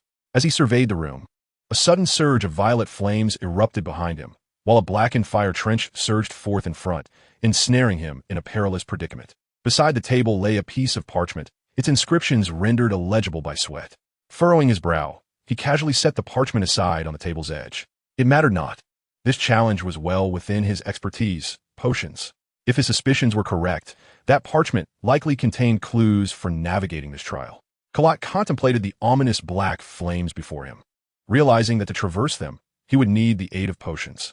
The black flames were rumored to emanate from the depths of hell, employed to scorch the souls of the most wicked sinners. Judged for their heinous crimes, these souls were condemned to an eternal torment, trapped in a limbo of perpetual suffering. Acquiring black flames was not particularly challenging. It merely required a malevolent soul and ordinary fire, augmented with a few forbidden incantations to manifest its ember. This ember would not extinguish. Upon encountering fire, it would assimilate it into black flames, yet would not cling to external objects to ignite or spread, thus allowing it to be safely preserved in soil as a trap or mechanism. An ancient manuscript's fragments seem to recount the tale of a dark sorcerer who attempted to summon an evil deity using black flames and pagan sorcery, only to discover, in the end, a mere heap of charred ash. Ordinary individuals could not perceive the temperature of these flames from a distance, but upon contact, they would be reduced to mere dust. Lott extended his hand cautiously toward the black flames, feeling an unmistakable chill, devoid of any warmth. To ascertain the true nature of these flames was a simple endeavor. He seized the parchment and tossed it into the inferno. In the blink of an eye, the parchment disintegrated into a fine ash, vanishing without a trace, while the black flames remained utterly undisturbed. Excellent. Lott inhaled deeply. He had but one chance, and failure was not an option. A misstep would result in his utter annihilation. There existed a potion that could allow him to pass unscathed. Although Lott could not recall the precise recipe, one ingredient was indelibly etched in his memory: the flower bud of a century-old Ice Mountain snow lotus. He had once sought it from Snape, only to be rebuffed by the old bat, who claimed he possessed none. It was evident that Snape did have it, merely reserving it for other purposes. Lott could think of no one, aside from that greasy-haired old man, capable of concocting such a potion. The Ice Mountain snow lotus was exceedingly rare, let alone a flower bud that had matured for over a century. Consuming the Ice Mountain snow lotus alone would render one a mere ice statue, yet to withstand the hellish flames, an opposing force was imperative. Conversely, when integrated into a potion, The frigid essence of the flower bud effectively neutralized the potency of the other volatile ingredients. Distinguished by its most remarkable trait, there would be no discernible scent in the resulting potion, akin to a bowl of pristine spring water. Carrot carefully picked up 7 potions in succession, sniffing each one, and quickly eliminated 2 with a pungent odor of alcohol. Among the remaining 5, 3 emanated a corrosive acidic scent, likely containing the venom of a 2-headed giant scorpion or the phosphorescent powder from the wings of sawtooth moth. He could not ascertain which, as their aromas were similar. Regardless, consumption of either would erode one's insides, dissolving the body into a gruesome pulp.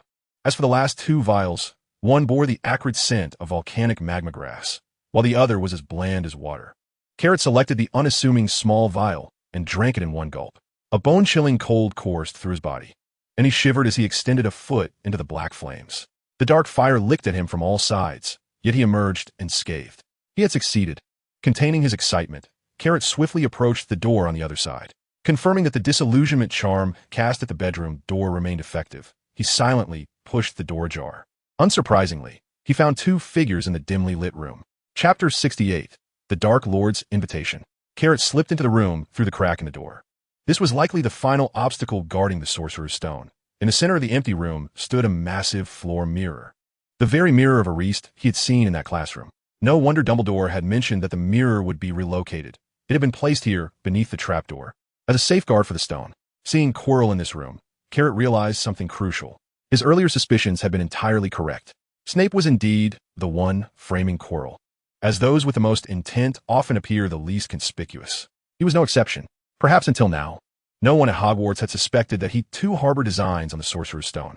Harry and Quirrell stood before the mirror of Ariste, exchanging meaningless banter unrelated to the stone, while Harry naively believed that Snape was the one trying to harm him. Carrot was uninterested in their conversation. He was solely focused on finding the stone. Who's there? Quirrell suddenly turned his gaze towards him, his murky eyes locking onto Carrot. Undeterred, Carrot continued his advance towards the mirror. Perhaps Quirrell was merely pretending. Perhaps he had not actually seen him. A spell struck the floor before him with a resounding crack. Disillusionment revealed. Carrot was compelled to cancel his invisibility charm, his disoriented vision still frantically searching for the stone. Quirrell and Harry both wore expressions of astonishment. Orpheus? Quirrell grasped his wand, alternating his grip, narrowing his eyes maliciously at Carrot. What are you doing here? Where's the Sorcerer's Stone? He quietly inquired of Harry. I don't know, Carrot replied, and Harry's incredulous gaze deepened with confusion. What do you want with the Sorcerer's Stone, Orpheus? A striking beam of light accurately struck between him and Harry, separating the two of them. Lott did not acknowledge Quirrell. He had never held any fondness for the professor, who reeked of garlic. He needed to swiftly deal with the irrelevant parties. Suddenly, a hissing sound erupted from within Quirrell, a sound that did not belong to him. The wrath of the demon. Lott, quick on his feet, seized the moment before Quirrell could raise his wand. With a flick of his wrist, he grasped his ebony wand firmly. The demonic apparition, with its grotesque claws, lunged at Quirrell. Quirrell's eyes flickered, and instinctively he raised his wand, tracing an ugly arc that barely deflected the specter. How could you wield dark magic? Quirrell stammered. Fool! A voice, hissing like a serpent, berated. Allow me to speak with him. Very well, master. Quirrell turned away, trembling with trepidation as he removed his ridiculous turban for the first time, revealing a bizarre and unsettling visage. Harry gasped, covering his mouth in shock. The face was as pale as parchment, with blood-red eyes that resembled narrow slits, and nostrils that were mere repulsive lines, exhaling a scorching breath from a mouth smeared with mucus, emanating a foul stench. Lott finally understood why Quirrell wore the turban incessantly. The malevolent face caused Harry to shudder, yet Lott felt no tremor in his heart. He was consumed by a singular thought. Ugly. Greetings, Mr. Orpheus, is it not? You must know who I am. The mouth hissed, opening and closing like that of a serpent. Who are you? Lott replied, his expression cold, his grip on his wand unwavering. The voice hesitated momentarily. I am the pinnacle of dark wizards, the great Voldemort. Now, I exist merely as an empty shadow, forced to share a vessel. Once I obtain the Philosopher's Stone, I shall reconstruct my own body and lead you to ultimate victory. Join me, and I shall guide you through the heights of dark magic. The so-called heights of dark magic surely did not encompass those utterly base and artless killing curses, did they? Lott regarded the grotesque face with a chill, suppressing the urge to shatter it to pieces. So, where's the Philosopher's Stone? The voice fell silent for a moment before furiously reprimanding Quirrell. Fool! Where's the Philosopher's Stone? You have deciphered the mechanisms, yet remain ignorant of its location. Fool! Then why do you not devise a plan? I am thinking, Master, grant me some time. Harry anxiously looked at Lott, fearing he might acquiesce to Voldemort's invitation. If he truly did so, they would be doomed here. With Dumbledore absent, no one could assist them. Quirrell, in his own right, was more than sufficient to handle Harry, and with Lott's presence, it would be a simple matter to surrender and await death. It had gone unnoticed until now that a Slytherin so closely associated with Campbell could wield dark magic. Lott silently distanced himself. He recalled the name Voldemort. Miss Nasha had once spoken of her ordeal, how her family had been annihilated by Voldemort and a band of his followers, what were they called again? Death Eaters. How could he possibly align himself with such lunatics? I cannot acquiesce before locating the Philosopher's Stone, Lott declared, his countenance as inscrutable as a still pond, revealing nothing of his emotions. I too require the stone's assistance. His refusal prior to discovering the stone did not imply that he would consent afterward. At that moment, he was certain that Idurhala would intervene, and he believed that this grotesque figure before him could not possibly withstand her. As for the latter part of his statement, at least it was the truth. He indeed needed the stone's aid, and in this regard he spoke no falsehood. Fool! Hissed the voice of Potter venomously. Lott stepped aside, observing the unfolding events. Harry was dragged before the mirror of Ariste. Tell me, what do you see? Quirrell urged, his voice laced with urgency. At that moment, a flicker of change crossed Harry's face, and Lott was certain he had gleaned something significant. Mr. Green had previously demonstrated the mirror's ability to reflect magic and provide answers. It now appeared that this wondrous mirror possessed further capabilities, such as concealing the Philosopher's Stone. I was shaking hands with Professor Dumbledore, and Gryffindor won the House Cup. How elite! Lott could discern that he was laboriously fabricating a shoddy falsehood, yet Quirrell remained oblivious. Damn it! Get out of the way! He shouted furiously, shoving Harry to the ground. I'll have words with that Voldemort. Lott stepped forward, deliberately omitting Quirrell's name. He was acutely aware that Quirrell was merely a puppet of that entity. The hissing voice acquiesced, and Quirrell reluctantly stepped aside. He pulled Harry up, locking eyes with those bright green orbs. Harry, where's the Philosopher's Stone? I don't know. Harry instinctively averted his gaze. Is it on you? Harry's pupils constricted in an instant. Chapter 69, Crushing. Through Harry's expression, Lott confirmed his suspicion. The stone was indeed within him. Hand over the Philosopher's Stone, Harry.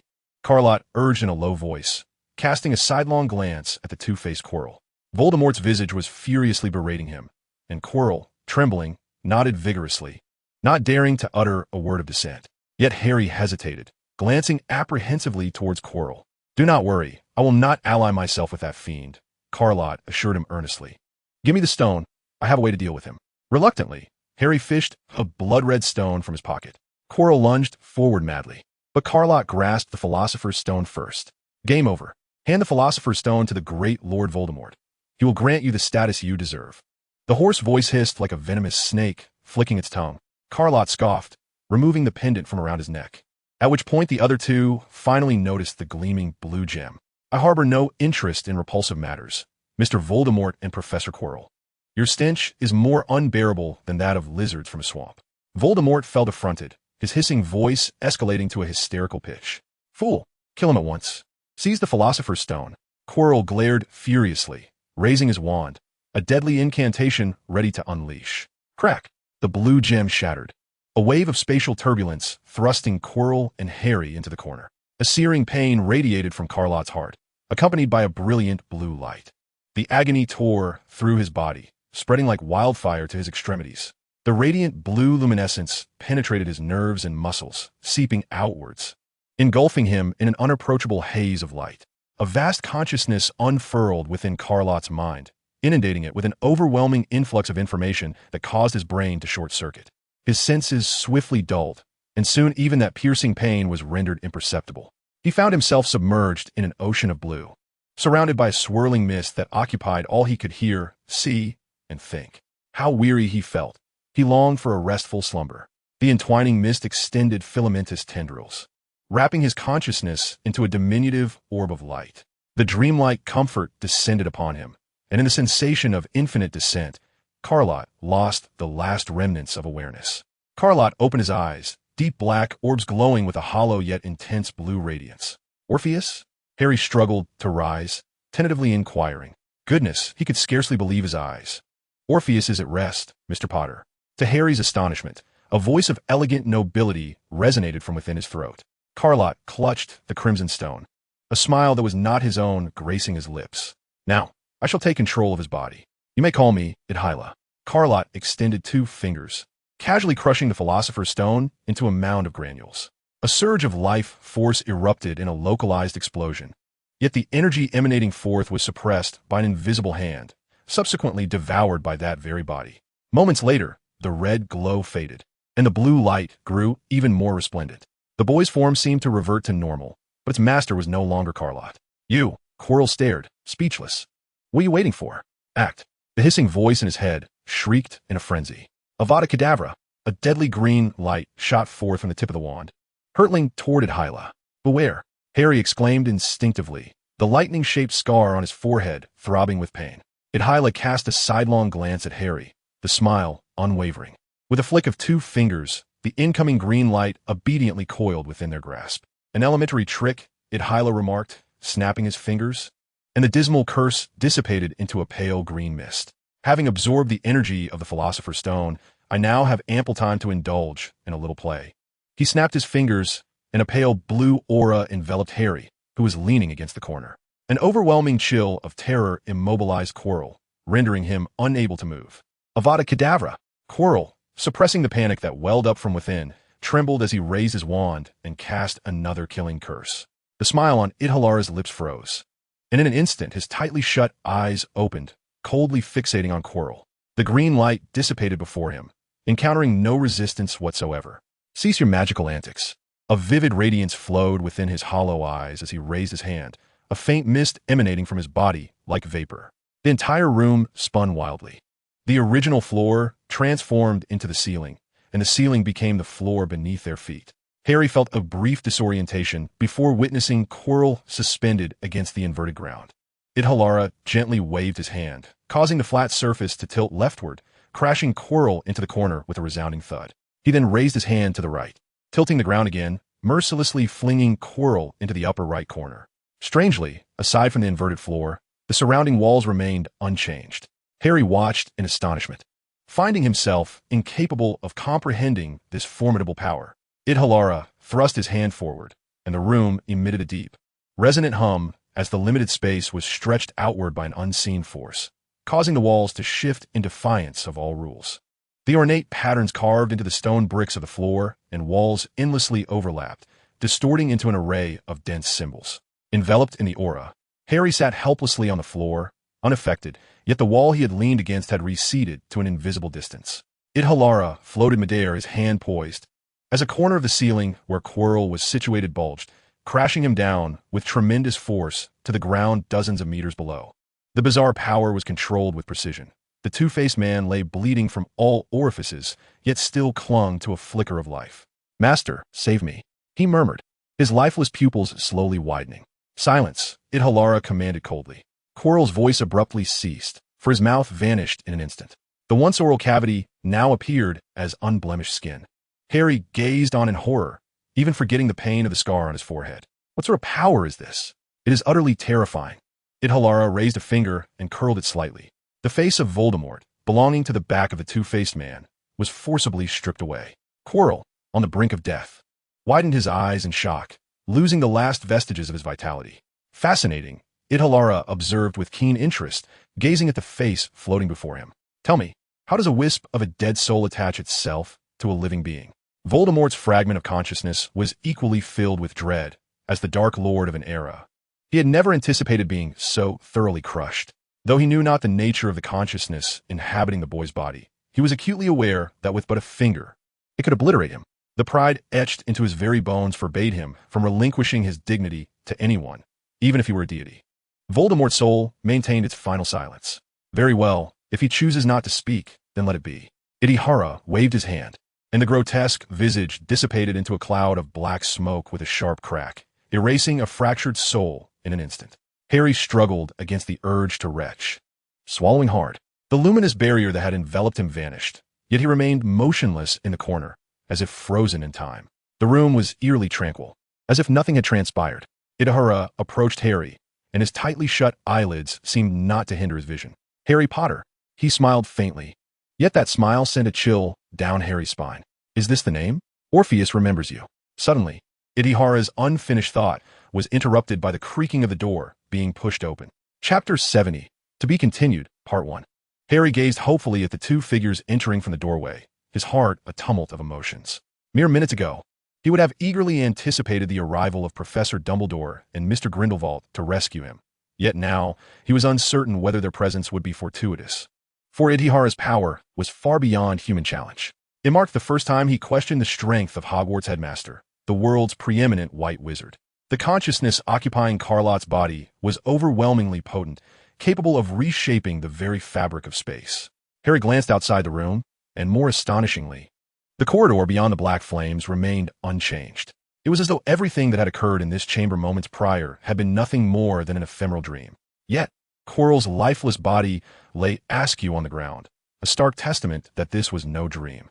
Idihara turned to face the two elders, his closed eyes emanating an unsettling aura of pressure. You're not Orpheus, are you? Dumbledore's peripheral vision caught sight of Quirrell's lifeless form, and his wrinkled visage grew somber. Idihara smiled tightly, a peculiar expression that confirmed Mr. Grindelwald's suspicions. This demeanor mirrored that of the woman he had seen in the mirror of Ariste that fateful night. The real Carlott would never display such a seductive smile. The insightful ones have arrived. An ethereal female voice emerged from the throat of a boy, creating a strange sense of dissonance.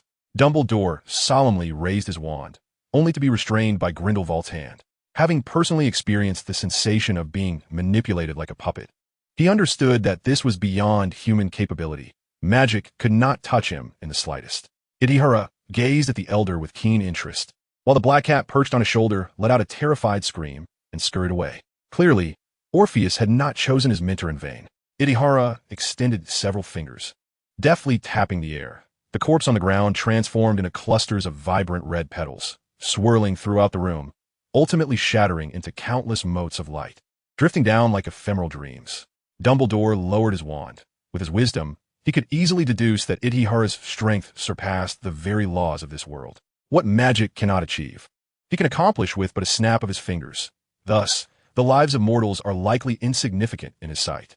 If he so desires, he could extinguish life in an instant, rendering magic a mere farce of childish antics. The old headmaster found himself at a loss, as this was his first encounter with such a formidable being up close. Previously, Severus had spoken of an unspeakable presence residing within Calais, and now he bore witness to it. Is it over? Grindelwald inquired calmly, stepping before Dumbledore. It would be disingenuous to claim he felt no trepidation. Yet he understood the necessity of engaging in this dialogue. Dumbledore, having never interacted with him, was unaware of his temperament, having only glimpsed him once before the mirror of Ariste. This woman seemed to hold great concern for Calais' safety, granting Grindelwald confidence that Odyllis would refrain from attacking him. After all, what is there to fear when it is merely a life at stake? What do you mean? Grindelwald hesitated, casting a glance at Harry, who sat in the corner. Odyllis, perceptive to his unspoken words, opened her eyes and regarded him. Harry beheld the soft blue light, and his swirling thoughts came to an abrupt halt, as if all fanciful notions were silenced in his mind. A wave of fatigue enveloped him, drawing him into a chaotic dreamscape. He succumbed to slumber. The curse, Grindelwald added. Odyllis closed her eyes, pondering for a moment before responding, at present. It poses no threat to his life, yet it has not vanished. I have absorbed the life force of the Philosopher's Stone to replenish that which the curse had consumed. However, the creator of the curse is no ordinary being, and it is unlikely that this mark can be eradicated in the short term, meaning the curse will still manifest. Dumbledore interjected. The old headmaster felt a twinge of anxiety. Should the events of Slytherin repeat themselves, the power of the curse within would present an equally formidable dilemma. I believe this is not a wholly negative development. The power of the curse could indeed yield advantages for him. Currently, its life-draining effects have been mitigated. So what harm is there? Odyllis waved her hand dismissively. Humanity remains ever so mundane, incapable of perceiving matters in their duality. As long as Orpheus can wield the curse to his advantage, it serves him well. I assume what Albus implies is whether the curse's creator could still exert influence over him through the curse. Grindelwald nervously stroked the polished head of his staff. We speculate that one day, the curse's creator may manifest within this body, much like now. It is possible, Odyllis conceded, provided that Orpheus willingly relinquishes this vessel or his life is wholly consumed by the curse. Only then would that individual have the opportunity to infiltrate. The latter possibility has been eliminated, as the power of the Philosopher's Stone is sufficient to withstand the curse's encroachment until natural death, yet the former remains uncertain. This curse now resembles a double-edged sword with one side dulled. In Orpheus's hands, it bears no distinction from an ordinary sword, unless he were to plunge it into his own chest. Grindelwald and Dumbledore both exhaled in relief. In light of this, the matter appears to be nearly resolved. Caro, that child, displayed remarkable composure. It was unexpected that he had orchestrated such a significant undertaking behind their backs. Of course, he managed to break the curse with divine assistance. A child like him would seldom relinquish his body to an evil host unless driven to the precipice of despair, with no alternative left. Fortunately, it was merely a philosopher's stone. Dumbledore quietly sighed. Had Orpheus confided in him from the outset, he could have directly bestowed the stone upon him. Yet, he harbored no trust in anyone, nor could he trust anyone. Upon reflecting from Orpheus's perspective, Dumbledore comprehended his rationale. It was not surprising. His trust in the divine sufficed, rendering further explanations to others unnecessary. This behavior was entirely consistent with Caro's character. He hoped they would refrain from pursuing Orpheus further. Perhaps they would have the chance to meet again in the future. Odyllis' gentle voice carried an undercurrent of icy resolve, imposing a palpable pressure. Grindelwald and Dumbledore involuntarily shivered. In truth, they had no intention of pursuing the matter. They were to methodically attend to their responsibilities, without concern for Harry Potter. The two elders discerned this as a warning. The implication was clear. They were to refrain from troubling Orpheus after this incident. The two elders nodded solemnly. Grindelwald, feeling a surge of joy, had no inclination to dwell on any displeasure regarding Orpheus. In fact, he owed thanks for alleviating the curse's threat, preserving his sole promising apprentice in dark magic. It was rare to have taken on a student, only to be consumed with worry for his very life from the outset. Now, a significant hurdle had at last been surmounted. With a sigh of relief, Grindelwald mused upon the promising future that awaited this child. Odyllis tilted his head back, a soft blue mist emanating from his skin, resembling a figure immersed in azure steam from a distance. The ethereal vapor swirled and dissipated, while an undeniable will seemed to drift away. Dumbledore and Grindelwald watched as he departed. "Take good care of Orpheus." A succinct phrase faded into the distance, and Caro's body slumped. Chapter 71. To be continued. Caro's groggy consciousness awakened amidst a sea of blue light. This time, Odyllis' form transformed into a flickering silhouette radiating blue luminescence. Odyllis? He felt a persistent, drilling pain within his skull, momentarily clouding his senses. "How do you feel?" The humanoid figure turned, its voice laced with familiar mirth. So exhausted, it felt as though his entire being had been hollowed out. Uttering a single word was an arduous task. That is to be expected. Your body has drawn upon forces not its own, leading to internal collapse. I shall soon restore your physical form using the life force of the Philosopher's Stone, but the curse remains unresolved, including the existence of another Orpheus. A chill ran through Caro's heart.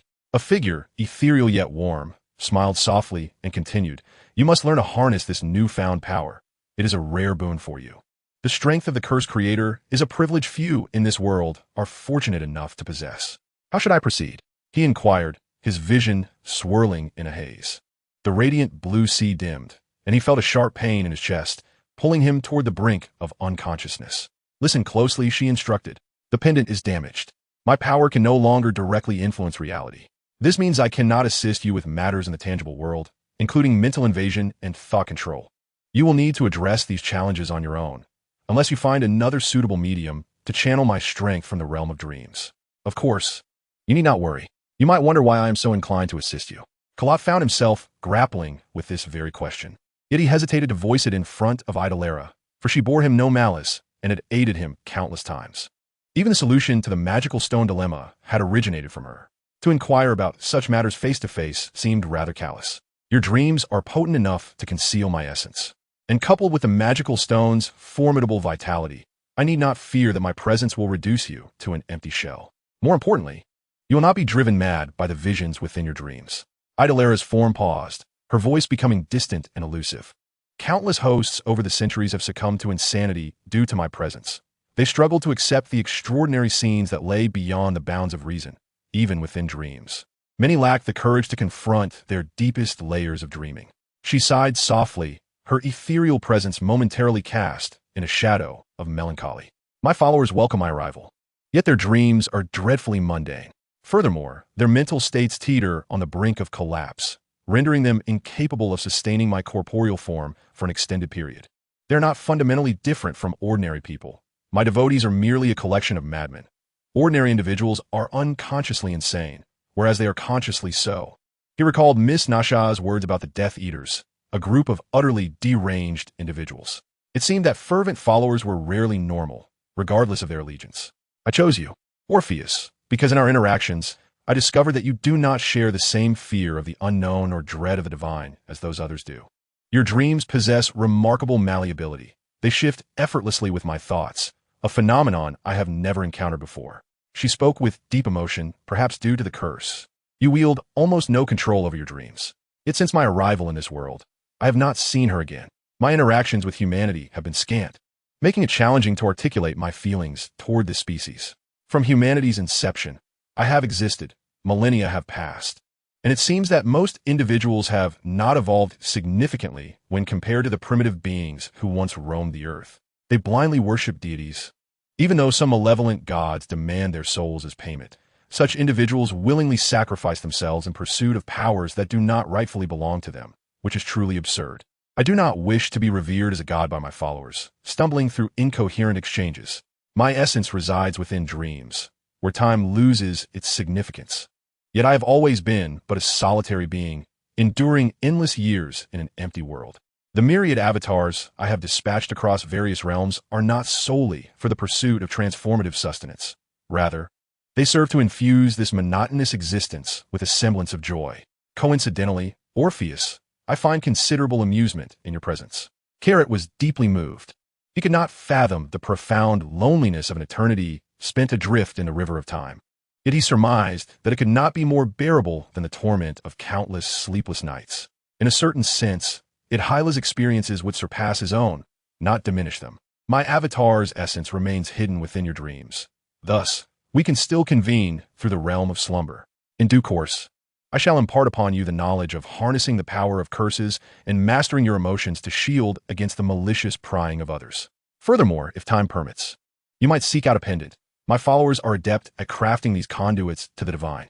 Dreams bear imprints of those who have been possessed, and through the dreamscape, I can perceive them, details to be unraveled later. Now, it seems your consciousness is waning. He wished to speak, but was enveloped by a peculiar sensation of falling from great heights, rendering him mute. Rest now. In the hazy twilight, he beheld Hyla gently raising a hand amidst the sea of light, as a resplendent halo drew a curtain, instantly shrouding all in darkness.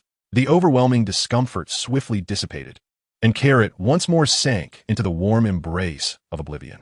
Chapter 72. The End of the Term. An indeterminate time later, Carrot finally awoke, invigorated, filled with an indescribable sense of ease. The morning sun rose outside, radiating hope and casting a warm, pale yellow glow across the blankets.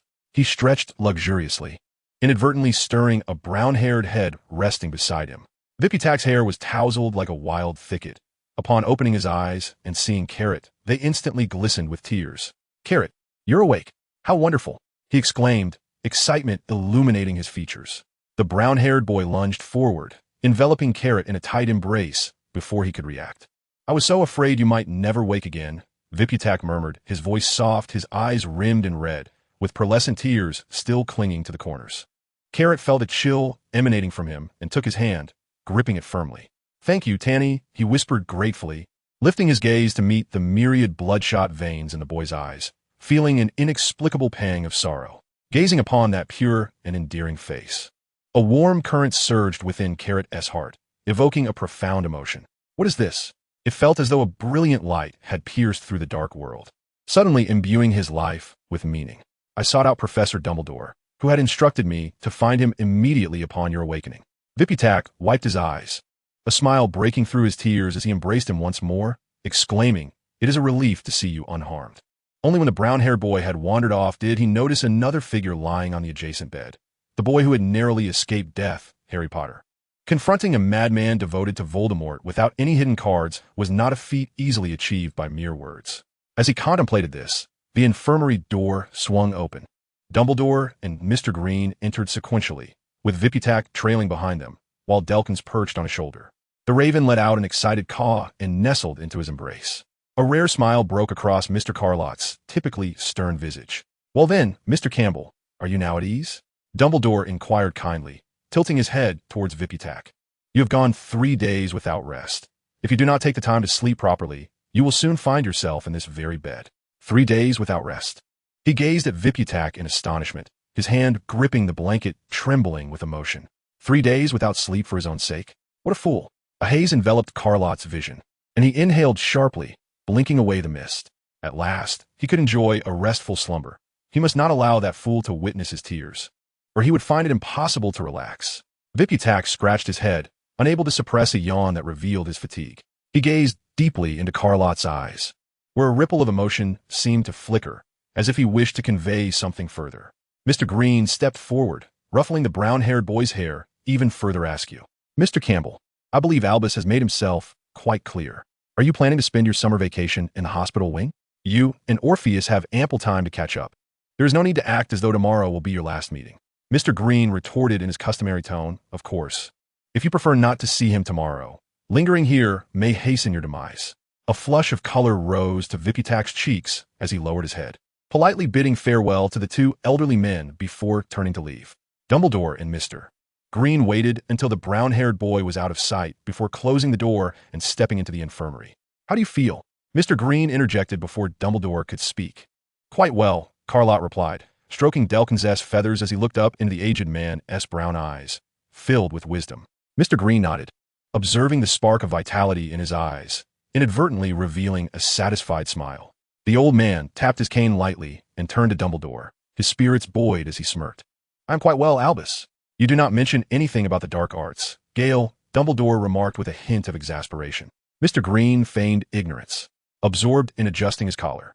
"Very well, Mr. Orpheus," Dumbledore stated gravely. "It appears that you are not currently under the influence of dark magic. However, I must remind you that the insidious effects of dark magic on a wizard's mind are formidable. Exercise extreme caution during your practice, and should you perceive anything amiss, it is imperative that you communicate with either myself or Mr. Green immediately. Do you understand?" Carlott nodded absently. He refrained from voicing a thought that lingered in the recesses of his mind. Indeed, he felt more suited to the study of the destructive arts of dark magic than the benign spells taught at Hogwarts. "Oh, come now, Albus, Mr. Green remarked with a roll of his eyes. Since Orpheus had successfully withstood the curse, the threat of dark magic's corruption could be deemed negligible. One could easily discern which was of greater concern when considering the claws of a pixie. Dumbledore hesitated, for in the realm of dark magic, Grindelwald was undoubtedly among the foremost authorities in the world. "Ahem, Harry, you are awake." The old headmaster cleared his throat, turning his gaze to mask his embarrassment. Harry, awakening on the adjacent bed, stared blankly at Dumbledore, opening his mouth yet forgetting what he intended to say. "Sir, the Philosopher's Stone," he licked his dry lips, catching sight of Carlott, and was momentarily taken aback. "Orpheus?" Harry inquired tentatively. The events occurring in the room left an indelible impression on him. "Indeed," Carlott replied softly, his hands gently cradling the fluttering wings of Delkins. Harry turned his gaze towards Dumbledore and the ever-elusive deputy headmaster. The calm expressions of the 2 elders communicated volumes. They had long since unraveled the intricacies of the situation. "The matter of the Philosopher's Stone concludes here, Harry," Dumbledore said with a smile, gesturing towards the heap of gifts on the table. "You should first concern yourself with how to manage the presents from your friends and admirers." Mr. Green stood silently by the window, gazing into the distance with an air of indifference. But it was Orpheus who did it. Harry suddenly felt a flush rise to his cheeks. Mr. Green cast a sidelong glance at Carlott, who was idly toying with the long beak of the raven, seemingly unperturbed by their conversation. Noticing Carlott's indifference, the elder turned his head away, continuing to admire the scenery. "Nevertheless, you have accomplished much as well, have you not? Without your delay, Quirrell might have seized the Philosopher's Stone first." Dumbledore stroked his white beard, a playful glimmer flashing across his glasses. The events that transpired in the underground classroom had spread like wildfire, yet it was best that more students did not learn of Orpheus's involvement. "I trust you will keep it confidential." The old headmaster winked, speaking softly. Harry glanced at Carlott, although he was not entirely clear on what had transpired. Having witnessed the might of Adhyra, he understood that the burdens Lott bore were perhaps no lighter than his own. It was best not to delve too deeply into those unknown forces. They seemed to embody a terror far greater than Voldemort, a force he could never hope to provoke. Harry breathed a sigh of relief. Dumbledore, with an expression of resigned patience, relinquished his position at the doorway. Gale, had I known earlier, I should have appointed you as the librarian, for you spend more time there than even Mrs. Pants.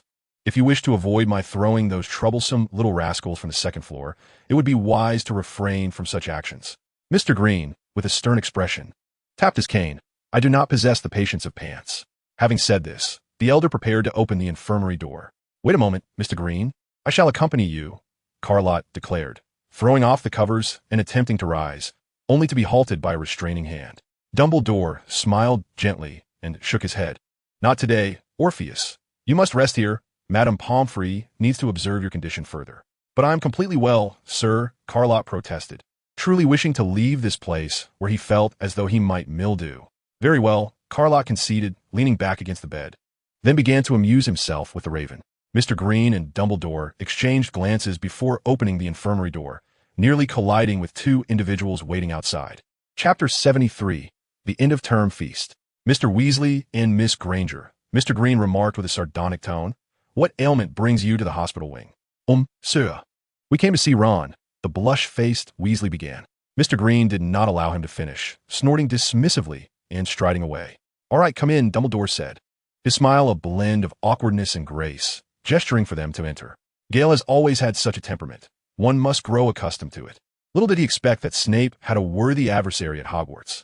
Harry, I must take my leave. Do not linger too long with your friends. You also require adequate rest.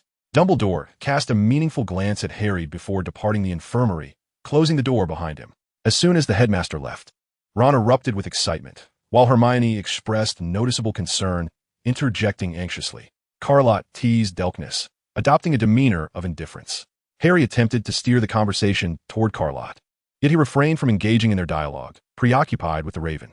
Ultimately, Harry relinquished his efforts and focused on conversing with Ron and Hermione instead. So, what exactly transpired? Ron inquired enthusiastically. The entire school has been abuzz with discussions about the true nature of the event. Harry stole a glance at Lott, swiftly erasing any role he might have played in the scenario from his mind, and soon fabricated a version devoid of Idolara. This, too, was likely the narrative Dumbledore wished him to convey. The Philosopher's Stone was destroyed? What about LeMay? Hermione interjected, unable to contain herself. Harry found himself momentarily at a loss for words. But fortunately, the situation did not linger as the infirmary door swung open once more. Snape's cold, rigid visage appeared before them. Yes, they are here to attend to their ailments, Harry thought bitterly, noting that the previous sharp tongue had been replaced by an even more formidable presence. Ron and Hermione fell silent, quickly averting their gazes. They dared not provoke Snape further, aware of his mercilessness when deducting points from Gryffindor. If there is nothing further, you may leave, Snape declared impatiently, waving his hand dismissively. Ron attempted to express something, but Hermione tugged at his sleeve and pulled him away. As he walked out, he mouthed something to Harry. Upon closer inspection, Harry discerned that it seemed to suggest he must attend the end-of-year feast the following day. The two animated figures vanished around the corner, and Snape emphatically shut the door before approaching Carrot. Soul bonding potion, Snape declared, placing the vial on the bedside table, his tone somber. You should be aware of its effects. Carrot looked towards Snape, whose impassive poker face unexpectedly averted its gaze. The soul bonding potion, an ancient elixir, can harmonize the drinker's soul with their body, mend minor wounds of the spirit, and enhance mental resilience. Its preparation is quite intricate, requiring decayed twin flowers, rootless water, and the last tale of a gecko as it nears death. Silence enveloped the room as Carrot consumed the deep purple potion, the intertwining flavors of spice and bitterness contorting his face. Yet, he could not deny the invigorating chill that surged to his head afterward. He felt remarkably revitalized, and his perceptive abilities seemed to have notably heightened. Delkness fluttered about for a while before taking flight. Carrot contemplated the forthcoming summer arrangements, while Harry busied himself with a stack of gift-wrapped parcels nearby, lost in thought. The two exchanged silent glances, marking the passage of a day, until it was time for the final feast. Madame Pomfrey meticulously examined them before releasing them from the infirmary with repeated cautions. Harry was not in Gryffindor, and Slytherin had successfully claimed the house cup. The hall was adorned in the green and silver of the Serpent House, A colossal banner depicting the Slytherin serpent hung behind the staff table. As Harry entered, the hall abruptly fell silent, only to erupt once more into lively chatter, particularly from the Gryffindor table, which was especially jubilant. Carrot waved to Harry and made his way to the Slytherin table alone. Vippertak sat at the farthest corner from the head table, leaving an empty seat beside him. "Why have you not slept for 3 days?" Carrot asked casually as he took a seat. The brown-haired boy's face flushed unintentionally. "I just wanted to stay and see if I could be of any assistance." "You mustn't do that again," he admonished sternly. Vippertak shrank back, scrutinizing him cautiously. "Carrot, are you truly all right? Do you wish for me to be unwell?" He replied half-jokingly. "Certainly not. I am genuinely worried about you." Vippertak's voice dwindled until it was barely audible. At the head table, Dumbledore stood, and the clamor gradually subsided, signaling the commencement of the awards ceremony. "I am fine," Carrot reassured Vippertak with a gentle pat on his hand. The brown-haired boy lifted his gaze, a glimmer of light sparking in his eyes. Another year had passed. The headmaster's cliched remarks bored Carrot. He had not savored Hogwarts' delightful pastries in quite some time and was eager for the feast to commence. If all went well, it should be one of the most sumptuous dinners of the academic year. Matcha pudding, rose yogurt balls, caramel cookies, chocolate brownies, milk cranberry cookies, and lemon mousse. As Dumbledore's speech drew to a close, Carlott speculated about the dessert for dinner, poised to seize the treats. "For this, Gryffindor House is awarded 60 points," Dumbledore proclaimed loudly, and the long table of Gryffindor erupted in cheers. Carlott gazed towards the head table, utterly oblivious to the unfolding events. Mr. Green sat beside the old headmaster, arms crossed, an expression of displeasure etched on his face. Across from him sat the head of Slytherin, Snape, and the two exchanged glances fraught with animosity, their faces contorted in disdain. Mr. Green's gaze swiftly scanned the long tables below until he finally spotted Carlott at the end of the Slytherin table. He tugged at Dumbledore's robe sleeve, muttering something with dissatisfaction. The old headmaster awkwardly turned his head to whisper a few words, and then the two elderly gentlemen simultaneously directed their attention towards Carlott.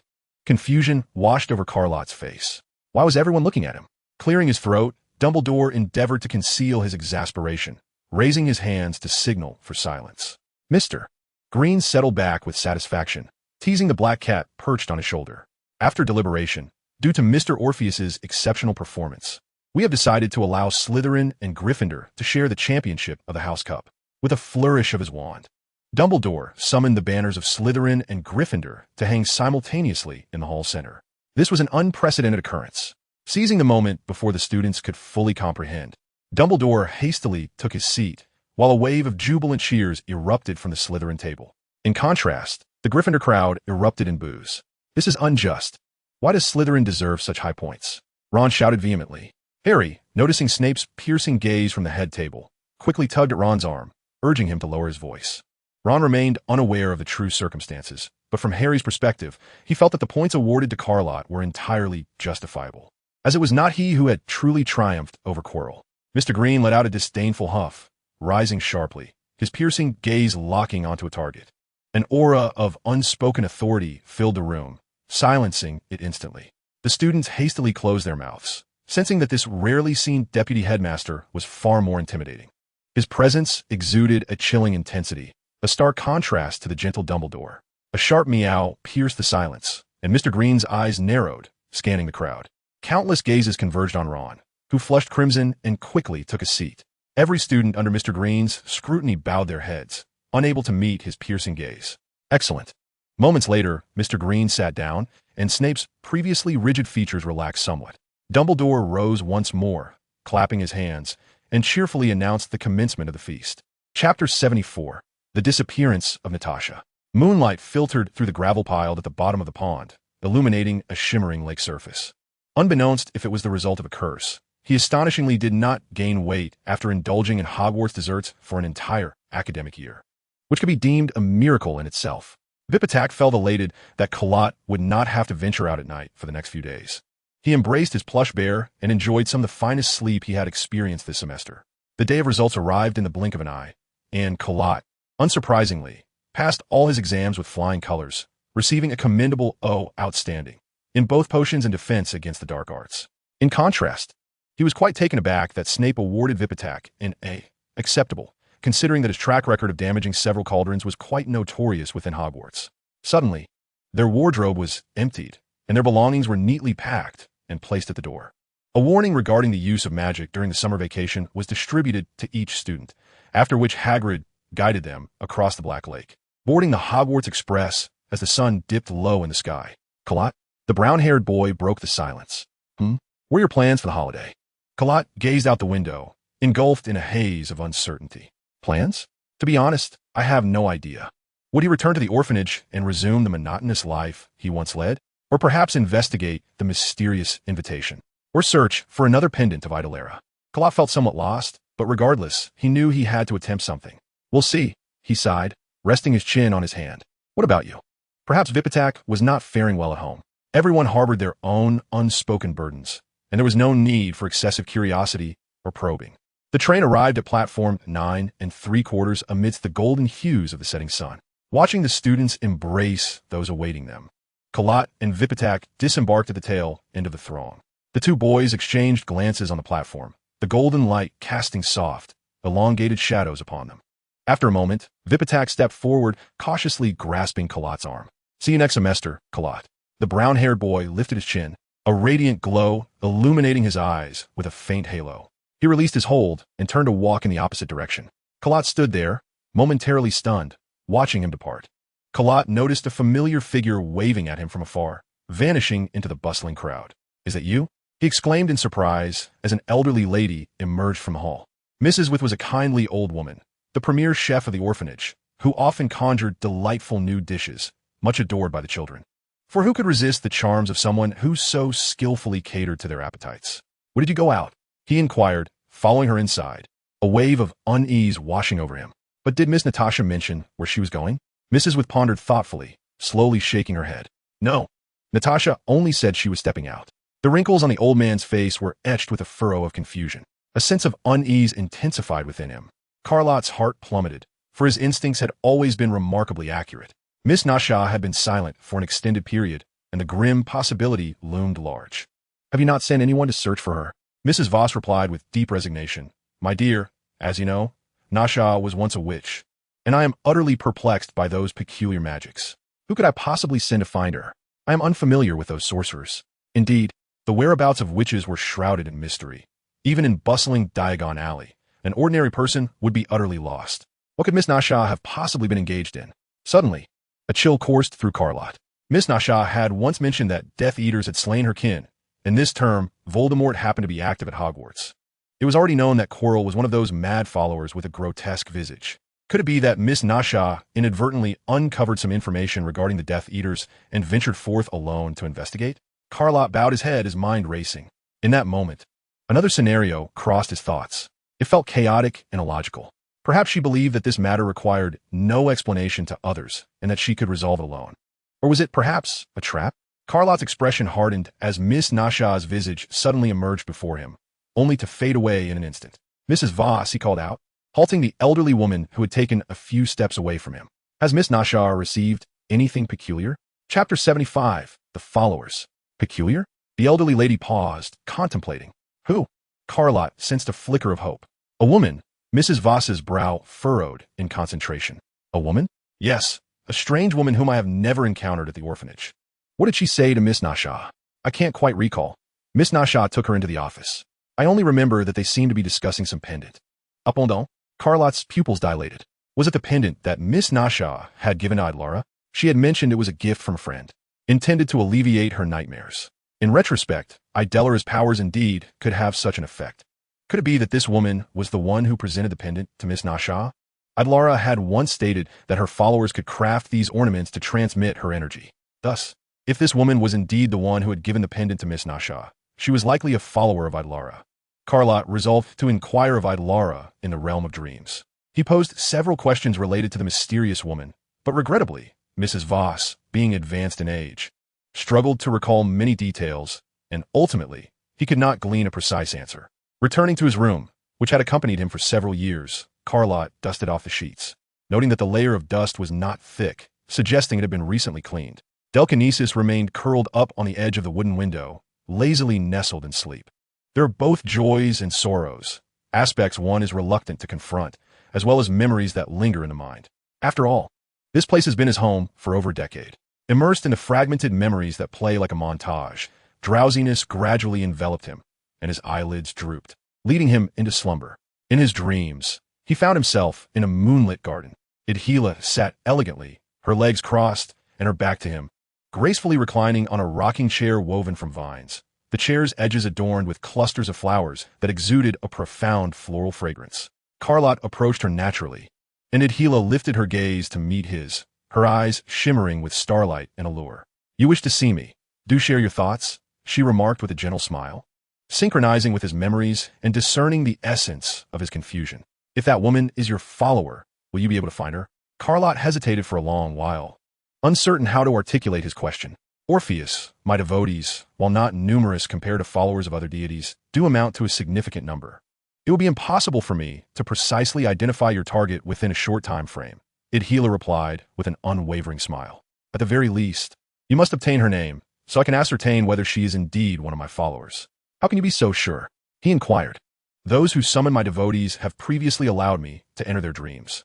Once I have entered, a mark of the devotee is left at the corresponding position, enabling me to traverse various dreams at will." Odyllis absent-mindedly brushed her fingers over the petals on the rocking chair and continued, "You should know, Orpheus, that upon entering a dream, I can access the dreamer's memories. You must find a way to obtain the true name. If she's truly my devotee, I can guide you into her dream through the mark. Is there no way for you to discern the previous owner of this pendant?" Lott felt a sense of foreboding. A thread he had painstakingly uncovered seemed to be severed once more. "I recall stating that while my devotees possess my pendant, not all who bear it are my followers." Odyllis gestured, summoning a few deep blue flower buds into her hands, which swiftly transformed into a bowl of crystalline floral nectar. "Only those who wear special adornments can be perceived by me in their dreams. Many individuals, such as yourself, are not my devotees yet don the pendant to enter dreams. I can also leave a mark on such individuals, allowing me to traverse freely, but those who possess these adornments do not necessarily wear them." She drank the floral nectar with satisfaction, raising the jade bowl triumphantly. The blue luminescence cascaded down like fine rain, weaving into a shimmering curtain of pearls. "Consider this, Orpheus. Attempt to rethink your approach as you have in previous instances." Damned if he wasn't a sorcerer, proficient in numerous spells, yet found himself stumped by such a simple matter of locating someone. Lott gazed at Odyllis with anticipation. She always had a knack for insightful revelations, unveiling many blind spots he had overlooked. After a brief moment, the elegant and resplendent woman broke into a radiant smile, her eyes sparkling as if reflecting the stars. "From my perspective, you may have overlooked some fundamental aspects. Perhaps it would be beneficial to consider it from an alternative angle. Must I change my approach once again? But how should I do so? It seems that no matter how one contemplates the situation, it leads to a dead end. Today, upon discovering that a woman had visited, you attempt to trace the connection to Nasha." Carrot blinks in confusion. Is there a fault in this course of action? In truth, who do you know better than that woman? Undoubtedly, it is Nasha, correct? He nods. Then why not continue to consider the matter from Nasha's perspective? If it was that woman who caused her departure from the orphanage, what could have been the underlying reasons? Odyllis gazes at Carrot, who appears lost in thought, and continues. "Let's consider this, Orpheus. If that woman is my follower, she must have several motivations for seeking out Nasha. First, she may require Nasha's assistance. Second, Nasha may seek her help. Third, she could be attempting to persuade Nasha to become a follower in my name. Fourth, there may be other personal reasons." Odyllis looks at Carrot with a glimmer of amusement in her eyes. "Which of these do you believe is the most plausible?" The chaotic thoughts in Carrot's mind suddenly align into neatly organized rows, granting him clarity. Upon further reflection, it appears that all potential scenarios fall within these classifications. If Nasha sought her assistance, it is more likely that she would approach that woman rather than the reverse. As for the latter two possibilities, convincing Nasha to become a follower seems the least likely.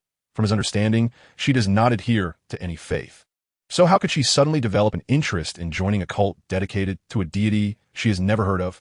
After all, when she gifted the pendant, she did not even recognize the figure carved upon it. The realm of other personal reasons is vast, encompassing countless unverified speculations, such as casual conversations, gossip, outings, and other inconclusive matters. If one were to pursue this line of thought, it would likely lead to a great deal of futility. Thus, only the first and most evident possibility remains. She requires Nasha's assistance. Chapter 76. The Dream Crystal, Part 1. The following morning, Carrot rose and headed straight to the dining hall. Miss Nasha was absent, and the breakfast duties she usually managed were entrusted to a newcomer. Larry, just hand the prepared breakfast through the window to the children, Mrs. Voss kindly instructed as she retrieved plates from the cupboard and arranged them on the table. I didn't expect your culinary skills to be so well received by the children. The young man, slightly embarrassed, scratched his head while drizzling a fragrant sauce over the steak. It's not too bad, he chuckled, presenting a serving of oatmeal and milk to Carrot. Orpheus, you're up so early. Shouldn't you sleep in a bit during your holiday? Mrs.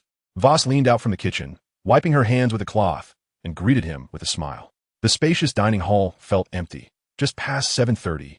Most of the children had yet to arise. For a fleeting moment, the smile on the elderly lady's face faltered. She set down the cloth and exchanged a knowing glance with the young man, who promptly moved to the kitchen to prepare the breakfast ingredients. Have you come to any conclusions? Mrs. Voss asked with a serious tone. Not yet. I need to check Miss Nashaw's office to ascertain the situation, he replied. The elderly man furrowed his brow and hesitantly remarked, her office typically prohibits children from entering. However, I hope this will be of assistance. None of us wish for her to encounter any misfortune. After some contemplation, he ultimately acquiesced. Carrot, having relished a sumptuous breakfast, summoned Mrs. Wars to accompany him to Miss Nashaw's office door. The breakfast at Hogwarts had undeniably refined Carrot's palate. Yet he could not deny that the culinary skills of the new chef had once again captivated his appetite, following the delightful fare provided by the house elves. Exquisite ingredients often require the most straightforward methods of preparation, while even the simplest of ingredients can be transformed into gourmet delicacies in the hands of a skilled chef. Very well, let us proceed, Mrs. Wars declared as she withdrew the key from the lock, casting a wistful glance inside. The dining hall requires my assistance, so I shall not linger here. Please ensure the door is closed behind you when you emerge. I shall relock it when I come to tidy up. With that, the elderly man departed, key in hand. As Carrot entered the office, he observed a thin layer of dust covering the once spotless desk. Documents, meticulously arranged on the shelves, stood in tight formation, their contents clearly inscribed on the side of each folder. The desk facing the entrance was orderly, save for a silver business mug. Worn at the handle, a stack of hastily scribbled contracts, and a solitary desk lamp. A cushion lay askew on the sofa beside the desk, its leather upholstery slightly moldy, also shrouded in a layer of dust. He approached the window and pulled open the blinds, allowing the brilliant sunlight to flood the room, illuminating it brightly. At first glance, there seemed to be nothing amiss within the office. A cursory glance at the contracts revealed that they were predominantly consent forms for donations from affluent individuals. Miss Nashaw had a habit of documenting significant events. She typically utilized a notebook to jot down items that she might easily forget. Carrot endeavored to open the drawer of the desk, but the lock was tightly secured, requiring a key for access. The notebook was likely stored within this drawer. But how to locate the key? Miss Nashaw was often preoccupied with her duties, addressing various matters concerning the orphanage, and she would not risk misplacing such a small item as key. Furthermore, given that the office was her private domain, she would likely conceal the key in a secure, yet convenient location within the office itself. If he were Miss Nashaw, where would he hide the key to ensure both safety and accessibility? Carrot scanned the room, his gaze landing on two succulent plant pots in the corner, which seemed to be the most suitable hiding place for the key. He carefully examined the base of the planters. The dry soil was distinct, showing no signs of having been disturbed. The key was not hidden there. Yet, apart from this spot, there appeared to be no other suitable places to conceal the key within the office. He surveyed the bookshelf, which was crammed with folders tightly packed together. Miss Nashaw would likely not have placed the key among these folders, as it would be easy to forget its location and quite cumbersome to search for it. Moreover, rummaging through the documents would require considerable effort, disrupting the orderly environment she had meticulously maintained. Where could it possibly be? Lott pondered for a long time before finally, sitting in the office chair at his desk, a sudden realization dawning upon him. Could it be? He leaned down to explore the metallic base of the chair, and his eyes lit up when he discovered a small, delicate key. It should have been obvious. Sitting at the desk, the only place where the key could be effortlessly retrieved was right beneath him. He inserted the key, and with a satisfying click, the lock disengaged, causing the drawer to spring open slightly. As Lott pulled the drawer out, he found a thick leather-bound notebook resting centrally within, accompanied by numerous sheets of paper. He hoped that before her departure, Natasha had recorded crucial information within. Carefully, he flipped open the notebook, revealing elegant handwriting that filled the pages. From the very first page, the yellowed sheets chronicled various events since the establishment of the orphanage, including meetings with philanthropists and wealthy benefactors and the solicitation of donations. Skipping over a lengthy section, He directly arrived at the final pages where the writing continued. The reason for Miss Natasha's disappearance was the most pressing issue. The other contents of the notebook were not his primary concern. On December 24th, Miss Sally Abafank visited, inquiring about the pendant's effects and requesting assistance in locating the dream crystal. On the evening of December 26th, Mr. Jose Baden might possess knowledge regarding the dream crystal. The entries abruptly ceased, leaving the remaining pages of the leather notebook blank. It seemed that these were the only leads available at present. Lott carefully scrutinized the three names, committing them firmly to memory: Sally Abafank, DeRosso Gabalier, and Jose Baden. Considering what Mrs. Wass had heard about the pendant, it was clear that their discussions revolved around the pendant intended for Natasha. The dream crystal? Was that the material used to create the pendant? But why would she have asked Miss Natasha to seek out such an object? As for the other two names, Lott was entirely unfamiliar with them. The last note from the evening of the 26th mentioned Mr. Jose Baden. Could it be that Miss Natasha had gone to find him? After much contemplation, Lott slowly closed the leather-bound notebook. More than 6 months had elapsed since the end of December last year, yet there had been no word from Miss Natasha. Her unexplained disappearance must be intricately linked to these individuals, possibly even to each of them. The mystery seemed to deepen further. Chapter 77, The Dream Crystal, Part 2. Sally Abafank, Adela murmured, chewing on the name thoughtfully. I believe I have some recollection of her. She raised her hand, and the blue mist shimmered briefly before enveloping her, causing her to vanish. Beneath the starlit sky, Lott stood in tranquil contemplation. In the blink of an eye, Adela reappeared before him. You are fortunate, she said, a smile gracing her lips. That woman is indeed one of my followers. Lott restrained his excitement and inquired, have you discovered anything? Adela regarded him with an ambiguous expression. Undoubtedly, she visited the orphanage that night. However, beyond that moment, she has no recollection of your Miss Natasha. Does this imply that Miss Nasha's disappearance is not directly related to her? Kello pondered aloud. Perhaps not. It would be prudent for you to inquire directly with her. The surrounding scenery shifted dramatically, the starry sky descending like a curtain, and as the space transformed, they found themselves aboard a luxurious cruise ship. A woman with golden hair, donning sunglasses, reclined comfortably on a chair, basking in the sunlight, a vibrant red fruit juice in hand. The shadow of a parasol obscured her face, while her sun-kissed skin radiated vitality. Upon the sudden appearance of the two, she was momentarily taken aback, seemingly unable to comprehend that anyone could so boldly intrude into her reverie. However, the instant she recognized Adela, her facial muscles quivered uncontrollably. I was unaware of your esteemed presence. Please do not take offense, she stammered, hastily rising from her lounge chair, her ostentatious swimwear transforming into a formal minimalist outfit. She knelt on the ground, her head bowed deeply, unable to meet their gaze. Rise, I have matters to discuss with you, Adela said with an air of indifference. The golden-haired woman stood trembling, her hands betraying her extreme anxiety. Kello scrutinized the woman, whose entire being was quaking. To describe her state as merely nervous seemed inadequate. She appeared to be gripped by fear. It dawned on him the chasm between deities and mortals that Adela had previously mentioned. Yet he could not fathom why he had not felt such trepidation when first confronting Adela. Instead, he found her presence comforting. Adela never put on airs, and their exchanges flowed with remarkable ease. Kello was puzzled by the profound fear that seemed to permeate this woman. At least in his presence, she resembled a close confidant. Abafank, correct? On December 24th of last year, recount the events surrounding your visit to Nasha Constantine at the orphanage, Adela commanded, her tone unwavering. Do not try to be evasive. My recollection of you may surpass your own. The golden-haired woman lowered her gaze, her pupils constricting sharply. I dare not. That was long ago. Beads of cold sweat formed on her forehead, and her hands gripped the hem of her trousers more tightly. Proceed, Adela ordered, casting a glance at her, devoid of any emotion. Abafank swallowed hard, continuing, so the dream crystal is indeed the material used for the pendant? Kello silently contemplated this revelation. Yet the golden-haired woman's narrative abruptly ceased. Is that all? Is that the entirety of the events? Abafank cast a quick glance at him. Adela subtly nodded in affirmation, indicating that her words bore no falsehood. Orpheus, do you have any further questions? Now would be the time to ask, she said, her fingers deftly flicking, suddenly producing a fruit platter. Adela plucked a translucent grape, casually attending to the platter.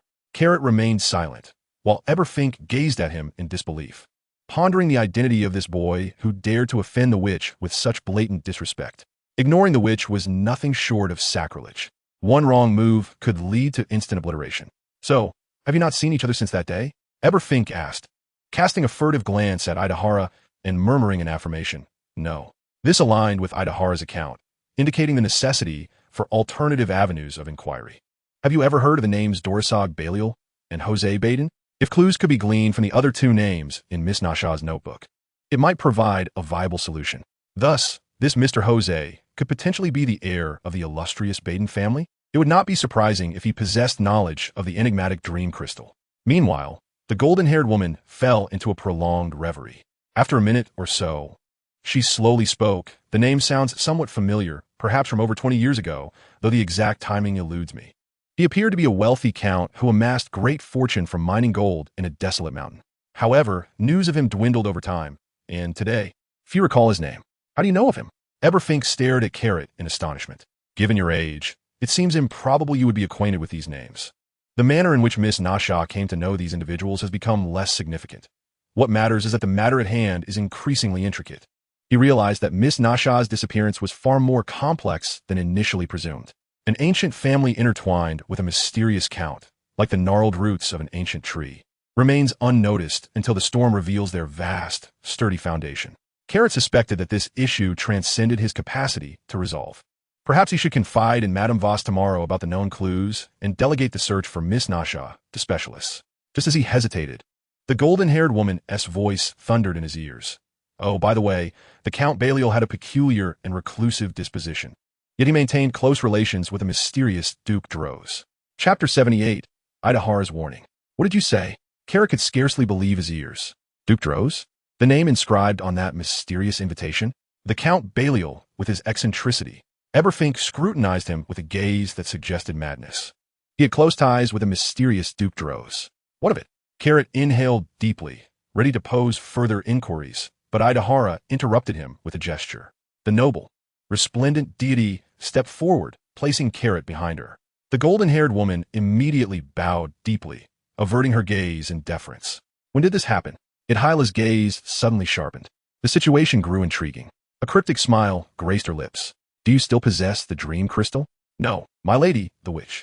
There were scarcely any raw materials left when I went to seek Nasha, and given the passage of time, the remaining crystals have long since been depleted.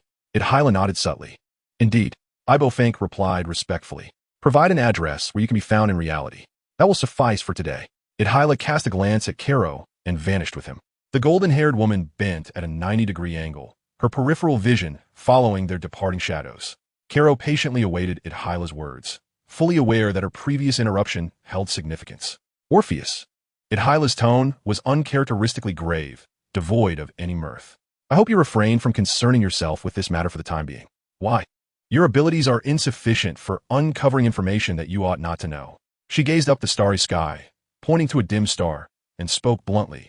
Like that star, your strength is inconspicuous, and its brilliance could be easily overshadowed. By now, you should comprehend what you would be without me. He listened in silence, feeling quite displeased, yet recognizing the truth in Idahara's words. Bitter medicine is beneficial for illness, and honest advice may be hard to hear. Unlike mockery and sarcasm, Idahara's words bore no malice. Caro understood that these unwelcome truths often warranted careful attention, as they typically carried profound significance. Flattery may elevate one's spirits, but such praise can also lead to a catastrophic fall, delivering an unanticipated blow. Though existing in a dreamlike realm, I'm quite pragmatic, Orpheus. She sighed gently. I do not concern myself with the fate of Miss Nasha. I have never met her, and she holds no significance for me. However, you are different. Caro averted his gaze to the ground, torn in silence. Idahara's intent was clear. She wished to distance herself from Miss Nasha's affairs. Yet, Miss Nasha held immense importance for him. Without her, he would not have been able to endure a decade in the orphanage unscathed. He might have been somewhat detached, but as a being of flesh and blood, he could not remain indifferent when someone he cared about faced peril. I understand your feelings, however. Some matters are fated and beyond your control. You should have prepared yourself for the worst-case scenario. Hastily seeking validation will not alter the outcome. Idahara's penetrating gaze bore into him. Ask yourself, Orpheus, what is the most likely outcome when a normal person goes missing for over half a year? It is that she is no longer in this world. Caro involuntarily shuddered, unable to voice that thought. He was not foolish, upon reflection. He recognized the inevitable conclusion that would arise from relentlessly pursuing these leads. He did not naively believe that a year of study at Hogwarts would endow him with the ability to effectuate change. Such childish notions were nothing more than delightful fairy tales to lull children to sleep. Indeed, he had become a wizard. But what of it? Miss Nasha had wielded her magic for decades longer than he, her intellect undoubtedly surpassing his own. Yet even she had succumbed to the tumultuous undercurrents that lurked in the shadows. If he were to continue his investigation, what confidence did he possess that he could achieve more than she had, uncovering the truth while evading peril? It was akin to a fanciful dream. His confidence from the previous semester had stemmed from the power of Odyllis, yet now she could not assist him in navigating the treacherous waters of reality. The hidden forces beneath the surface of the iceberg must be faced alone. Odyllis was correct. Relying solely on a few rudimentary dark magic spells would not lead him to Miss Nasha. It could even ensnare him as well. What then should he do? Calo let out a heavy sigh. Count Burial, who had once been in contact with Miss Nasha, had a significant connection with the Duke of Droz on the invitation. However, to this day, he could not ascertain whether the two Dukes of Droz were indeed the same individual. It was possible that they merely shared a surname, not a given name. Assuming they were one and the same, Calo had reason to believe that Count Burial possessed extensive knowledge of the enigmatic Odyllis Manor. If this were the case, the situation would become even more convoluted. Setting aside the mention of Jose Baden in Nasha's notes, it was evident that the sender of the invitation, the Duke of Droz, was well aware of his circumstances. The reason for inviting him to the manor could not be as simple as sharing afternoon tea. The ominous presence behind that raven delivering the letter was shrouded in mystery. A more chilling thought surfaced in Calo's mind. Could Miss Nasha's disappearance be a ploy to lure him deeper into their trap? As the investigation progressed, he feared that extricating himself would become increasingly difficult. What kind of existence would he ultimately confront? Surviving was the first step. He needed to grow stronger. Orpheus. Odyllis spoke softly, emphasizing that the time ahead was long, and this summer presented a valuable opportunity for him to seize. If you wish to investigate Nasha, I do not oppose it. I would even allow Ibofank to assist you unconditionally, but before you commence, you must possess a trump card to handle emergencies. Awaken the power of the curse, or seek the dream crystal to forge a new pendant. Chapter 79, Return to the Nightmare. It appeared that Nasha had encountered misfortune while searching for the dream crystal. Thus, relying on external forces might be less productive than focusing on self-improvement. Seeing Calo contemplate before arriving at a conclusion, Odyllis smiled with satisfaction. I believe you understand what you need. Indeed, that curse. If he could master even a fraction of the curse creator's power, it would undoubtedly bolster his resolve in facing the unknown alone. Starting tomorrow, I shall teach you how to harness this power. Now rest. Odyllis gracefully waved his hand, and the dream receded, plunging him into a deep slumber. He awoke with the dawn. Concealing his discoveries, he informed Mrs. Voss that there was no useful information in Miss Nasha's office. The depths were too profound. Lott did not wish for Mrs. Voss, an elderly woman, to delve too deeply into such matters, though she felt a tinge of frustration at Lott's fruitless endeavors. As an ordinary individual, she could do little more than continue to navigate the mundane flow of daily life. As night fell, he closed his eyes, relaxing in bed to welcome the dreams of Odyllis. As consciousness slowly succumbed, familiar scenes materialized as expected. Lott stood before the dilapidated military factory, the flames of tar burning black in the walls. The low-hanging sky remained eerily silent. Swirling yellow smoke wafted from the surrounding crumbling ruins, and the acrid scent of burning lingered. Heavy enough to almost grasp, the once terrifying familiarity washed over him, causing a momentary disorientation. This nightmare was a part of the curse, capable of manifesting itself in its fullest form here. Having previously merged with Orpheus, he had awakened the power of the curse.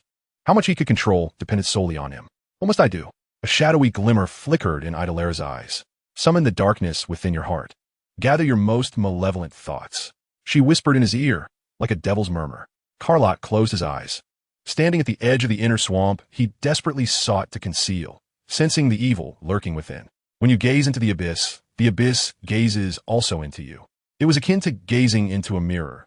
In that moment of confrontation with oneself, the true other side emerged from the void, awakening aspects often difficult to face. As two consciousnesses intertwined, leaving uncertain what would ultimately remain, a pair of blood-red eyes slowly opened within him, and the blood coursing through his veins began to boil. The desire for slaughter inched closer to his will. He dug his nails into his palm, attempting to maintain his sanity through the pain of the flesh. The skin, broken by his fingertips, began to bleed, the metallic scent of blood particularly pronounced at that moment. A violent bloodlust surged unexpectedly, as crimson phantoms flickered before his tightly shut eyes. "I am you. You are me. Open your eyes." The voice from the abyss continued to entice him. His ears filled with a cacophony of whispers. Carlot groaned, cradling his head in his hands as he crouched on the ground. An indescribable swarm buzzed around him, his waking reason teetering on the brink of collapse, as a sea of blood engulfed his vision, those distorted phantoms swirling mockingly, seemingly deriding his impotence. Anger? Fear? Hatred? These emotions flickered, only to swiftly dissolve into the vastness of crimson shadows, becoming imperceptible. Orpheus, do not resist it. Instead, embrace it and attempt to control it. A celestial voice penetrated his consciousness, and in the blink of an eye, it surged into the tumultuous chaos. Yet, Callot clung desperately to this lifeline with what little sanity remained, following its beacon of light through the sea of blood. In an instant, his battered defenses crumbled, and the malevolence of the abyss swiftly ensnared his mind. Callot stood agape, and as he opened his eyes, the clarity in his pupils had been entirely supplanted by a ravenous crimson hue. The blood coursing through his veins felt as scalding as molten lava, searing his flesh from within. He felt as though he were becoming a conflagration, but this thought would be his last. A red-black mist coiled around him, dense and stifling. A gaze ablaze with sanguine light fixated on Odyllis, and a smile, foreign to him, curled at the corners of his mouth. Orpheus swept through like a tempest, weaving a spectral silhouette that transformed into a streak of bloodlight, with its distorted claws aiming directly at Odyllis' heart. She delicately extended her hand and, with a mere pinch, seized the indistinct blood shadow by its throat, rendering it motionless in midair. "What a pity," Odyllis murmured regretfully to herself as she brought her fingers together, obliterating Callot's body into scattered fragments of flesh and blood. With a flick of her wrist, the grotesque clumps of blood metamorphosed into a cascade of vibrant flowers. Drifting languidly from the sky, reality emerged. The orphanage room. Callot lay on the bed, his body convulsing as if seized by epilepsy. Half opening his eyes, his black pupils rolled upwards, revealing a web of ruptured capillaries, dark crimson light radiating from the edges of the sclera. After a violent spasm, sweat drenched his clothing. The bed was in disarray as he unconsciously curled into the tattered sheets, clutching the pillow and gasping for breath. Until the first light of dawn painted the horizon in pale shades, the insidious whispers gradually faded, allowing Callot to escape the relentless nightmare and drift into a hazy slumber. When he awoke, it was already the following afternoon. Blazing sunlight streamed through the window, casting blinding golden rays across the floor. Callot struggled to sit up, half dreaming. He knocked on his heavy head. His aching muscles attested that this was no mere dream. The stiffness and pain of his body were evidence of the violent ordeal he had endured. A heavy weight settled in his heart. He had failed to resist Orpheus's encroachment. The thought of what consequences might arise if this power were to spiral out of control in reality was too dreadful to contemplate. Fortunately, it had only been a dream, and there was still a chance. Yet Miss Nasha, Callot shook his head, trying to banish her familiar visage from his mind. This was not the time for such thoughts. If he were to uncover the truth behind Miss Nasha's disappearance, he must first ensure his own survival. He glanced down at his veined hands, the purplish blood vessels pulsating ominously. The only imperative was to swiftly discover a means to preserve his sanity against Orpheus's corruption and acquire the power of the curse for self-preservation. This was the singular task at hand. Chapter 80, Breakthrough. Immersed in the torment of dreams and reality's relentless upheaval, Carrot discovered that there was no cunning way to resist the encroachment of Orpheus. His attempts within the dreamscape repeatedly ended in failure. The tempestuous force within his very veins surged uncontrollably. The consequence of Orpheus's invasion of his consciousness was a further deterioration of his mental fortitude. Even with Odyllis managing the uncontrollable vessel in the dream, he was compelled to devote considerable time to slumber, attempting to compensate for the immense depletion of his spiritual energy. Miss Nasha's affairs were reluctantly set aside.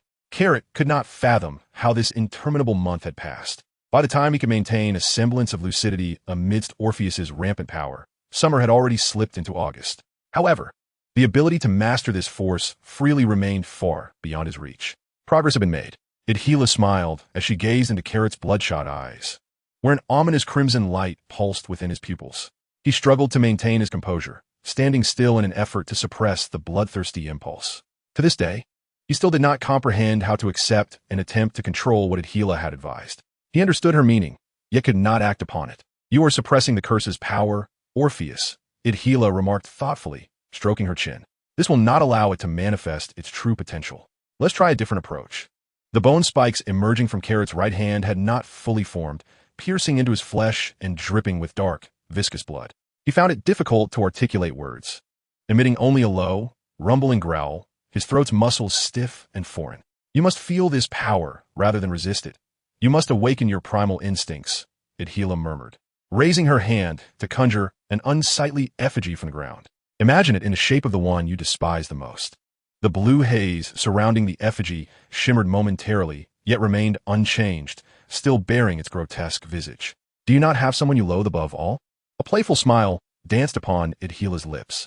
"Very well, it matters not. Now, unleash your greatest strength and tear it asunder." Carrot stood motionless, seemingly struggling to grasp Odyllis' words. Suddenly, he leapt into action, his speed astonishing. The bone spike of his right hand plunged into the effigy's heart, and a crimson fountain of blood erupted forth, splattering the ground with a multitude of ghastly petals. The blood sprayed across his face, illuminating the flickering red light in his eyes, making him appear as a demon from the depths of hell. Panting heavily, Carrot felt an indescribable warmth from the blood-soaked embrace of his body. With a fervent shout, more strands of the crimson-black mist coiled from within him, swirling around his form. Unbeknownst to him, his sanity teetered on the brink of madness, yearning for unrestrained slaughter. "Excellent," Odyllis remarked, brushing her garments, the droplets of blood transforming into petals that coalesced into a rose in her hand. "Let's have another. A sturdier effigy shall rise from the void," she continued, as a figure with a malice-laden sneer materialized, its face twisted in contempt. The fervor and fury within him surged like oil poured upon flames, shooting straight to the crown of his head. His blood boiled, bubbling within his veins. And with each labored breath, it grew heavier. The power from the abyss reached its zenith at this moment. Strangely, a fragment of his rational mind, nestled in a corner of his consciousness, remained remarkably lucid, unconsumed by the chaos. Thanks to over a month of diligent effort, he had managed to preserve the last bastion of his awareness. The current situation resembled a schism within him, with Orpheus asserting dominion while a small part of Lott huddled in the shadows, still capable of sensing the surges of energy coursing through his body. This was the reason he could still comprehend Odyllis' words. Like a form of dissociative identity disorder, he and Orpheus coexisted on a conscious level. The pressing question now was how to reclaim dominance in this state of being. A flash of crimson light erupted as Orpheus propelled him forward with sudden intensity. A mist of red and black intertwined into a bizarre specter, and the deadly talons of a bird of prey effortlessly tore through the flesh of the puppet. The scarlet blood cascaded like rose petals, as the bony spikes of his right hand savored the hot, fresh blood, leaving behind a horrific gash in the puppet's already shattered heart. Lott extended his crimson tongue, gleefully licking his lips. He could feel Orpheus trembling with excitement, while simultaneously, the small fragment of his consciousness quaked with dread at the ease of his slaughter. Though it was Orpheus' will driving the actions, and though it was merely a puppet, the insatiable thirst for blood that spread within him was deeply unsettling. "Orpheus, can you hear me?" Odyllis' smile remained, her voice remarkably clear. Lott gazed at her with eager intensity, the fervent light in his eyes amplified. Blood craved more blood. Indeed, she arched an eyebrow. "Now attack me." Lott's consciousness froze in shock. Attack Odyllis? Such an endeavor seemed utterly futile, based on their previous encounter in that underground classroom at Hogwarts. Odyllis was an entity beyond their capacity to defeat. Striking at her was tantamount to courting death, especially the kind of grotesque demise exemplified by Quirrell. Yet, blinded by rage, Orpheus perceived Odyllis as he had the previous two feeble puppets, completely oblivious to the vast chasm in their strengths. A streak of crimson and black flashed by, with Orpheus moving so swiftly that Lott barely registered the motion. The blood-drenched bony spike was aimed directly at her throat. Odyllis gracefully lifted her gaze, and the myriad of flowing lights abruptly stilled, halting Lott's body mid-flight. She elegantly sidestepped, her delicate hand emerging from her sleeve, seemingly gently swatting forward. The force compressing the space radiated outward, propelling Lott away with no means of resistance, sending him crashing against the ruins of a wall, stirring up a cloud of dust. To his astonishment, Lott realized that the enraged Orpheus was gradually losing control over his body. In a fit of madness, Orpheus lunged forward once more. Odyllis remained unmoved, and, predictably, his body was flung against another wall. This time, the force within the dreamscape was even more ferocious, leaving him sprawled on the ground, unable to rise for an extended period. Accompanying this was a surge of excruciating pain, his muscles spasming uncontrollably. Carrot gasped sharply, the violent energy cooling in his veins, while a more intense agony surged through his nerves from afar. A multiplied backlash overwhelmed him, plunging his vision into darkness, the searing pain nearly rendering him unconscious. When his sight gradually cleared from the mottled black and white blur, he found Odyllis standing before him, a smile gracing her lips. "How do you feel?" "Pain," Carrot managed to force out between clenched teeth. He attempted to prop himself up, but his weakened spine drained away the last vestiges of his strength, causing him to collapse once more. Now you are capable of retaining a modicum of reason. However, when invoking the power of the curse, you must assert dominance over your body's actions, rather than allowing another Orpheus within you to take control. The curse and Orpheus will manifest simultaneously, implying that your goal is not to eradicate Orpheus, but rather to accept and master it, integrating it so that its consciousness observes as a bystander, akin to the process just experienced. Odyllis sensed the inquiry in Carrot's gaze and added with a smile, "You wish to know how to achieve this, do you not? Open your heart, resisting the encroachment of bloodlust and slaughter upon your reason, while merging with Orpheus on a spiritual level."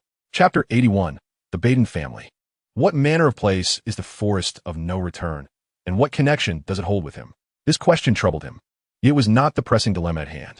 Fortunately, with Odyllis' guidance, the meditation, initially fraught with difficulty, began to flow smoothly. Carrot discovered that Orpheus's consciousness appeared deeply ensnared by the curse's influence. Its rationality eroded, leaving only the primal instincts of slaughter and bloodlust. Thus, when communicating with it, the true challenge lay not in resisting its consciousness, but in combating the murderous desires rooted deep within himself. Ironically, Carrot's understanding contrasted sharply with this principle. In Odyllis' words, the curse's power instilled a yearning for carnage. When consumed by this desire, he transformed into Orpheus. It was not Orpheus's consciousness that led to his loss of reason and bloodthirst. Rather, it was the fact that Orpheus's consciousness had fallen into the abyss of this insatiable craving for bloodshed that rendered it madly malevolent. Having discovered the key, Carrot was now able to gradually expand his own consciousness while awakening the curse's power, pushing Orpheus's awareness into a corner, allowing his body to heed his own commands more readily. The longer the meditation lasted, the quieter Orpheus became during the awakening of this power. The merging of consciousness is a wondrous process. As Carrot lowered his defenses and opened his heart, preparing to embrace Orpheus, he realized that it too had calmed, the previous hostility vanishing without a trace. As Odyllis remarked, when he achieved mental stability and successfully suppressed the desire for slaughter, Orpheus appeared as light as a feather, silently floating opposite him, shedding the chaos and ferocity as if he were a transparent counterpart. After several days of practice, Lott finally managed to harness a portion of the cursed power. Yet, this power, under his control, was significantly weaker than that wielded by Orpheus. The crimson-black mist seemed depleted and faded, as if it were on the verge of dissipating. Odyllis explained that this was due to Lott's overly rational consciousness. The most potent forces are always unleashed at the brink of madness. The clearer the rationality, the weaker the power. Conversely, the more blurred the rationality, the more formidable the strength. This might elucidate the notion that darkness strengthens by threefold, while purity weakens by half. As mid-August approached, Miss Nasha remained unaccounted for. The deepening creases on Mrs. Voss's face mirrored her growing anxiety. Lott understood that the likelihood of Miss Nasha being in grave danger was high, yet he yearned to see her once more, even if it might not be the living version of her. In this world, the individuals of significance to him were few, and Miss Nasha was undoubtedly one of them. He could not remain indifferent in the face of calamity befalling those who mattered most. After confiding in Mrs. Voss, the elderly lady's furrowed brow darkened as she acknowledged his words with a slight nod. Mrs. Voss leaned against the railing on the third floor, the potted plants on the windowsill drooping listlessly, and a fleeting glimmer of hope passed across her face, quickly obscured by the withering foliage. In contrast to the enigmatic Count Beryl, the surname Baden mentioned in Miss Nasha's notes seemed more renowned. Initially intending to try his luck at Diagon Alley, Lott unexpectedly found himself at the Ilya shop, where the former shopkeeper who had once gifted him Delkins brought forth an unexpected revelation. Upon entering the shop, Delkins perched on his shoulder, and the sharp-eyed shopkeeper, wielding a feather duster to clear the dust from a birdcage, immediately recognized him. "Ah, it's been ages," she exclaimed, setting down her duster, wiping her hands on a cloth, and approaching the entrance to greet him. Noticing the glossy, plump raven, her eyes sparkled as she reached out to pat its head, exclaiming, "This little fellow has gained quite a bit of weight. It seems you've been feeding it well. Indeed, you two share a wonderful bond." Delkins turned away in a haughty manner. The shopkeeper turned her gaze to Carlott, a smile dancing in her eyes. "Are you here to purchase another owl today?" Carlott politely shook his head with a smile. "No, I wish to inquire about something." "What is it?" she asked. Her interest piqued. "Have you heard of the Baden family?" "Baden? That was long ago. How do you know of them?" She scrutinized him with curiosity. After a moment's contemplation, Carlott decided to reveal the matter concerning Miss Nasha. "Do you recall the lady who accompanied me last year? She is now missing, untraceable, and may have encountered misfortune." "Oh, Merlin, I hope she is safe," she said, covering her mouth as she whispered a silent prayer. In the notes she left behind, there was mention of a certain Jose Baden. The demeanor of the shopkeeper, a woman of the Baden family, turned serious. This lineage had already fallen into decline during my childhood, and I had only heard whispers of their history. It seems that over 2 decades ago, the Baden family faced disgrace for allegedly misappropriating the treasure of the British monarch, leading to their wealth and titles being stripped away, from which they never recovered. She sighed, waved her hand dismissively, and continued, "My mother had close business dealings with Muggles. At that time, many commercial transactions within a magical community were affected, but the specifics elude me. Over 20 years ago, if my memory serves me right, it was also around that time that Aelbo Fink mentioned the Earl of Burial opening up the Wild Mountains. Could it be that there existed intricate connections between him and the Baden family, hidden from plain sight? Do you know where the Baden family resides?" Carlott inquired, his heart sinking. If this family once held great renown, their residence ought to be known to many. After all, a towering tree attracts the wind, and a grand lineage is often hard to conceal. No one knows where their descendants live now, but the former residence of the Baden family, the shopkeeper mused, gently tapping her temple, is a grand mansion located in the western suburbs of London, where they have dwelled for decades. "Thank you," he replied. The western suburbs of London would be his next destination. Chapter 82. The Strange Plenty. The remote location of the western outskirts of London was desolate, and the sweltering heat of the summer city was unbearable. For a 12-year-old child, navigating the maze of streets to locate an unfamiliar place proved quite a challenge. After much wandering, Carlott finally gleaned the location of the mansion from a passerby. He took a bus to the terminus, watching as the scenery transformed from pale gray brick walls to lush green rice paddies, which soon gave way to country lanes flanked by scattered trees and unruly wild grasses. Upon alighting, he was drenched in sweat, with Delknis drooping his head, languidly resting on his shoulder. The once magnificent mansion now lay in desolation. Verdant ivy climbed the dry gray bricks, overtaking the windowsills of the lofty structure. Inside, the grand entrance was overrun with weeds. An old rocking chair in the front garden had succumbed to rain erosion. Its metallic edges rusted, and the once glorious paint had dulled, shrouded in the shadows of time. The surrounding brick walls were mottled and peeling, with moss creeping through the cracks of the gaping holes. The statue facing the door, worn down by the relentless passage of time, bore a visage rendered indistinct, revealing only a glimpse of the former grandeur of the Baden family through its majestic posture. The garden lay untended, fragile and exquisite, noble flowers having withered away, their petals nourishing the wildflowers, which, small yet resilient, sprouted from the flourishing weeds, swaying gently in the breeze. This place had long been abandoned. Fortune, it seemed, would not always favor him. "Is he not here?" murmured Carlott as he approached the grand entrance of the estate.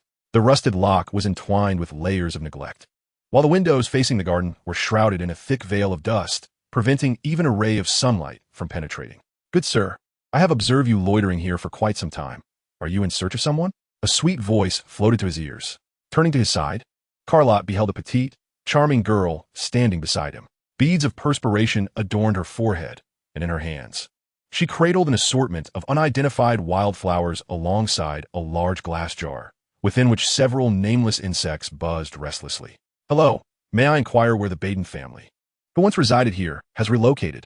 The girl, appearing around 14 or 15 years of age with her stylish twin ponytails, seemed taken aback by his query. "You know the Badens? They moved away many years ago," she remarked, studying Carlott with curiosity. "Well then, what may I call you, miss?" Carlott inquired, keen to engage further. After expending considerable time and energy traveling from the heart of London, he He hoped for some worthwhile discovery. Salisha Prinny, it is a pleasure to meet you, she replied, graciously extending her hand with a beaming smile. Carlot Orpheus, he responded, grasping her hand, and a fragrant aroma of blossoms wafted towards him. Come along. My home is not far from here. With cheerful enthusiasm, Salisha led the way, her jar cradled closely as she chattered away. I'm adopted, hence I carry my mother's surname. You see, she has an ardent fascination with these insects, which I cannot fathom. Why she dedicates so much time to these little creatures is beyond me. On fine days, she always sends me to seek out these bugs. Salisha tapped the glass jar, and the bee-like insects buzzed excitedly against the glass. Carlot nodded silently, trailing behind her as they traversed a stretch of grassy land, leading them to a small grove ahead. Nestled among the thickets was a humble wooden cabin, its gray-green shingles harmoniously blending with the surrounding foliage. Mother, mother, Salisha exclaimed joyfully as she approached the fenced abode. Knocking eagerly on the door, the wooden door creaked open to reveal a face veiled in a thick white gauze, obscuring any discernible expression. Yes, my dear. This is Carlot Orpheus. He wishes to inquire about the Baden family, she announced. What did you say his surname is? The woman interrupted Salisha's sentence with an urgent, astonished inquiry. Please repeat his name? Carlot Orpheus. What is it, mother? Salisha questioned, her brow furrowing in confusion as she glanced at the woman. You bear the name Orpheus? The woman's eyes, hidden behind the veil, bore into Carlot with an intensity that unsettled him. Yes, he replied, maintaining his composure. The woman's startled reaction to his surname piqued his curiosity. While Orpheus is not an exceedingly common name in England, it hardly warrants such astonishment. This was their first encounter, and the instinctual response from her was indeed perplexing. Could it be that she had encountered someone sharing her surname? If so, a flicker of hope surged within Carlot. Having been taken in by Miss Nasha, the existence of another bearing the same surname could indicate a potential blood relation. The enigma of his origins, which had long troubled him, might finally find resolution. Are you familiar with the surname Orpheus? Carlot inquired tentatively. I do not know. He confessed honestly. There was no reason to conceal the truth, for he genuinely lacked knowledge. Since his arrival at the orphanage, all attempts to uncover his lineage had met with failure. The surname Orpheus seemed to have materialized from thin air. You do not know? He sensed the woman's alert gaze behind her veil transform into one of astonishment. Perhaps it was merely a coincidence? I know of an Orpheus, but a woman of that sort would hardly bear children, she murmured, the fabric enveloping her face fluttering gently in the breeze. Could you elaborate? He perceived a glimmer of hope.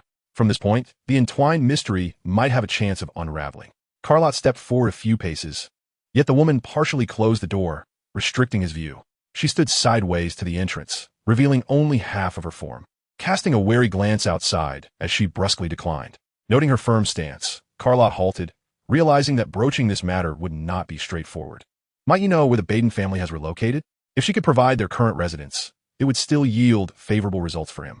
This journey to the western outskirts of London would not be in vain, for resolving his own lineage was not the immediate priority. He still retained a sense of priorities. There was no need to press the woman with this inquiry over an unexpected thread. Discovering the truth about his origins along the way would be ideal, yet he understood that it could not be forced. Perhaps another opportunity would soon present itself. 18 Hogwarts Street, Ryan Square, the woman stated, and before the echo of her words faded, the heavy wooden door slammed shut. Chapter 83.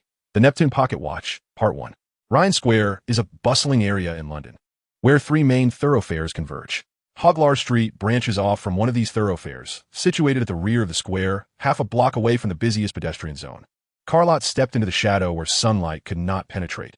Ahead, towering buildings obscured the street, casting much of the area in perpetual gloom. Number 18. Hogwarts Street is positioned at the intersection, half shrouded in darkness, half basking in light. Much like the Baden family, its past splendor had faded, and the future remained uncertain. Though it lacked the grandeur of the suburban estate, the Baden family's urban apartment still exuded a sense of understated luxury compared to the other residences along this street. The iron gate facing the main road stood ajar, and a pathway leading indoors was flanked by meticulously trimmed potted plants, while the flat, neatly manicured grass complemented the artistic ambience of the potted arrangements perfectly. Carrot cast his gaze upon the firmly locked windows of the second floor.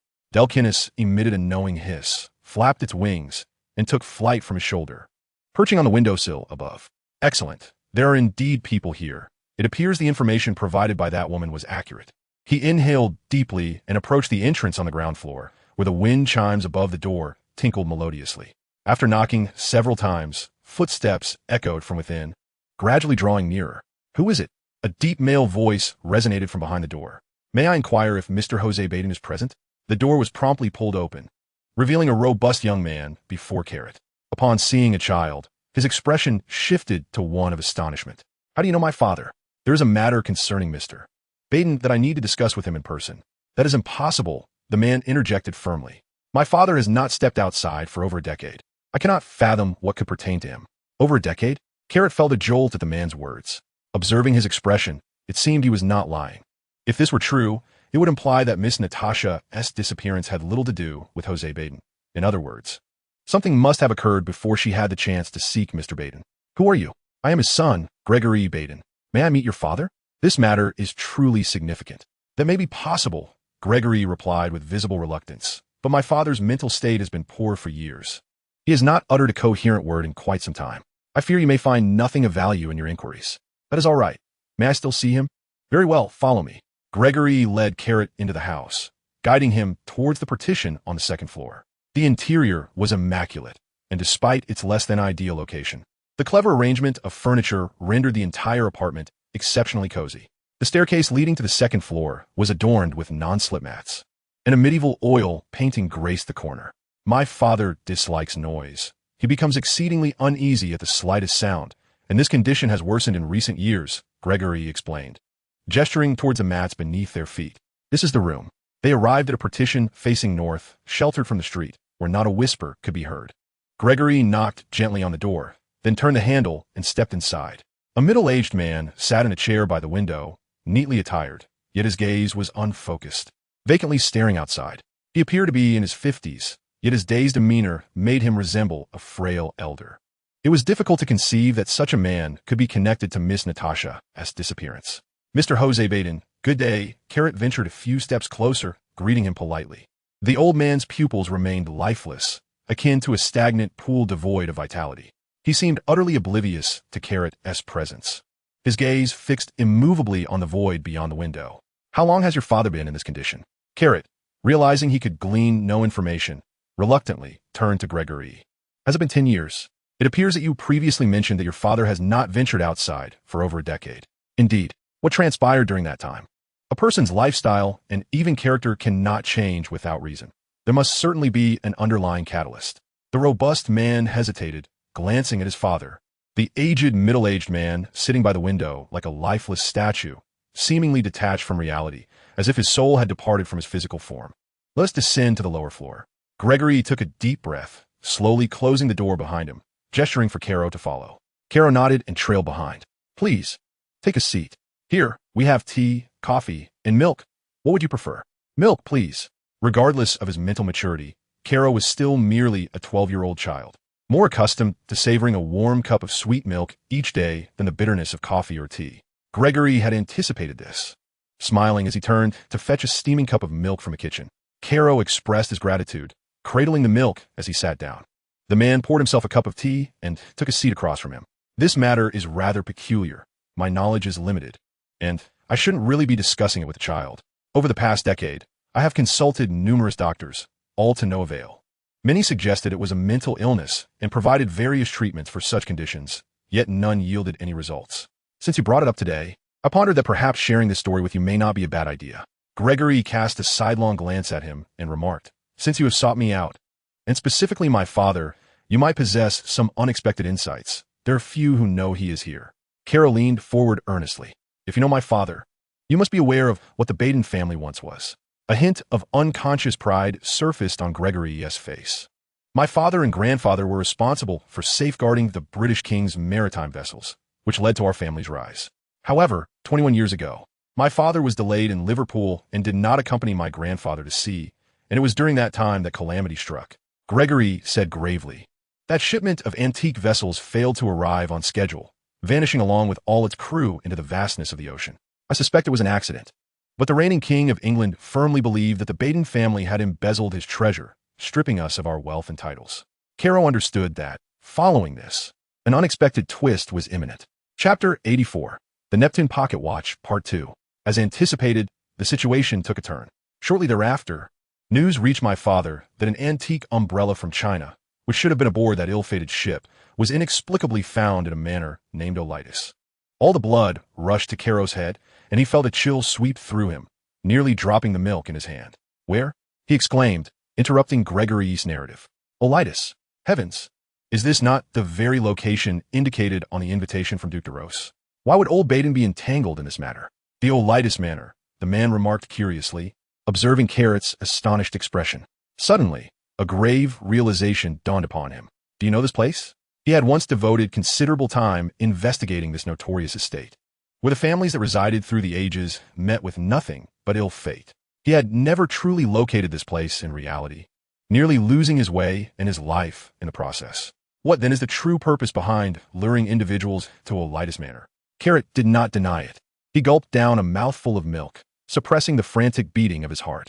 "Has your father received an invitation?" Now was Gregoni's turn to widen his eyes in astonishment. "How do you know?"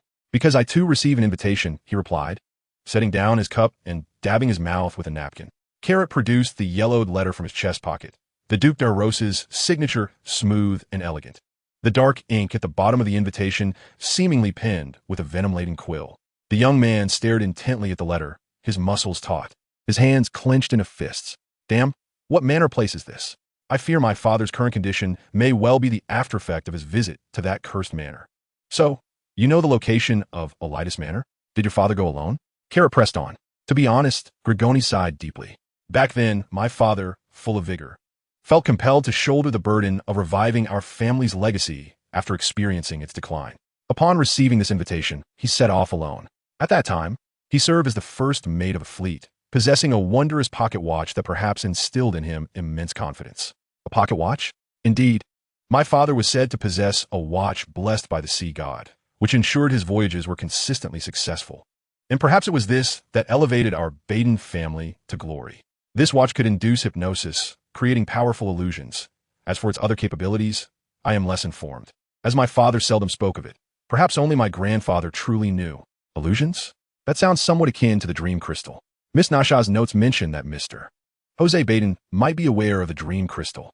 Setting aside how Miss Nashaw came to know this, if Mr. Baden indeed understands the dream crystal, the connection to that pocket watch cannot be overlooked." "May I see the pocket watch?" Gregoni hesitated, then relented. "Well, here, take a look.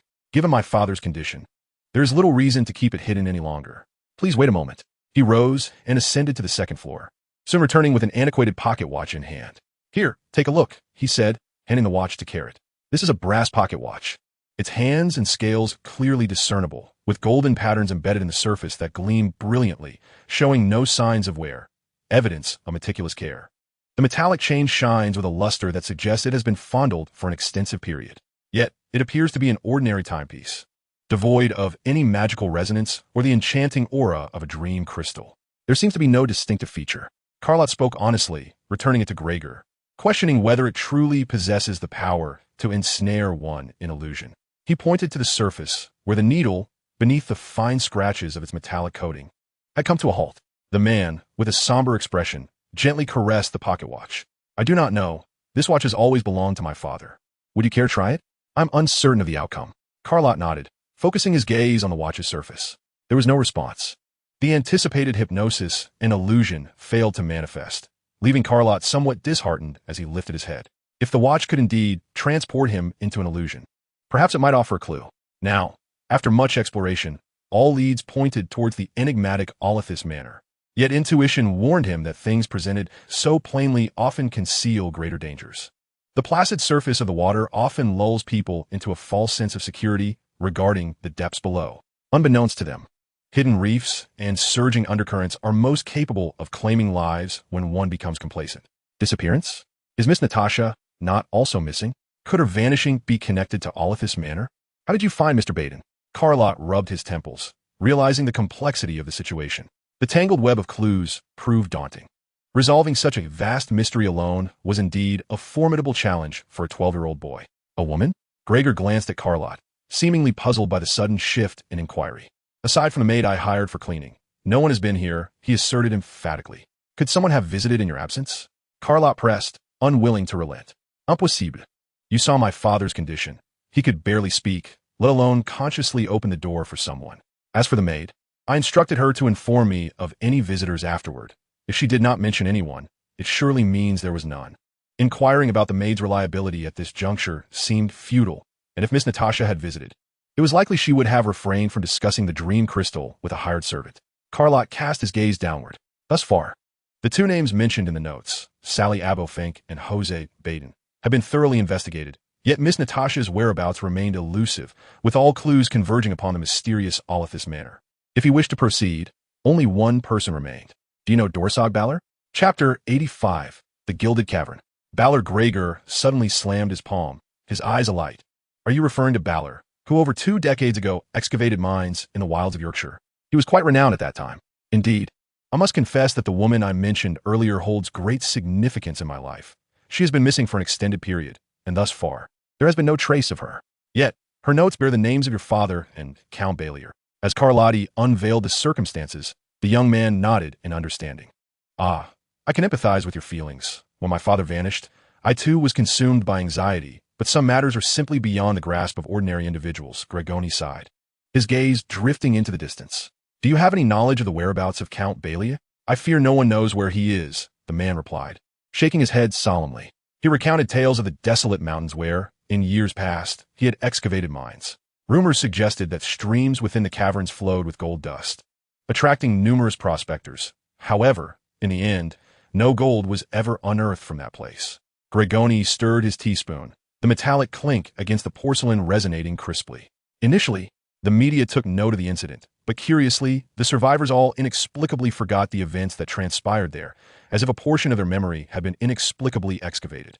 Their descriptions of the shimmering gold caverns remained vague, ultimately leading to an inconclusive investigation, and the sealed caverns became a forbidden realm that none dared to enter. As for Count Balier, any news concerning him was buried alongside the incident, vanishing completely. With the last of the tea consumed and the cup set down, Gregoni concluded his narrative. Thus, if one wishes to temporarily refrain from directly pursuing the lead concerning the Odyllis Manor and continue unraveling the mystery surrounding Miss Nasha's disappearance, an intersection with Count Balier is imperative. However, the information provided by Abofink indicated that Count Balier had been in close contact with Duke de Ross, who was the very individual that signed the invitation for Gregoni to visit Odyllis Manor. To make any progress, Odyllis Manor has become an insurmountable obstacle. Gregoni's words served as a testament to the Baden family over 2 decades ago. His account is likely the most comprehensive information available to me at present. Carlotti's mind raced, weaving together a tapestry of relevant clues. Assuming the bizarre occurrences at the shimmering gold caverns were indeed valid, if there was no real gold to be found, and Count Balier did not delve into the desolate mountains for monetary gain, but rather shared a bond of deep friendship with Duke de Ross, then the seemingly unexpected collapse was no mere coincidence. It surely bore the influence of Duke de Ross and the shadow of Odyllis Manor. This incident implied that Count Balier had relinquished his pursuit of the shimmering gold caverns. A more plausible scenario is that his initial endeavor to open this barren land and summon numerous prospectors had already been fulfilled. If one were to contemplate the true purpose behind gathering so many helpers for such an extensive excavation, the only conclusion Carlotti could draw was that Count Balier was in search of something extraordinary. The occurrence of the collapse served as a signal. Count Balier had indeed found what he sought. Do you know the exact location of the shimmering gold caverns? Carlotti employed the method of perspective shifting taught to him by Idolera.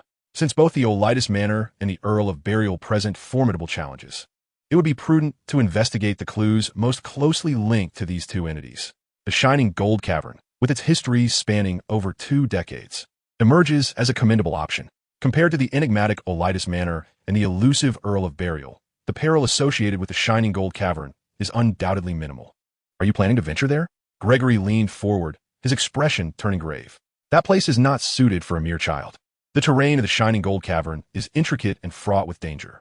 Entering could mean never returning. Callot chuckled softly, choosing silence in response. Danger? He had faced a multitude of perilous situations to arrive at this point. At this juncture, any further progress would necessitate a bold advance. Yet, this was not entirely in keeping with his character. This matter concerned Miss Nasha and himself. He could no longer afford to evade it. Seeing Callot's resolute demeanor, Gregory sighed and refrained from further commentary. Very well, I shall provide you with the location of the shining gold cavern.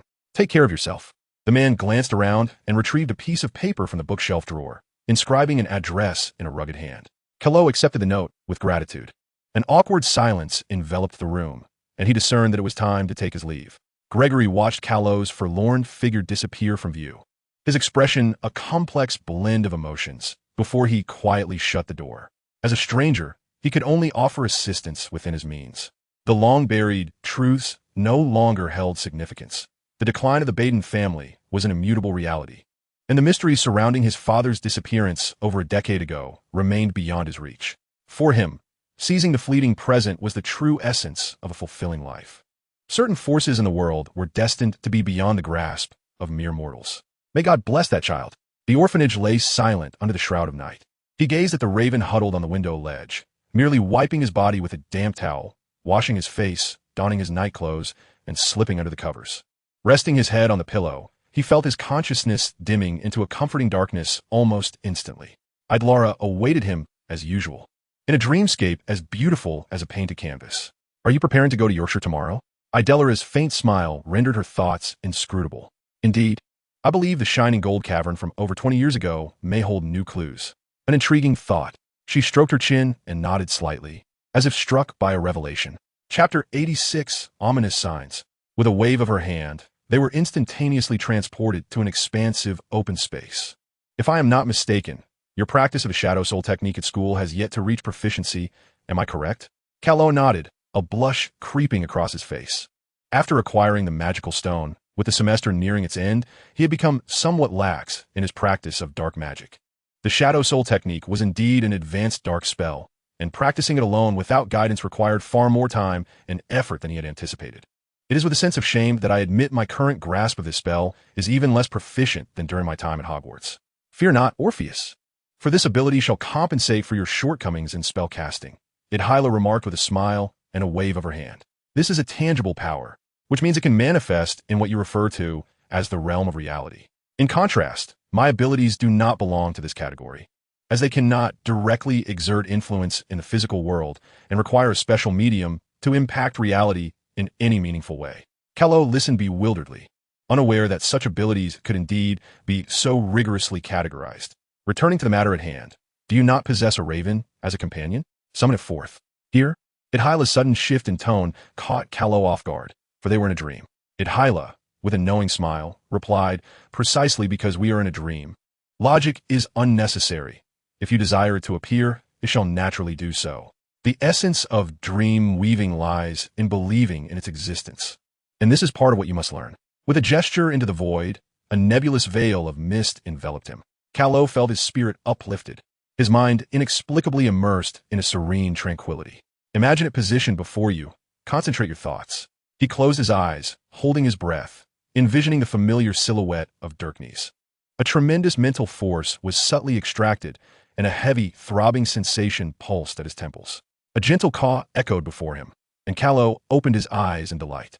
A glossy black raven stood before him, tilting its head inquisitively, its bright eyes reflecting his shadow. Excellent, Orpheus, you have succeeded, Idhyla said, her eyes curving in a smile. You may have forgotten that when you first harnessed Orpheus' power, this raven also sensed it. There exists a certain connection between you, albeit unseen. Kallo shuddered, as the scene in the Slytherin common room vividly resurfaced in his mind. Indeed, Dirknes seemed affected by the curse at that moment, its power and speed markedly enhanced, and the malevolent gleam in its eyes mirrored his own state. Could it be that the power of the curse also influences Dirknes? Kallo gazed in astonishment at the raven, which flapped its wings and perched upon his shoulder, tilting its head as it scrutinized him with sparkling eyes. There are many things you need not delve into deeply to understand why. You simply need to utilize the aspects that serve you well. To be honest, I too am uncertain about how this connection was formed. Perhaps it is due to the curse, or perhaps not, but that is of little consequence. Idhyla stepped aside to stand beside Kallo. A grand tree began to rise from the distance, dreamlike in its emergence from the ground. Now, awaken the power of the curse, she softly urged, her voice ethereal. Kallo cautiously stirred the dark malevolence that had been confined within him, and the shackles of darkness quietly began to part. The dormant power surged violently through his veins, tendrils of red-black mist escaping through the expanding pores, swirling around his body. Orpheus has been awakened. Caro clenched his teeth. asserting control over his body, while Orpheus growled in reluctant defiance, retreating into a corner. Now, Orpheus resembled a wild stallion, though fierce and untamed. With a firm grip on the reins, Caro could harness the power of the curse, allowing it to momentarily merge with his essence. The whispers of a demon in his mind had faded. After persistent meditation and practice, this power was finally at his command. Caro flared his nostrils, his heated breath pouring forth, as his hand transformed into a sharp eagle's claw, with bony spikes breaking through the skin, dark blood oozing from the tips like molten lava. He gazed up at Odyllis, dark red light seeping from his eyes. Odyllis, intrigued, shifted her gaze to the raven perched on his shoulder. Following her line of sight, Caro was astonished to witness the transformation of Delkness. The small black entity had expanded, its usually sleek feathers now dramatically fluffed. The soft edges suddenly adorned with a layer of crimson light, swirling with the same red-black mist that emanated from him. Delkness let out a piercing shriek, its elongated beak sharpened to a lethal point, its claws resting on a shoulder as sharp as hooks. It tilted its head, its blood-red gaze brimming with a fervor for slaughter. Caro and Delkness locked eyes, an unspoken understanding forming a bond between them. Let fly to that tree. Odyllis gestured towards a distant large tree. Silently, he commanded in his mind, and Delkness darted forth like a swift black line, heading straight for the shadow beneath the tree. Now, focus on the raven, concentrate, gather the curse's power into a single point, and observe the surroundings through its perspective. The resonance of abyssal power raised an ethereal chain, binding both man and raven. In a moment of disorientation, Caro felt as though he was within the shadow beneath the tree, the lush canopy looming near. The surrounding view diminished, curiously transforming into a convex arc presented before his eyes. Starlight filtered through the branches, cascading down in pure brilliance. Countless tiny black tendrils stretched out around his vision, swaying in clusters. In the blink of an eye, the hazy illusion reverted to normal. Focus on that raven, concentrate your power, and charge forward. Odyllis stood beside him, her whispers like a gentle breeze, drifting from afar.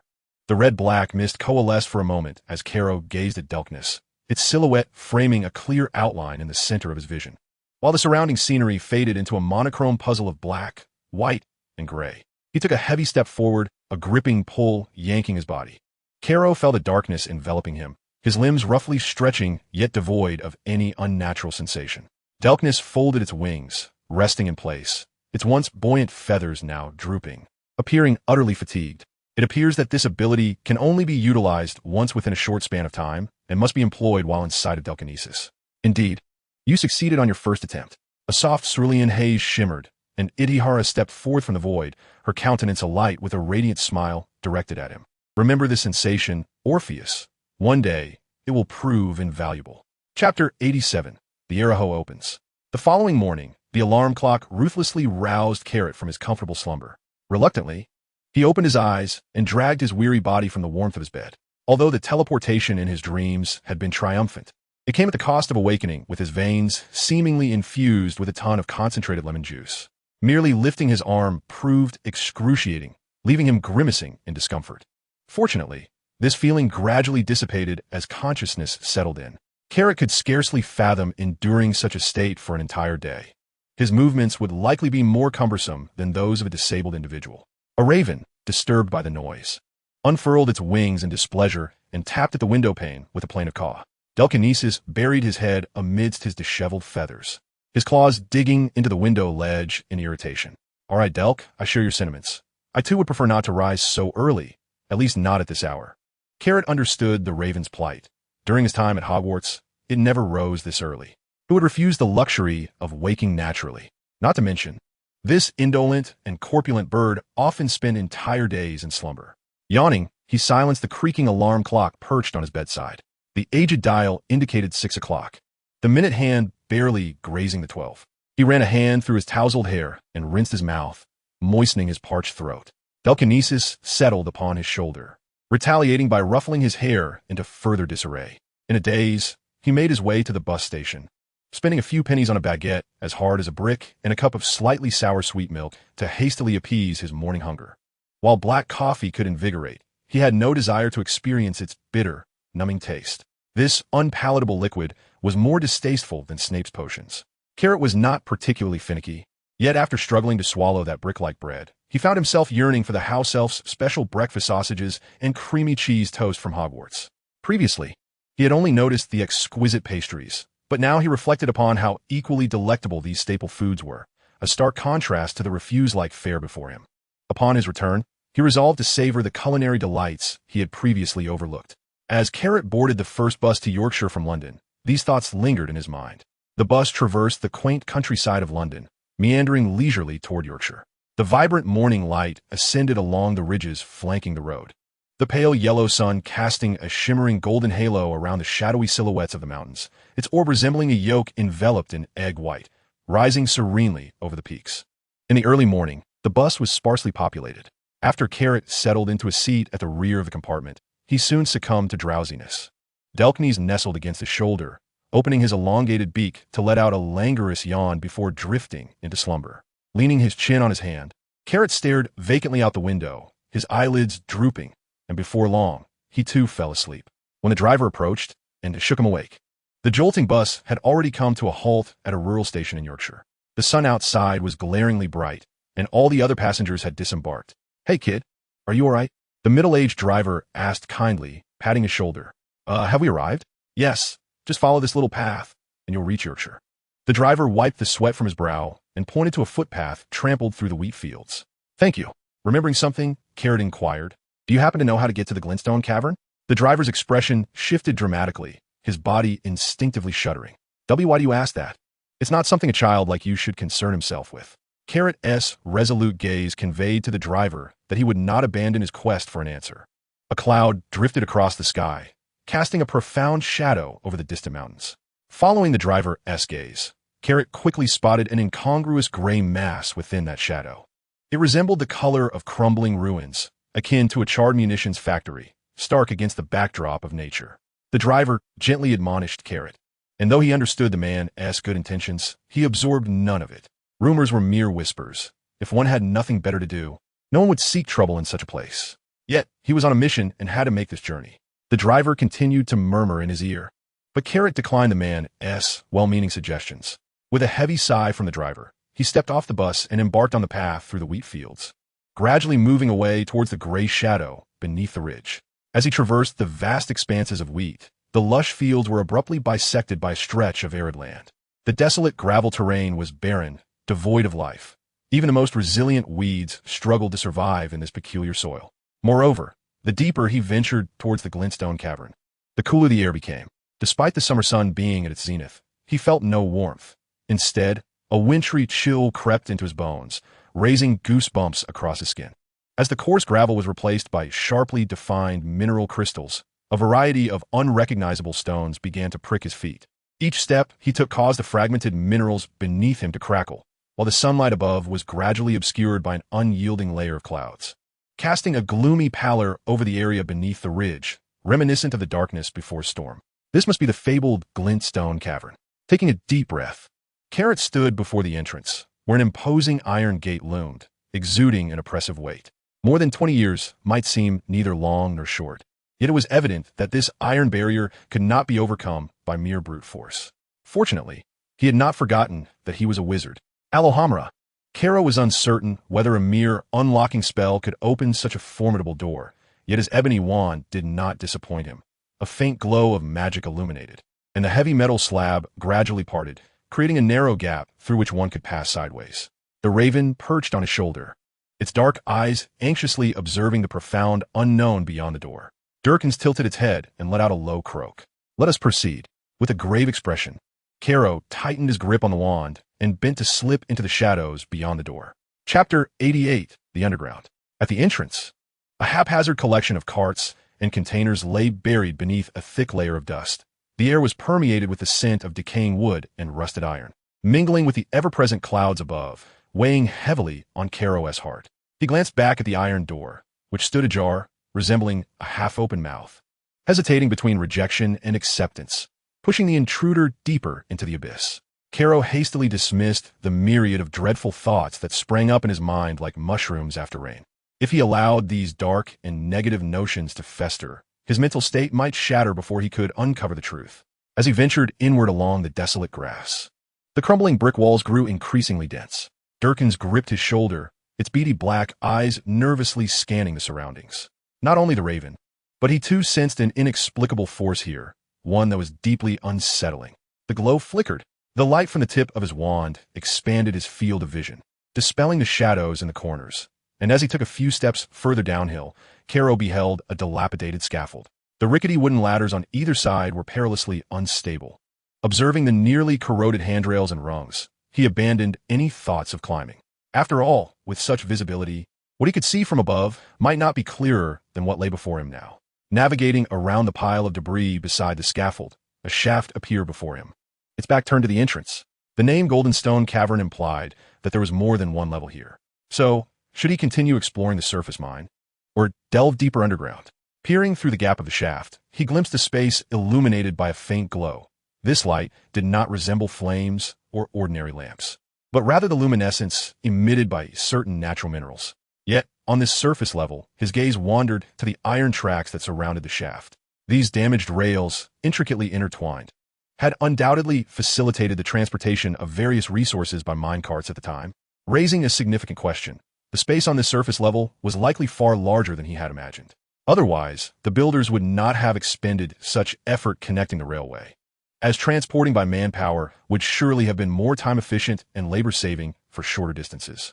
Dirk, please scout the area and see if there are any suspicious traces. After a moment of contemplation, Carrot resolved to send the Raven to scout this level. If there were indeed remnants of anything, the advantage of low-altitude visibility in such diminished conditions would prove significant, and the speed of flight would ensure that little time was wasted on the journey. Regardless, he needed to depart before dusk. Who could fathom what this place would transform into under the cover of night?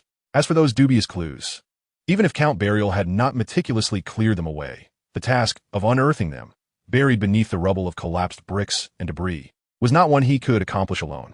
Orpheus's powers were best left untapped. Although he currently commanded control of his body, the brink of sanity often led to oversights. A one-in-a-million mishap, should it befall him, would transform that probability into certainty. Delkins nuzzled his neck affectionately before gracefully taking flight, soon vanishing from view.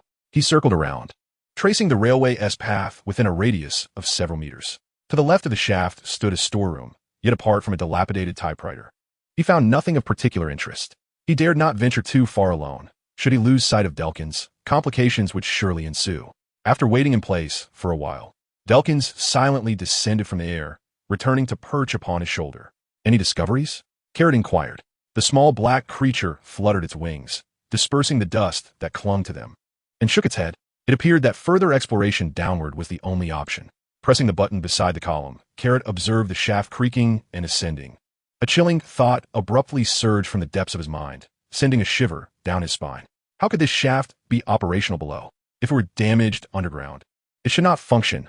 Pressing the button would not summon it. Yet it had risen. This indicated that the shaft was indeed usable, so why was it beneath the ground? Two possibilities emerged. Either someone had visited this place after that fateful incident, descending through the shaft into the depths, never to return, or someone had been here recently, presently residing somewhere below. There were no other scenarios. While several excavated tunnels did connect the upper and lower levels alongside the shaft, the hanging rope ladders were all rotted. The fragile cords snapped upon the slightest tug, and the wooden planks were damp and moldy, scarcely able to support a person's weight. Carrot could hardly believe anyone would forsake a functional shaft in favor of the perilous ascent down those excavated tunnels. He hesitated, gazing into the gaping maw of the shaft before him. If the first scenario held true, it would be manageable, as those who had descended were long deceased.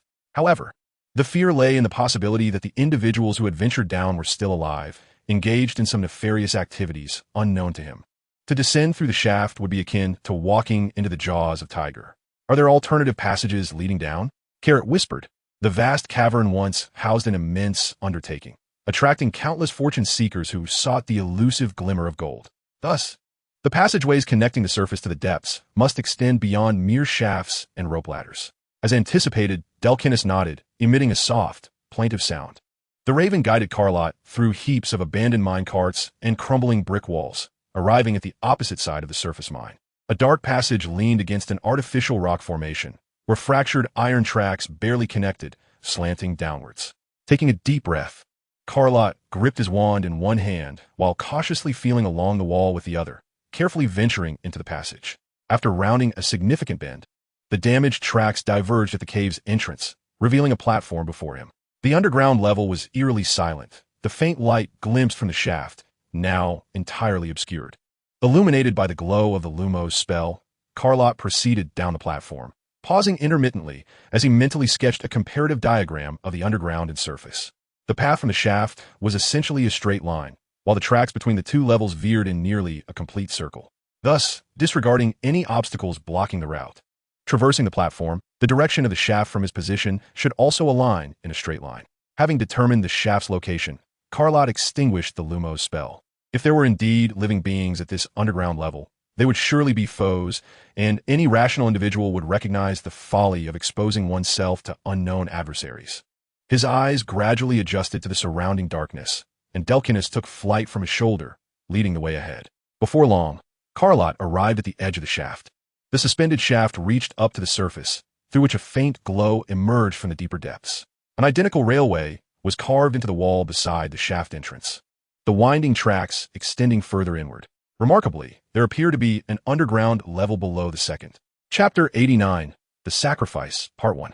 In astonishment, a humanoid shadow obscured the meager glow of the crystals, the sound of shuffling footsteps echoing beneath the hollow tracks of the shaft.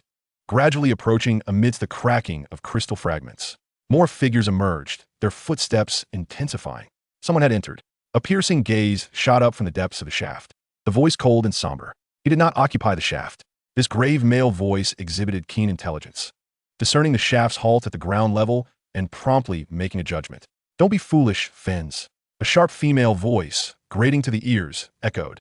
Who else would come to this cursed place? The high-ranking officials of the Ministry of Magic would never choose to savor their afternoon tea in such a corner. No one cares what your utterly foolish wizards might think, Emily. The raspy male voice resembled a rat scuttling through the shadows of a sewer. Our focus lies in how to summon the Master back into this world. Master? It seemed to be a term referring to a deity revered by them in some religious context. Carrot involuntarily leaned forward, and Dirknes pecked at his earlobe with his long beak, signaling that he was standing too close. He crouched down, hoping that his prideful sense of hearing would not betray him this time. After all, your plans are contingent upon the support of us dark wizards, are they not? Are you not in the same predicament? Some pathetic leader even calls himself the Dark Lord, yet now he lacks a corporeal form. The voice, tinged with a mocking tone, interjected sharply. Enough. A somber male voice, which had spoken first, commanded silence, and the two immediately fell quiet. Severus? Upon hearing that name, Carrot jolted, his eyes widening in astonishment. Could it be the Severus he knew? He nestled into the shadow cast by a protruding stone block, casting a sidelong glance at the figures below. The greasy black hair and prominent hooked nose confirmed his suspicions. Carrot's heart clenched painfully. What was Severus Snape doing here? A figure clad in billowing black robes and a gaunt blonde individual darted past the entrance of the shaft. They're coming up. Carrot glanced towards the passage by the -1 level shaft, quickly calculating in his mind. If the structure here mirrors that of the ground level, then the exit of this passage at the -2 level must be the entrance from which Snape and another had emerged, situated away from the shaft. Otherwise, the two openings would form a straight line, which evidently contradicted reality. Thus, the internal passage must also follow a roughly circular arc. There's still time. I must find a place to hide. Disillusionment charm. As the spell took effect, Carrot's form vanished from sight, and he exchanged a knowing glance with Dirknes. The raven gracefully taking flight and silently alighting in the crevice between two stacked rocks on the wall. It was evident from the conversation that the attendees were divided into two factions, one comprised of Voldemort's dark wizards, and the other, followers of a certain religious figure referred to as the Master. However, the clandestine nature of this meeting hardly bore the hallmarks of a legitimate religious congregation. Now was not the time to ponder Severus's role within this affair. The sound of approaching footsteps echoed from the dark passage, prompting Carrot to hurriedly conceal himself behind several large wooden crates not far from the shaft. A small cart laden with gleaming yellow sat beside the crates, yet to be transported. Though the invisibility effect of the disillusionment charm was somewhat crude, an ordinary wizard would be unable to discern it without close inspection. Moreover, this corner was difficult to notice, perhaps providing a means to evade detection. Severus's proficiency in spells was likely not very high. After all, he was merely a potions instructor. At this moment, he could only rely on the efficacy of his disillusionment charm. Carrot held his breath, watching as Snape and another cross-eyed blonde exited the cave. His heart lodged firmly in his throat. If you ask me, the shaft must be malfunctioning. The blonde grumbled. This mechanism hasn't been maintained for years. Isn't it normal for it to encounter some issues? Fines is rather paranoid. Snape huffed in acknowledgement. Damn it, the mining site is so vast. How can we conduct an inspection? If someone truly exists, finding them would be nearly impossible. The blonde man lamented incessantly. What if he has concealed himself? He questioned softly, bewildered by Snape's imposing presence. I sincerely wish your intellect matched the size of your wide-open eyes, Saurod. Snape extracted his wand, and a dazzling illumination spell instantly brightened an expansive area, leaving the shadows behind the wooden crates as the sole sanctuary. The terrain here was intricate. Any intruder unfamiliar with the layout would undoubtedly become disoriented. Coupled with the dim lighting, one could traverse considerable distances without leaving any trace, assuming such a person existed. Snape diverted his gaze, proceeding forward with purpose. I will oversee this level and the corridor. You ascend through the shaft to inspect the ground. While Snape's assertion was not entirely accurate, it conveniently absolved him of any responsibility for failing to detect an intruder. The makeshift shelters on the lower level were, without exception, beneath a person's height, while the mining site above stood in stark contrast. Should no one be found, and a mishap occur, the blonde man responsible for searching the surface would bear the full brunt of the repercussions. Unbeknownst to him, he pressed the button for the shaft and ascended.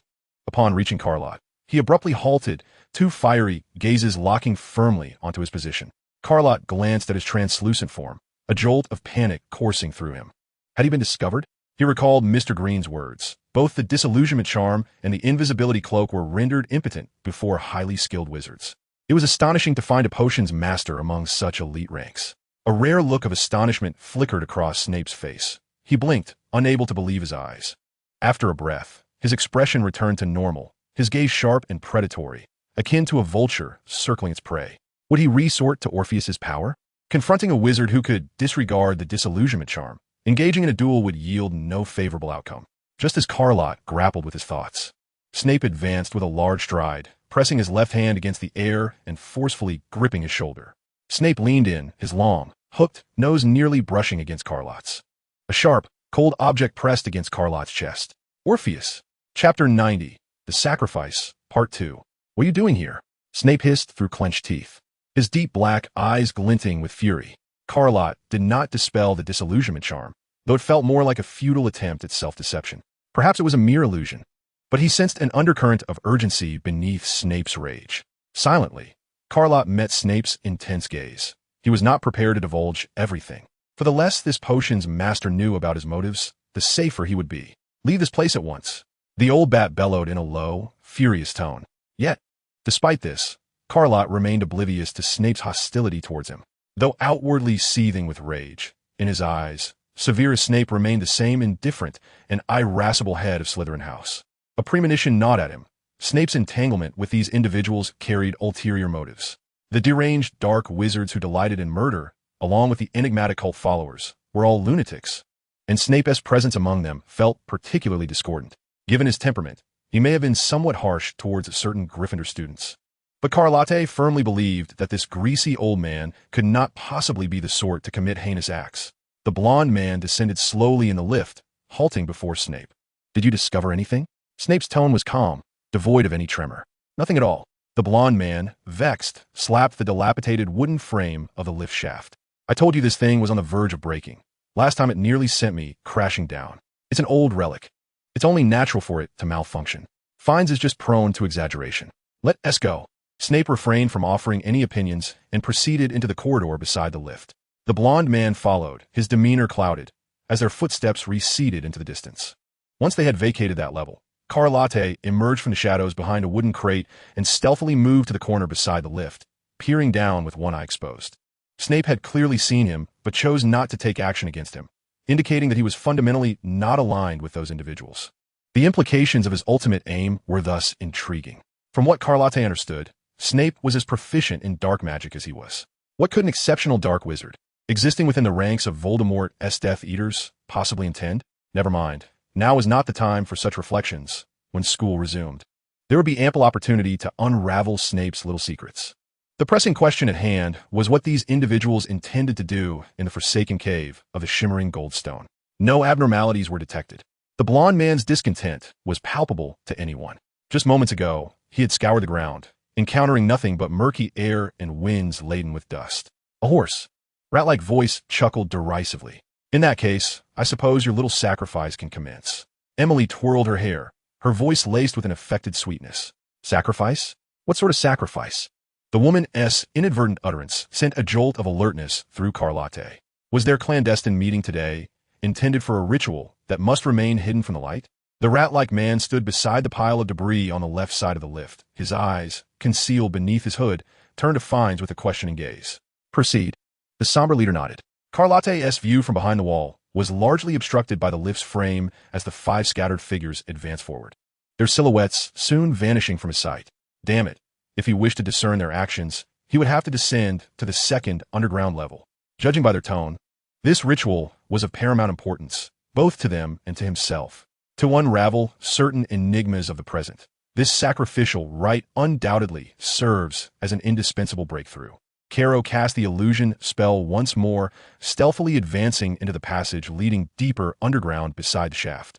Delkiness emerged from the crevices of the rock, following him closely yet maintaining a certain distance. As anticipated, the iron tracks within the passage curved, and the bright exit to the underground second level was not adjacent to the shaft. On this level, shimmering ores adorned the ground. Clusters of crystal formations emitted a faint yet steady glow, illuminating the terrain without the need for artificial light. These yellowish ores resembled gold, yet upon closer inspection, their distinction became evident. For reasons unknown, they had not been entirely excavated, with clusters of or crystals scattered across the ground like mushrooms sprouting in the humid air, varying in size and arrangement. At the center of this level stood a colossal golden stone, magnified several times over compared to the smaller, glowing ores scattered about. 4 sturdy stone pillars were arranged at the corners of the central, or supporting the weight of the entire level. The 5 individuals formed a circle in the space between 2 of the pillars. Snape, fortuitously positioned facing the passage's exit, momentarily contorted his expression upon seeing him, only to swiftly restore his composure. No one noticed the almost imperceptible shift in Snape's demeanor. The preparations were commencing. Severus, do not lose focus. Cautioned the rat man, standing beside him. Caro could not discern the face beneath the rat man's hood. The man stood askew to the entrance, his fan-shaped field of vision encompassing Caro's position, yet he seemingly did not penetrate the illusion's ruse. Snape snorted softly and drew his wand. Simultaneously, Clipper also produced her wand, while the other 3 extracted appendages resembling squid tentacles. Fiennes, with his back turned, was the first to raise the grotesque tentacle, forming a triangular stance with the rat man and the blond man. As the tentacle was lifted, a faint purple light emerged from within, ethereally connecting with the other 2 tentacles in the air to form a triangle. The man murmured incantations in a black coffin, its material indiscernible, transitioned from illusion to reality. Intricate and enigmatic runes began to outline its surface. During the sacrificial process, I require your assistance, Dark Wizards, Severus. Fiennes paused his incantation, raising an eyebrow, his somber gaze fixed upon the coffin. Infusing your magical energy into the array. Snape nodded in acknowledgement, his expression remaining unchanged. Fiennes redirected his focus to the tentacle, gently stroking its tail, and it instantly seemed to come alive, writhing adeptly in his grasp. The 3 individuals holding the tentacle simultaneously pulled it to the right, its tail entwining around their wrists, while the tips pointed towards the center of the triangle, the runes on the coffin flowing like viscous lava. 3 beams of purple light shot forth from the tips of the tentacles, striking precisely at the center of the black coffin. The dense blackness gradually dissipated, the incantations entwined around the coffin board cascading down its sides, forming a dazzling array upon the ground. The lines of the runes glowed ever more crimson, flickering in a dance of light and shadow, akin to the eyes of countless venomous serpents flickering with life. The overwhelming darkness at the apex was entirely dispelled, and a figure began to emerge from the depths, inch by inch. All the enigmas he had tirelessly pursued suddenly evaporated into insignificance, for they held no meaning in this moment. Before him lay an abyss of darkness. His taut nerves felt as though they had been mercilessly severed, leaving his brain gasping for air in a suffocating haze. Chapter 91. The Lure of Calamity. After the ephemeral softness of the void, sorrow had yet to arrive. Only a seething fury coursed through his veins. Carlott bit his lip, his sunken eyes shrouded in a tempest of crimson rage. He steadied himself. Now is not the time for recklessness. He repeatedly admonished himself to remain composed, his nails digging into the palm of his clenched fist, the sharp pain anchoring him amidst the tumult of his barely contained wrath. To be consumed by anger would render him vulnerable to the curse's power, leading his reason to succumb beneath Orpheus's control. It was natural to feel fury, yet he must not allow his explosive rage to cloud his judgment. Lott took several deep breaths, tightening his grip on his wand as he edged closer to the nearby stone pillar. The triangular formation of violet light intensified, enveloping Miss Nasha's body in layers of black mist, obscuring her pallid visage. He closed his eyes, the familiar contours of Miss Nasha's kind face blurring into a ripple, ultimately crystallizing into frames of memory forever etched in his mind. Cold tears traced down his cheeks, the remnants of sorrow drying upon his skin in the wind. From the ashes of his blazing fury, reason emerged from the depths of indescribable anguish and sorrow, becoming clearer and more lucid. Regardless of what those individuals were engaged in, he must dismantle this so-called ritual. Now, Severus, Fanes called out to Snape, turning towards him with urgency. A dark red glow streamed from the tips of their wands into the black mist, causing it to writhe and convulse violently. Lott observed Snape and the raised wand of the clamp, a thought flickering in his mind. He recalled that Hogwarts had issued a warning to every student before the holiday, cautioning against the use of magic without permission, as such actions could attract the attention of the Ministry of Magic, with severe consequences, including expulsion from the school. This implied that if he frequently employed spells or magic of sufficient intensity, those individuals would undoubtedly take notice of him and the others hidden beneath the glimmering stone cavern. Today, he had already invoked the Alohomora and the Lumos spells. According to the students, if the Aurors from the Ministry were vigilant, they could not possibly overlook his actions. Therefore, his only course of action was to discreetly sabotage the ritual while finding a way to buy time. Naturally, it was best to avoid invoking Orpheus's power. Confrontation in a head-on clash was rarely a wise choice. The enemy's strength remained unknown, and exposing himself too soon would equate to relinquishing his trump card, losing the advantage of remaining hidden in the shadows, in addition to the advantage of being concealed from his foes. Another favorable piece of news for him was that these heathens seemed incapable of penetrating the illusion spell. Thus, matters became considerably simpler. Carrot stealthily approached the stone pillar under Severus Snape's watchful gaze, adeptly positioning himself behind the golden-haired man. It appeared that the triangular formation, sustained by tentacles, was the linchpin of the magical array, with the dark sorcery emanating from Snape and the other sinister wizard serving as a partial source of power for this sacrificial rite. Just as one would select the ripest fruit to squeeze, so too does one choose their targets. Since demolishing one corner of the triangle could cause the entire array to collapse, the most suitable candidate among the trio was undoubtedly the golden-haired man. Avada Kedavra! Mr. Green had once derided such a lack of artistry in dark magic, yet in the face of a wicked and sanguinary executioner, a spell that could swiftly bring about death proved far more efficient. It must be acknowledged that the resurgence of the three unforgivable curses in recent years within the realm of dark wizards is not without reason. They achieved the caster's aims in the briefest of moments. There was no time for them to savor the torment wrought by dark magic. Carrot was solely intent on ensuring that those responsible for the death of Miss Natasha would accompany her to the grave. A pale green laser pierced the golden-haired man's back, causing him to lurch forward and collapse to the ground, lifeless, his eyes wide with shock and death. The squid-like tentacle he had clutched slipped from his wrist, its once smooth, lustrous surface losing its adhesion, quickly becoming brittle and cracking, draining all vitality, leaving only shards scattered across the ground.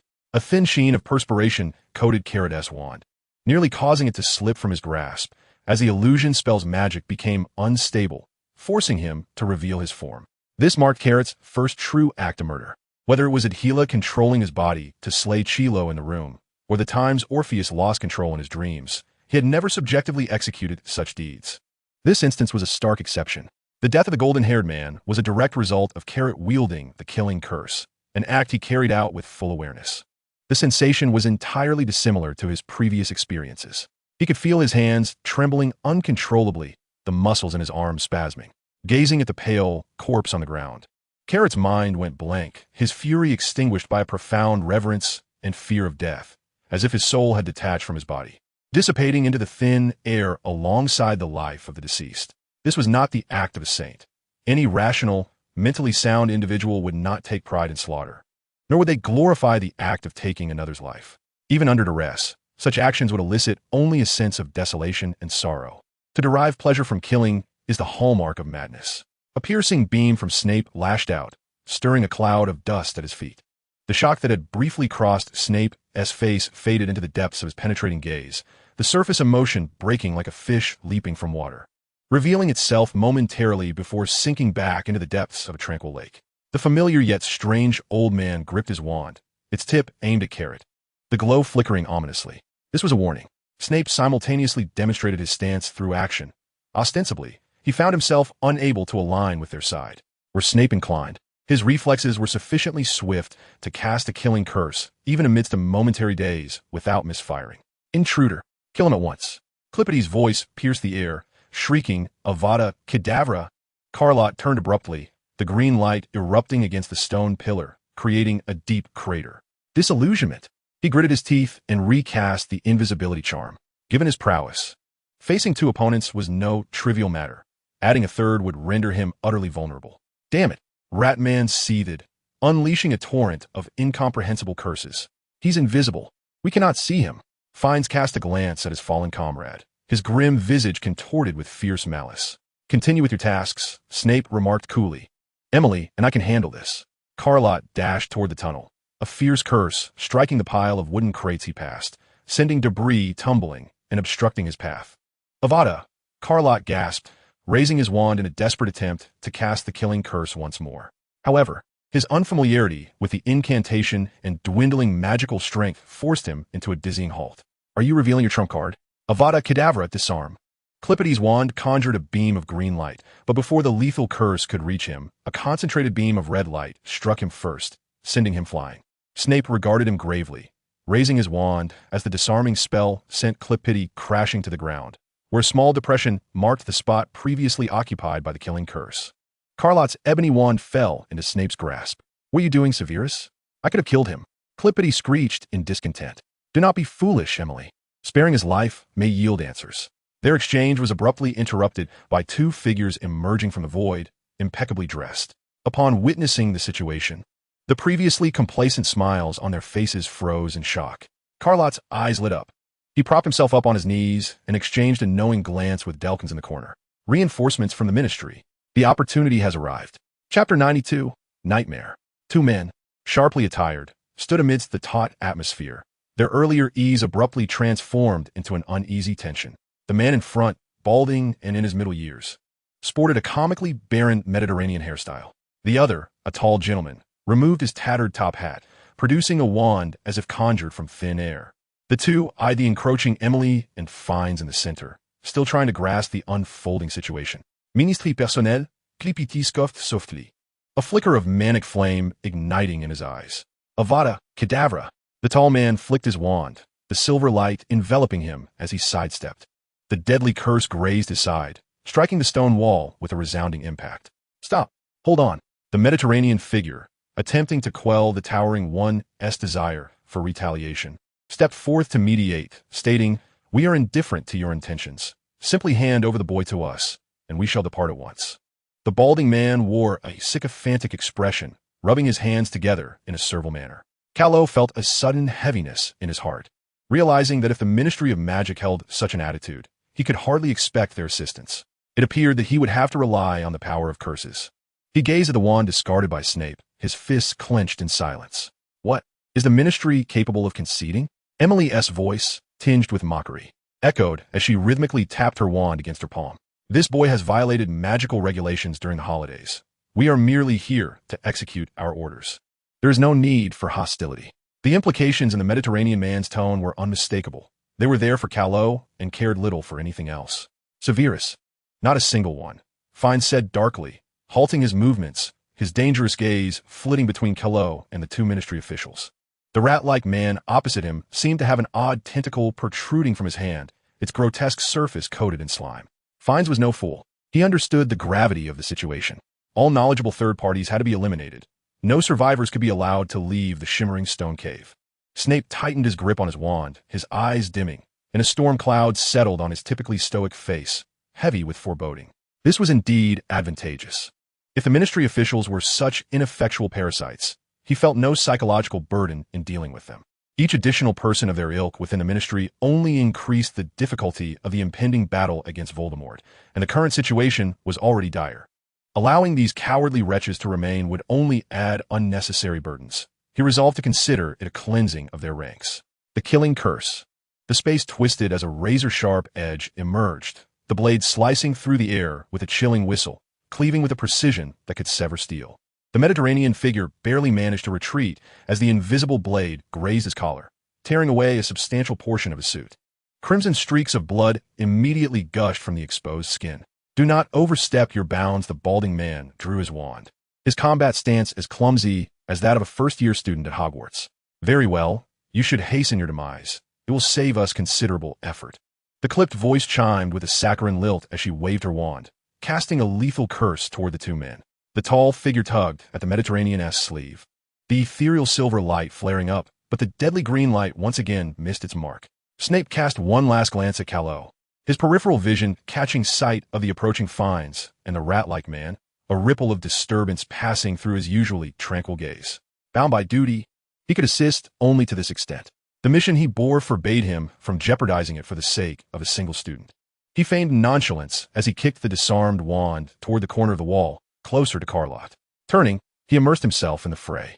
Carlott gazed at the approaching Fiennes and the Rat-Man, a profound realization dawning upon him. This would be the first true duel that belonged exclusively to him.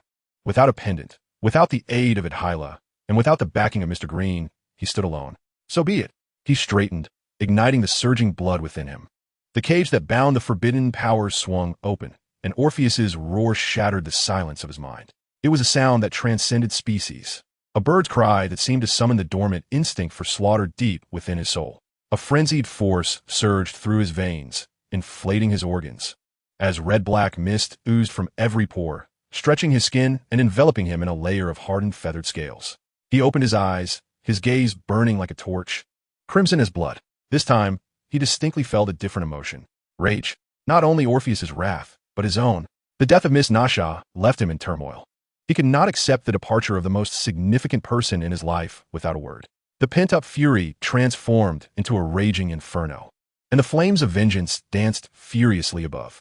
They must pay the price. Carlott no longer guarded against Orpheus, for he sensed the same fury emanating from it. The repressed emotions demanded release.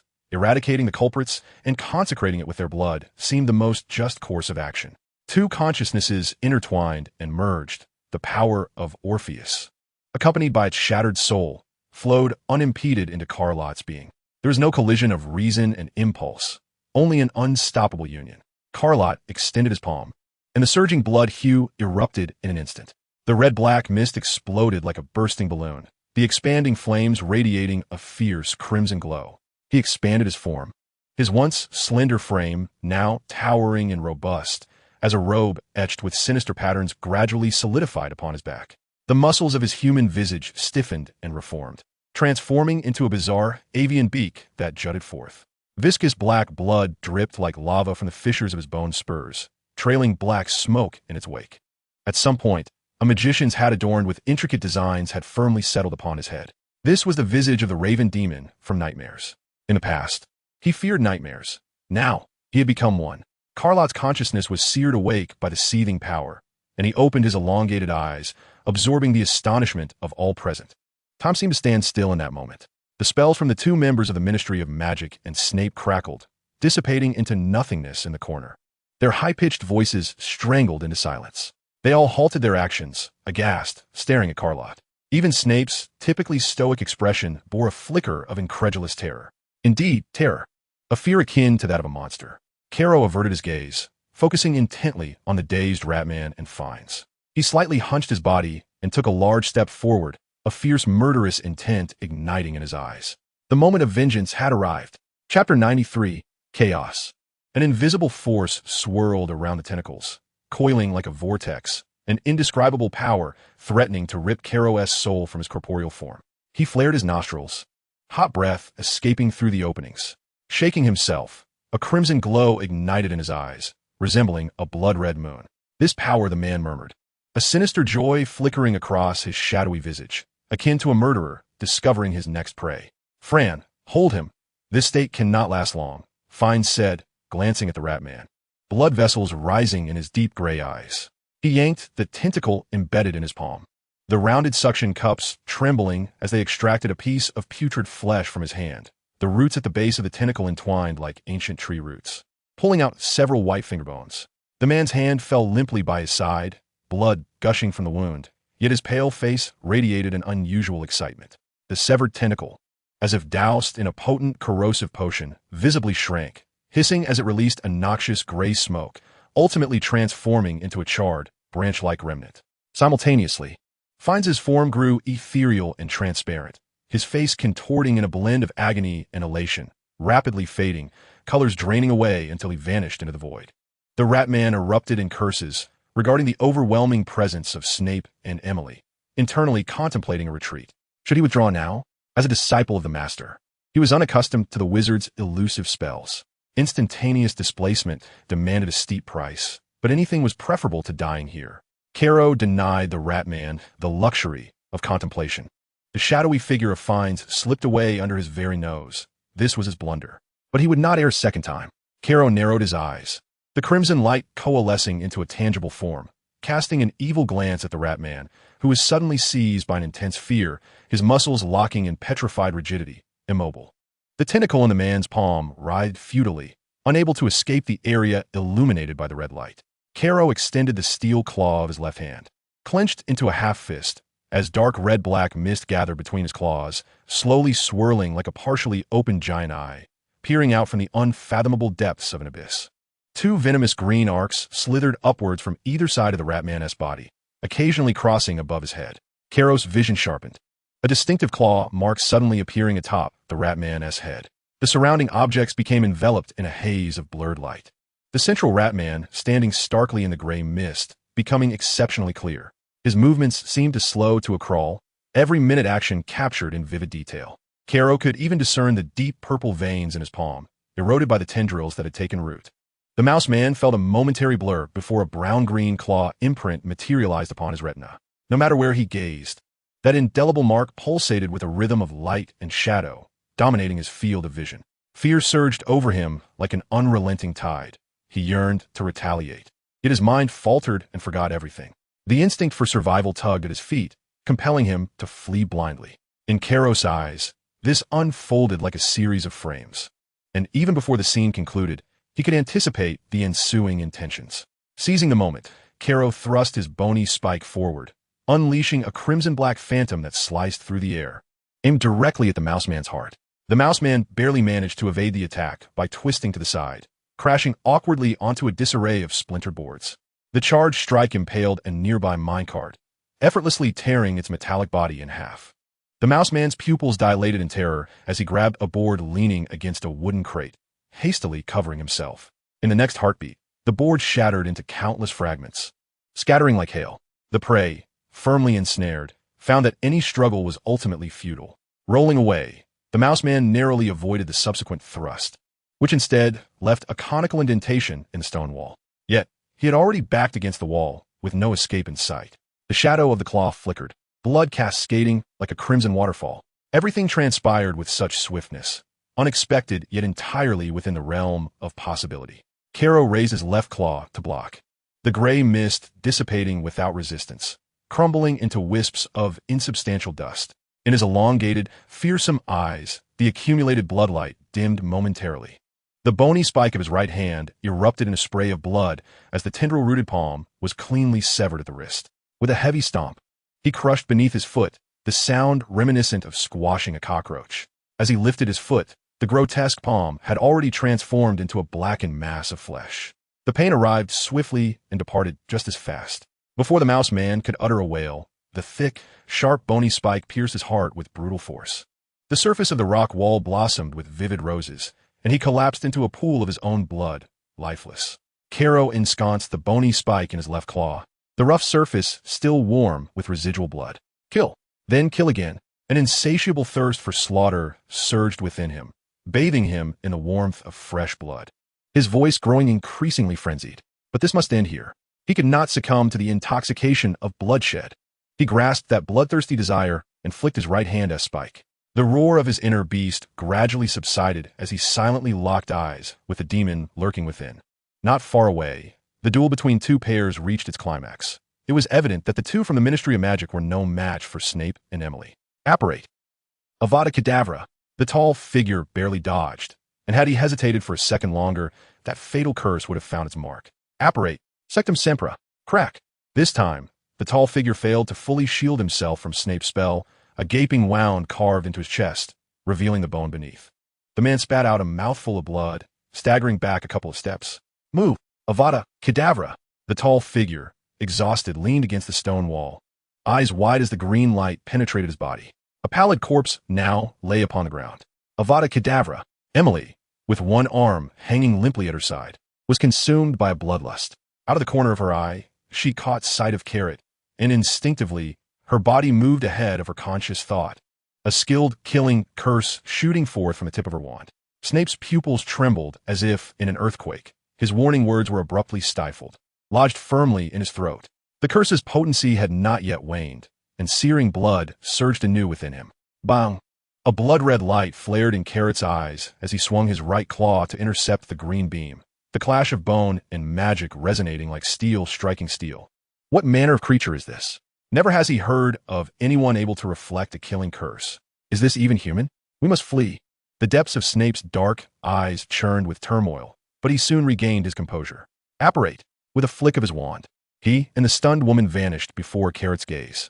Telekinesis let out a shriek as it descended from the vertical shaft, the murderous light in its luminous black eyes fading, its feathers slowly retracting. Carrot gazed at the approaching dark mass, a chill coursing through his limbs. The surroundings blurred together, beginning to spin erratically, forming countless bizarre shadows that danced before his eyes. Waves of dizziness surged through his mind, and he collapsed to the ground, succumbing to unconsciousness.